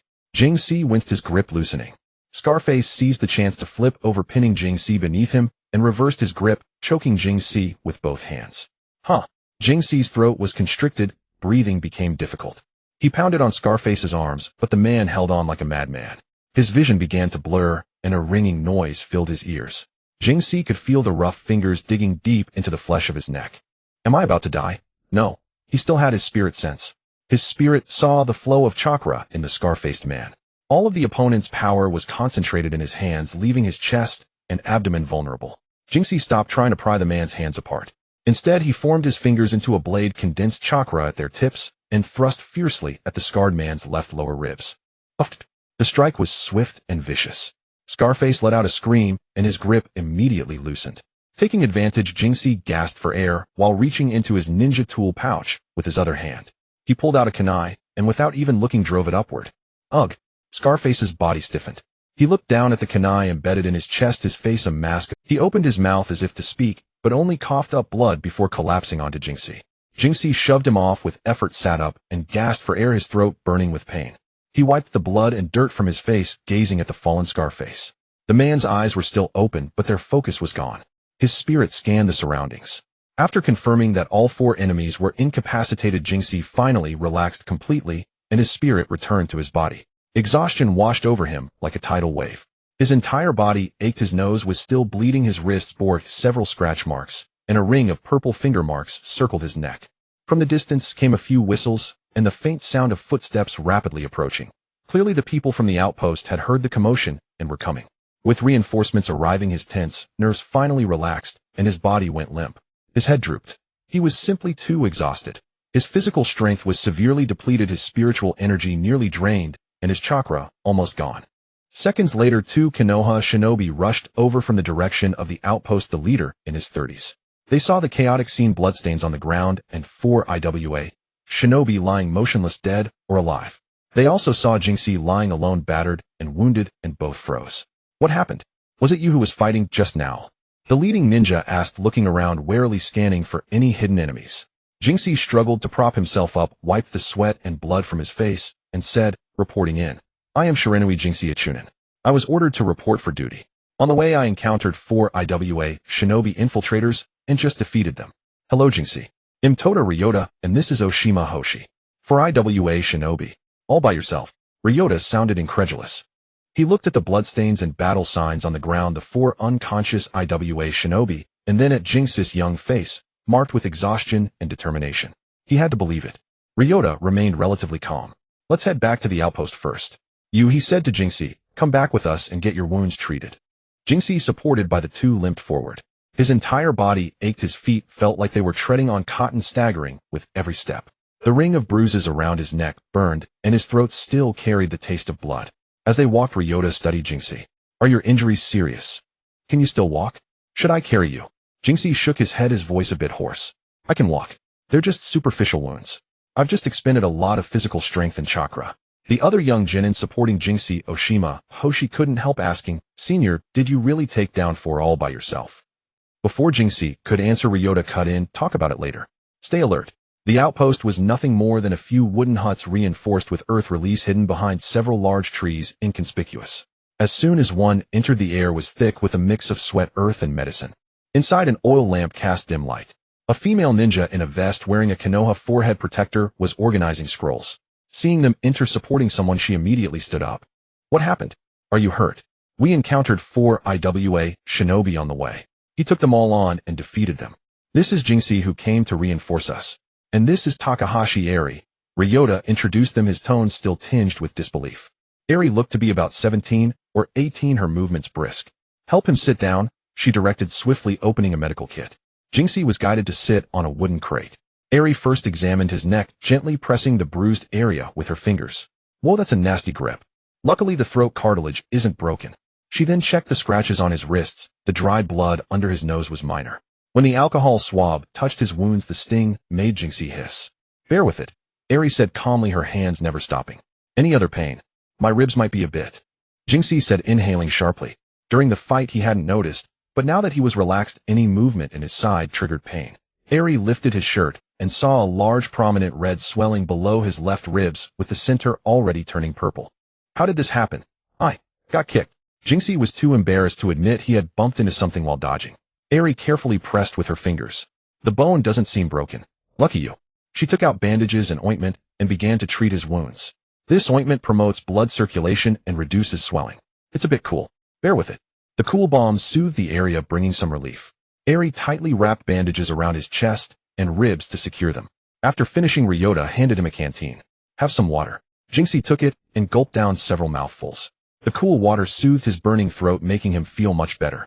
Ryota gave Jinxi a heavy slap on his uninjured shoulder, the force making Jinxi wince. Good kid. Great job. For IWA infiltrators, if they had gotten close to the outpost, we'd be in big trouble. Eri also nodded, her tone approving. To fight 4 alone under those circumstances is no small feat. Jinxi pulled out the slightly crumpled mission scroll from his ninja tool pouch and handed it over. Ryota took it, checked the seal, and nodded. It was fine. Good work. Your mission is complete. Rest here tonight. Well, arrange your return tomorrow, depending on the situation. Ryota and Eri walked over to the other side of the table, muttering in low voices, occasionally glancing at the bloodstains on the floor and at Jinxi. Jinxi caught fragments of words. Quite skilled. 4. Need to go deal with it now. Need to report. Too exhausted to listen clearly, he leaned against the wall and closed his eyes. Fatigue pressed down on him like a mountain. During the desperate struggle he hadn't felt it, but now that he was safe his limbs felt weak, and even lifting a finger seemed an effort. Inside the room, the oil lamp's flame flickered softly, casting light on a few faces that were weary. Jinxi closed his eyes, forcing himself not to think about the bloody scenes. Slowly his breathing became steady and deep, and he finally drifted into a deep sleep. The next day, when Jinxi awoke, he felt much better. The agonizing sensation of yesterday had been mostly exhaustion. His body felt drained, his spiritual energy had been overused, and his chakra was nearly depleted. After a night's sleep, his young body, with its activated potential, recovered quickly. Though his neck still ached and his ribs throbbed with pain upon movement, he could at least move about on his own with ease. He rose to find Liang Tai and Ai Li already in the room. The dirt from the previous night had been cleaned away. Awake. Liang Tai greeted him. How do you feel? Much better, Jinxi replied, rolling his shoulders. Good, Liang Tai nodded. We've sent word back via Carrier Hawk last night. The 4 infiltrating rock shinobi have been dealt with. Rest assured. Ai Li handed him a rice ball. Have something to eat. Rest for another day today. Jinxi took it, thanked her, and ate heartily.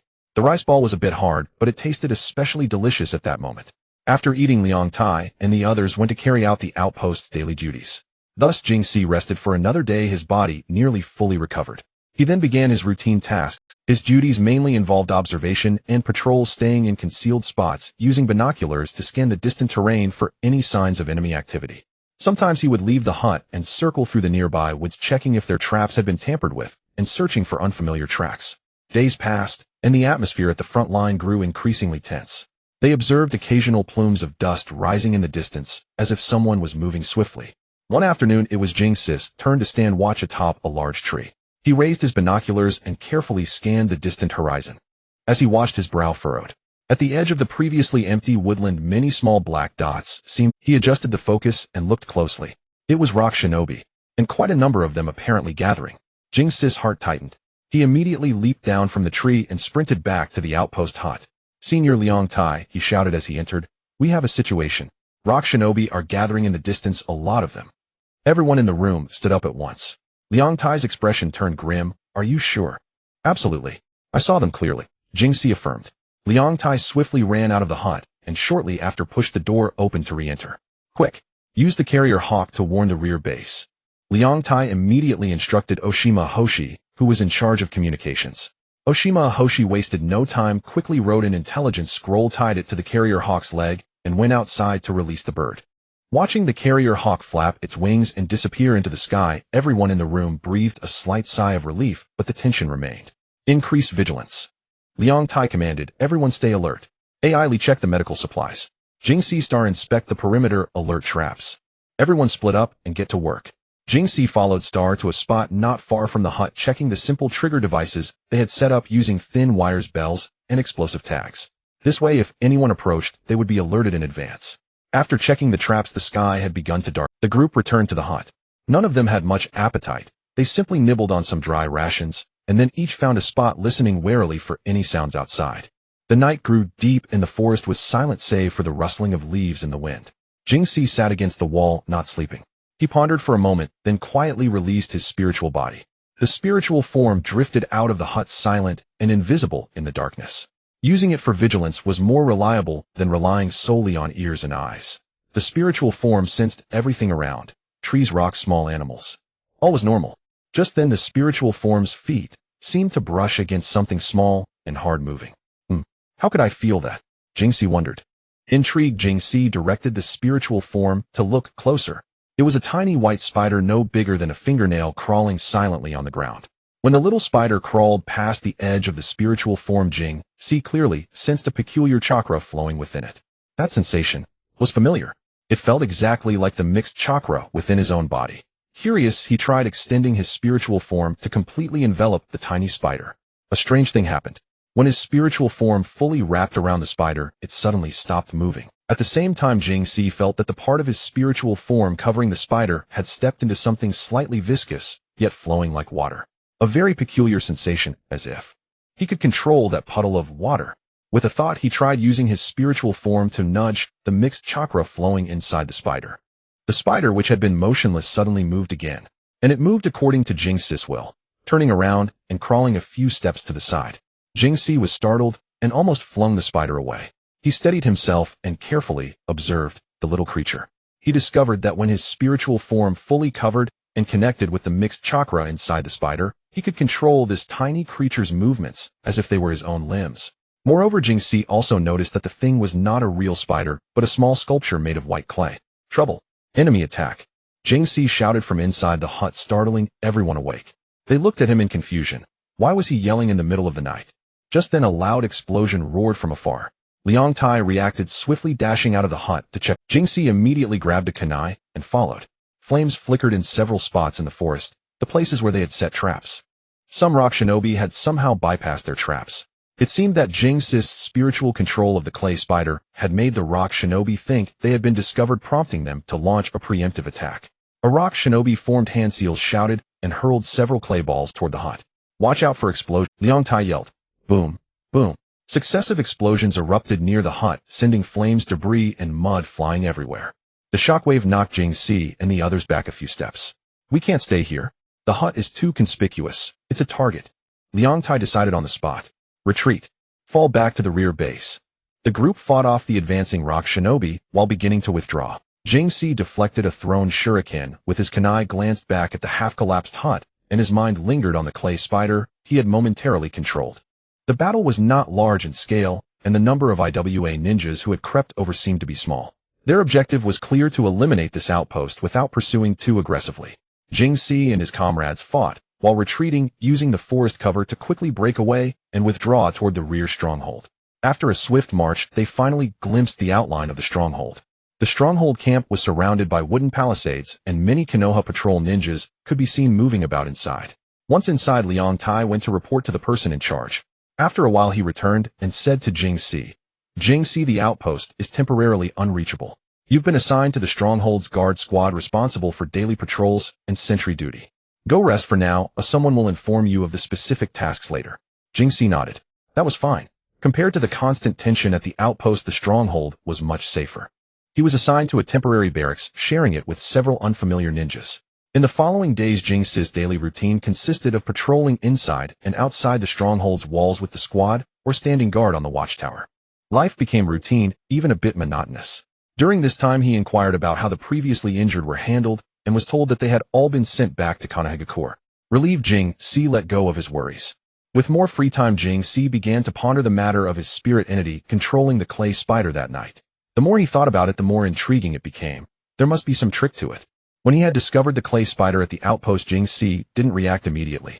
But when he did, the first thing that came to mind was Dala, that yellow-haired member of the Akatsuki organization who constantly shouted about sacrificing himself for art and recklessly tossed bombs everywhere. That was why he had issued a warning. The clay spider was a bomb. Thereafter, whenever he had a spare moment, Jing Si would sneak out of the stronghold and wander by the nearby river or at the foot of the mountains searching for suitable clay. He needed clay that could be easily shaped, yet wouldn't crumble easily. At first, when Jing Si found clay and infused it with mixed chakra, there was no reaction at all. He tried many times, but it just wouldn't work. He searched for several more days, experimenting with many clays, all to no avail. It seemed the problem wasn't the clay. He dug up a large chunk of clay, wrapped it in leaves, and brought it back to a secluded corner near the stronghold where few people went. He sat down, broke off a small piece of clay, and kneaded it in his hand. Recalling the appearance of that clay spider, he tried to inject his own chakra into the clay in his hand. Not chakra of a single nature, but imitating the mixed nature chakra he had sensed inside the little spider. Jing Si mixed the two types of chakra within himself, channeled them out, and infused the clay, but the clay showed no response. Frustrated, Jing Si scratched his head. Yes, that's right. Jing Si seemed to recall something. He picked up the clay, kneaded it continuously in his hand, while slowly infusing it with mixed chakra. The chakra gradually merged into the clay. Although some was wasted, it was 100 times better than before. So that was it. Jing Si had just recalled how Dala used his clay. Every time Dala used his clay, he kneaded the mouths on his hands to chew it. Jing Si reasoned that this was a form of mixing, so he followed his own idea, and it worked. It worked, but the clay seemed to have lost its stickiness. If not for being held in his hand, it would have crumbled apart. How can I shape it like this? Jing Si tried to use his earth nature chakra to keep the clay from falling apart. He slowly infused earth nature chakra into it, and indeed it regained its stickiness. Earth nature chakra can create clay. Since earth nature chakra could create clay, there was no need to search for specialized clay. Jing Si thought and acted, picking up some moist soil and infusing it with earth nature chakra. The clay was successfully made.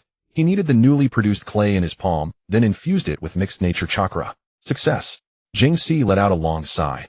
A sigh of regret for wasting so many days searching for clay. Then Jing Si began to try to control it. The lump of clay slowly wriggled like an insect. The crucial step had arrived. He took a deep breath, released his spirit entity, and carefully covered the lump of clay that had been infused with mixed chakra.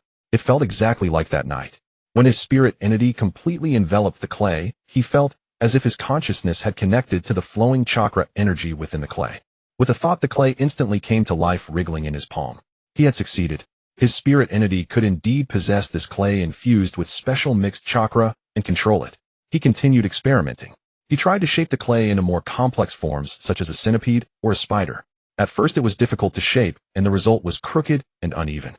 But gradually his technique improved, and the things he shaped at least had a rough resemblance, though only he could. Then he controlled his spirit entity to possess these clay centipedes and clay spiders. He discovered that the simpler the shape, closer to a sphere or a block, the easier it was to control and the less chakra it consumed. The more complex the shape, such as simulating animal joints, the more difficult it was, and the greater the consumption. He made the clay centipede and spider scurry quickly across the ground. He was having great fun, but mere movement was not enough. Dala's clay exploded. How could he make this thing explode? Jingxi looked at a small ball of clay he had shaped in his hand. He controlled his spirit entity to attach to it, and then he tried to use the spirit entity to violently agitate, even attempted to cut, the mixed chakra within the clay that maintained its form and activity. Puff! A soft muffled sound. The little clay ball suddenly emitted a small puff of white smoke, then deflated like a leaking balloon, turning into a puddle of lifeless mud. The special chakra within it dissipated. No explosion. Jingxi scratched his head. It seemed explosion was not that simple. Perhaps it required a more drastic chakra nature transformation or a specific detonation method. He still couldn't figure it out. However, being able to control the clay to move was already a significant breakthrough. He vaguely felt that if he continued to develop this ability, it would be very useful. At the very least, it could be good for reconnaissance or relaying small messages. He buried the failed clay in the soil, gathered the remaining clay lumps, brushed the dirt off his clothes, stood up, and headed back. His mind still occupied with thoughts. Next time, try to see if he could make the clay thing run farther, or if he could control two at the same time. Life in the stronghold continued patrol guard duty, eating, sleeping. But in Jingxi's heart, there was now this little secret of his clandestine experiments, and the days didn't seem so dull anymore. As the days passed, aside from completing his patrol and guard duties at the outpost, Jingxi devoted all his remaining attention to the clay. That secluded corner where no one ever went became his secret sanctuary. After he successfully made the clay move, his mind was consumed by the idea of making it explode. He vividly recalled the devastating power of Daidar's clay bombs. If he could replicate that, he would gain a formidable means of self-preservation. He tried numerous methods. Sometimes he would make the clay spider scurry at breakneck speed, then abruptly halt it, wondering if a sudden break could trigger an explosion. But the clay spider merely wobbled and continued obeying his commands. He then attempted to cram an excessive amount of chakra into the clay, hoping to burst it from within. It was futile. No matter how much chakra he poured in, it all dissipated uselessly. Once growing impatient, he attached his spiritual entity to a clay bird and mentally screamed, "Explode! Explode, damn it!" The intense concentration caused his spiritual control to violently destabilize, and the delicate balance of mixed chakra within the clay bird was instantly dispersed. The bird collapsed into a puddle of soft mud. Sigh, another failure. Discouraged, Jingxi used a twig to scrape the mud into the soil and buried it. He sat down, staring blankly at the new lump of clay in his hand. What am I missing? He kneaded the clay, absently poking it with his fingers. As he prodded, he recalled the appearance of the explosive tags he had seen in the village. Those tags were inscribed with complex runes. Perhaps they also required some kind of trigger mechanism. He stared at the clay, pondering, I control it with my spiritual entity, so my thoughts act as the switch. Then the thought to detonate. Shouldn't it be more ruthless? Not cutting off the chakra, but making it clash with itself. This idea sparked a new insight. He refocused channeled chakra and slowly infused it into the clay. Once he felt the clay come alive, he extended his spiritual entity over it. This time, instead of trying to sever the mixed chakra, he used his spiritual entity to violently and intensely agitate the energy within the clay, like wringing a towel. The moment his spiritual entity exerted force, a sharp boom echoed, not loud but distinct. Looking down, he saw only scattered white fragments and a black scorch mark with a faint scent of gunpowder lingering in the air. It worked. It actually exploded. His heart pounded with excitement, and he nearly shouted out loud.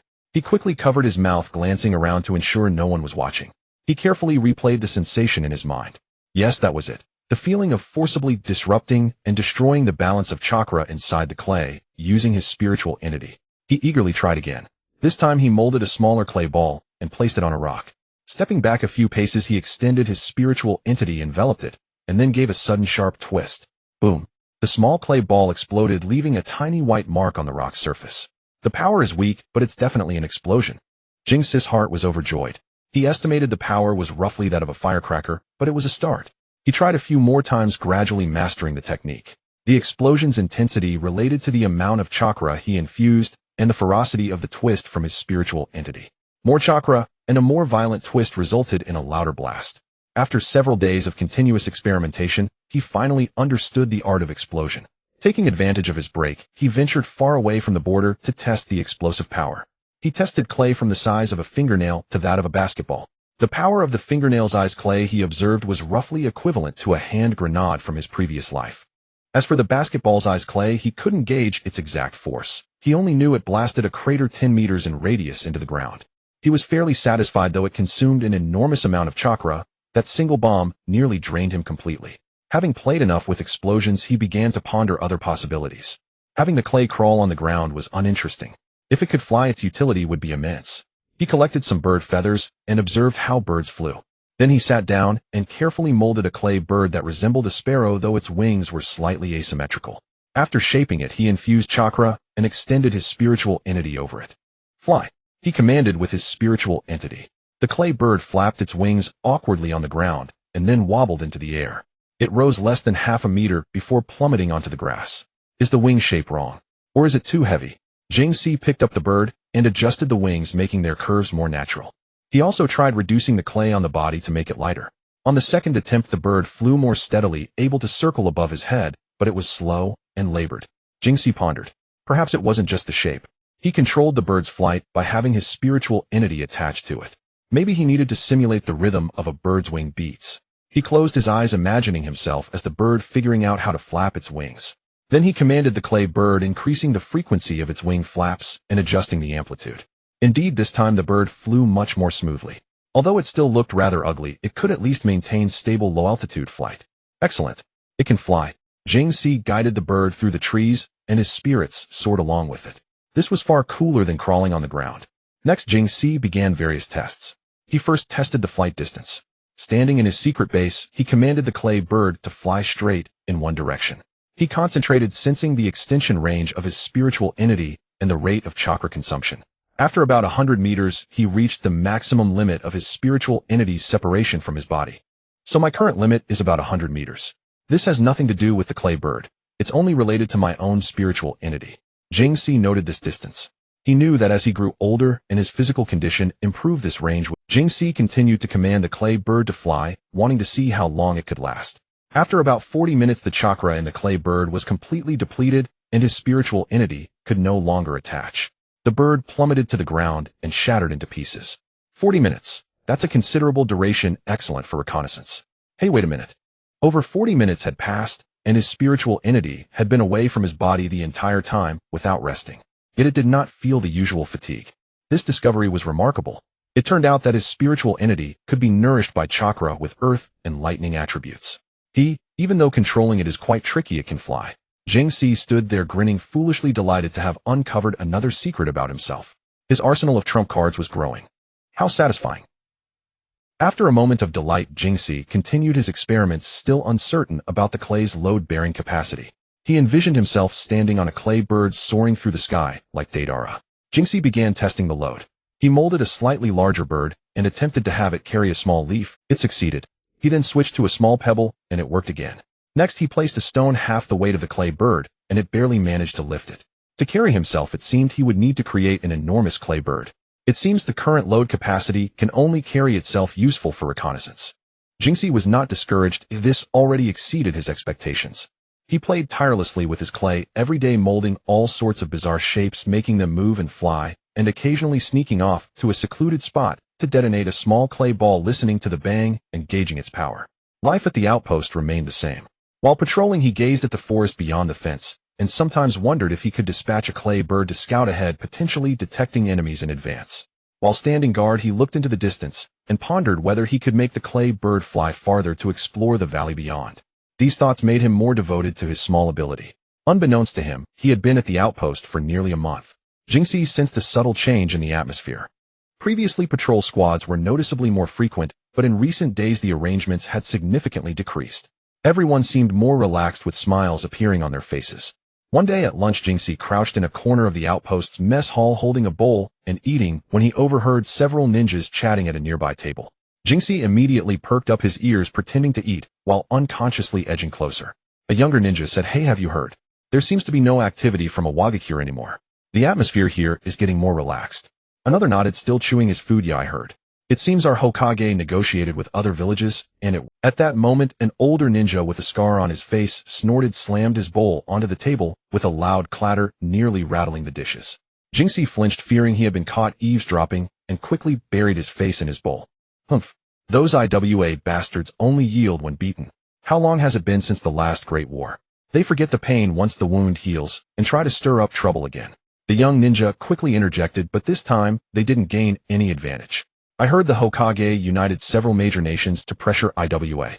The old Tsuchika Jinoki, no matter how stubborn, wouldn't dare to fall out with so many villages at once, right? Of course not. The older ninja raised his voice. I heard our Hokage made it clear if they didn't withdraw their troops the other nations would cut off trade and unite against them. At that point Iwagakure would be left with nothing but the wind to eat. Jinxie swallowed his food, pursed his lips, and muttered inwardly such threats. Like street thugs brawling. How uncultured, truly frightening. Though he dared not say it aloud, he couldn't resist criticizing them in his mind. So being in the wrong, they had no choice but to obediently withdraw their troops. I think our good days are coming, maybe we'll soon be able to go home. Listening nearby, Jinxie's heart gradually brightened. Oh, so that's how it is. The third Hokage is truly formidable, rallying other allies to scare off Iwagakure.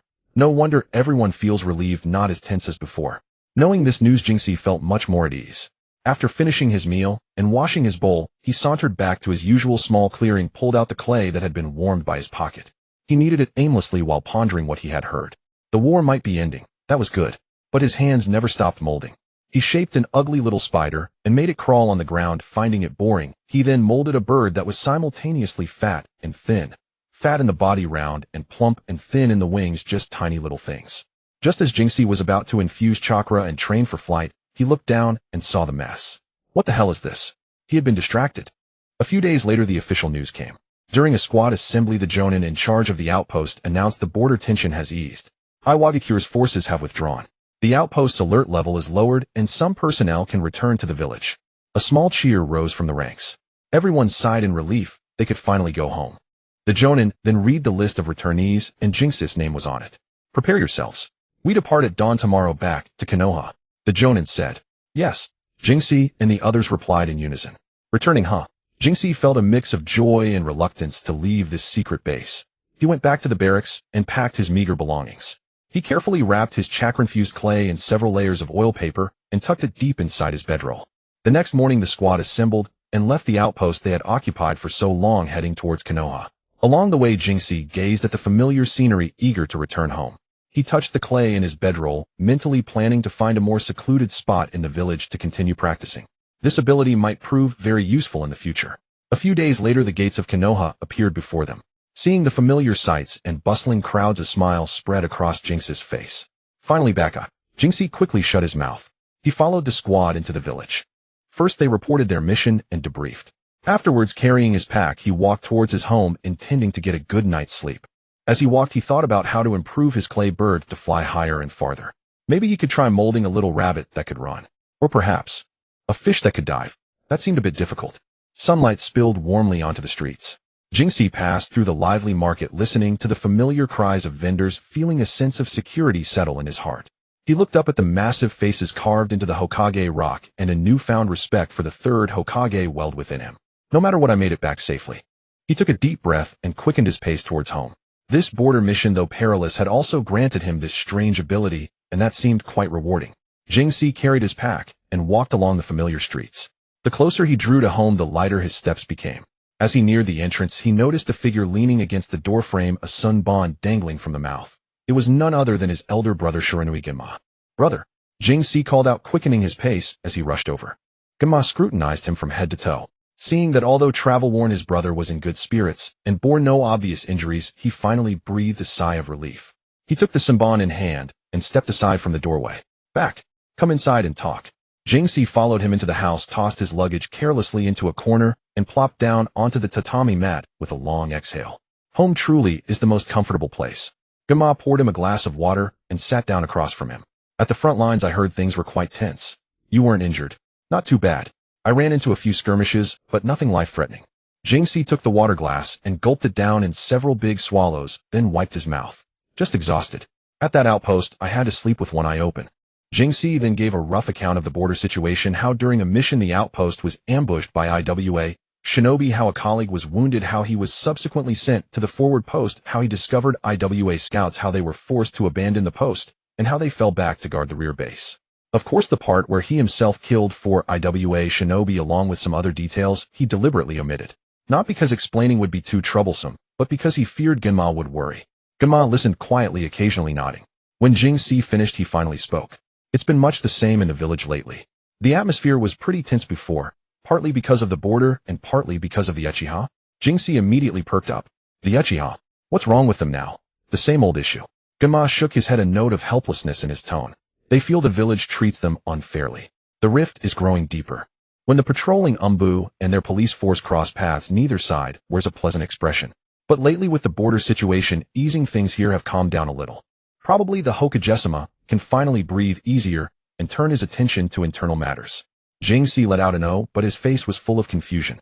What's wrong with the Uchiha's brains? External border skirmishes could escalate into war, and they're still causing trouble inside the village. What are they thinking? He recalled the gossip he'd heard at the border. It seemed the third Hokage's methods were truly remarkable, managing to resolve the border conflict despite internal and external troubles. Anyway, let's not talk about them. What about you, brother? Jing-si changed the subject. What have you been up to? What else? Missions. Gama put the sunbon back in his mouth. But all near the village, nothing dangerous. You just got back, so you'll probably get a few days off. Sure enough, the next day, when Jing-si reported to the barrier team and handed over his mission, the supervising shinobi glanced at his records and said, Shiranui Jing-si, you've just rotated off the border. According to regulations, you have a week's leave. Rest well and recover your condition. Report back after the break. Yes. Jing-si was more than happy to have a few days off. Perfect for training. Leaving the barrier team, Jing-si thought for a moment, then turned and headed toward Konoha Hospital. He wanted to visit his comrades from barrier team Squad 47. The hospital was always thick with the smell of disinfectant. Jing-si asked at the front desk and found the ward where team leader Morita and the others had been staying. He pushed open the door to one room. Only one bed was occupied. It was Knight Kinto, who was propped against the headboard munching on an apple. He looked quite well. Kinto, Jing-si called out. Kinto looked up, his face lighting up with surprise. Jing-si, you're back. You just got back. Jing-si walked over, pulled up a chair, and sat down. He set the 3 bouquets of flowers he'd brought onto the bedside table. You look like you're almost recovered. Thanks, almost there. Kinto nodded, vigorously flexing his arm. Just need to keep nursing these ribs a bit longer, but I can already get up and move around. The doctor said I need to be observed for 2 more days, and if nothing's wrong, I'll be discharged. That's good. Jing-si breathed a sigh of relief. The nurse at the front desk said the team leader was discharged long ago. Yeah, the team leader wasn't hurt too badly.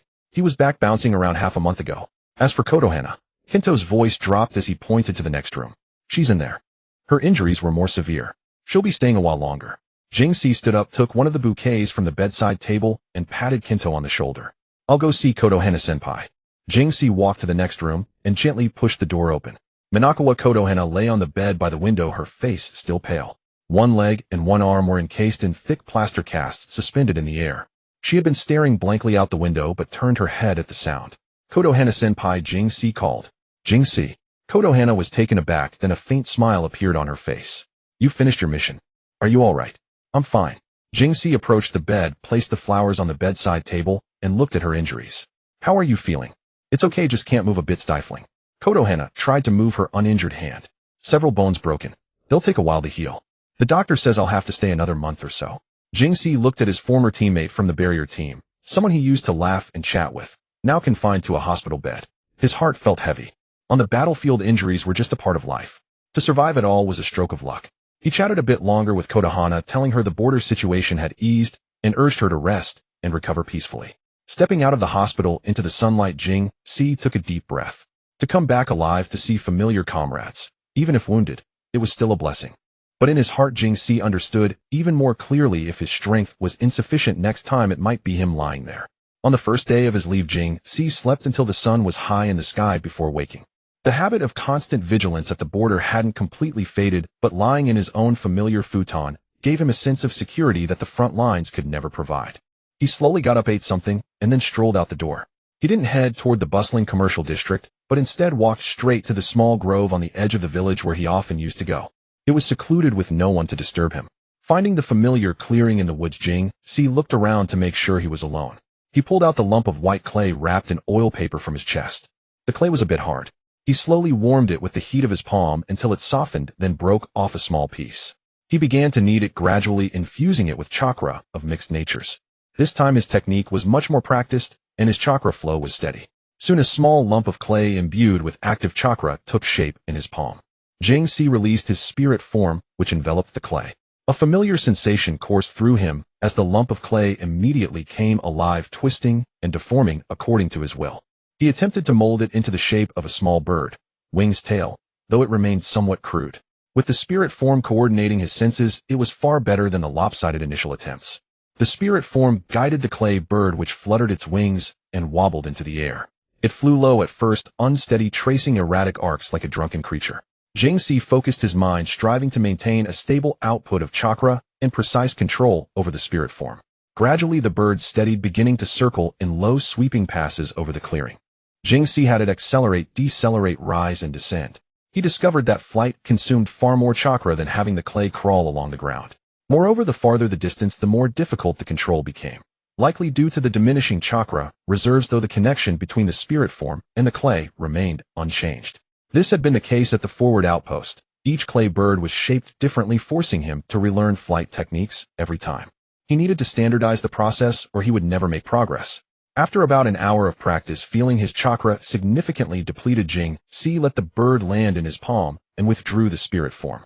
The bird instantly reverted to a lump of ordinary clay. He carefully stored the used clay as it could. After resting until his chakra had partially recovered, Jing-Si stood up ready to begin another training session, the lightning release chakra mode. At the border outpost with too many eyes around, he had never dared to practice this. Now back in the village and on leave, it was the perfect opportunity to make up for lost time. He continued with the methods he had worked out on his own. Drawing a deep breath, he began to channel his lightning nature chakra. Faint arcs of electricity first appeared on his skin, emitting a soft crackling sound. First he warmed up using lightning chakra.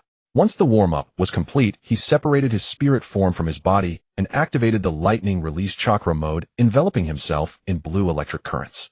Jing-Si maneuvered his physical body, moving his limbs, while the spirit form meticulously observed the condition of his main body. Half a minute later, Jing-Si deactivated the lightning release chakra mode, recalled the spirit form, spun around in place, and jumped a few times, completely fine. He let out a long exhale. Closing his eyes, he quietly sensed the state of his body.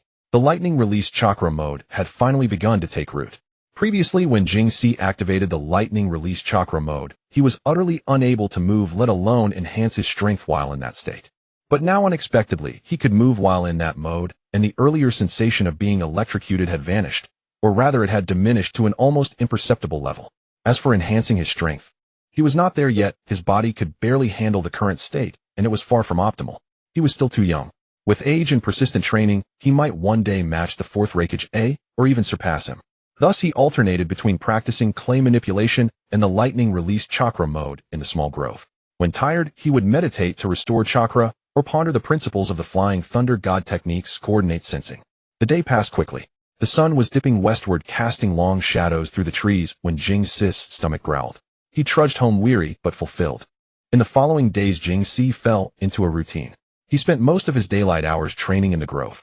He was still trying to figure out how to standardize the clay bird, so each time, he had to readapt and master the technique anew. The duration of the lightning release chakra mode gradually extended. Although it was still far from combat-ready, progress was steady, and the cellular potential of his body was being genuinely stimulated. At night, he would shut himself in his room, sit cross-legged on the bed, and practice the foundation of the flying thunder god technique, coordinate sensing. He took out the scroll that recorded the principles of the flying thunder god technique, and carefully reread the sections on spatial coordinate positioning and sensing. Then he closed his eyes, cleared his mind, and tried to perceive the veins of the surrounding space. It was extremely difficult and abstract. Often after sitting for a long time, he felt nothing but numb legs. But he did not give up. He recalled the elusive figure of Minato Namikaze and the critical role this technique could play in crucial moments. With patience, he tried again and again, using his chakra to subtly probe the surrounding space, attempting to establish that profound connection. Sometimes in a state of drowsy yet intense concentration, he would faintly catch a peculiar fluctuation, like a glimmer of light in the darkness.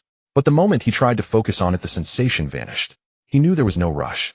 Such a high-level space-time ninjutsu could not be mastered overnight.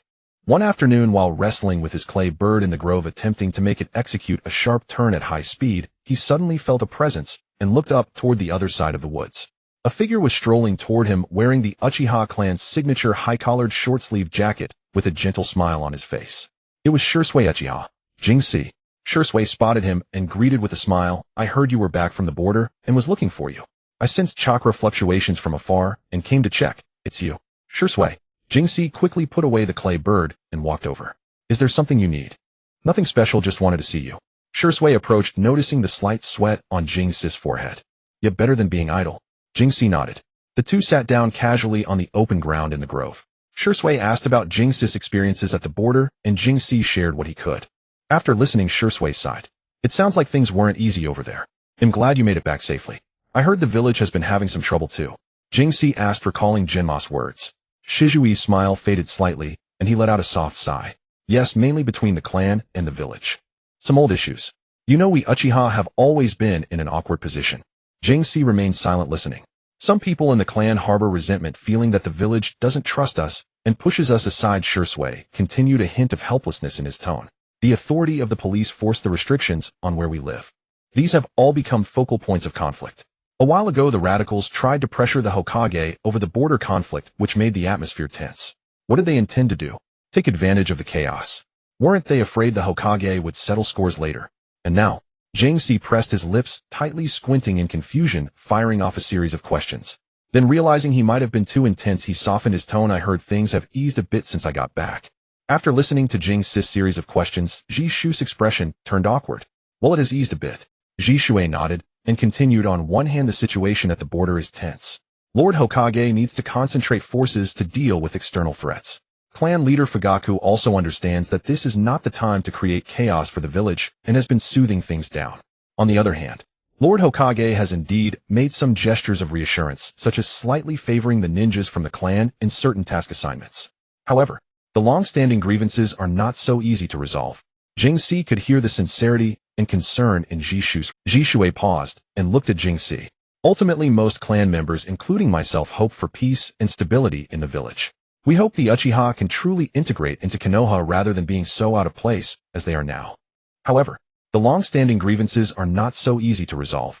Jingxi could hear the sincerity and concern in Jishu's words. Having heard Jishui say this so many times, Jingxi felt like his ears were calloused. He couldn't even recall how many times Jishui had expressed such sentiments. He remembered the tragic fate of the Uchiha clan in his memories and felt a twinge of discomfort. Jishui was genuinely a good person who loved the village, but unfortunately, the radical faction of the Uchiha were a bunch of brainless pigs, and that indecisive clan leader Fugaku only muddled through. The destruction of the Uchiha was not unjust. Jingxi thought to himself that if he were Hokage, he wouldn't tolerate such Uchiha either. These guys were simply outrageous, causing trouble every day without knowing what was in their heads. Was it excrement? Taking the initiative to change the topic, Jingxi really didn't want to hear about the trivial matters of the Uchiha clan anymore. He had already discussed what needed to be done with Jishui multiple times. He believed Jishui understood and had spoken to Fugaku about these reasons, but given the current situation, he simply couldn't comprehend. Did they still naively believe that the village wouldn't take serious action against them?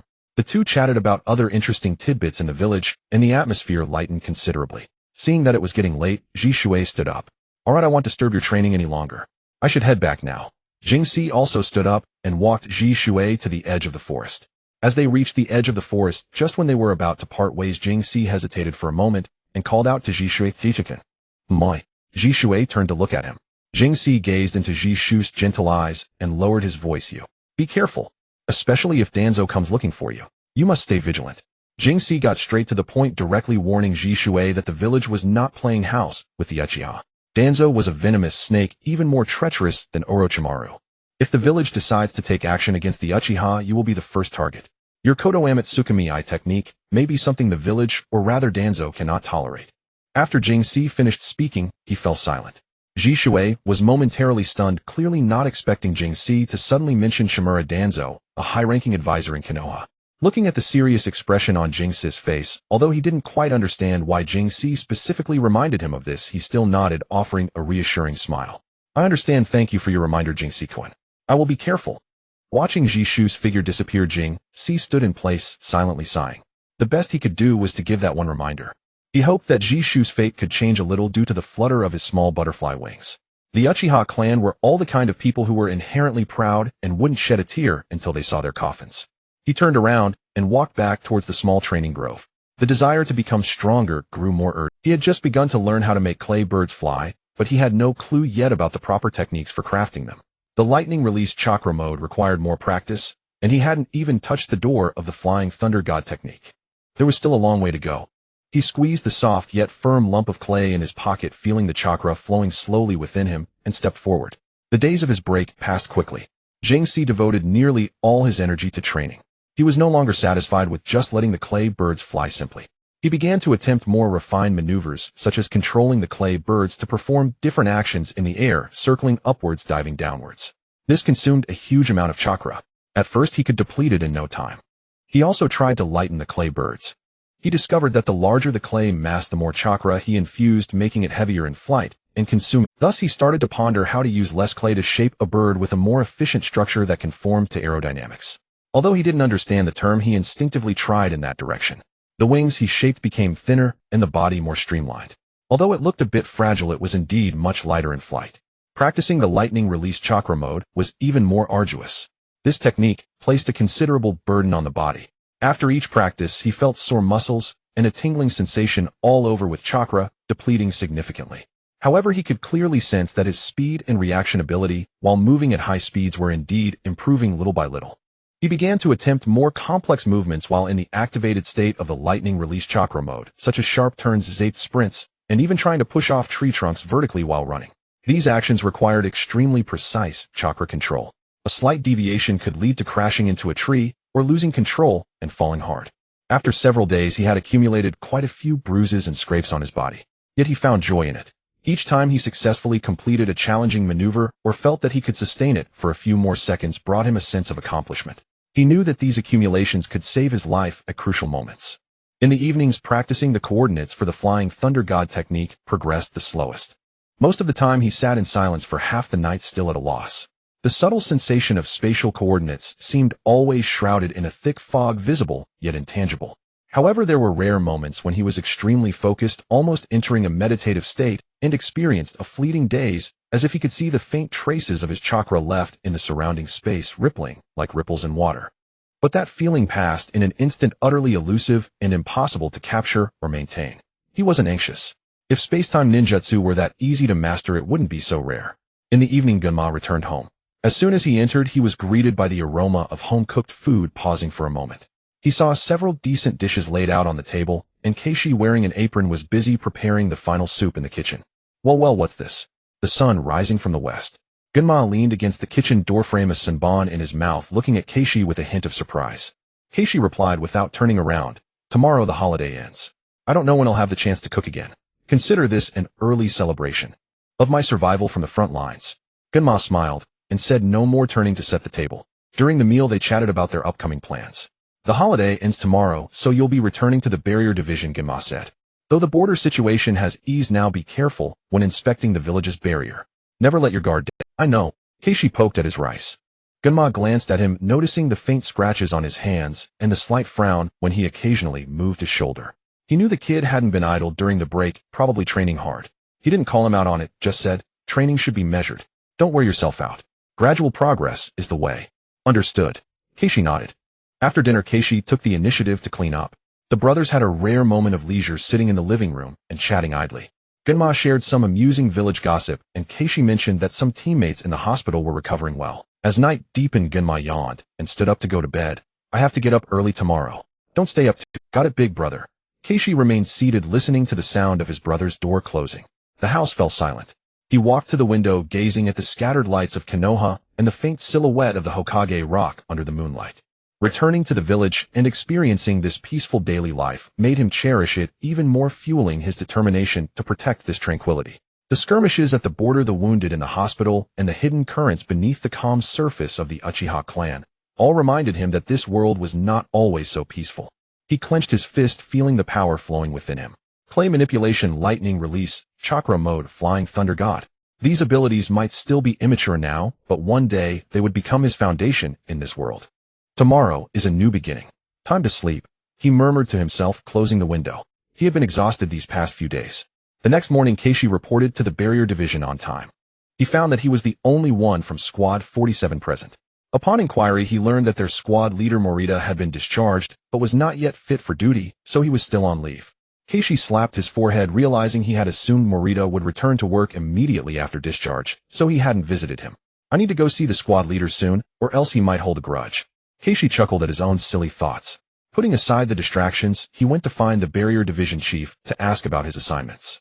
He was eventually assigned to the archives room, where patrol logs were stored to organize past records. He still used every spare moment to train. The small clearing in the woods had become his personal training ground. His nighttime flying thunder god coordinate sensing remained as inconsistent as ever with slow progress. But he could feel that his perception and control over his own chakra had become more refined through these repeated. Perhaps that was an unexpected gain. In the Hokage's office, the third Hokage Hiruzen Sarutobi sat in a large chair, holding a thick border operations report, slowly puffing on his pipe.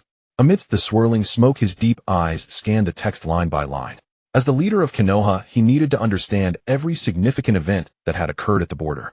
When he came across a passage about a forward outpost that had nearly been attacked, and a Chunin named Keishi Shiranui, who had detected an infiltrating IWA shinobi squad single-handedly defeating 4 IWA infiltrators, killing 1, wounding 3, and capturing 1 who was now imprisoned in Konoha's jail, he paused slightly, his pipe in hand. Keishi Shiranui. He murmured the name, finding it vaguely familiar. Leaning back in his chair, he narrowed his eyes and thought for a moment, then remembered. On the chaotic night of Orochimaru's defection, there had been a young Chunin with that same name who had clashed with a root operative and given him considerable trouble. At the time, the defection of Orochimaru had been too significant, and he had been too distressed to delve into the matter. He only had a faint impression, and the subsequent issues seemed to have been handled by Minato. An ordinary Chunin showing such outstanding performance twice in a short period. This was no mere luck. The third felt a flicker of interest. He tapped his desk. A masked Umbu member appeared silently before the desk, kneeling on one knee. Investigate the details of a Chunin named Keishi Shiranui from the Barrier Division. Include his family background, mission records, and usual performance. The third spoke slowly. Yes. The Umbu member acknowledged and vanished instantly. A few days later, a detailed report on Keishi Shiranui lay on the third's desk. The third picked it up and read carefully. The report stated that Keishi Shiranui's parents were both Chunin who died in the Second Shinobi World War. He was raised by his elder brother Genma Shiranui, who was now a Tokubetsu Jonin working in the communication. Keishi himself had participated in the Third Shinobi World War, sustaining severe injuries during a supply escort mission. He had spent over half a year recovering in the hospital before being assigned to the Barrier Division responsible for daily barrier patrols and repairs. Recently, because the other members of Squad 47 were injured at the border and on leave, he was temporarily organizing files in the archives. His background was clean, a standard ninja family with a solid lineage. The third nodded, satisfied. He then picked up another evaluation of Keishi's mission performance, filled with comments like diligent and responsible and dedicated to duty. He seemed like a steady, down-to-earth young man. But he wanted to know more. He summoned the Umbu captain again. Regarding this Keishi Shiranui, is there anyone who knows him well?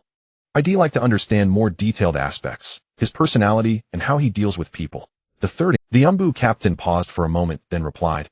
Hokage-sama, according to preliminary information, Shursui Uchiha of the Umbu seems to be acquainted with Keishi Shiranui. They are considered friends. Shursui, the third Hokage, was somewhat surprised. The genius of the Uchiha clan, friends with an ordinary Chunin from the barrier team. That combination was rather intriguing. Summon him. Not long after Uchiha Shursui arrived at the Hokage's office, bowing respectfully. Shursui, no need to be tense. The third Hokage smiled amiably. I called you here to ask about Shiranui Keishi. I heard you two are friends. Shursui was taken aback, not expecting the Hokage to inquire about Keishi. He answered honestly, yes, Hokage-sama. We've known each other for a while. The area he patrols borders the Uchiha clan's territory. We often meet in the small grove where he rests during patrols. We're about the same age, so we hit it off and gradually became friends. He omitted the deeper conversations they'd had about the village and the Uchiha conflict. The third Hokage nodded. That explanation made sense. So what do you think of Keishi as a person? Speaking of his friend, Shizui's face lit up with a sincere smile. Keishikin is a wonderful person. He's kind, polite, and responsible with his missions. Moreover, I think he has his own convictions and considerable courage.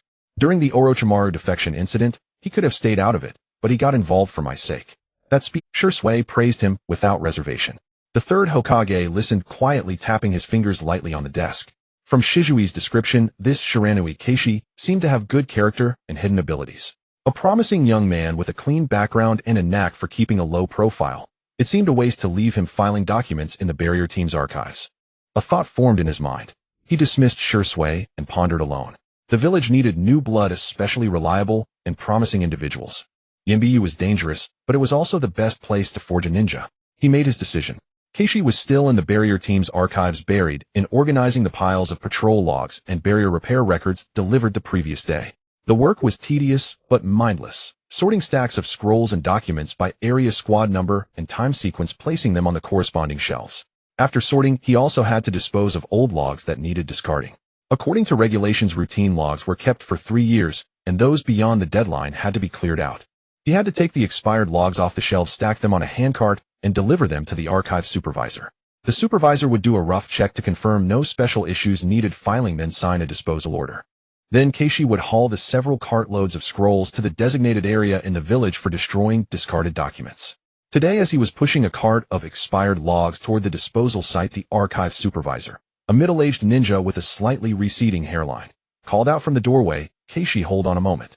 An AMBU operative just came by and said you should report to the main gate of the barrier team." Boo. Keishi's heart skipped a beat and his hands froze on the cart. Why would AMBU want to see him? Could it be something happened to Shursui?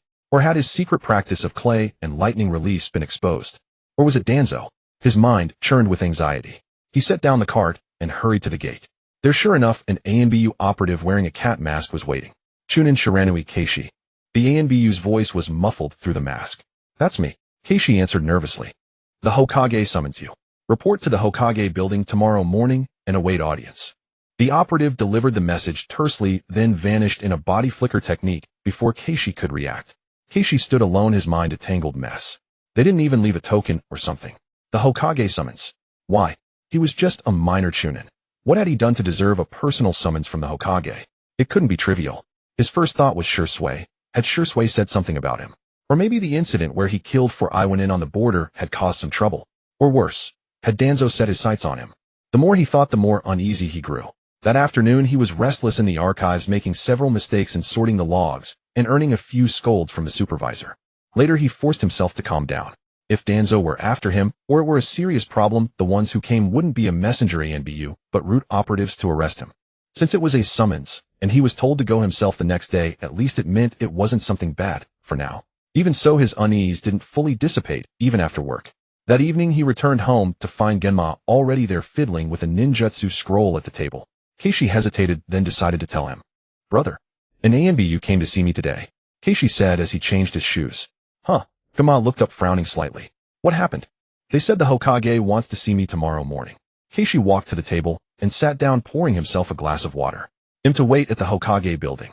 Genma paused, then his brow relaxed and a smile crept onto his face. "That's good news." "Good news?" Keishi was puzzled. "I'm a bundle of nerves." "Think about it," Genma said, twirling the scroll in his hand. "You just got back from the border, and you distinguished yourself at the outpost. The Hokage is extremely busy. Suddenly summoning a mere chunin like you almost certainly has to do with your recent performance. I'd say it's likely a commendation, or at least a verbal praise."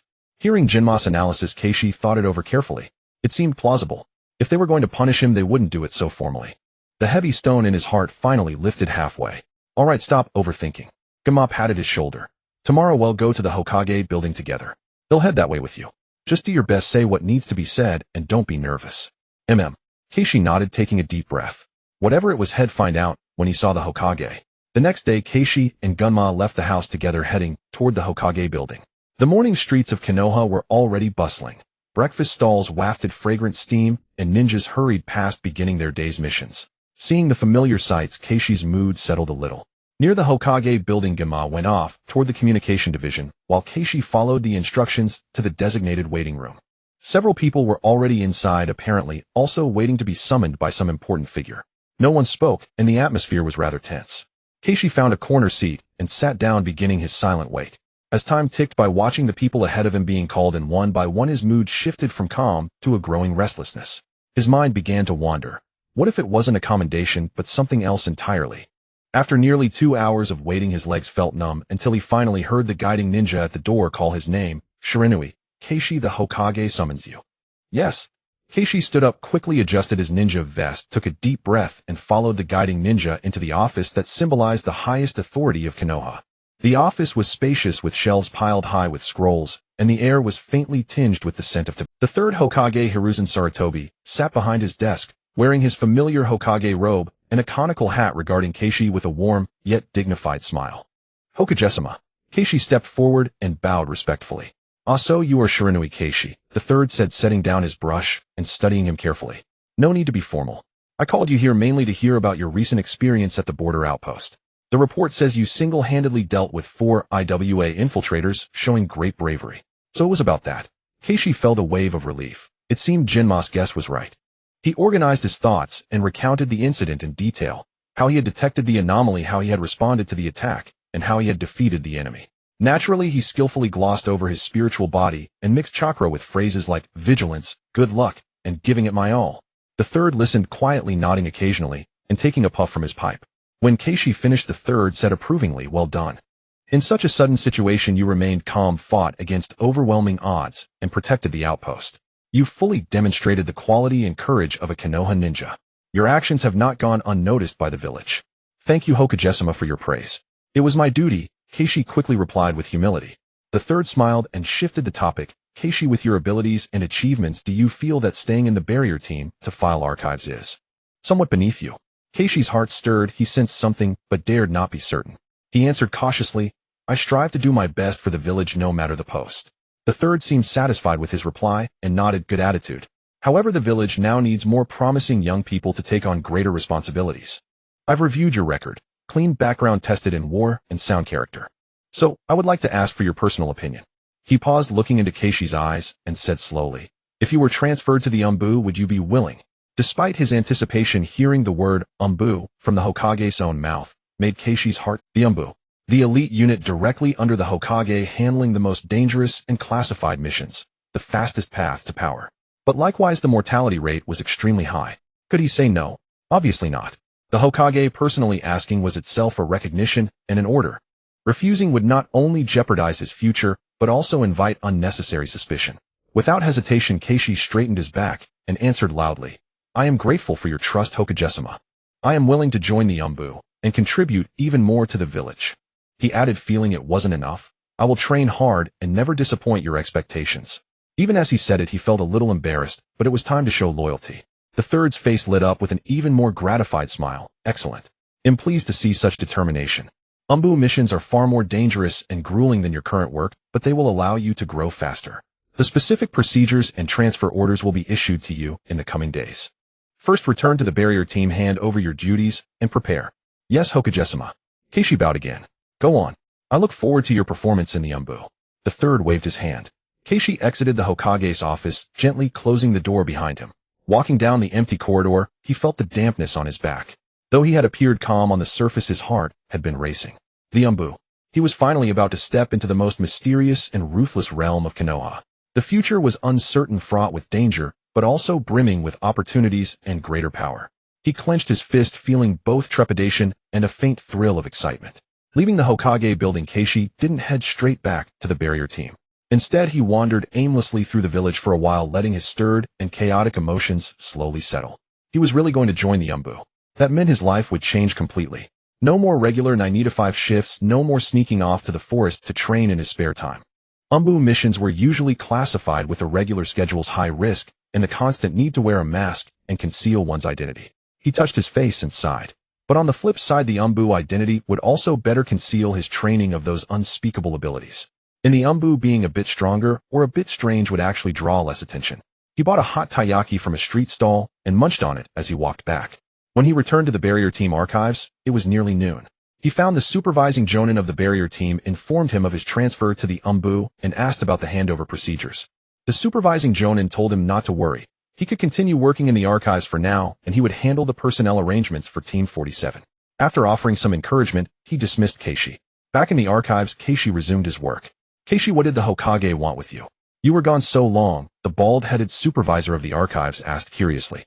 The other clerical ninjas working in the archives also pricked up their ears. Keishi thought for a moment. The transfer order hadn't been officially issued yet, so it was better not to announce it. So he said vaguely, "Oh, nothing major. He just asked about some details from the border mission." "Oh, I see." The supervisor didn't press further, as it was normal for the Hokage to personally inquire about border affairs. That afternoon, Keishi continued quietly organizing the logs, but his mood had completely changed. Looking at the piles of scrolls before him, he suddenly felt a nostalgic fondness for this mundane, even tedious work. At least it was safe. After returning home from work, Xianjian was already back, sitting at the table, apparently waiting for him. "How was it?" Xianjian asked directly. "Brother, you guessed right. Lord Hokage mainly praised my performance at the border," Jingxi said, then lowered his voice. "Then, he asked if I was willing to join the Umbu." Xuanjian's hand holding the sunbon paused, a flicker of surprise crossing his face, but soon returned to calm. "Indeed. What did you answer?" "Of course I said yes." Jingxi sat down opposite Xianjian. "Could I say no?" Xianjian was silent for a moment, then nodded. You answered correctly. This is Lord Hokage's trust, and also an opportunity." He looked at Jingxi, his expression turning serious. "But Jingxi, the Umbu is completely different from where you are now. The missions there are truly life-threatening. Moreover, the relationships within are complex. Besides executing missions, you must also learn to protect yourself. Understand? I understand, brother. Jingxi could feel the worry in Xuanjian's words. He'll be careful. As for your strength, I've never been quite clear about what level you've reached. Xianjian continued. But since Lord Hokage values you, you must have your exceptional qualities. In the Umbu, it's necessary to hide your true abilities, but you must not hesitate when it's time to show them. The most important thing is to come back alive. Jingxi nodded firmly. Come on, Jingxi, let's go out and spar. Xianjian still wanted to know the strength of this kid Jingxi, who had been valued by Lord Hokage. Jingxi was taken aback. Spar in what? What do you think? Xuanjian, while stuffing kunai into the ninja tool pouch at his waist without turning around, said, In the Umbu, brains alone won't cut it. I need to see your skills. Don't embarrass me the moment you join. Jingxi understood Xuanjian's intention. He was uneasy and wanted to personally gauge his current capability. Jingxi didn't say much. He changed into clothes suitable for movement and followed Xianjian out the door. The two didn't go to the village training ground. Too many eyes and ears there. They left the village and arrived at a small grove outside where few people came. Here the open space was large and the trees sparse, perfect for moving around. After stopping, Xianjian took the senbon from his mouth and held it in his hand, his expression growing more serious. Come on, let me see if you've been slacking off lately. Don't hold back, Jingxi nodded. Brother, be careful then. As soon as the words were spoken, Xuanjian's figure flickered and charged forward very fast, throwing a punch straight at Jingxi's face. Jingxi's reaction was not slow. He dodged by tilting his head, while simultaneously sweeping his leg at Xuanjian's lower body. The two brothers exchanged blows, their fists and feet stirring the wind, and in an instant they had exchanged over a dozen moves. In taijutsu, although Xianjian was a special jonin with seasoned experience, he was far inferior to the current Jingxi in terms of strength and speed. Jingxi relied on more agile footwork and reactions to handle it easily, but he had to pretend to struggle, deliberately taking a few hits on his arms and shoulders. Reaction is decent, but your strength is a bit soft. Xianjian commented, not stopping his hands, and delivered an elbow strike to Jingxi's chest. Jingxi crossed his arms to block, and the force pushed him back a few steps. Feigning that he couldn't beat Xianjian in taijutsu, he seized the opportunity to jump back, creating distance, and quickly formed hand seals. Earth-style earth wall. A sturdy wall of earth rumbled up in front of him, blocking Xuanjian's pursuit. Seeing this, Xianjian also stopped and formed hand seals. Earth-style earth spear. Several sharp spears of earth suddenly thrust up from the ground beneath Jingxi's feet. Jingxi quickly jumped away. The spot where he had stood was already pierced by earth spears. As soon as he landed, Xuanjian's next jutsu arrived. Earth-style flying rock. Countless hard clumps of earth the size of eggs rained down on Jingxi. The area was too large to dodge. Jingxi had to form seals again and raised another small earth wall in front of him. A clattering noise. The clumps struck the earth wall, leaving many small pits. Jingxi hid behind the wall, his mind racing. Xuanjian's earth style was very skilled, attack after attack. He couldn't stay on the defensive forever. He spotted a gap in the barrage of clumps, suddenly dashed out from the side of the wall while forming seals. Earth-style earth spear. A spear of earth thicker and faster than the one Xianjian had used shot low along the ground toward Xianjian. Xuanjian's eyes narrowed, seemingly surprised that Jingxi could counterattack so quickly. Without time to form seals, he directly backflipped several times to evade. The earth spear slammed into the spot where he had just stood with a bang, sinking deep into the ground. Good kid. Xianjian landed, catching his breath, but with a hint of a smile on his face. That earth spear. You're getting the hang of it. Your chakra condensation is good. Next, the two exchanged attacks and defenses using various basic earth-style techniques. Xianjian used earth-style earth clone to evade a surprise attack from Jingxi. Jingxi also used the substitution technique to become a log, fooling a casually thrown sunbon from Xianjian. The grove was filled with bang-bang sounds and flying dirt. Jingxi was holding back. He didn't use lightning style, nor detonating clay, and certainly not his spiritual perception. Many times he could have completed his hand seals earlier or anticipated Xuanjian's movements, but he deliberately slowed down or aimed slightly off. After a while, both were exhausted and most of their chakra was depleted. Jingxi's forehead was sweating and he was gasping for breath. Pretending was also physically demanding. Xianjian was not much better off, his breathing somewhat heavy. For the final move, Xianjian rushed in with a punch. Jingxi seemingly barely blocked it, and their arms locked together, straining against each other, neither able to push the other. After a few seconds of stalemate, Xianjian relaxed first, jumped back, and waved his hand. All right, let's stop here. I'm exhausted. Jingxi also let his arms drop, panting heavily. Compared to those four IWA ninjas, Xuanjian's strength is probably about the same as the short one, and still somewhat behind the scar-faced one. Thinking of this, Jingxi couldn't help feeling happy for himself. Unconsciously, his strength had reached such a level. Truly gratifying. He As he thought, Jinxi's old habit kicked in, and he started grinning foolishly again. Xianjian walked to the side, picked up the water bottles placed under the tree, tossed one to Jingxi, and opened the other, gulping down several mouthfuls. He wiped his mouth with his sleeve, looking at Jingxi. What are you grinning about? Your taijutsu still needs practice, your ninjutsu is decent, and your reactions are fast enough. It seems you haven't let your skills rust in the barrier team. In the Umbu, the basics will suffice. Jingxi took the water bottle and drank while listening to Xuanjian's words, relieved inside. It seemed his control was adequate. He had demonstrated enough ability to reassure Xianjian without revealing too many of his trump cards. The dark side is filled with freaks, and the missions are quite sinister. Xianjian leaned against the tree trunk, taking a moment to rest. But remember, preserving your life is of utmost importance. If you can't win, just run. There's no shame in that. You got it, brother. Jingxi sat down beside him and took another sip from the water bottle. The forest fell into silence with only the rustling of leaves in the wind and the gradually calming breaths of the two. Sunlight filtered through the gaps in the branches, creating dappled spots of light on the ground.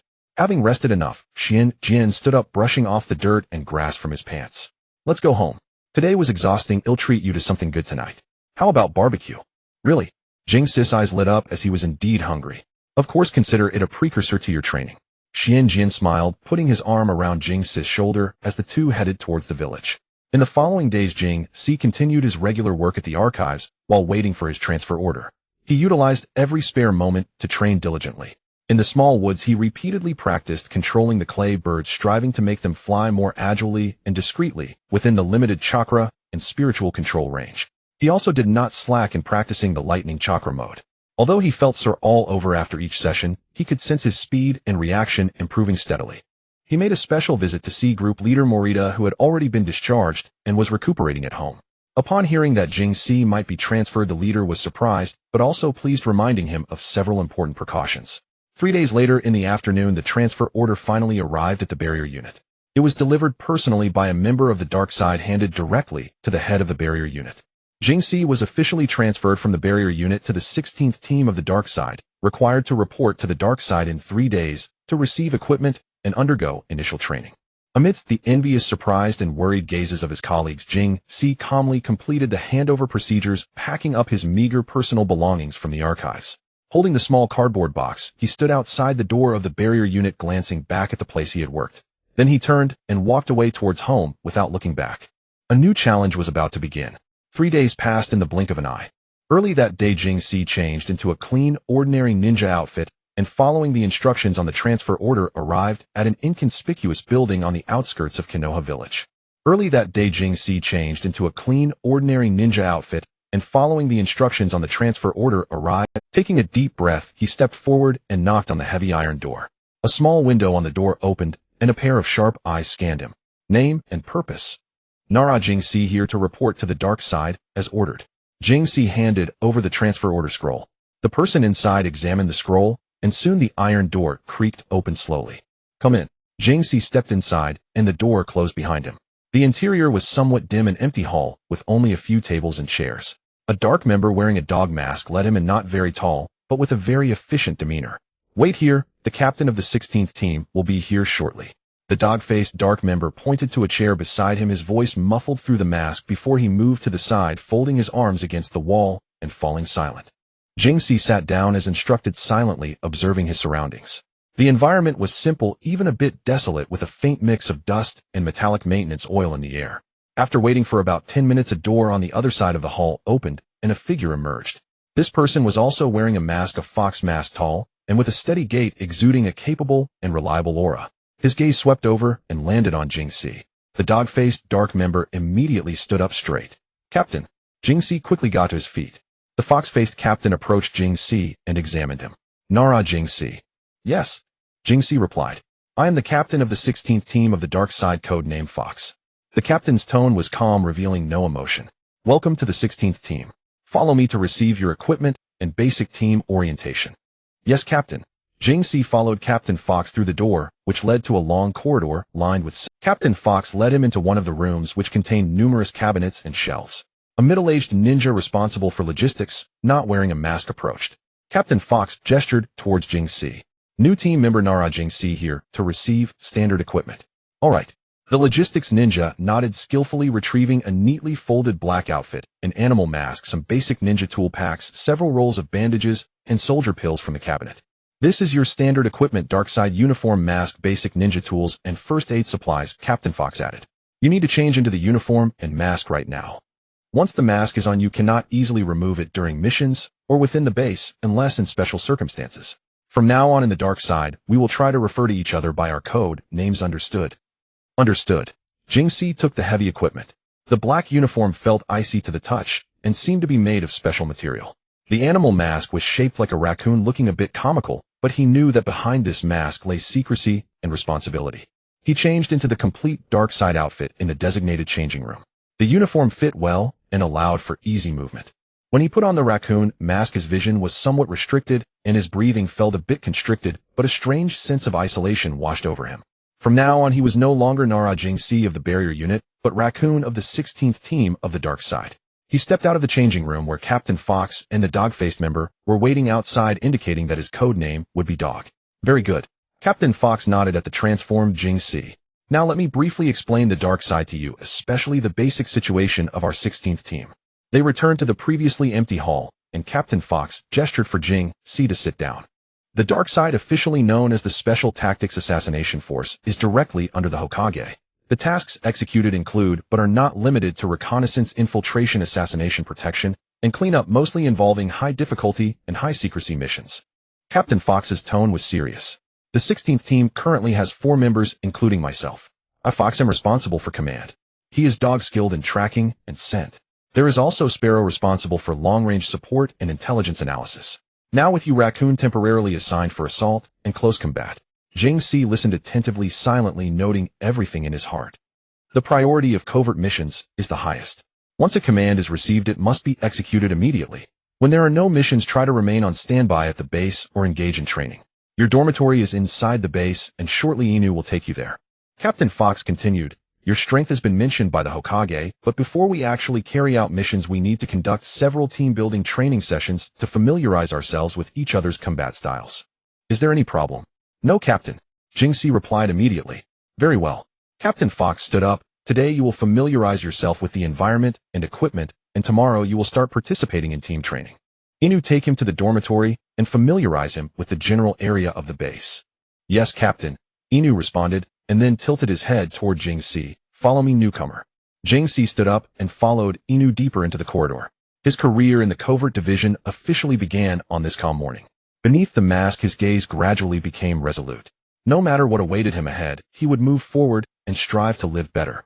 The dormitory in the covert base was more austere than Jing-Si had imagined, just a small single room with a bed, a cabinet, a desk, and nothing else. But it was very clean and quiet enough. He put away the few personal items he had received, settling in for the time being. In the afternoon, teammate Inu showed him around the base, familiarizing him with the canteen, training grounds, medical room, and task handover room. The interior of the base was much larger than it appeared from the outside, with a somewhat complex structure resembling a small maze. Other members of the covert division he encountered along the way moved quickly, rarely engaging in conversation. Even when greeting each other, it was merely a simple nod, creating a tense yet efficient atmosphere.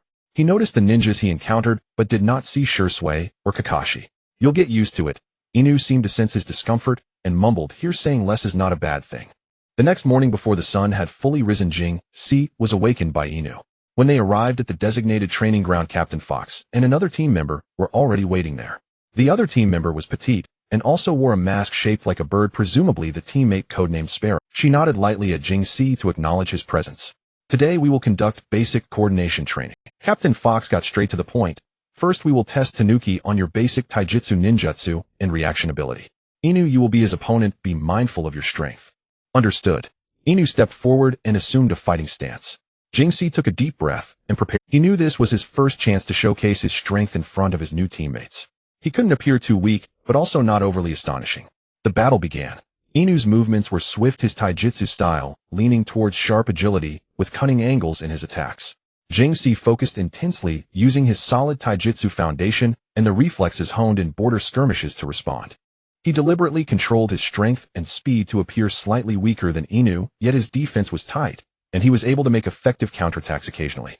He mainly utilized the most basic techniques such as body replacement technique, shadow clone technique, and body flicker technique, along with some conventional earth release ninjutsu, presenting himself as a competent chunin with solid fundamentals and moderate experience. After exchanging blows for over 10 minutes, Captain Fox called for a stop. "That's enough," he said. "Your taijutsu foundation is good, reactions are acceptable, and your ninjutsu application is fairly proficient. Next we will conduct team coordination tactical training. The following training mainly involves cooperation in a 4-person group. This includes how to alternate cover while advancing and retreating in different terrains, and how to communicate simple tactical signals, as well as basic tactical drills like assault, ambush, and pursuit against hypothetical enemies." Jingxi learned quickly. He had received some team coordination training while patrolling in the barrier class, and coupled with his intelligence, he could quickly grasp Captain Fox's tactical intentions and integrate into the team's actions. He and Inu were responsible for close-range assaults and distractions, while Sparrow provided long-range interference and support from the back, with Captain Fox coordinating from the center, always checking for gaps. After a day of high-intensity training, Jing-Si felt more exhausted than when patrolling the border. It was not only the physical exhaustion, but also the mental focus required to constantly be aware of his teammates' positions and instructions. After the training, Captain Fox gave a brief summary. "Tanuki has good adaptability, and his foundation is better than expected. But team synergy still needs time to develop. We will continue tomorrow." Thus, for several consecutive days, Jing-Si engaged in various team-building training. He gradually became accustomed to Inu's rapid attack rhythm and Sparrow's precise long-range support style, and he slowly adapted to Captain Fox's concise and effective command style.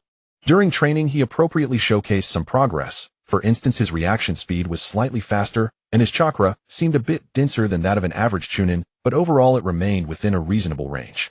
In the afternoon a week later, they had just finished a simulated infiltration and intelligence theft training when Captain Fox was called away. He stepped aside with the visitor and whispered a few words.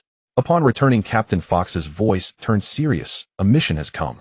Everyone gear check, gather at the base entrance in 10 minutes. Jingxi's heart sank. Here it was, the first mission of the covert division. "Gather at the entrance in 10 minutes, Captain Fox said before turning to leave. Jingxi quickly returned to his room, tidied up briefly, and brought along some clay and 2 clay birds. He had trained extensively to control these clay birds designed specifically for emergencies. This mission could be considered sudden, so he made sure to bring them. Team 6 gathered at the base entrance. Captain Fox scanned the 3 of them and succinctly stated, "Mission level A, details will be discussed on the way. Keep up." With that, he turned and used body flicker technique to dash out. Inu and Sparrow immediately followed, their movements swift and silent. Jingxi dared not be negligent and activated his chakra, fully exerting himself to keep up with the team. The 4 of them rushed out, leaving the village of Konoha and heading northeast.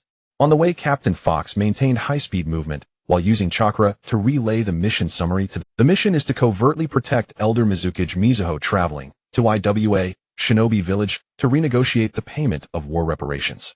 IWA Shinobi has been somewhat restless lately. Although the border conflict has seemingly ceased, there's no guarantee they won't engage in minor actions. This time, in addition to our Team 6, Teams 15, 17, and 18 will also execute the escort mission. We are responsible for flanking vigilance and eliminating potential threats. Jingxi contemplated this mission carefully. It was no easy task. Protecting a high-ranking official, especially in IWA Shinobi Village where a recent battle had occurred, was not without risk. He clenched his fist, steeling his resolve. Meanwhile, in Konoha Village, an apparently ordinary passerby quietly entered a small alley, pulling out a trained ninja hawk from his pocket. He stuffed a small roll of intelligence into the tube on the hawk's leg and gently tossed it. The ninja hawk flapped its wings and soared into the sky, quickly disappearing, heading towards the land of Earth. The envoy from Mai was quite sizable. The elder advisor Shuei Hu Min Yin sat in the carriage, flanked by about 20 elite jonin and chunin as overt guards, with dozens more accompanying personnel, making the procession grand and imposing. 4 Umbu squads were dispersed in the shadows around the procession, maintaining vigilance and silently following. The first 2 days of travel were relatively calm. Jingxi silently followed the group, his clay birds circling overhead, conducting reconnaissance at all times. The squad members were spaced dozens of meters apart, and he was not worried about being discovered by others. Even if he was, he could claim it was his clan's secret technique, and no one would investigate further. As Xian Jian once said, every family has their secrets. By the afternoon of the 3rd day, the group approached the border between the Huaji country and the Caoji country. The terrain became rugged with more rocks and dense forests. Suddenly, the 15th squad, responsible for forward reconnaissance, sent a warning signal through the Umbu's special communication method. Multiple unidentified chakra signatures detected an ambush. Orders were quickly issued. The 16th Squad proceed to eliminate an ambush point at 10 o'clock approximately 1,500 meters away. Must be swift and silent. 16th Squad, follow me. Captain Fox ordered in a low voice, immediately changing direction and slipping into the dense forest like a phantom. Dog Sparrow and Jing Si followed closely. The four moved swiftly through the forest, almost soundlessly. Soon Captain Fox made a gesture, and they all stopped hiding behind trees and bushes. Captain Fox pointed to a pile of rocks not far ahead. Jing Si looked in that direction, his spirit body, leaving his physical form to approach and observe. Indeed, in the shadows of the rock pile, he could faintly sense for well-hidden chakra signatures carrying a cold, chilling aura. The enemies were also highly skilled, almost blending into the environment. Captain Fox quickly assigned tasks with hand signals. He and Dog would assault from the front to draw fire, Sparrow would take the high ground for ranged support, and to block the enemy's retreat, Tanuki would circle around from the left to harass or take out isolated enemies. Jing Si nodded understanding. He took a deep breath, crouched low, and began to silently circle left using trees and rocks for cover. Just as Jing Si moved near the designated position, one of the enemies in the rock pile seemed to sense something, turning sharply to look in Jing Si's general direction. Engaged. Captain Fox ordered immediately upon realizing concealment was lost. Swish, swish, swish. Sparrow from above launched the attack, sending several Windlemint-infused shuriken precisely at the rock pile, forcing the enemies to reveal themselves. At the same time, Captain Fox and Dog charged forward like arrows from a bow. Captain Fox formed hand seals, wind-style great breakthrough. A gale swept up, sand and rocks blowing toward the rock pile, further obscuring vision. Dog drew a short blade, channeling chakra into it, and charged straight into the wind, targeting the nearest masked enemy. The four masked enemies in the rock pile reacted swiftly. They scattered instantly. One of them slammed his hands on the ground, earth-style earth flow wall. A stone wall rose, blocking most of Sparrow's shuriken. Another enemy met Dog wielding two kunai with vicious precision, and they clashed in a rapid exchange of clang, clang, clang, sparks flying. The third enemy formed seals, earth-style rock pillar. Several stone pillars shot out from the ground toward the charging Captain Fox. Captain Fox dodged agilely, while flinging several kunai with explosive tags attached. Boom, boom.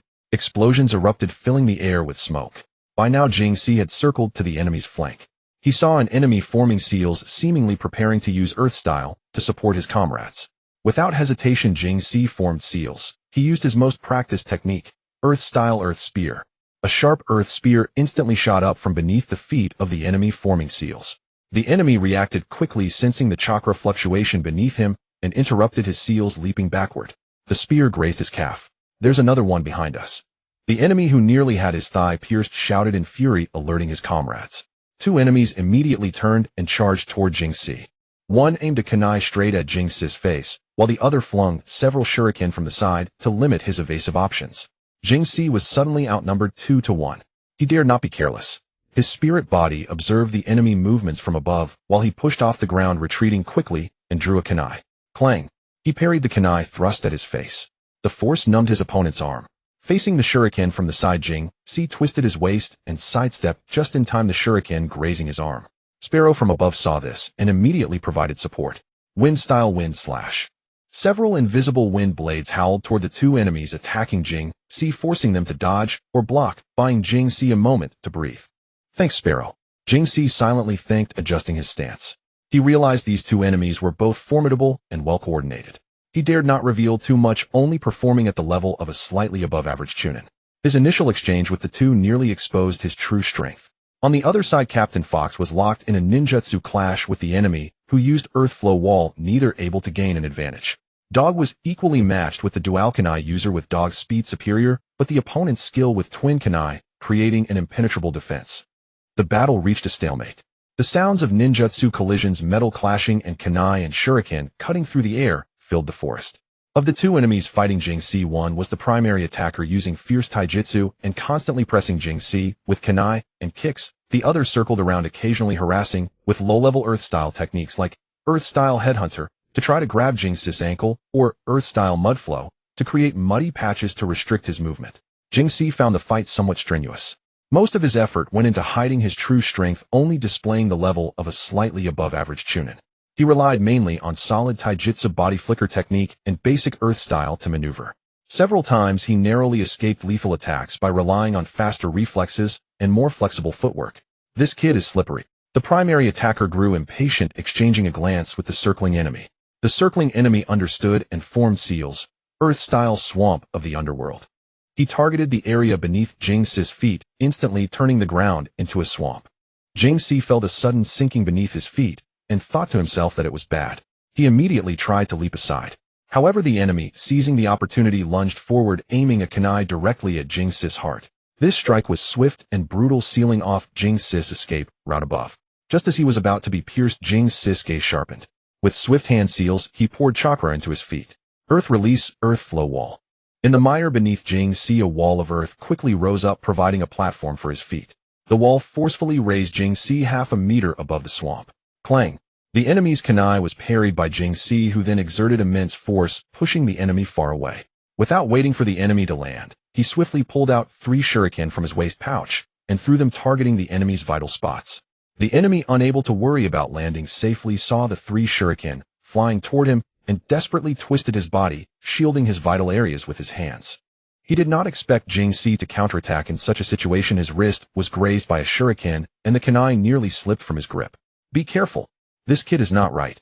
He looked at Jing Si with suspicion, realizing that the speed and power he had just displayed were not abilities typical of an ordinary ninja. It seemed that his earlier performance at the beginning of the battle was merely a facade. The sparrow high above also noticed the danger on Jing Si's side. It rapidly shot out several smoke bombs and poisoned shuriken, temporarily pushing back the 2 enemies and rushing to Jing Si's side. Are you alright? I'm fine, Jing Si replied, panting as he shook his hand, holding the kunai, trying to ease the numbness from their earlier clash, while also putting on a show for the sparrow. On the other side, Dog was also engaged in a fierce counterattack when he was caught by a cunning kick to the calf. Although he managed to release the force in time, he still stumbled, slightly delayed in his movements. The opponent seized the opportunity to thrust a kunai directly at his shoulder. Dog barely twisted his body, but the kunai still left a bloody mark on his shoulder. The leader Fox saw this and knew they could no longer linger. With a full-force strike, he aimed to force the enemy back. The enemy leader scanned the battlefield but could not determine a clear outcome. The Konoha Umbu were strong and coordinated, making it difficult to take them down in a short time. Moreover, it was uncertain when Konoha's reinforcements would arrive. The enemy leader quickly made a decision: retreat. He feigned an attack to push Fox back, and then swiftly formed a complex seal. Illusion technique. A wave of invisible energy spread out, disrupting the perceptions of Fox, Dog, and Sparrow. Their movements momentarily slowed. However, Jing Si was unaffected. His physical and spiritual bodies remained vigilant, watching the 4 enemies without making a rash move. Retreat. The enemy leader shouted, simultaneously firing a signal flare into the sky, indicating they were facing a formidable foe. The other 3 instantly understood, and without hesitation turned to follow their leader, quickly exiting the battlefield and retreating deep into the forest. The members of the 16th Umbu team broke free from the illusion and watched as the enemies retreated rapidly. Fox glanced at his injured dog, but did not pursue. Protecting the elder was their top priority. Driving away the enemy was sufficient to avoid being led into a trap. The 16th Umbu team returned to their pre-designated gathering point near the squad. Captain Fox quickly checked on his team members. Dog's shoulder was bleeding. Sparrow's arm had a small cut from a shuriken, while Raccoon and he himself had only exhausted some chakra and were uninjured. Treat the wounds, Captain Fox ordered, pulling out a communication scroll to quickly write down the details of the recent battle. Jing Si took out the bleeding bandage he carried with him and handed a roll to Fox, then helped Sparrow bind his wounds while Captain Fox assisted Dog with his. Having a teammate get injured on his first Umbu mission was not a pleasant experience, but he understood that the Umbu was precisely such a department. Fortunately, the compensation was worth the danger. Jing Si remembered calculating when he first received the transfer order that if he worked in the Umbu for a few years, he could finally live a carefree life in this world. As Jing Si was lost and thought, other squads began to report back. Teams 15 and 17 had also encountered ambushed enemies, resulting in battles with mutual injuries. Team 17 had one severely injured member, but the enemies were also repelled. Team 18 reported no enemies detected in their assigned area. From the intelligence feedback of various squads, it was confirmed that they were undoubtedly facing Iwagakure ninjas. It seemed that Iwagakure was indeed unwilling to give up and wanted to teach Konoha a lesson along the border. However, the ambushers were likely not Iwagakure's regular troops, but rather hired rogue ninjas or radical factions of Iwagakure. Though strong, they seemed cautious and did not fight to the bitter end. However, the ambushers were likely not Iwagakure's regular troops, but rather hired rogue ninjas or radical factions of Iwagakure. Though strong, they seemed cautious. He did not take the matter to heart at all. The team did not stop, and under Mizuho Monin's orders they hastily crossed the border and entered the land of Earth. Once inside Iwagakure's territory, the atmosphere relaxed somewhat. Soon a team of Iwagakure ninjas approached, led by a stern-looking jonin. To the Konoha members, thank you for your hard work. On the orders of Lord Tsuchikage, we are here to escort the Konoha village envoy to Iwagakure, the Iwagakure jonin stated formally. The head of the Konoha escort team exchanged a few words before the group continued forward under the escort of the Iwagakure ninjas. The four Umbu teams continued to follow in the shadows, but their alertness level decreased somewhat. In someone else's territory, the likelihood of a brazen attack was significantly lower, but covert surveillance was certainly unavoidable. Days later, the team safely arrived at Iwagakure. Iwagakure was built amidst massive rocky mountains with rough stone buildings everywhere. Its style was in stark contrast to Konoha's tranquility, giving an impression of hardness and sternness. Upon entering Iwagakure, Elder Mizuho Monin and his core entourage settled into the accommodations arranged by Iwagakure.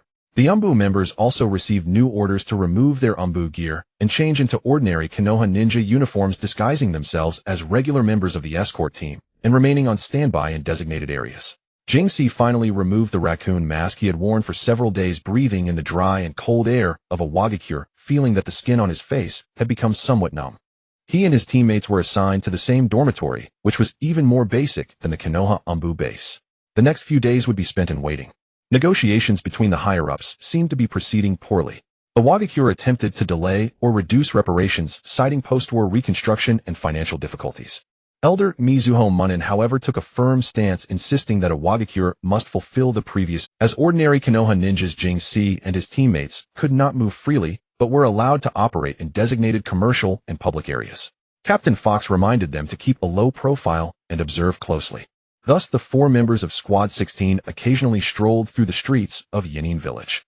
The village's cuisine was dominated by noodles and grilled meat with a salty and spicy flavor. They sampled the village's signature rock grilling, thin slices of meat roasted on scorching hot stone slabs, and the hard yet chewy rock cakes. Dog was intrigued by the ninja tool shop in Yanin Village, but given their identities, he couldn't enter for a closer look. Sparrow, meanwhile, silently observed the architectural layout of the village and the daily behavioral patterns of the ninjas. Jingxi sensed an atmosphere entirely different from mine. The residents here seemed rougher and more direct, and a faint tension pervaded the air, likely related to the recent negotiations. Jingxi didn't care about the tension. He was already quite satisfied to witness the customs of a foreign land. Having the opportunity to enjoy a publicly funded excursion and good food left him feeling quite content. Jingxi spotted many Yanin ninjas, most of whom hurried past with stern expressions. Their accommodations were arranged near the tying building, and from a distance Jingxi had glimpsed high-ranking officials of Yanin such as Huangtu and Shidu. Once he even saw the diminutive old man, the third-generation tying daimyo, flying through the air, presumably using the unique technique of lightweight rock technique. Daimyo's flight made Jingxi envious. He mused that his own chakra was also of the earth attribute. If he could fly, that would be extraordinary. Jingxi took out his clay bird and sighed. Alas, I wonder when my clay mount will be able to fly. The negotiations seem indeed tough, Captain Fox said in a low voice. Even the earth shadow has come. After a few strolls, the novelty wore off, and the four spent most of their time resting in the dormitory or practicing simple taijutsu sparring in the small courtyard to maintain their condition. Dog's injury healed quickly thanks to medical ninjutsu and his own recovery. The negotiations had been deadlocked for nearly a week. Ultimately, under the immense pressure exerted by Mai, including diplomatic pressure from other major nations, Yanin Village finally relented. The third tying daimyo personally appeared, promising Elder Shuohomin Yin that Yanin Village would formally apologize to Mai and sign a new compensation agreement. The new agreement moderately extended the payment period but added collateral clauses and interest and required Yanin to pay the first installment immediately. This counted as a phased victory for Mai. With the mission complete, the Mai team prepared to return. Jinx's squad was ordered to leave early, perform necessary reconnaissance, and secretly rendezvous with the returning team outside Yanin Village. The night before the main force departed Yanin Village, all four Umbu squads exited the village ahead of time, conducting reconnaissance and setting up defenses along the planned route to prevent any mishaps during the return journey. The return route was similar to the one taken on the way. After the team left Yanin Village's sphere of influence, the Umbu once again faded into the shadows. One night the team set up camp in a temporary site within the complex mountainous terrain near the border of Hoji country. The team was attacked again. This time the assailants were even more numerous, a dense black mass estimated at several dozen, charging down from the slopes on both sides. However, their individual strength was clearly inferior to those who had ambushed them at the border earlier. Most were only at the Chunin level with a few genin mixed in. Enemy attack. Protect the elder, shouted the captain of the overt guards. Umbu engage, ordered the Umbu commander temporarily responsible for this escort mission, a veteran Jounin from Squad 15. In an instant, kunai and shuriken flew in a rain-like exchange, explosions and battle cries blending into a cacophony. Squad 16 was assigned to defend the right flank of the formation. Captain Fox calmly commanded, Dog Raccoon hold the front. Sparrow take the high ground and prioritize eliminating their commanders and ranged units. They'll provide support. Roger. Jinxie and Dog stood side by side, facing 7 or 8 enemies charging down. These foes wore ordinary dark clothing and masks, making their origins impossible to identify. Kill. The enemies howled as they surged forward. Go, Dog said, then dashed out. This time Jinxie didn't intend to hold back. The enemy had numerical superiority, and the darkness made it hard for others to gauge his true strength. Kunai in hand, he charged to meet them. Seeing the ninja's momentum even fiercer than their own, the enemies hurled their kunai and shuriken. Jinxie sidestepped the shuriken, then swung his kunai in a reverse arc toward the enemy's shoulder and neck. The enemy parried with his own kunai, and the clash sent the foe staggering back several steps from the sheer force. Then Jinxie ducked low, evading a sweeping kick from another enemy, and slashed his kunai upward, cutting open that enemy's thigh. Dog's fighting style was even more ferocious. Like a true wild dog, he wielded his short blade with fierce vigor, his agile movements weaving through the enemy ranks. Every strike targeted vital points, and he quickly felled 2 opponents. Sparrow, positioned at the high point, played a crucial role. Her shuriken and kunai were terrifyingly precise. Each throw either forced approaching enemies to retreat or struck non-lethal, but incapacitating areas like wrists and ankles. She also periodically used wind-release ninjutsu to disrupt the enemy's formation. Captain Fox prowled around Jinxie and Dog like a calm hunter. He rarely attacked on his own, but when he did, it was always aimed at enemies attempting sneak attacks or those posing the greatest threat to his squad members. His kunai always appeared from the most cunning angles, defusing crises. The other Umbu squads and the overt guards also fought valiantly. The battle was exceptionally fierce. Enemies fell continuously, but casualties began to mount on the my side as well. One overt guard was struck by an enemy's fire, release his body ablaze as he fell screaming. Another Umbu member from Squad 17, who was shielding a teammate, was stabbed by several kunai and collapsed. The attackers were utterly reckless, practically suicide warriors. Once wounded, fell, or subdued, they would immediately bite the poison sac hidden in their mouths, spewing black blood and dying in an instant, offering no chance for capture. These men are suicide warriors, Captain Fox said in a low voice after killing an enemy. The Umbu commander, the veteran Jounin from Squad 15, was protecting Elder Shuhominyan's carriage when he was ambushed by an enemy Jounin disguised as an ordinary opponent. A poisoned short blade pierced his abdomen. Though he killed the Jounin in return, he was grievously wounded and collapsed, rescued by his comrades. Fox, take command, the wounded commander ordered before losing consciousness, designating Fox as the temporary commander. Fox did not refuse and immediately assumed control. He fought while observing the overall situation, constantly issuing orders, adjusting the defensive positions of each squad, and barely holding off the enemy's wave-like assaults. The battle had lasted nearly half an hour. The attackers left behind over a dozen corpses, most of which had committed suicide by poison. Seeing that the assault was fruitless and the defense of Mai remained unyielding, they finally sounded the retreat whistle. The remaining dozens of assailants retreated like a receding tide and quickly vanished into the dense forest. Mai also suffered heavy losses. Among the overt guards, 3 died and 5 were severely injured. In the Umbu, Squad 17 lost 1 member and had another gravely wounded. The leader of Squad 15 was critically injured, and almost every member of the other squad sustained injuries. Squad 16 was in relatively good condition. Only Dog had his sleeve torn in the melee, but was uninjured. Sparrow had overconsumed chakra, and her face was quite pale. Jinxie and Fox were both unharmed. Elder Shuohomin, protected by his guards, came out unscathed, but had a very grim expression. He walked up to the temporary commander Fox and said sternly, "Find out who these people are. Whether alive or dead, I want to see their bodies. I want to see who dares to attack my convoy time and again." "Yes, Elder," Fox replied in a deep voice. Captain Fox quickly made arrangements. Squad 15's leader was severely wounded and would be handled by the deputy leader. Squads 15 and 18 would escort Elder Shuohomin and the wounded back to Mai along the original route, maintaining high vigilance. Squad 17 would stay to tend to the severely wounded and clear the battlefield. Squad 16 would follow him to track the retreating attackers. Squad 16, replenish your ninja tools and soldier pills, treat your wounds. Depart in 5 minutes. Captain Fox's orders were concise and forceful. Yes.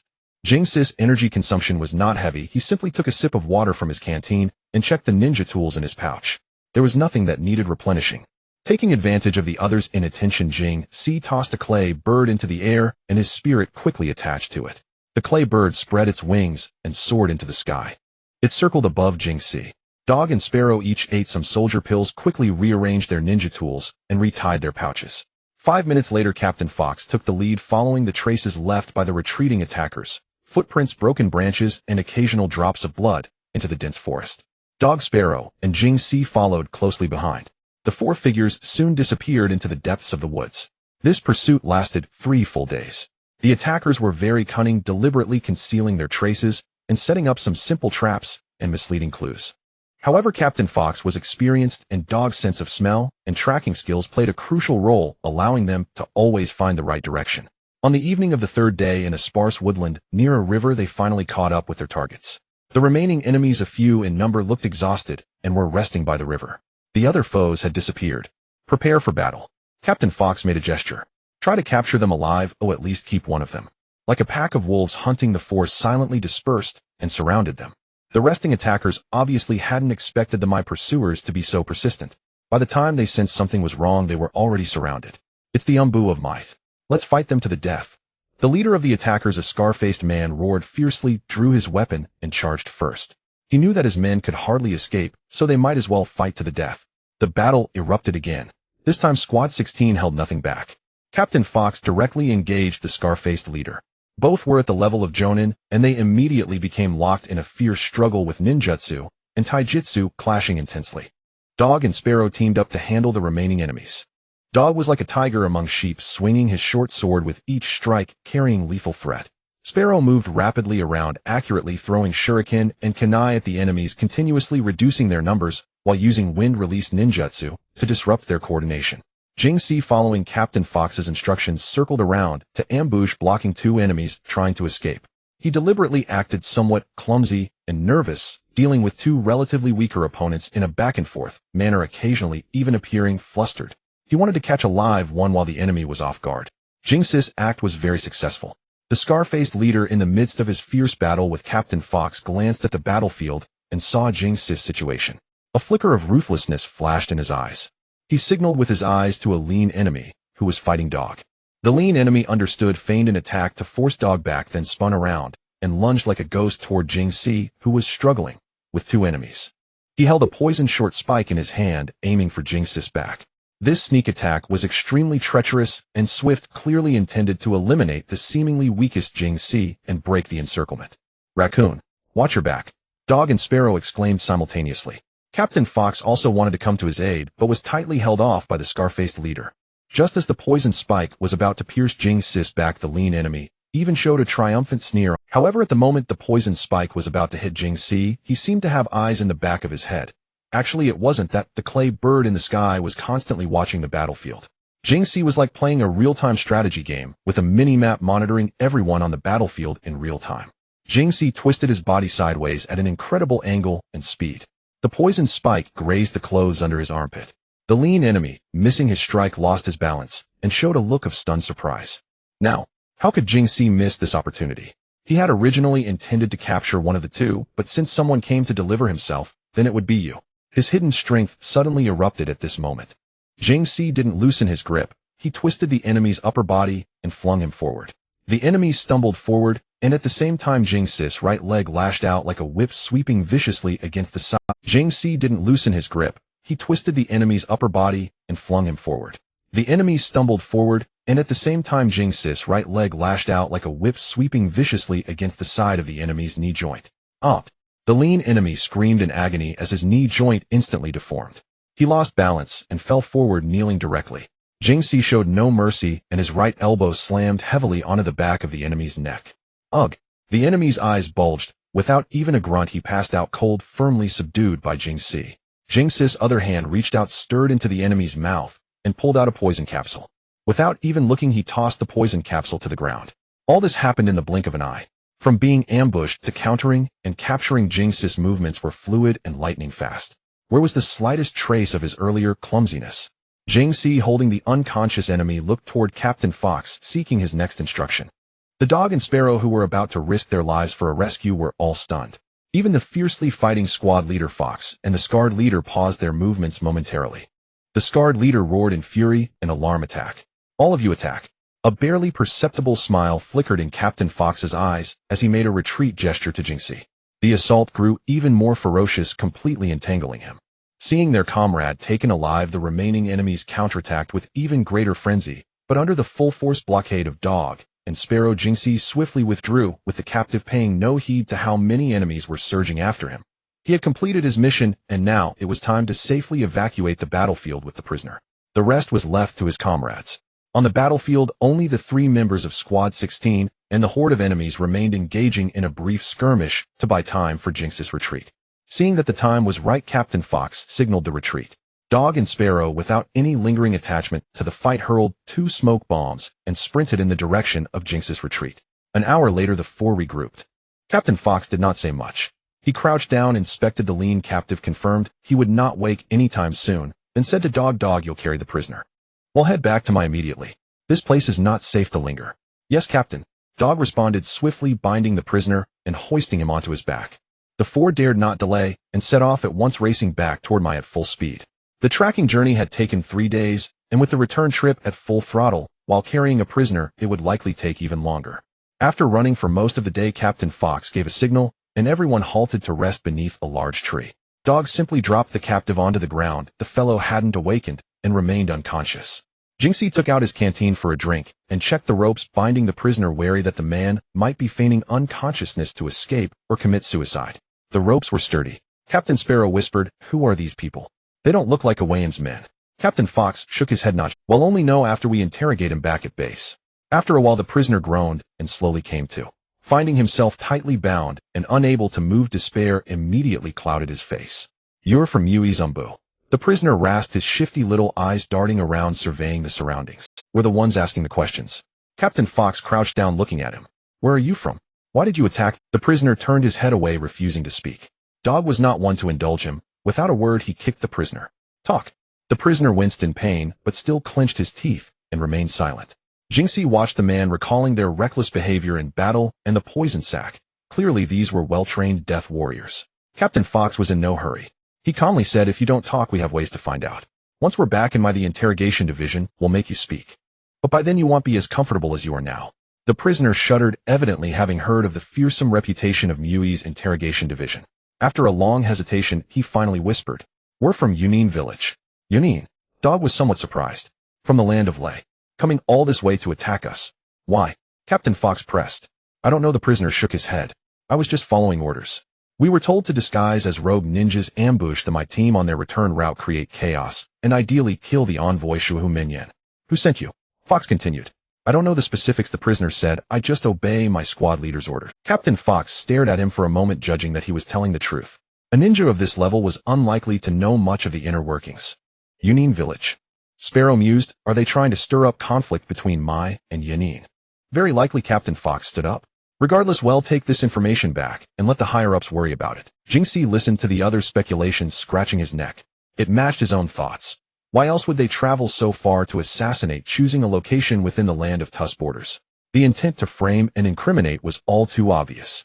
He wondered what the high-ranking officials of the land of Lei were thinking. Just after helping to broker peace, they were now eager to spark war. Brilliant, absolutely brilliant, beyond comprehension. Jingxi felt he could never become a leader. His own mind was far too simple. Good was good, bad was bad. There was no gray area, a binary thinker. After resting enough, the 4 set off again. This time the 3 men took turns carrying the prisoner, hastening their pace toward Mai. Over the following days they barely rested, eating military rations when hungry and drinking stream water when thirsty, traveling day and night. Jingxi felt his feet were nearly worn flat. Working in the Umbu was truly grueling, far more exhausting than his time in the barrier squad. But looking at his teammates, all enduring the same hardship, he had no complaints. What really satisfied Jingxi was the salary. At last, after nearly a month away from Mai, they caught sight of the familiar Hokage rock. Finally back. Exhausted, Dog sighed, dropping the captive directly onto the ground. With a thud, the Yunin captive nearly had the breath knocked out of him. His hands and feet were still broken. They hadn't treated him for fear he might escape. Throughout the journey, Dog had carried the prisoner most of the time. He couldn't let the captain carry him for long, and the other two, Sparrow was a girl and Raccoon was a newcomer still a minor. Entering the village, the four went directly to Umbu headquarters. After handing over the prisoner to the interrogation division, Captain Fox went to submit the mission report. The Umbu commander read the report, nodded, and said, "Good work. The mission was executed well. We will investigate the matter concerning Union Village. Squad May 16th take a week off." Hearing about the leave, the four breathed a sigh of relief. After more than a month of continuous missions, they truly needed rest. Dismissed, Captain Fox said simply, and they all went their separate ways. Jinxie returned to his dormitory, shed his Umbu uniform, and changed into a standard ninja vest, feeling considerably lighter. Leaving the Umbu base, he first went to the market, bought some grilled meat and fresh vegetables, planning to have a prop. Back home, Jinxie put down his purchases and took a hot bath. It had been a long time since Head had a proper wash, and he felt he was starting to smell. After bathing, Jinxie busied himself in the kitchen. The door opened, and in walked Shirenui, Gunma, a sunbon needle dangling from his mouth. Xianjian pushed open the door, bending over to change his shoes while glancing inside, only to see Jinxie poking his head out of the kitchen with a smile on his face. "Jinxie." Xuanjian, without much surprise, paused in the act of removing his shoes and asked, "When did you get back? I knew you were home when I saw the door open." Just got back," Jinxie replied with a grin. "Brother, you're off work." Xianjian set down his ninja tool pouch, studying Jinxie. "You've lost a bit of weight, but you seem to be in good spirits. Did the mission go smoothly?" "Pretty much it went fine," Jinxie said vaguely. "Just an ordinary escort mission. Umbu missions required secrecy. Even family couldn't be told too much." Xuanjian, himself a ninja, understood the rule and didn't press further. "I bought some grilled meat." Jinxie gestured toward the kitchen. "Great," Xianjian smiled. "I was in the mood for grilled meat today too." The brothers prepared dinner together. Jinxie chopped vegetables, Xianjian grilled the meat, and before long a sumptuous meal was ready. They ate and chatted as they went. Xianjian talked about the recent happenings in the communications squad. Nothing major, just routine work. Jinxie briefly described the customs and landscapes of the land of Earth, mentioning that the buildings of Yanin village were all made of stone, the food was salty and spicy, and he even recounted seeing that Tsuchikage de Yemu flying through the air. The envy in Jinxie's expression was impossible to conceal. "That Tsuchikage de Yemu's lightweight rock technique," Xianjian remarked, shaking his head with a smile as he watched Jinxie's dazed look. "That's truly a unique ninjutsu. What, you want to learn to fly?" "A little," Jinxie admitted honestly. "How convenient it would be to fly. That's a Kekkei Toda, not something just anyone can learn. Don't even think about it." Xianjian shook his head, grabbed a chopstick full of grilled meat, and shoved it into his mouth, mumbling, "You'd better stick to practicing your Earth-release ninjutsu." Jinxie smiled and said nothing more. He thought to himself, Kekkei Toda or not, I have my own plans. I've learned a lot already. Flying is only a matter of time. After dinner, they cleaned up the dishes, and Jinxie returned to his room. With a week off, he planned to focus on training, mainly because there was nothing else to do. He had already explored every corner of Konoha village. Going to other cities, that was out of the question.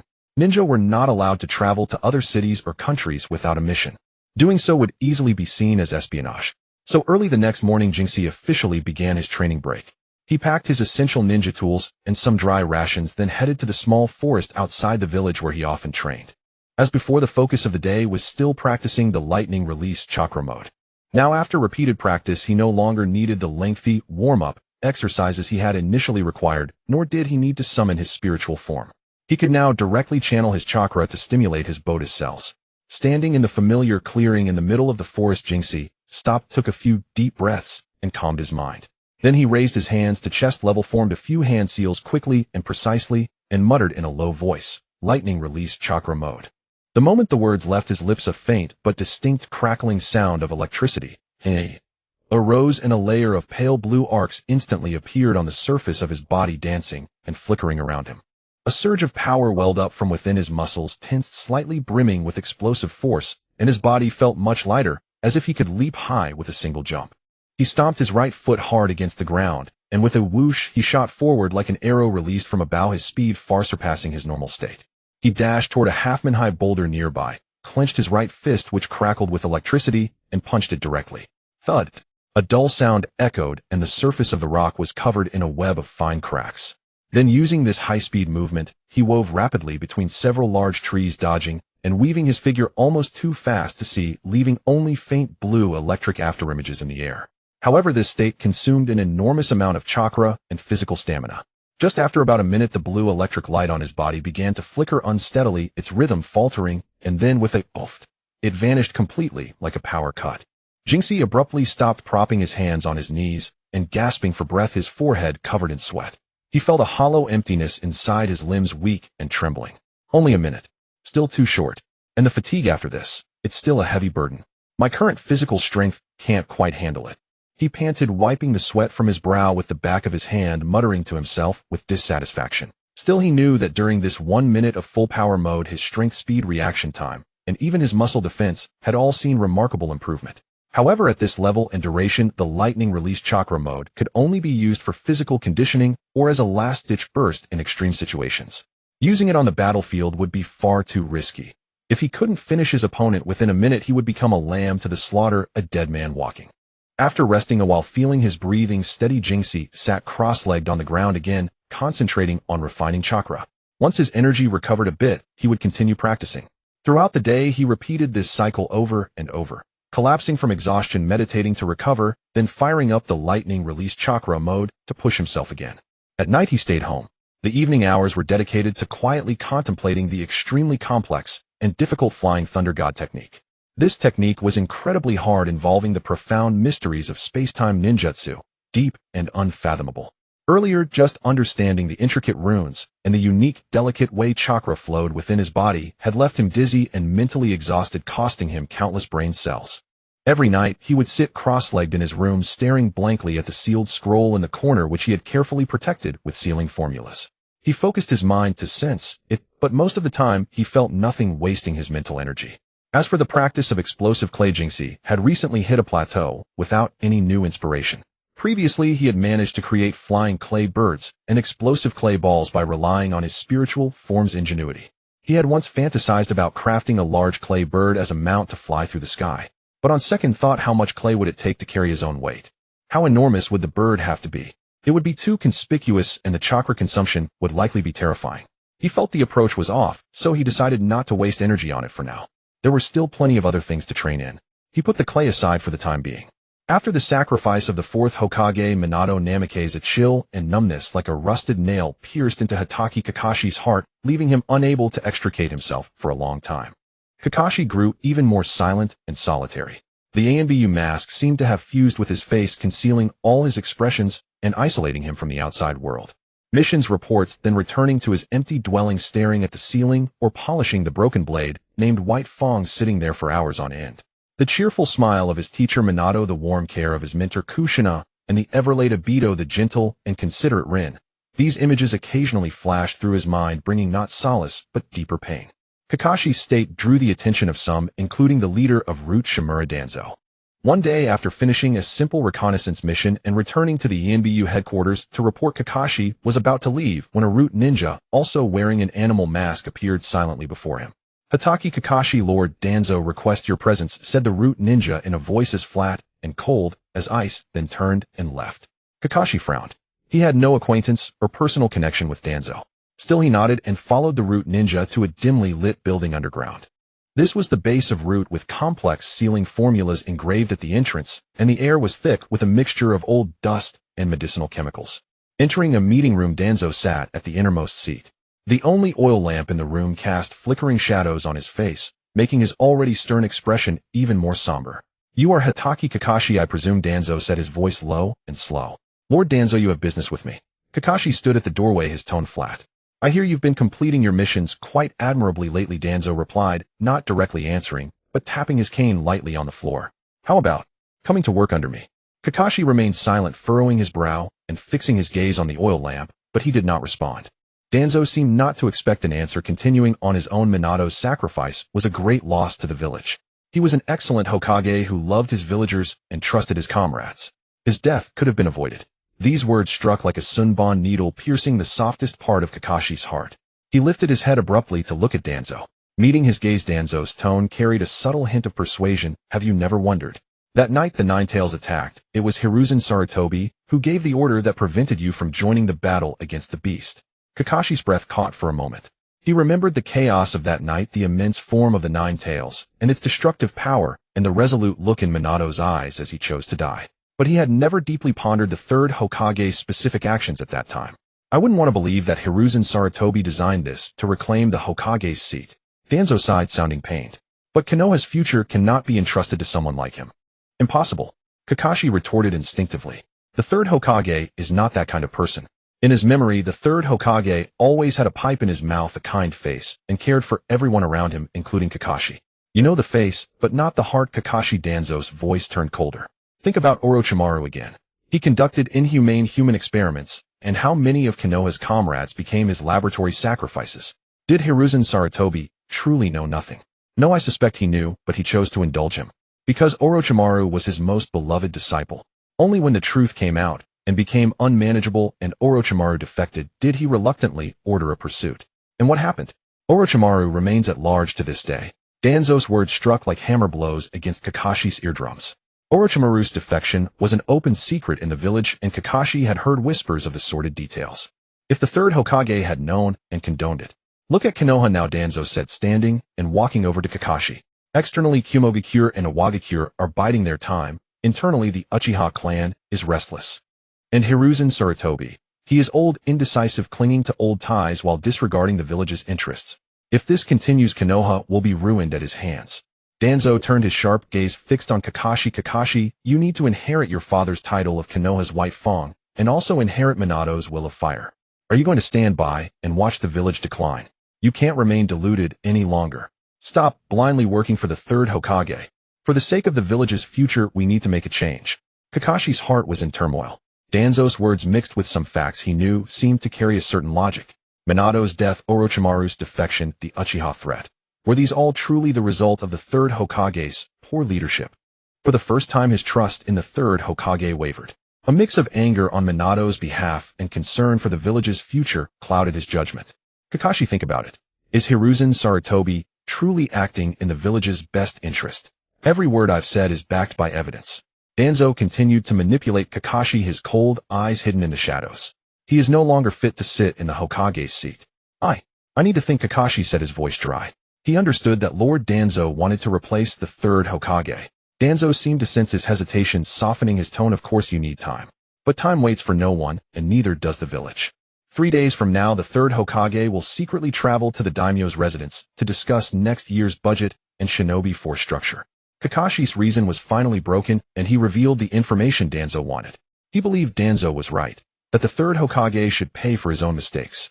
Danzo's cane struck the floor hard, cracking the ground, but his tone was gentle. Good Kakashi. You have made the right choice. Danzo did not specify what the right choice was, but Kakashi seemed to understand the implication. The village will remember your contribution. Everything we do is for the village. Danzo continued to manipulate Kakashi, his eyes hidden in the shadows gleaming with evil. Kakashi left Root's base in a daze, Danzo's final words echoing in his ears, for the village. At the high-level meeting the next day, Kakashi stood guard outside the conference room as part of the Hokage security detail.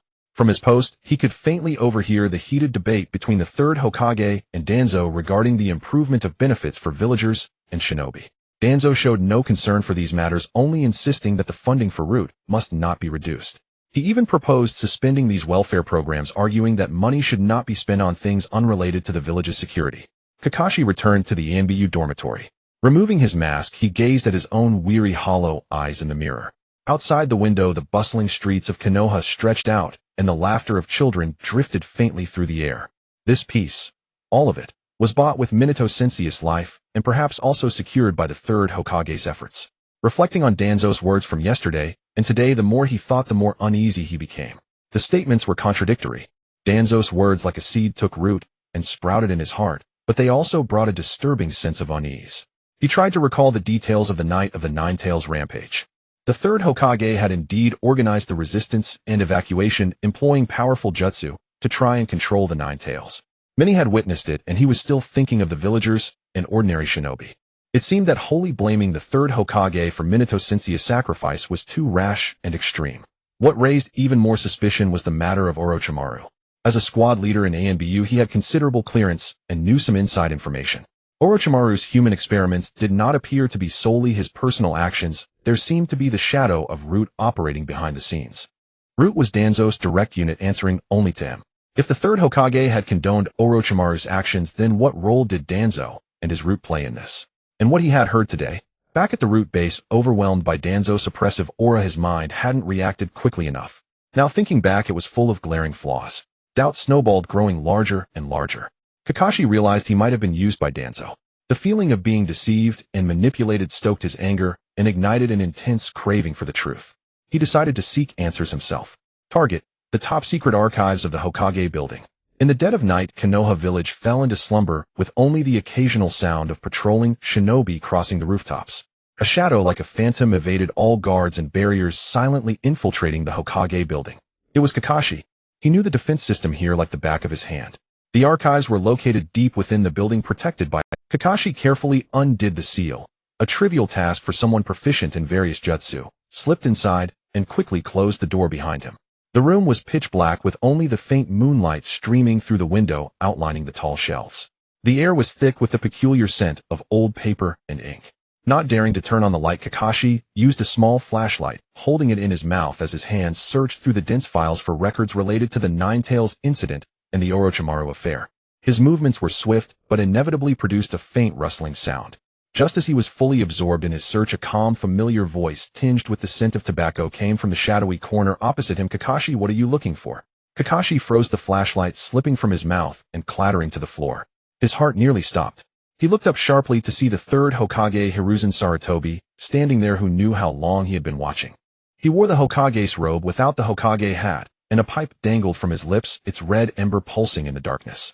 Third Hokage-sama," Kakashi exclaimed, instinctively stepping back half a pace, his back hitting the cold shelf, then dropping to one knee. He had not sensed the third Hokage's arrival at all. The third Hokage slowly emerged from the shadows, the moonlight illuminating his wrinkled, yet still sharp face. His eyes held no reproach, only inquiry, and a hint of barely perceptible concern. "I've noticed you've been out of sorts lately," Kakashi, the third Hokage, said in a gentle voice. "Your mission reports have become brief, and your gaze is always distant. Today when you looked at me, there was a complicated expression. I grew worried, so I came to check. Can you tell me what's happened?" The third Hokage raised his hand, signaling Kakashi to rise. Facing the third Hokage's direct and candid gaze, Kakashi's heart churned with a mix of emotion, shame, regret, and doubt intertwined. After a moment of silence, he finally spoke with difficulty, recounting everything Danzo had told him. About the fourth Hokage's sacrifice, about Orochimaru's defection being due to the third Hokage's indulgence and selfish motives. Word for word. The third Hokage listened quietly, his expression unchanging, though the fingers holding his pipe turned slightly white.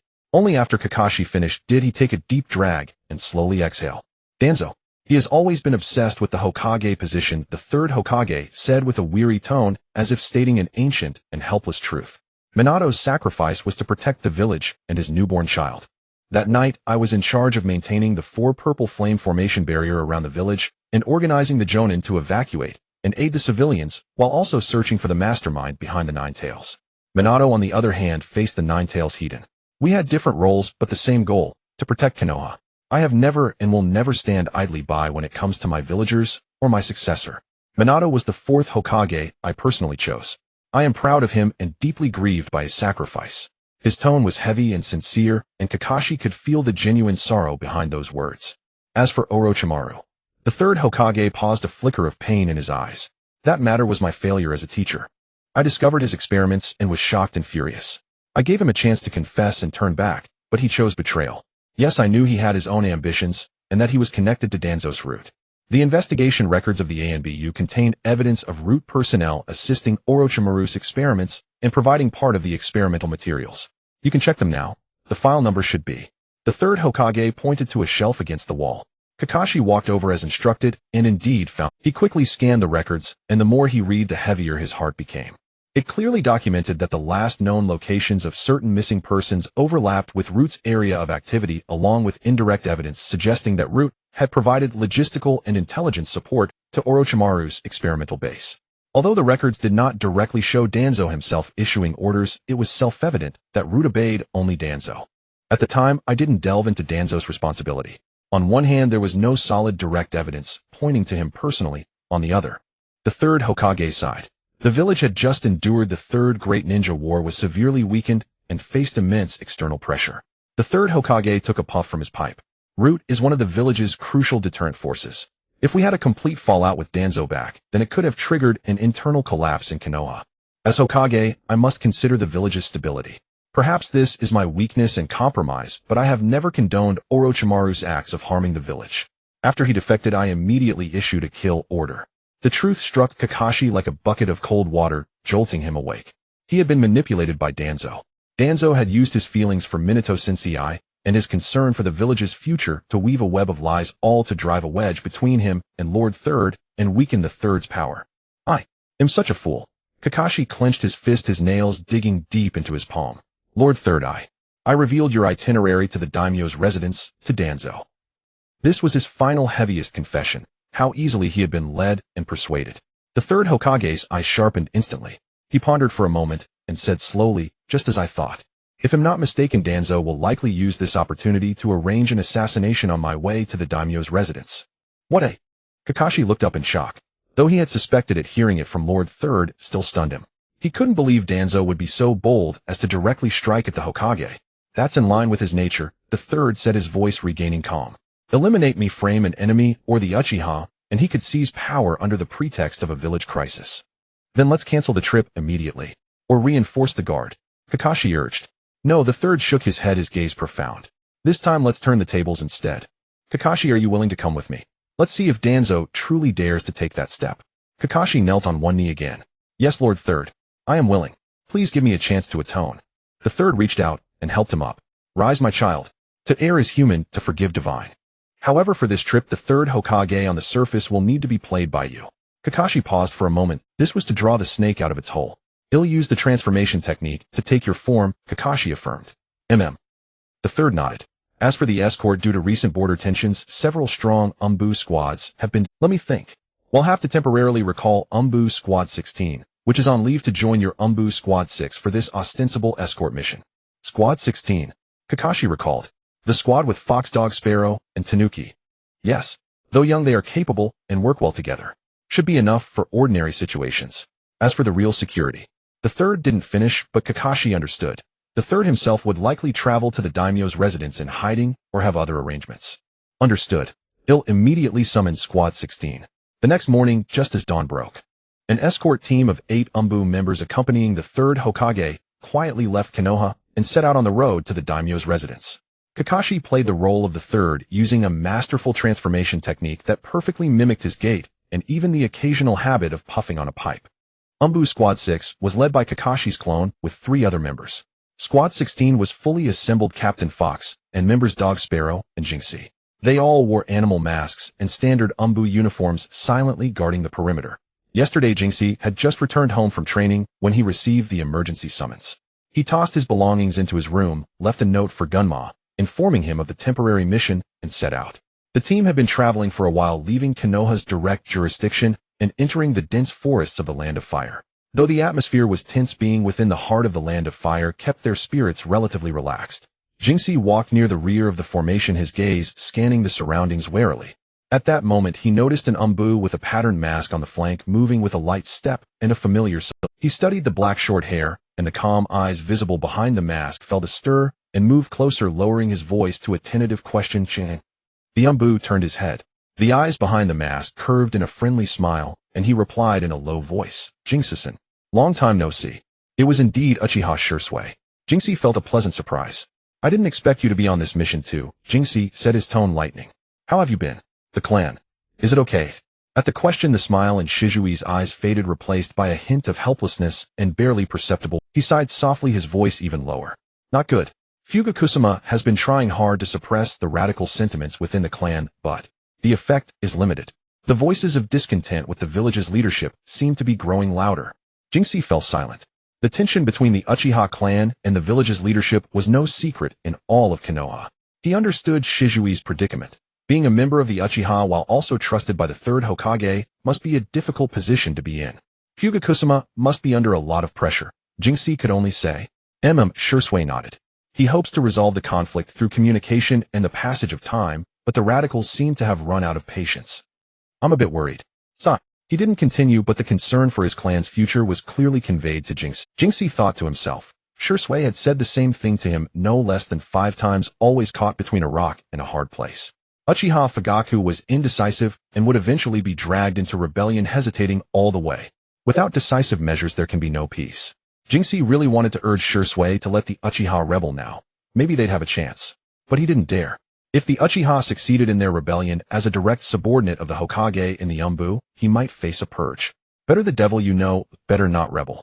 He had already warned Shui multiple times to be careful. If Shui could survive and serve as a lubricant between the village and the clan, perhaps the massacre of the clan would never happen. Jingxi scratched his ear thinking about useless things. He changed the subject. He wanted to talk to Shui about the time they'd skipped out on the barbecue bill. The two of them carried out their escort mission with caution, speaking in low voices about recent events and matters of cultivation. Shui also asked with concern about the recent mission status of Jingxi's Squad 16. Jingxi asked why Shui was not surprised to see him in the Umbu. Shui replied that the third Hokage had already inquired about Jingxi before, and he guessed it might be about joining the Umbu. In fact, as soon as the team assembled, he had already guessed that Tanuki was Jingxi. Although the two of them were muttering at the back of the formation, they were not slacking off. Shui had already activated his Sharingan, sweeping his gaze across the surroundings.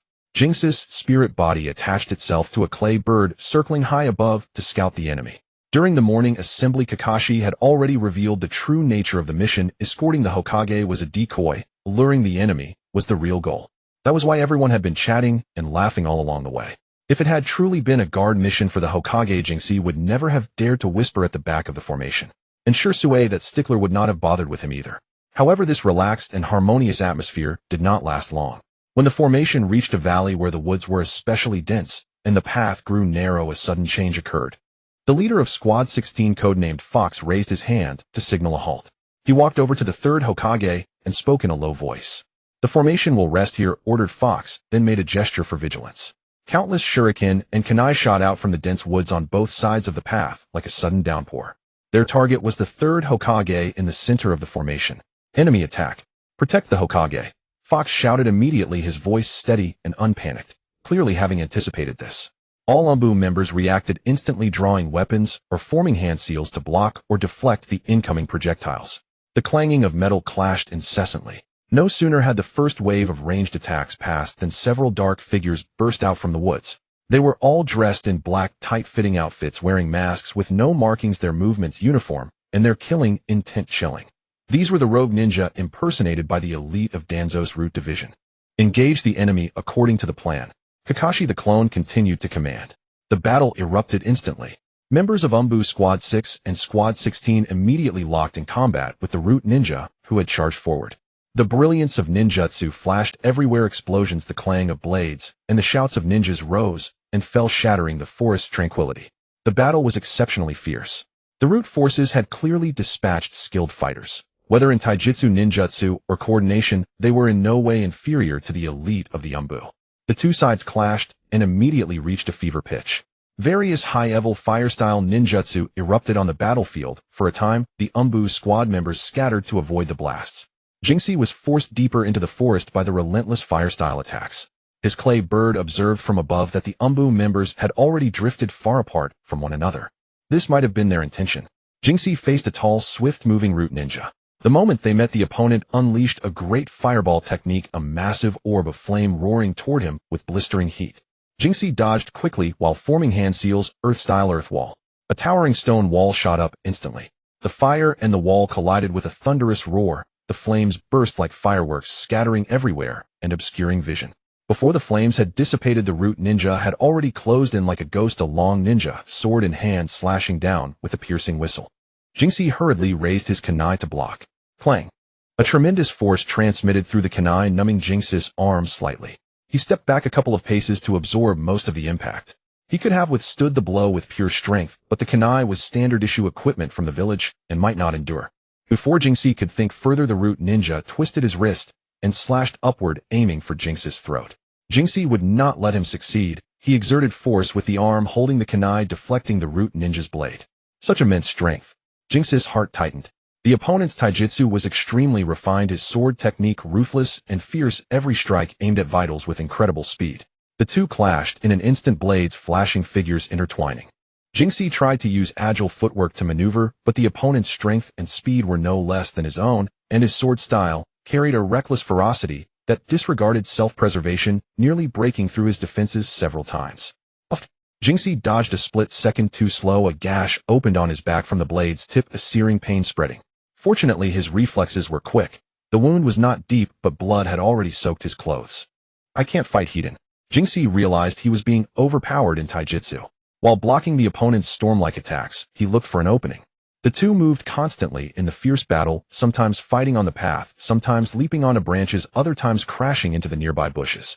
This was also to avoid the splash damage from wide-area ninjutsu released by other combatants.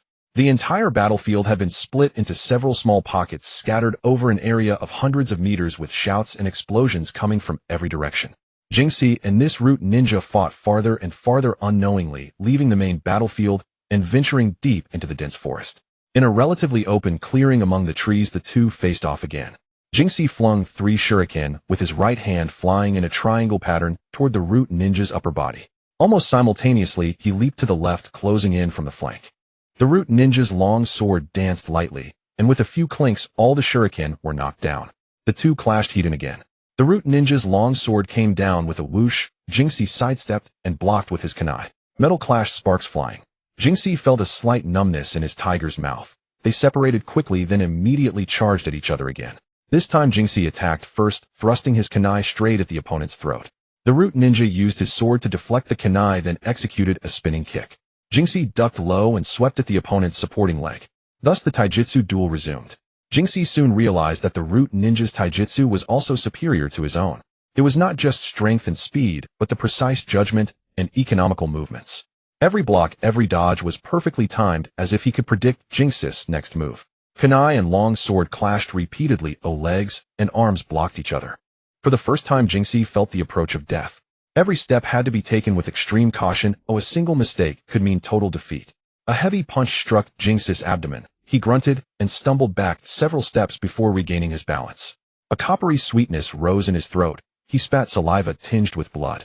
The long sword came again, this time faster and at a more awkward angle. Jingxi fought with all his might, but was forced back step by step. A flash of the blade. A gash opened on his left arm, blood quickly staining his sleeve. Damn it, Jingxi gritted his teeth. He knew he could not continue like this. He had no advantage in taijutsu. He must change his tactics. The clay bird in the sky could observe all the root ninja's movements, but Jingxi's own strength was insufficient. No matter how clearly he saw, he could do nothing about it. After a clash, Jingxi used the force to leap backward, his hands swiftly forming seals. Earth-style mud wall, he muttered, slamming his palms onto the ground. A wall of earth erupted, blocking the root ninja's pursuit. The long blade struck the wall, leaving deep gouges, but failing to break through. Seizing the opportunity, Jingxi widened the distance and formed seals once more. Earth-style earth spear. The ground trembled and countless sharp earthen spears thrust upward, targeting the root ninja's footing. The root ninja agilely backflipped to evade the spears, relentlessly chasing him until they cornered him in the center of a clearing. The two faced off again, both breathing heavily. The root ninja slowly sheathed his blade and began forming seals, a fire-style pattern familiar to Jingxi. Fire-style fireball technique. A colossal fireball erupted from the root ninja's mouth, surging toward Jingxi with searing heat. The surrounding air turned scorching and flames illuminated the entire forest clearing.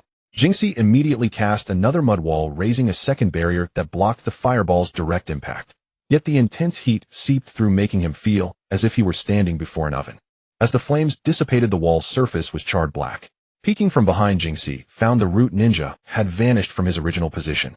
Above, without looking up, Jingxi instinctively rolled forward as a blade swept past his head, severing a few strands of hair. The root ninja had somehow leaped into the air and launched a surprise attack. The two were locked in close combat once more, kunai against long blade, fists and feet against taijutsu. Jingxi gradually fell into the disadvantage, each of the root ninja's strikes becoming more vicious and lethal. A heavy kick struck Jingxi's chest, sending him flying backward, crashing heavily into a tree. Excruciating pain radiated through his body from his back. He coughed up blood, sensing his ribs might be broken. Jingxi stared into the eyes peering at him through the mask. His body, tempered by lightning-released chakra mode, was not so fragile. The root ninja's brow furrowed behind the mask. This AMBU brat's strength was far beyond what intelligence had suggested. To have stalled him for so long. The root ninja wasted no more thought, closing in to capture the AMBU brat. Jingxi, however, had the opposite idea, to buy time and recover. His stamina was draining fast. This root ninja was the most formidable opponent he had faced since arriving in this world. He recalled the night Orochimaru defected. Even facing Orochimaru hadn't felt like this. But wait, Shursui had been there. Standing under a big tree makes one feel sheltered. Naturally, he hadn't sensed the danger. Jingxi took a deep breath, slowly rising. He was about to be killed, yet he was still thinking of useless things. Before he could fully stand, the root ninja charged again. They clashed once more, this time at closer range and with greater peril. Blades flashed, kunai parried, and the clash of metal rang painfully in their ears. Jingxi ducked a diagonal, slashed the long blade, embedding itself into the earthen wall, kicking up dust. Seizing the moment, Jingxi lunged forward, aiming his kunai at the opponent's ribs. The root ninja released his grip on the blade, using his elbow to deflect Jingxi's arm, while driving a knee into Jingxi's abdomen. Jingxi grunted, staggering back half a step, but immediately lunged forward again. At this range, he could not afford to give his opponent any breathing room. Kunai clashed against hilt, elbows and knees collided. The two weaved through the forest, each exchange fraught with danger. A fresh bloodstain appeared on Jingxi's face. The long blade swept across his chest, tearing his shirt, and a thin line of blood slowly seeped out. Had he not retreated in time, that slash would have eviscerated him. Jingxi gritted his teeth against the pain, but a curse slipped from his lips. Damn it. The root ninja remained silent. He didn't understand the words anyway, but his assault grew even fiercer. Jingxi was gradually suppressed, able only to barely defend. During a block, his kunai was knocked away by the long blade sticking into a tree. Jingxi panted slightly, his numerous wounds still throbbing, and the hand holding the kunai trembled from repeated hard parries. His opponent's strength far exceeded expectations. Not only was his swordsmanship ruthless, but his combat experience was immense, as if he could anticipate many of Jingxi's moves. Must end this quickly. Jingxi knew prolonging the fight was to his disadvantage. He pulled another kunai from his pouch, his eyes sharpening as he charged forward again. Body flicker technique. Although his body flicker was mediocre, his straight-line dash was decent. Jingxi's figure abruptly accelerated, turning into a blur as he dashed to the opponent's side, thrusting his kunai at the ribs. The root ninja reacted instantly, moving almost simultaneously with Jingxi. He swept his long blade backward, precisely deflecting the thrust, while his left foot lashed out like a whip at Jingxi's lower body. Jingxi hastily backflipped to dodge, but the opponent stuck to him like a shadow, the long blade whistling through the air in a series of slashes. Jingxi could only block and retreat, sparks flying from each clash of weapons. The opponent's assault was like a tide, wave after wave, giving him no respite. Spotting an opening, Jingxi spun his body, landing a vicious kick aimed at the opponent's head to break the rhythm. Yet the root ninja merely leaned back, slightly evading with ease while his blade swept downward, aiming directly at the gap left by Jingxi's kick. Alarms blared in Jingxi's mind. He twisted his body forcibly, barely deflecting the deadly slash with his kunai, but lost his balance and staggered backward. The blade grazed the outside of his thigh, leaving a deep, long gash. No, completely suppressed. Jingxi knelt on one knee, breathing raggedly, sweat mingling with blood as it trickled down his cheeks. His arms, thighs, chest, and back were all wounded, though his movements remained unaffected. The opponent, though having expended considerable stamina, retained his ferocious aura. The eyes peering through the white mask were cold and devoid of emotion. Seeing the root ninja raise his blade and charge again, Jingxi knew he could no longer hold back. The spirit attached to the clay bird quickly returned to his body. Without the spirit's control, the clay bird fell from the sky, landing with a thud not far from the two. The root ninja swiftly dodged to the opposite side of the sound, scanning the area beneath his mask. Something had approached silently. After confirming no threat, he charged forward again with his blade. Jingxi seized the moment. As the root ninja surveyed his surroundings, Jingxi's right hand silently slipped into the pouch at his waist, quickly grabbing a grayish-white clay ball. Just as the root ninja closed in the long blade about to pierce Jingxi's chest, Jingxi hurled the clay. Simultaneously, he rolled sharply to the side. The spirit rushed forward, attaching itself to the clay ball, and twisted it hard. Explode. The clay, activated by chakra, emitted a blinding white light. The root ninja clearly hadn't anticipated this trick. He reacted swiftly, halting his charge, crossing his long blade in front of him to defend, and retreating. Boom! A violent explosion erupted in the clearing. Flames and smoke instantly engulfed both the root ninja and Jingxi. The shockwave shook the surrounding trees, sending leaves and branches trembling. Jingxi was thrown several meters by the blast before tumbling to a stop. He struggled to his feet, staring anxiously at the explosion's epicenter. As the dust gradually settled, the root shinobi was seen kneeling on the ground, his black attire torn in several places, revealing the wounds beneath. His mask was half shattered and blood trickled from the corner of his mouth. The long blade in his hand had snapped in two, evidently severely damaged in the explosion. The root shinobi attempted to rise, but seemed to aggravate his internal injuries, coughing up another mouthful of blood.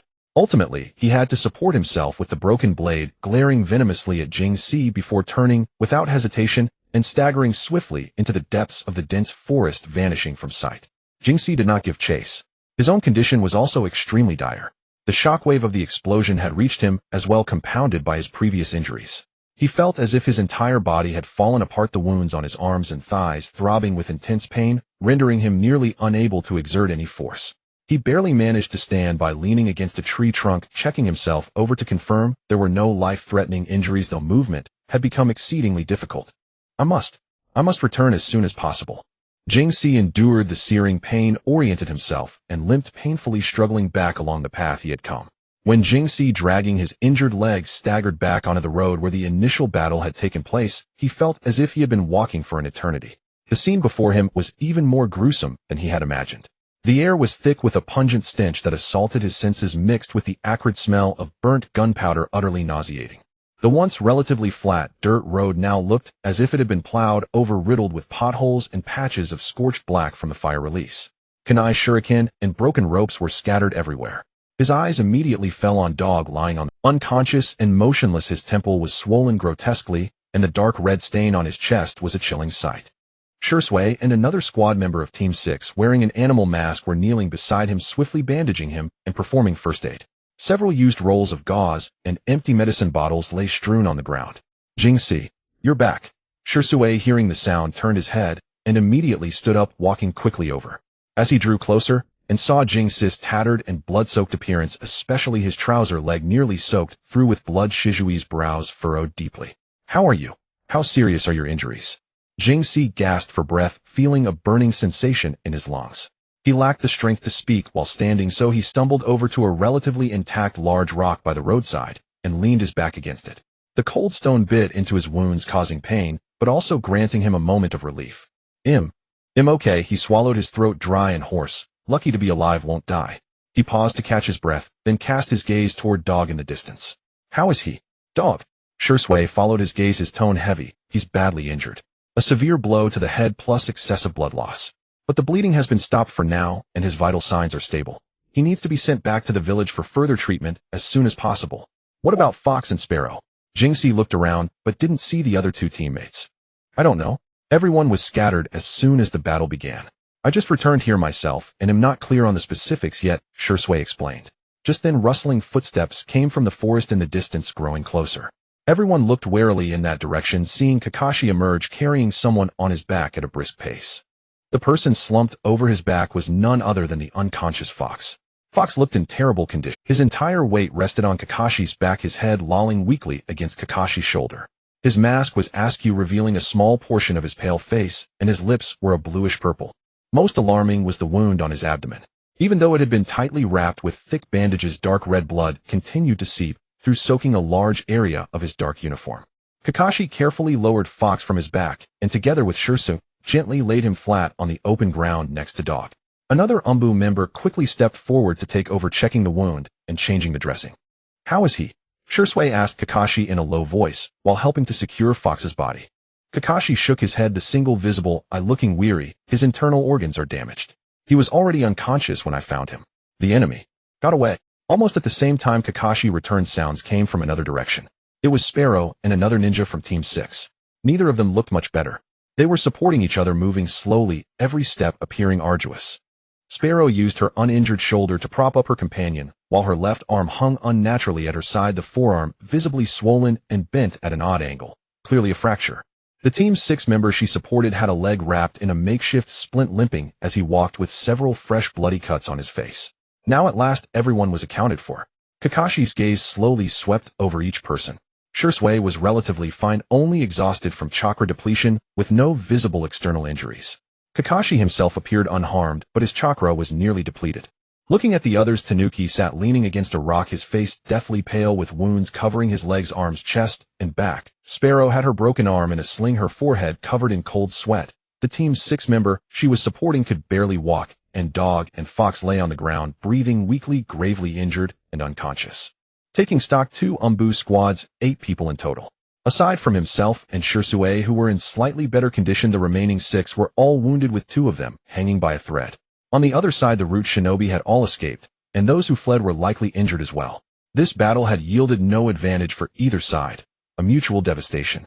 The atmosphere was heavy, broken only by the labored breathing of the wounded and the rustling of wind through the... Kakashi was silent for a moment before finally speaking, his voice not loud, but clear enough to reach everyone's ears, carrying an unyielding decisiveness. Mission change. He paused, letting the words sink in. Priority: treat the wounded. Immediately return to the village. As soon as the order was given, those still able to move sprang into action. Shui and the less severely injured Ambu from Team 6 began constructing makeshift stretchers. They cut down several branches of suitable thickness quickly and skillfully, lashing them together with the ropes they carried. Soon a fairly sturdy stretcher was ready. They carefully lifted the still unconscious dog onto it. Meanwhile, Sparrow's broken arm had been given an emergency splint with bandages and wood. Her face was pale, but her eyes remained clear. The Team 6 member with the leg injury leaned more of his weight onto a crudely made crutch from a thick branch. Preparations were complete. Shui and the lightly injured Team 6 member carried one stretcher in the middle. Kakashi carried Fox on his back, close behind Sparrow, and the member on crutches looked out for each other, and Jing-Si himself limped at the rear. This battered little squad silently set off on the return journey to Konoha. They had come at a swift pace. Now they could only drag their weary, wounded bodies forward, slow but resolute. The setting sun stretched their shadows long, casting them upon the battle-scarred road, lending a touch of melancholy. No one spoke. Only the sound of footsteps, the creak of the stretcher, suppressed gasps, and occasional stifled groans of pain echoed through the silent forest path.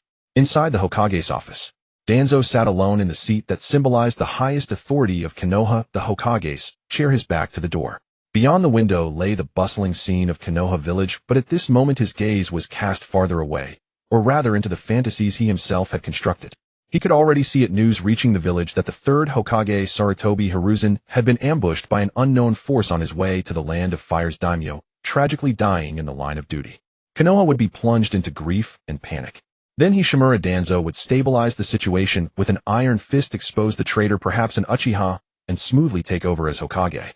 Under his leadership, Konoha would eradicate all internal weakness and hidden dangers, becoming unprecedentedly powerful.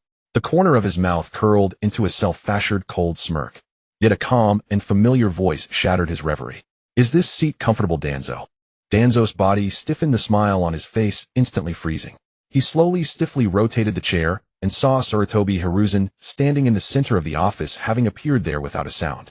The third Hokage wore his ceremonial haori and a straw hat, a pipe held in his mouth, his gaze calm.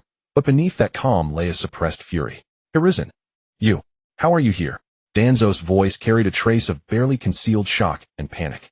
The assassins he had dispatched should have succeeded by now. Surprised, the third took a few steps forward, his voice low, but carrying an undeniable authority.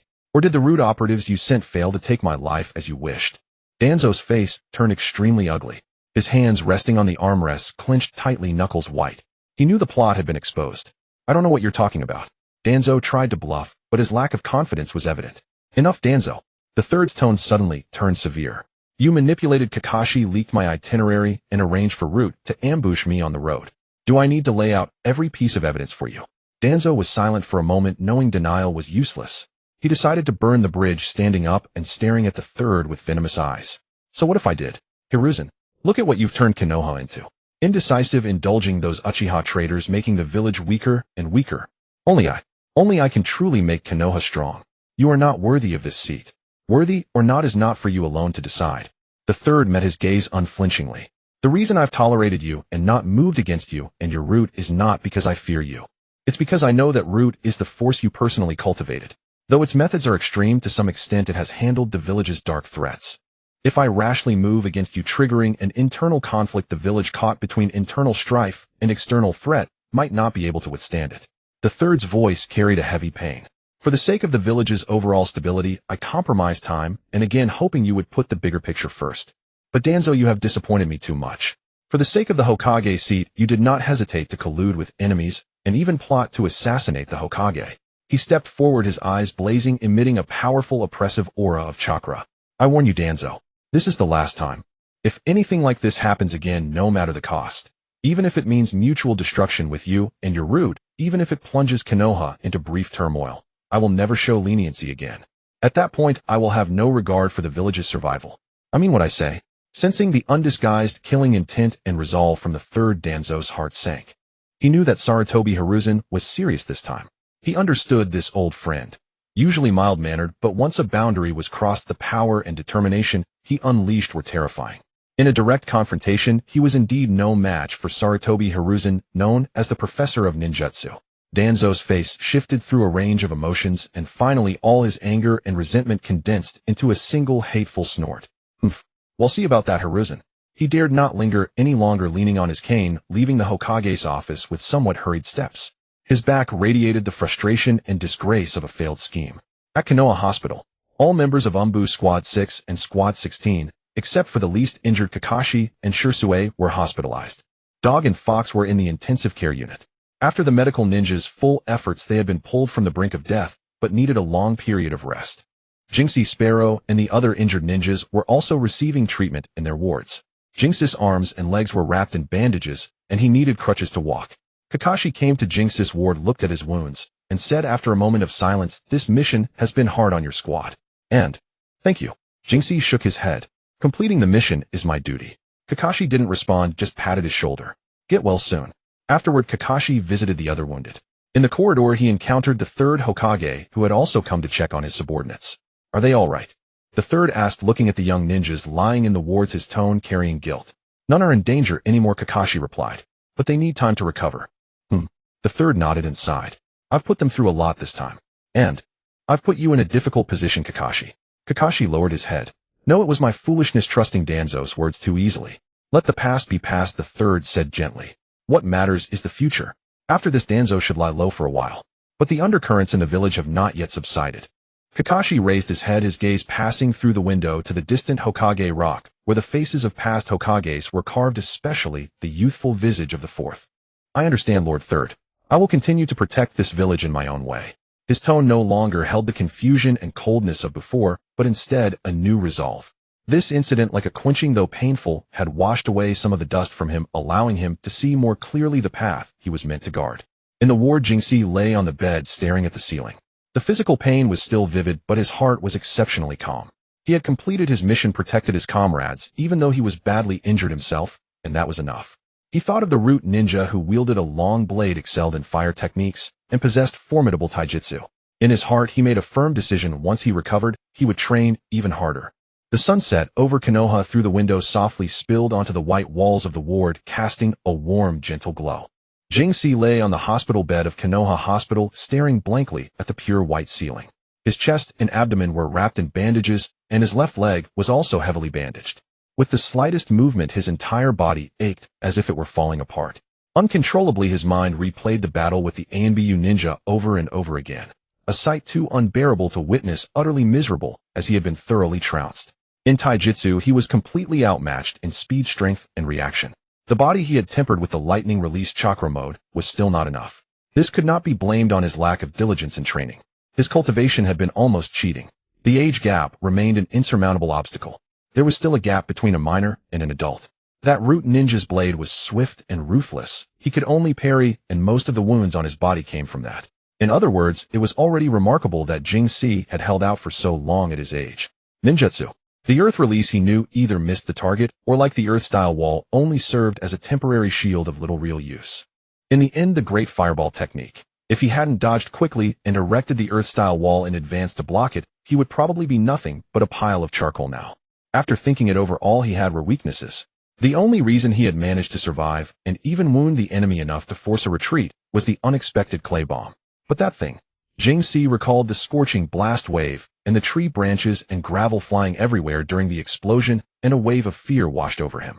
If he had been any closer, or if his reaction had been a split second slower, he would have been caught in it too. It was also his fault. He had used it too hastily, never imagining he would end up in such a predicament with no prior practice or preparation. In desperation, he repelled the enemy and survived. A blessing in disguise. "I still have too few trump cards," he murmured to himself. He had originally thought that relying on his spiritual perception along with the body tempered by the lightning release chakra mode would be enough to coast through the ANBU. He never expected that during an assassination attempt on the Hokage, he would reveal his shortcomings in front of a truly powerful ninja. He only wanted to live a peaceful life, not get involved in these troubles. But ever since he came to this world, he seemed to have been involuntarily drawn into a vortex. From the barrier team to the ANBU, and now directly confronting the elite of Root. Step by step, he couldn't avoid it, even if he wanted to. With such strength, can I really achieve the peaceful life I desire? He doubted himself for the first time. In this world where might makes right, without sufficient power, so-called peace is nothing but a castle in the air. The hospital door opened, and a nurse entered carrying a tray of medicine. Time for a dressing change.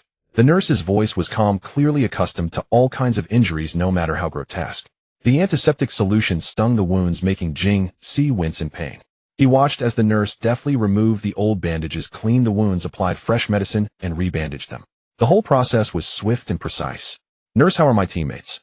Jing Si asked through the pain. "The ones who came in with you." The nurse didn't lift her head. "One lost too much blood and is still unconscious, but vital signs are stable for now." Jing Si thought for a moment. That must be Inu. One suffered severe abdominal injuries, the surgery was successful, and he's alive, but needs bed rest. No need to guess. That was the captain.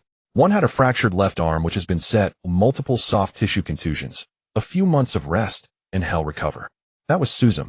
One had a fractured thigh, also set a few months of rest, and he'll recover. That was from Squad 6. And one with just superficial wounds, nothing serious. That was also from Squad 6. Jing Si breathed a sigh of relief. At least they were alive. Squad 16 had been wiped out.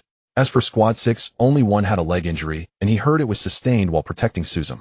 After changing the dressing, the nurse instructed before leaving. "Your thigh wound is deep and several ribs are cracked, fortunately not broken, but your internal organs suffered shock and some bleeding. You need at least a month of bed rest. Don't move around during this time. Just lie still." "Understood, thank you," Jing Si replied. The room fell silent again. Sunlight streamed through the window, casting dappled shadows on the sheets. Jing Si stared at the shadows, his mind in turmoil. Strength. He had to improve his strength as quickly as possible. Taijutsu ninjutsu, the application of the clay bomb. There were too many areas to improve. On the other side, Shisui, though not seriously injured, had expended a tremendous amount of chakra and was mentally exhausted, so he also received a few days off. He walked aimlessly through the village, unconsciously arriving at the training ground on the edge of the Uchiha clan. The training ground was quiet, with only a small figure practicing shuriken. The figure moved nimbly, and the trajectory of each shuriken was precise and stable, every one embedding firmly into the center of the target. "Itachi!" Shisui called out. The figure stopped and turned, revealing a face still bearing childishness, yet exceptionally calm. It was Uchiha Itachi. "Shisunya." A faint smile appeared on Itachi's face. "You're back from the mission." "You just got back? I have a few days off." Shisui walked over to Itachi and looked at the densely packed shuriken on the target. "Your skills have improved again.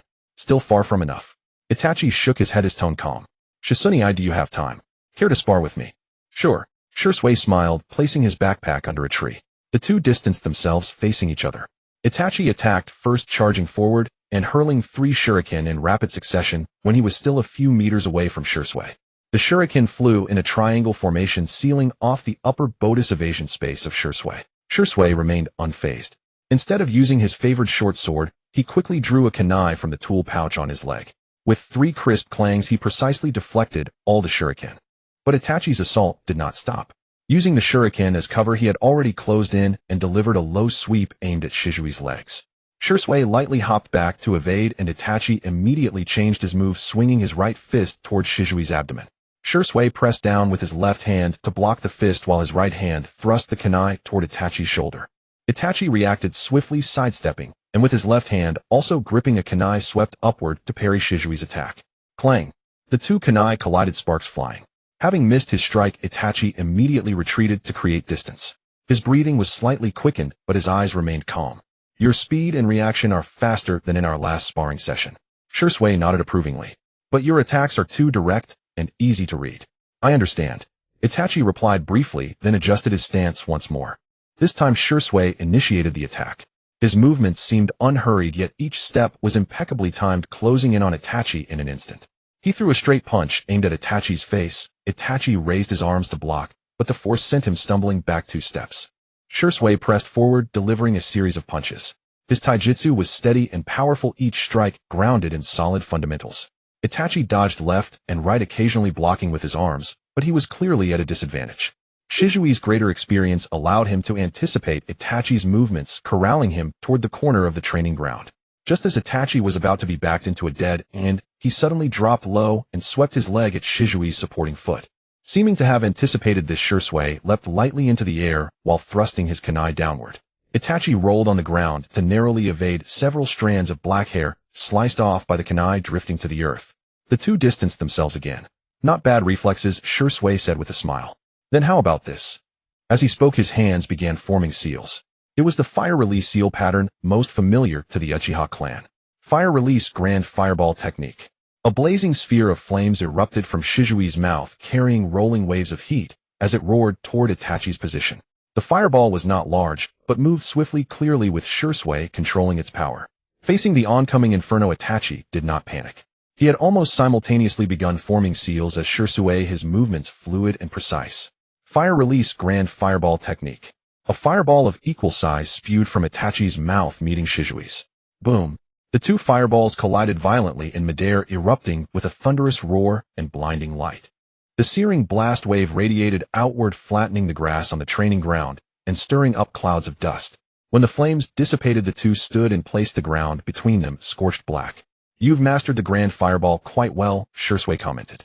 "Your chakra control is very precise." Itachi panted slightly. The continuous use of taijutsu and ninjutsu had drained his chakra considerably. "I'm still not as good as you, Shisui. Next, be careful," Shisui warned, his hands once again moving rapidly through hand seals. Fire Release Phoenix Fire Technique. A series of small fireballs like scattering phoenix flower seeds shot toward Itachi from various angles. The trajectories were tricky and covered a wide area. Itachi's eyes sharpened as he leaped backward to the side, simultaneously waving his hands. Swoosh, swoosh, swoosh. Several shuriken flew from his grasp, accurately meeting the small fireballs. Some fireballs were struck directly by the shuriken, bursting into small sparks in midair. Others were deftly dodged by Itachi, hitting the ground behind him and leaving scorched craters. However, Shizui's assault was relentless. Using the Phoenix Fire technique as cover, he had already moved swiftly to Itachi's flank with the body flicker technique, his kunai thrusting straight for Itachi. Itachi had just evaded the last fireball when he sensed the wind from his side. He couldn't turn fully in time, barely managing to hold his kunai sideways. Clang! Shizui's strength was greater. The blow sent Itachi stumbling several steps sideways, his arm numb. Shisui gave him no time to recover, immediately pressing the attack with a flurry of punches and kicks. Itachi clenched his teeth, focusing entirely on defense. Kunai clashed with fists and feet, producing dull sounds.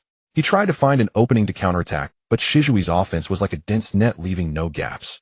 A heavy punch broke through Itachi's defenses, striking his shoulder blade. Itachi let out a muffled grunt, stepping back with a flicker of pain crossing his face. Shisui halted, not pursuing. In taijutsu, you still need more actual combat to sharpen your skills. When facing an experienced opponent, your taijutsu falls short. But that's fine, you're still young. Itachi rubbed his sore shoulder and nodded. He'll remember that. After a brief rest, he again assumed a fighting stance. Shisui again. Alright. Shisui also took out several shuriken from his ninja tool pouch. This time Itachi struck. He threw 6 shuriken at once, which collided with each other in midair, altering their trajectories to approach Shisui from extremely unexpected angles. Uchiha-style shuriken technique. Shisui raised an eyebrow slightly, his gaze growing more serious. He likewise threw shuriken to intercept. The metallic clatter of ding ding dang dang dang rang out incessantly. Most shuriken were intercepted by Shisui, but one particularly tricky projectile grazed past his cheek, nearly leaving a mark. Shisui touched his cheek, which tingled from the blade's wind, and smiled. Impressive. Itachi did not stop. He moved rapidly, continuously throwing ninja tools while on the move. Kunai shuriken, and even explosive-tagged kunai flew toward Shisui in an unending stream.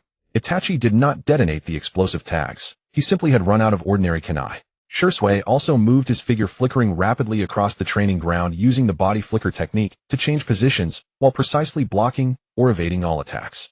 Occasionally, he would throw ninja tools in retaliation, forcing Itachi to constantly alter his path. For a time, the training ground was a blur of two figures, countless ninja tools flying and colliding in midair, an intensely fierce scene. Shizui's thrown ninja tool was dodged by Itachi, who ducked low. Itachi then snapped his wrist, sending several shuriken at extremely tricky angles, sealing off Shizui's escape routes to the left and right. Shizui's eyes sharpened, and his Sharingan instantly activated, 3 tomo slowly rotating.